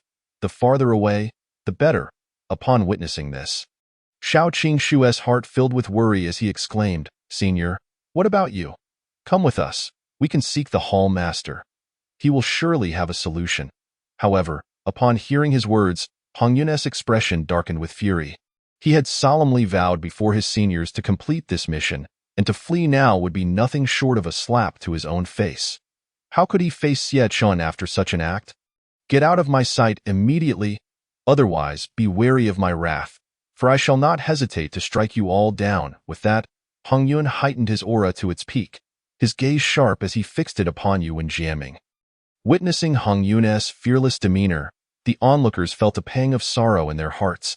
Senior Yuan Jiaming sneered coldly, "Ah, commendable courage, truly, as expected from one of the heavenly Dao Hall. You possess quite a backbone. Enough of this idle chatter. What does it matter if you are a half-step into the divine transformation stage? Allow me to experience just how formidable you truly are. Attack." With that, the venerable Hong Yun charged at Yuan Jiaming, who, refusing to back down, met him head-on. The two collided in an instant, the overwhelming force causing the entire Taiji dynasty to tremble. Meanwhile, within the heavenly Dao Hall, a sudden voice from the system echoed in Xie Chun's mind, startling him from his meditation. "Ding, detection of life-threatening danger to the extramural member Hong Yun. Please, host, take immediate action to rescue." Chapter 67. The Final Struggle. Upon hearing the system's alert, Xie Chun was momentarily taken aback. What is this? Isn't Hong Yun supposed to be dealing with that Yuan Jiaming? How is he now in danger? A look of confusion spread across Xie Chun's face. Logically, apart from his own people, no one in the eastern region should pose any threat to him. Moreover, given his formidable strength, he had little faith that the so-called dark blood could truly affect him. Could it be that Yuan Jiaming harbors some unknown means? Dispelling his thoughts, Xie Chun promptly accessed the system map, locating the position of the Taiji dynasty. Upon zooming in, Hong Yun's figure appeared on the screen. At that moment, Hong Yun exuded a chaotic aura. He was battered and bruised, drenched in blood, his face revealing ghastly white bones, with a significant dent in his chest, a sight too gruesome to behold. Seeing Hong Yun in such a pitiful state, Xie Chun's brows furrowed, and his expression turned icy. A terrifying aura erupted from him, shaking the entire hall. In his fury, though Hong Yun was merely an extramural member of the heavenly Dao Hall, he had represented its image in every action and word. The sight of someone reducing him to such a state was not only an affront to the heavenly Dao Hall, but also a personal insult to Xie Chun, indicating a blatant disregard for his authority as the Hall Master. Xie Chun then shifted his gaze to the monstrous figure standing nearby. This creature, nearly 4 meters tall, was fixated on Hong Yun, its crimson eyes gleaming with malice, its face twisted with mockery and derision. Its dark hands were stained with blood, clearly not its own, but rather the blood of Hong Yun, who had just emerged from a fierce battle. Is this the one who has done this to Hong Yun? Xie Chun squinted, his expression darkening. System, scan this monster's information. Ding. Scanning in progress. Ding. Scan complete. Name. Yuan Jiaming, demonized, identity. Emperor of the Taiji dynasty realm. Half-step divine transformation. Oh? Half-step divine transformation. The next realm after the tribulation stage? No wonder Hong Yun has been so severely beaten. Xie Chun came to a realization, understanding the gravity of Hong Yun's predicament. The disparity in realms posed an insurmountable gap, even if the opponent had not fully reached the divine transformation stage. The difference was still profound. Xietchen continued, by the way, system, since he is a half-step divine transformation, how can I eliminate him? I possess the extinguishing immortal finger, but you previously mentioned that, given my current realm, I can only barely extinguish someone at the peak of the tribulation stage. Am I to rely on the pressure of an immortal again? Not long ago, Xietchen had perused the heavenly Dao Mall, only to find it lacking updates. The Yuan-Ing cards had yet to appear, and other items were of little use to him, leaving him feeling quite disheartened. The system replied, Host, do not forget that you have me at your disposal. As long as I enhance the power of the extinguishing immortal finger, extinguishing him will be a breeze. Is that so? How wonderful, Xietchen exclaimed, but then hesitated, suddenly recalling something. If you help enhance it, will it deduct from my heavenly Dao points? If it does, I am unwilling to proceed. I can simply bring along Qiongqi and Taowu. I refuse to believe that Yuan Jiaming is so formidable that even they cannot defeat him. Xietchen had immense trust in Qiongqi and Taowu. Although they were not invincible in his eyes, they were hardly lacking either. Even at their current peak of the tribulation stage, he believed they could handle a half-step divine transformation opponent. The system responded, Host, please don't think of me as overly greedy. Remember, the last time you borrowed my abilities to cover the entire eastern region with the pressure of an immortal, did it deduct from your heavenly Dao points? If that is the case, then there is no issue as long as it doesn't deduct my heavenly Dao points. Everything is negotiable. Xietchen found himself in dire need of heavenly Dao points. He wished to avoid spending them unless absolutely necessary. The thought of needing to earn 2 million points within 6 months made him feel overwhelmed. Now that I am prepared, I shall head to the Taiji dynasty to test the power of the extinguishing immortal finger. At the Taiji dynasty, Yuan Jiaming gazed upon the battered and bloodied Hongyuan with immense satisfaction, a chilling smile gracing his lips. Well, what is this? Not so arrogant now, are we? Didn't you enjoy beating me earlier? Come on, continue. I never expected someone of your caliber could join the Heavenly Dao Hall. It seems the Heavenly Dao Hall is not as impressive as it claims. Perhaps you should suggest to the Hall Master that he relinquish his position to me instead. Ha ha ha. At his words, Hong Yun's expression shifted dramatically, a flicker of horror flashing in his eyes. While he could accept being bested, he never anticipated that Yuan Jiaming would audaciously express a desire to usurp the position of Hall Master. In the distance, Shao Qingshu and the others were equally stunned, their faces reflecting disbelief as they stared at Yuan Jiaming. Though they were aware of his newfound confidence, they could scarcely believe he had become so brazen as to disregard even the Hall Master. Did he truly think that merely achieving the half-step divine transformation stage made him invincible? Presumptuous. Hong Yun pointed an accusatory finger at him, his voice seething with anger.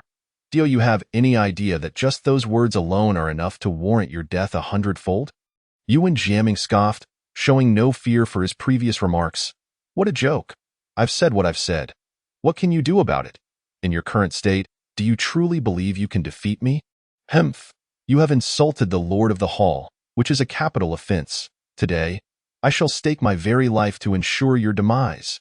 In that moment, the venerable Red Cloud ancestor ignited his own lifespan, a terrifying force emanating from him, even more ferocious than before. He had cast aside all reservations, determined to exchange his ultimate strike for a fatal blow against Yuan Jiaming. Chapter 68. The Fall of the Taiji Dynasty. Yuan Jiaming was taken aback upon witnessing Red Cloud Ancestor's willingness to burn his own lifespan to bring about his end. Have you lost your mind? Is the Hall of Heavenly Path truly worth such a sacrifice? In response to Yuan Jiaming's incredulity, Red Cloud Ancestor merely scoffed. Heh, someone as arrogant and self-important as you will never comprehend the greatness of the Hall Master. You are but a frog at the bottom of a well, utterly oblivious to the vastness of the world and the cosmos. Having spent an extensive period on Zhixiao Mountain, Red Cloud Ancestor had come to fully trust Xietchen. Although initially coerced into servitude under Xietchen, he had gradually come to find him nothing short of miraculous, a being who could only be described as extraordinary. Why Yuan Jiaming, dismissing the disdain directed at him, shrugged nonchalantly. Oh, why bother? Even if you expend your lifespan to regain your peak, the outcome will be no different than before. Humph. Enough of this chatter. The battle has only just begun. Attack! With a cold huff, Red Cloud Ancestor unleashed his most formidable power. Yu Wenjiaming roared in response, his fists swirling into an infinite force as they collided with Red Cloud Ancestor. Boom, boom, boom. The sound of violent explosions echoed between the two combatants, each struggling to gain the upper hand. Suddenly, amidst the fray, Red Cloud Ancestor coughed up blood, a side effect of burning his lifespan. Though this tactic had momentarily elevated him to a new pinnacle, his previous injuries were too severe, and his body could no longer withstand such immense energy. Recognizing that his opponent had reached his limit, Yu Wenjianming smirked slightly. He concentrated all his might into his right hand and struck Red Cloud Ancestor's chest, piercing through it before kicking him down from the sky. No, Ancestor! From a distance, Shao Qingshu and the others watched in anguish, unable to contain their fury.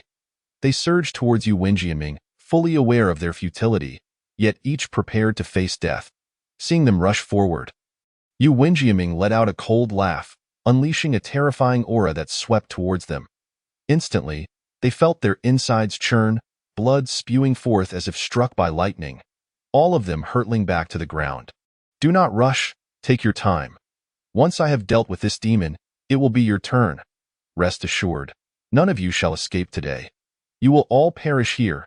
Yu Wenjiaming chuckled lightly, striding towards the ailing Red Cloud Ancestor. His face a mask of derision, Red Cloud Ancestor, enduring excruciating pain, mustered all his strength to speak. Yu Wenjianming, though you may slay me today, know that you shall not find peace. The Hall Master will surely avenge me. Wait for it. I shall watch from the depths of hell as you fall to his hand, and together we shall tread the path of the underworld. Ha ha ha! Yu Wenjiaming replied icily. The Hall Master of the Heavenly Path? I once held some fear of him, but now it seems he is merely a blusterer. Is he not all-powerful? Why, then, has he not come to save you in your moment of need?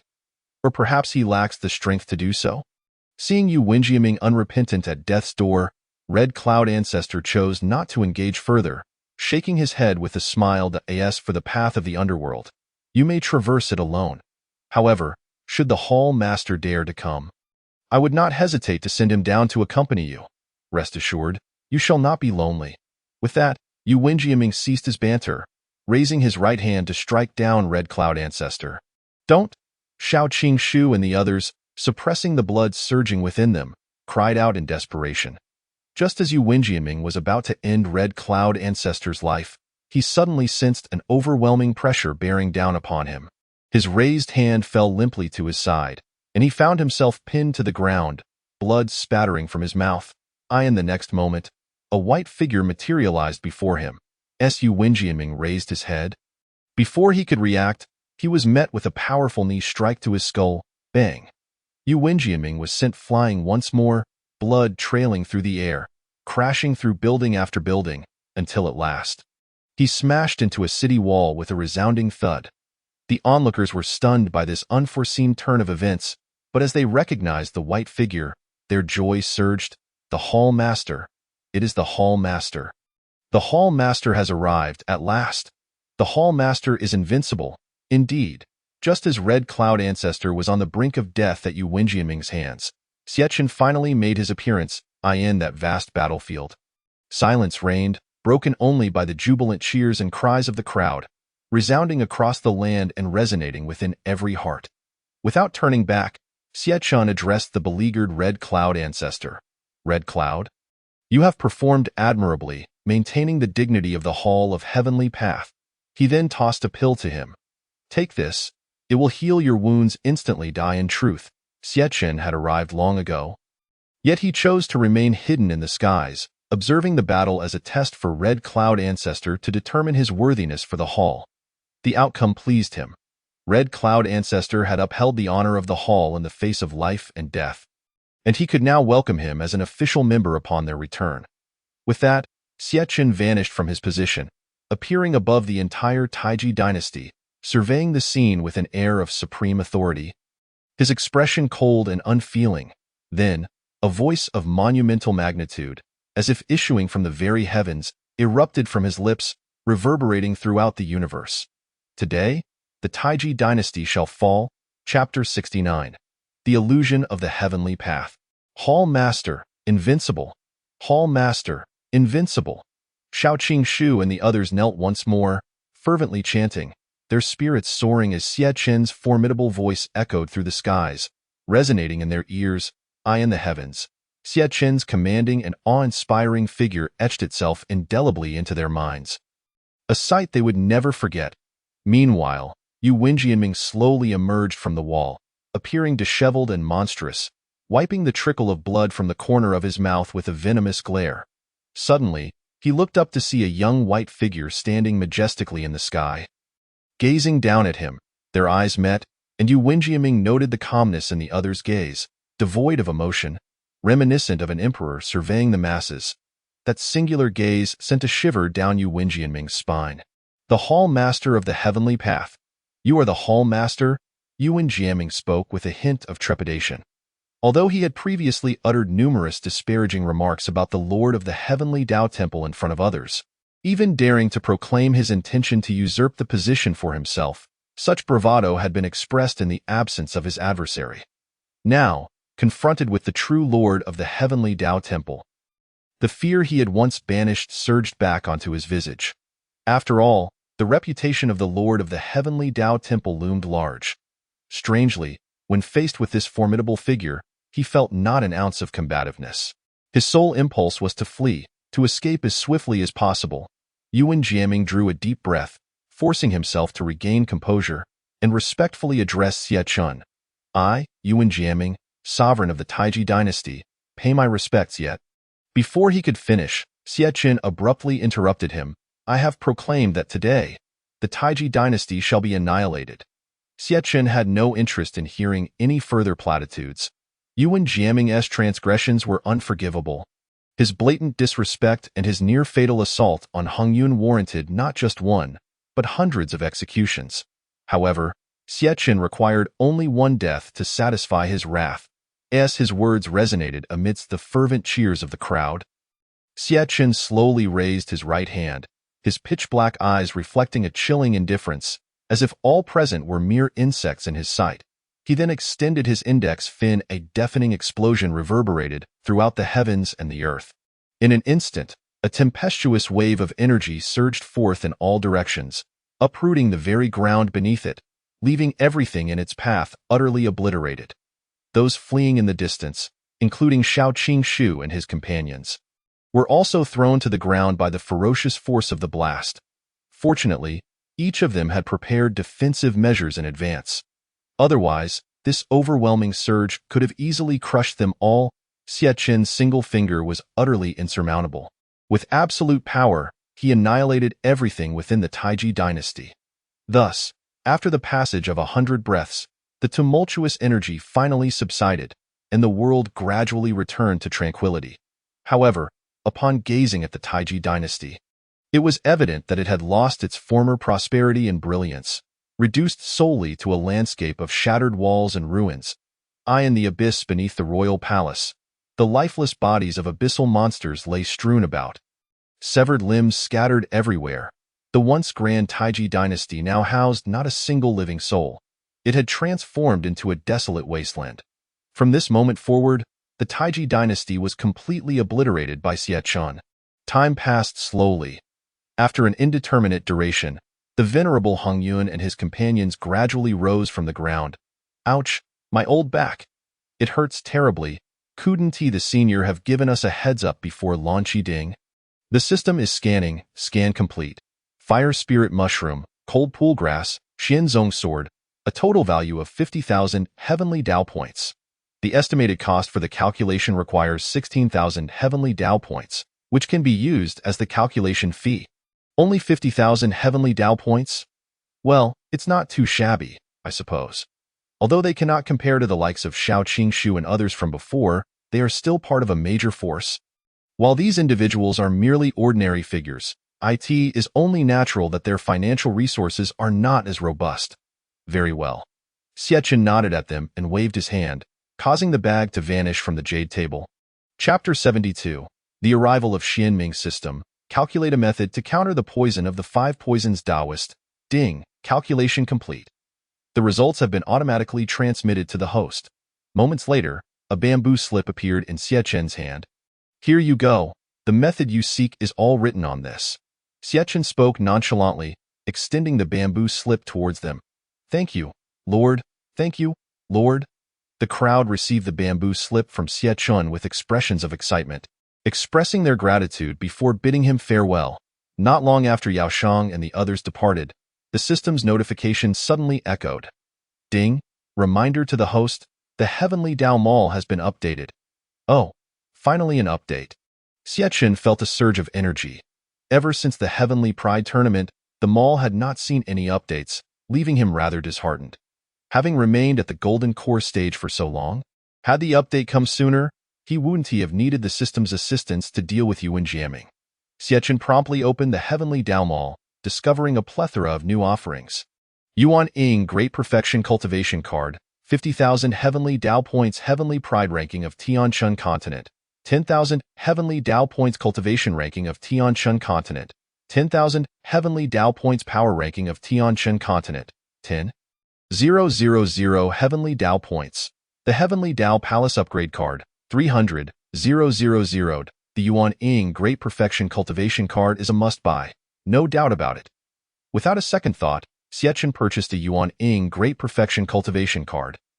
This was not only to enhance his strength, but the current task also required him to break through to the first level of the Tribulation Transcendence. Thus, the expenditure of 50,000 Heavenly Dao Points was indispensable. Moreover, 50,000 was a trivial amount for him now, as he possessed several 100,000. Following this, Xiechun crushed the Yuan Ying Great Perfection Cultivation Card, and a torrent of overwhelming power surged throughout his being. Ah, delightful! The Yuan Ying stage is indeed incomparable to the Golden Core stage. I feel that should I face Yuan jamming now, even if he were a half-step to the transformation of God, I could effortlessly extinguish him with a mere finger without relying on the system's aid. Xiechun meticulously sensed the changes within himself, a satisfied smile gracing his lips. He then turned his attention back to the Heavenly Dao Mall. The Heavenly Pride Ranking of Tianjiao Continent, that should only be available after completing the current task, I suppose. Regardless, I will have to purchase it eventually. It's merely 10,000 Heavenly Dao Points, which is not exorbitant. Bought. The Cultivation Ranking of Tianjiao Continent. Bought. The Power Ranking of Tianjiao Continent. Bought. The Heavenly Dao Palace Upgrade Card has surprisingly risen to 300,000. Xiechun was taken aback. Having increased by half, this is outrageous. System, why has the price of the Heavenly Dao Palace Upgrade Card skyrocketed? It was only 200,000 before. Are you trying to exploit me again? The system replied. Host, have you never played a game? Upgrading from level 1 to level 2 might require only 100 experience points, but does upgrading from level 2 to level 3 still require just 100? It's the same principle. The first upgrade of the Heavenly Dao Palace cost 200,000, so the second upgrade naturally costs more. Isn't that quite reasonable? Upon hearing the system's explanation, Xiechun felt a wave of exasperation. System, I realize you've learned the bad things quite swiftly, always thinking of ways to extract more Heavenly Dao points from me. That's not quite fair, host. Consider this. Your first upgrade brought significant changes to the Heavenly Dao Palace, and the second upgrade will undoubtedly bring even greater transformations, making it an absolute bargain. So, host, don't hesitate, just buy it and see. Seeing the system tempting him to make a purchase once more, Xiechun hurriedly closed the Heavenly Dao Mall. What a jest! That's 300,000 Heavenly Dao points. Although, given my current balance, I could just about afford it. I certainly won't make such a purchase now. I still have a task worth 2 million to complete, and failing to do so would result in a tremendous loss. I cannot fall for the system's tricks. Xiechun continued. System, retrieve the panel. Ding, panel retrieval successful. Host, Xiechun Realm, Yuan Ying Great Perfection Talent, Celestial Talent Physique, Heavenly Dao Celestial Body Items, Heavenly Dao Palace Master Robe 1, Heavenly Dao Palace Master Crown 1, Heavenly Dao Palace Master Shoes 1, Mystery Mirror 1, Heavenly Pride Arena, Beginner 1, Heavenly Pride Ranking of Tianjiao Continent 1, Cultivation Ranking of Tianjiao Continent 1, Power Ranking of Tianjiao Continent 1 Techniques, Heavenly Dao Qi Observation Technique. Celestial Pressure, Exterminating Celestial Finger-Affiliated Force, Heavenly Dao Palace Location, Tianjiao Continent, Purple Cloud Mountain, Heavenly Dao Points, 360,000 Task. Possess Heavenly Dao Points, 36,200,000. Host Realm reaches the first level of Tribulation Transcendence. Xiechun gazed at his current Heavenly Dao Points and couldn't help but sigh. Only 360,000 Heavenly Dao Points? Sigh. I truly wonder what it will take to accumulate 2 million. Just as Xiechun was lost in thought, Zhang Dong's voice suddenly echoed from outside the hall. Young master, I have returned. At last, he has arrived. Xiechun felt a surge of joy and called out towards the entrance. Come in. Soon after, Zhang Dong entered the grand hall, accompanied by a middle-aged man. Upon stepping into the hall, the middle-aged man immediately fixed his gaze upon Xiechun, as expected from what the disciples had said. He appears remarkably youthful. His realm, Why can't I gauge his cultivation? Wasn't he said to be at the golden core great perfection? Never mind, it's normal that I can't see through his cultivation. How could someone of this caliber, on par with the heavenly Tao, merely be at the golden core great perfection? Surely, he must have intentionally suppressed himself to that level to mislead them. The middle-aged man dismissed his thoughts and promptly bowed to Xiechun. I am Xianming, the sect master of the Tai Xian sacred sect, and I pay my respects to the lord of the heavenly Dao Palace. Xiechun regarded the middle-aged man with a smile and replied, Sect Master Xian? It is a pleasure to finally meet you, Xianming continued. Lord, the elder Lu Xian from our sect has unwisely offended you, but that was purely his personal act. The Tai Xian sacred sect had no knowledge of it. And I hope you can show magnanimity and forgive us. Rest assured, I am well aware that you were unaware. Otherwise, your Tai Xian sacred sect would have long been reduced to ruins, and you wouldn't be standing here speaking with me. Would you? Xiechun spoke in a calm tone, yet there was an underlying hint of menace. Upon hearing this, Xianming was taken aback, his cold sweat pouring forth. Yes, thank you, Lord, thank you, Lord. Well then, let us proceed to discuss business. Please, take a seat. Xiechun gestured towards the cushions before the jade table, inviting Xianming to sit. Certainly. Xianming expressed his gratitude once more before sitting down, and then he conveyed the purpose of his visit to Xiechun. Chapter 73. Wealthy and Generous Lord.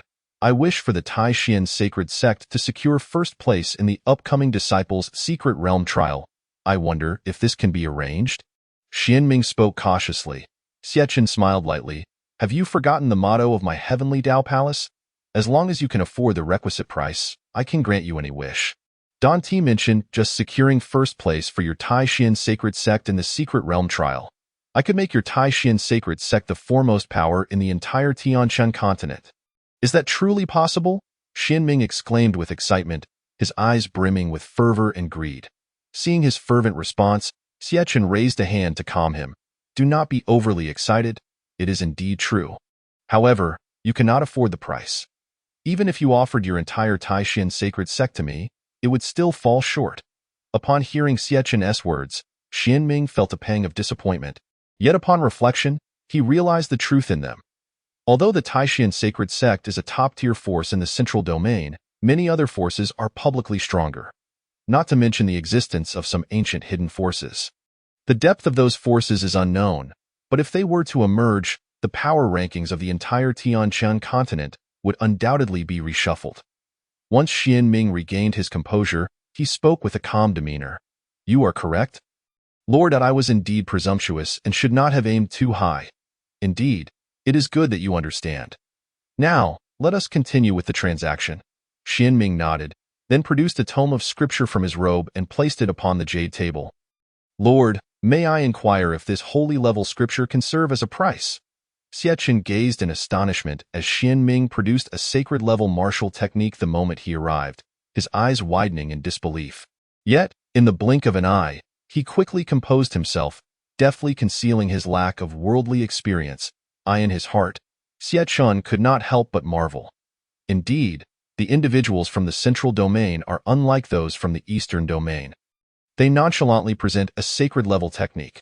Although Xianming had merely extracted a lower-grade sacred level technique, had such a treasure appeared in the eastern domain, it would undoubtedly incite fierce competition among all major factions, potentially unleashing a storm of bloodshed across the entire region. It was astonishing that what was considered a priceless gem in the Eastern Domain was regarded as trivial by some of the powerful figures in the Central Domain, who presented it without even a flicker of their eyes, as if it were nothing of their concern. In his mind, Xiachen communicated with the system. System, can this technique serve as a calculation cost? Ding! The lower-grade sacred-level technique, Xian Tian Lai Huoju, is valued at 250,000 Dao points. The method for securing first place in the Disciples' Secret Realm trial for Taishian Sacred Sect requires 150,000 Dao points. Thus, it can be used as a calculation cost. Upon hearing the system's response, Xiachen's initial reaction was not one of joy but rather perplexity. He had not anticipated that a sacred-level technique would be worth merely 250,000 Dao points. He had assumed it would be valued at least 400,000. The actual worth was shockingly disparate from his expectations. System, have you made a mistake? This is a sacred-level technique. How can it be worth only 250,000 Dao points? It should be valued at least 300,000. The system replied, the system cannot make errors. The recovery value is indeed only this much. This is merely a lower-grade sacred-level technique. Please do not overreact. Host, as it reflects poorly on your understanding. Fine. I concede your point, Xiachen thought to himself, giving the system an internal thumbs up and refraining from further argument, lest he truly appear ignorant. 250,000 it is. Not a small sum. However, this means I can only profit 100,000, which leaves me far from my goal. With a keen gaze, Xiachen scrutinized Xian Ming, pondering silently. This fellow must possess more valuable items. I must extract them all. Feeling Xiachen's intense scrutiny, Xian Ming grew somewhat uneasy and cautiously asked, Palace Master, is something wrong? Is the cost insufficient? Xiachen shook his head. This item falls a bit short as a cost. Xian Ming sighed. Indeed, to expect that a single sacred-level technique would secure first place for Taishian Sacred Sect is rather naive of me. Thankfully, I was prepared. Otherwise, this trip would have been in vain. He then produced another lower-grade sacred-level technique and placed it before Xiachen. Palace Master, would this additional sacred-level technique suffice as a cost? Xiachen was taken aback. Goodness, to you, sacred-level techniques are as cheap as cabbages. System, is this sacred-level technique also worth 250,000 Dao points? Ding. The lower-grade sacred-level technique, Xinling Jing, is valued at 200,000 Dao points. What is happening? Why is it 50,000 Dao points less? Is there a distinction among techniques? Xiachen pondered, feeling somewhat vexed. Certainly. This Xinling Ju is merely an auxiliary technique, hence its value is naturally inferior to that of the Xian Tian Lai Huoju, the system explained. Sighing, Xiachen found himself at a loss for words once more. He then cast a meaningful glance at Xian Ming in feigned disappointment, saying, Alas, it seems you lack sincerity. Do you not wish for your sect to secure first place in this secret realm? No, Palace Master. How could that be? I certainly wish for our sect to claim the top position, Xian Ming replied in a panic, suddenly realizing. This Palace Master of the Dao Hall is formidable. He truly knows I have more to offer. Resolutely, Xian Ming clenched his teeth and presented yet another sacred-level technique on the jade table. Palace Master, how about this additional one? Xiachen glanced at it and continued his inquiry with the system. System. What is the value of this sacred-level technique? The lower-grade sacred-level technique, Fenyang Piyuan Gong, is valued at 300,000 Dao points. Xiachen's heart leaped with joy. Excellent. This technique is indeed the most valuable. Truly, one would never discover how wealthy he is without pressing him. Seeing Xiachen's silence, Xian Ming assumed his dissatisfaction persisted and hastened to say, Palace Master, I only brought these few techniques with me this time. This is truly the last of my possessions. I have nothing more. If this still does not suffice, I will have to forego this transaction.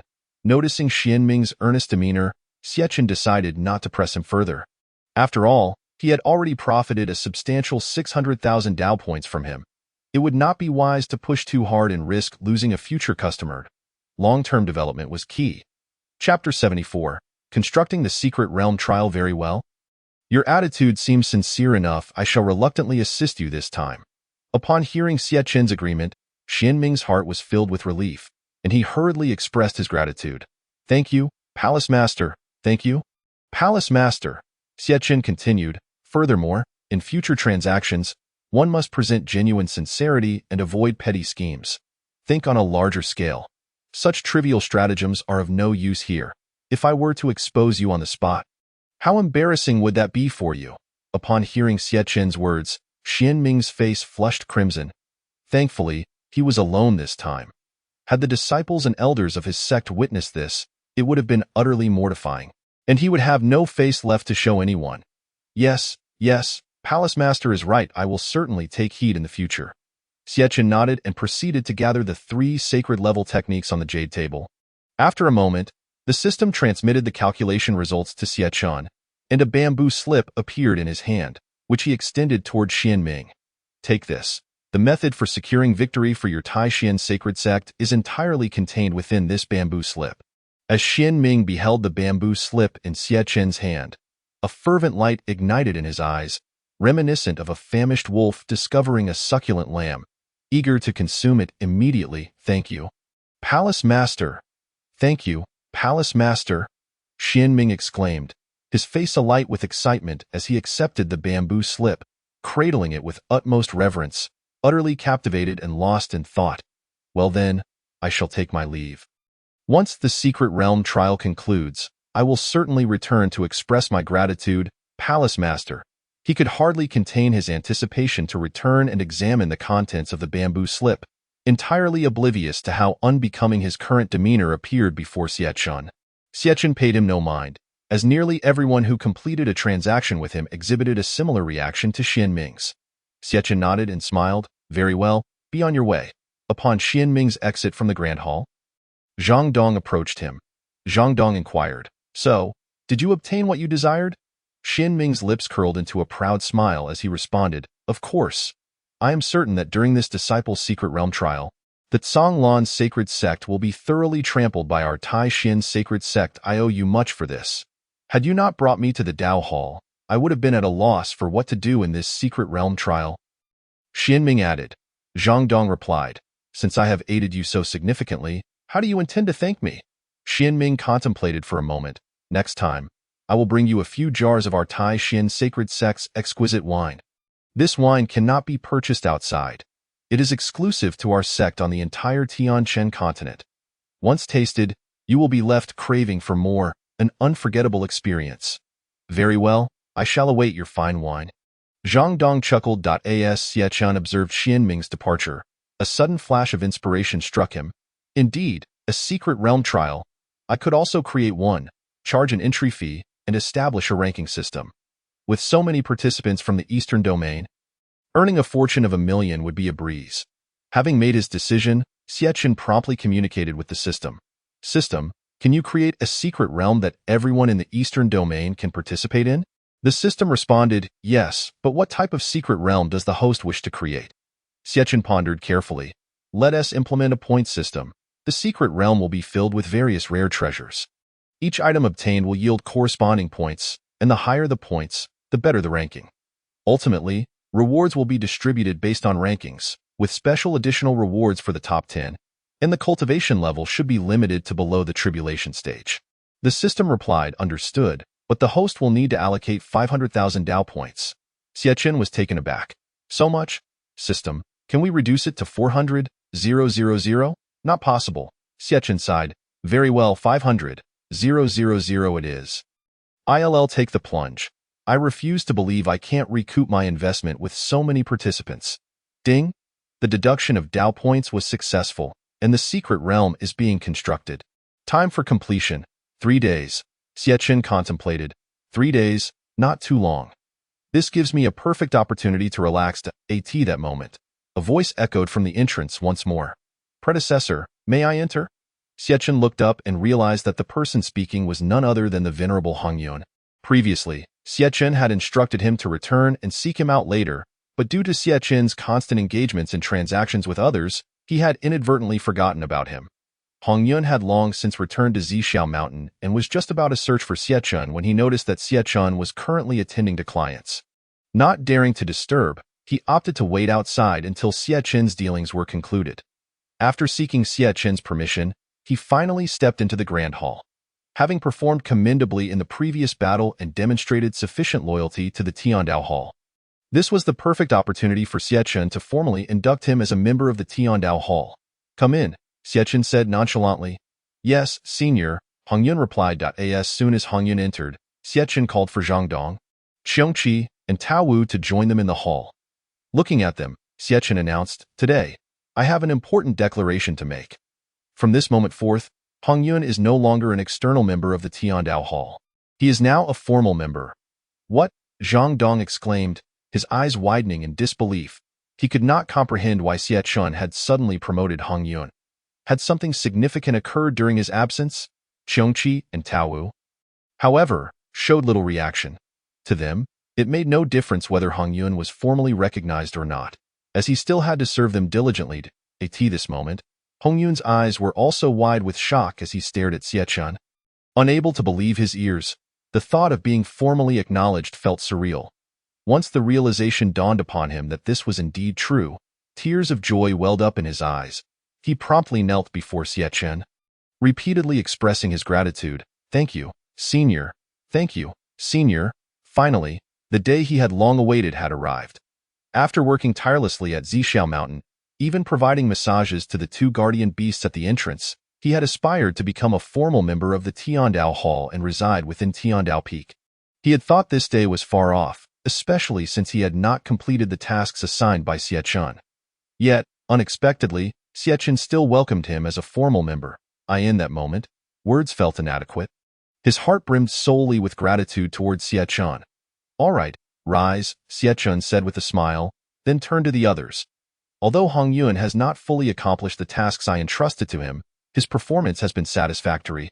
He then recounted the events that had transpired in the battle against Yuan Jiaming. Even at the moment of impending death, he chose not to plead for mercy, but instead vowed to defend the dignity of the Tianjiao Hall with his life. His actions have proven his loyalty to the Tianjiao Hall, and thus he deserves the opportunity to officially join us. After hearing Xie Chun's explanation, Zhang Dong suddenly understood. He had only been away in the central domain for a short time. Yet such dramatic events unfolded at home. Hong Yun was a person of even greater strength than himself. It was astonishing that he had nearly succumbed to Yuan Jiaming. Had it not been for Xie Chun's timely rescue, Hong Yun might have indeed perished there. What surprised Zhang Dong even more was that, faced with such a formidable adversary, Hong Yun chose to fight to the death rather than surrender, a stark contrast to the impression he had previously held of him. Consequently, Zhang Dong's gaze towards Hong Yun shifted from one of disdain to one of respect. Qiongqi suddenly remarked to Hong Yun, "Hey, you, of all people, almost fell to such trash. How weak can you be?" Tao Wu chimed in. "Ah, had I known, I would have accompanied you. Your massage technique is far superior to that brat Zhang Dong's. If you had died, I'd have been left with no choice but to endure his massages every day." "Zhang Dong," Hong Yun smiled wryly, "my lords, how could I possibly compare to you? You two are divine beasts and naturally unafraid of Yuan Jiaming. I, on the other hand, have but a frail physique. Facing a half-step Huashan like Yuan Jiaming, it was indeed quite challenging. In Hong Yun's eyes, the power of Qiongqi and Tao Wu was truly terrifying. Though they were currently at the pinnacle of the Tribulation Transcendence stage, their aura far surpassed that of the demonized Yuan Jiaming. Though he had never fought the demonized Yuan Jiaming directly, he was confident that even if he managed to exchange a few blows with him, he would not last 3 rounds against these two formidable beings. Seeing that no one opposed Hong Yun's formal membership in the Tianjiao Hall, Xie Chun chose not to elaborate further. From here on out, he merely needed to await the opening of the Secret Realm trial 3 days hence. Then Xie Chun addressed them again. "By the way, there is one more thing to inform you. In 3 days, I will be initiating a Secret Realm trial in the Eastern region, and all eligible individuals within the Eastern region may register to participate." "The Secret Realm, Senior, may we participate?" Hong Yun exclaimed excitedly. The Secret Realm was a crucial avenue for enhancing one's strength. If he could procure even a couple of treasures from it, his power would undoubtedly see a significant boost. perhaps even allowing him to break through to the Huashan stage. Zhang Dong also looked at Xie Chun with anticipation. During his travels, he had entered many secret realms, albeit simple ones, from which he had extracted numerous treasures. This time, however, the secret realm was personally crafted by Xie Chun, so the treasures within would undoubtedly be far more precious. Observing their eager expressions, Xie Chun smiled faintly, then shook his head. The conditions for entering this secret realm are restricted to those below the Tribulation Transcendence stage. So unfortunately, you will not have the opportunity. The two of them felt as if struck by a thunderbolt. Their fervor instantly extinguished, and their expressions turned gloomy. Noticing their despondent demeanor, Xie Chun spoke again. Do not be disheartened. Within the Tianjiao Hall, there are ample opportunities for you to enhance your strength. Do not confine yourselves to the present. I believe that in due time, your own fortuitous encounters will arise. Xie Chun mused. Currently, their strength was indeed too low. If they were to face formidable foes akin to Yuan Jiaming, or even stronger adversaries in the future, he could not always resolve matters personally. Otherwise, what purpose would these individuals serve? Moreover, if he were to tackle every problem himself, he would merely become a laborer, and as the esteemed leader of the Tianjiao Hall, he certainly did not wish to be ridiculed for lacking competent subordinates. Regrettably, aside from some medicinal pills, the Tianjiao Hall's marketplace offered no means to enhance their power, and with only one Tianjiao peak in the hall, it seemed he had no choice but to place his hopes on the next upgrade of the Tianjiao Hall. Upon hearing Xie Chun's words, the two gradually lifted their spirits, their previous gloom dissipating. Since Xie Chun had proclaimed that their fortuitous encounters were forthcoming, they were certain that they would indeed arrive. After all, they had already lingered at the Tribulation Transcendence stage for many years. Waiting a little longer was of no consequence. Without Xie Chun, they would have never even had the chance to wait, likely remaining stagnant at their current level for a lifetime. Xie Chun continued, also, from now on, you need not refer to me as young master or senior. Simply call me Hall Master, I prefer that title. Yes, Hall Master. Yes, Hall Master. Xie Chun nodded, then dismissed everyone from the Grand Hall. Meanwhile, in the eastern region, news of the fall of the Taiji dynasty spread rapidly, igniting a wave of excitement throughout the region. Upon learning that the Taiji dynasty had been reduced to ruins, everyone erupted in cheers, though they were also curious to know who had brought about its demise. It was said that thunder had roared at the time, and even a divine apparition had appeared. Consequently, all in the eastern region began speculating about the identity of this divine figure. Some guessed it was a deity descending to the mortal realm, while many believed it to be the manifestation of the Hall Master of the Tianjiao Hall. In their view, such a miraculous occurrence could only be attributed to the Hall Master. Time passed swiftly, and in the blink of an eye, 3 days had gone by. At this moment, Xie Chun was seated in the Tianjiao Hall, meditating, when suddenly a notification from the system echoed in his mind. Ding! The secret realm has been successfully created and has been automatically transported to the system space. Finally, it was complete. Xie Chun felt a surge of joy and promptly checked the details before inquiring. System, how can I deploy it to the eastern region? The deployment process is akin to that of the Tianjiao rankings. The host merely needs to open the system map, select the eastern region, and then click deploy. Understanding this, Xie Chun wasted no time in opening the system map and sending the secret realm into the eastern region. Chapter 76, The Eastern Region Secret Realm Trial begins. Boom. A tremendous explosion reverberated through the skies of the eastern region, causing everyone to look up in unison. When they realized that the sound originated from the Tianjiao rankings, their expressions turned ecstatic once more. Huh? Has it begun? Is the 4th ranking starting? The Lord is truly diligent. It has only been a few days since the last conspiracy ranking, and now a new list is to be unveiled. I wonder what this new ranking will entail. My anticipation is palpable. The trial of the secret realm in the eastern domain of the Tianjin continent is about to commence. This trial will adopt a point system. Any treasures obtained within the realm will yield corresponding points, and participants will be ranked according to the quantity of points they acquire. The higher the rank, the more abundant the rewards. Note: this trial is limited to 15 days and is only open to those whose cultivation level is below the tribulation stage. All entrants must surrender 1% of their life essence. As the announcement concluded, A massive spatial rift suddenly appeared in the sky, its gaping maw enveloped by a shimmering white veil from the outside. One could discern nothing of the scenery beyond the rift, yet the overwhelming aura emanating from it was unmistakable. A secret realm, indeed. I must enter. No one can stop me, however. The requirement to relinquish 1% of my life essence remains. And it seems there are no enlightenment pills this time. If I enter and emerge empty-handed, it would be a tremendous loss.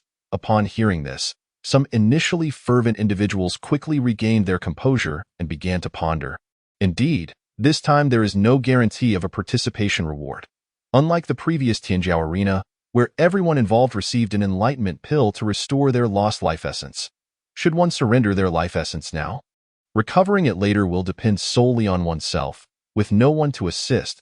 If one can procure several treasures from the secret realm, it would not be a loss even if they cannot recover their essence.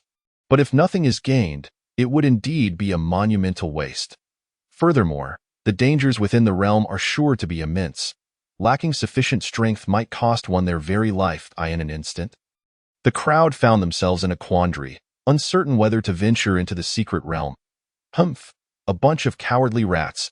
It is precisely because of your weakness that the entire eastern domain's cultivation level has plummeted, rendering us the weakest region of the Tianjiao continent. An elder from a major sect could no longer contain himself and spoke out. Instead of striving to enhance your own abilities, you sit idly, dreaming of fortune falling from the sky. Even when opportunity stands before you, you dare not seize it.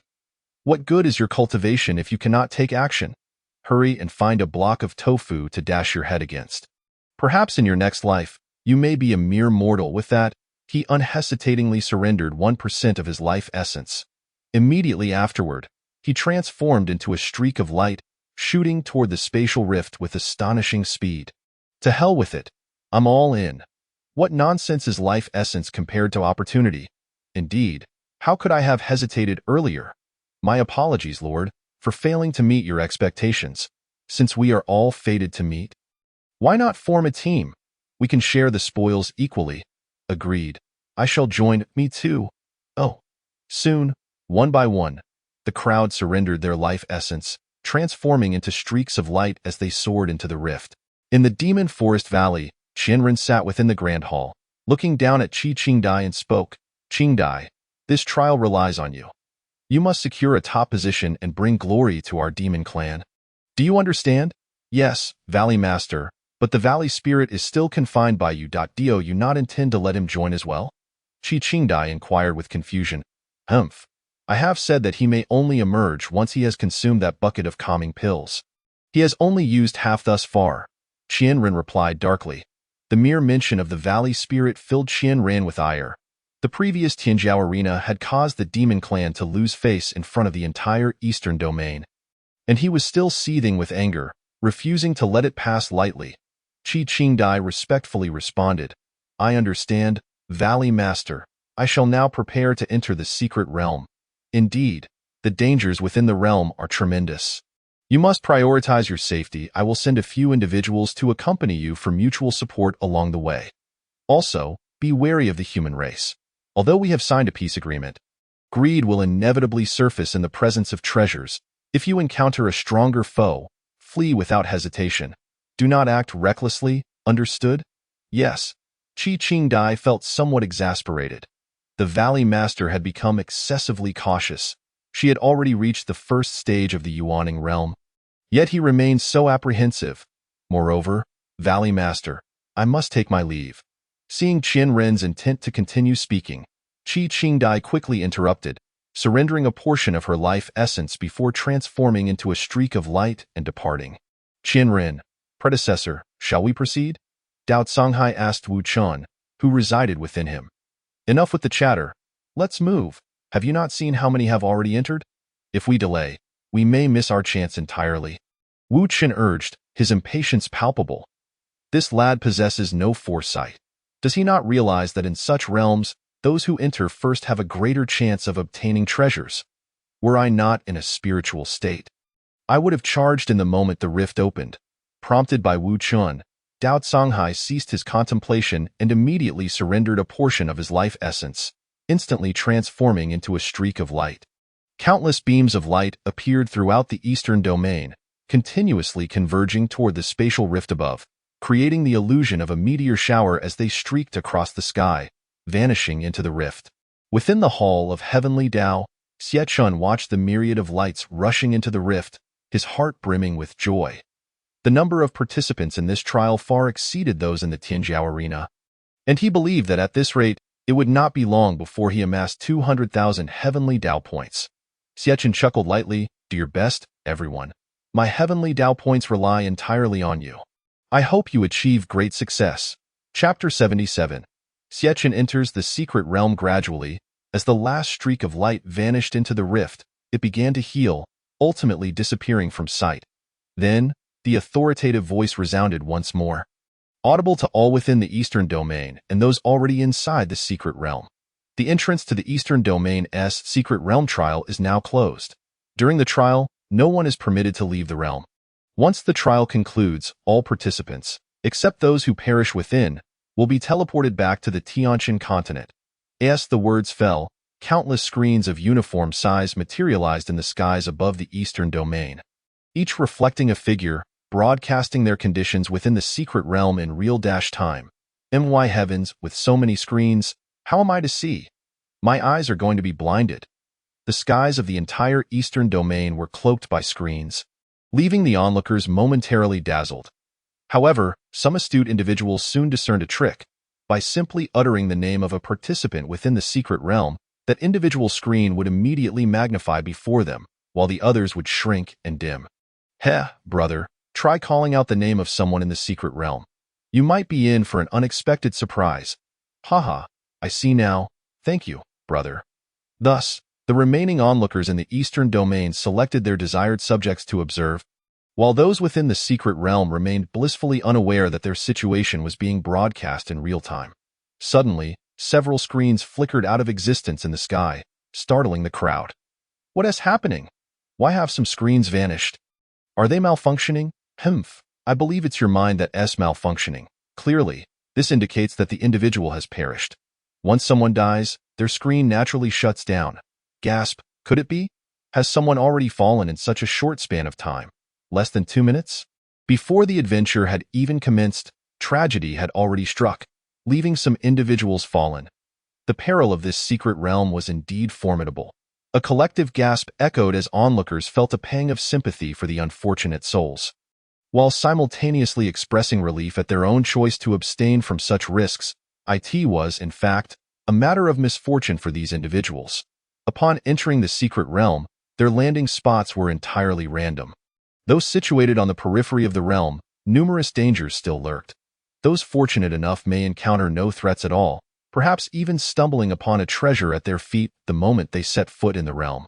Conversely, those less fortunate could find themselves plummeting directly into the territory of ferocious beasts, and if their strength proved inadequate, they would become mere fodder for these predators. In the Hall of Celestial Path, Xiechun observed the participants on the screen as they began their explorations within the secret realm, a sense of eagerness stirring within him.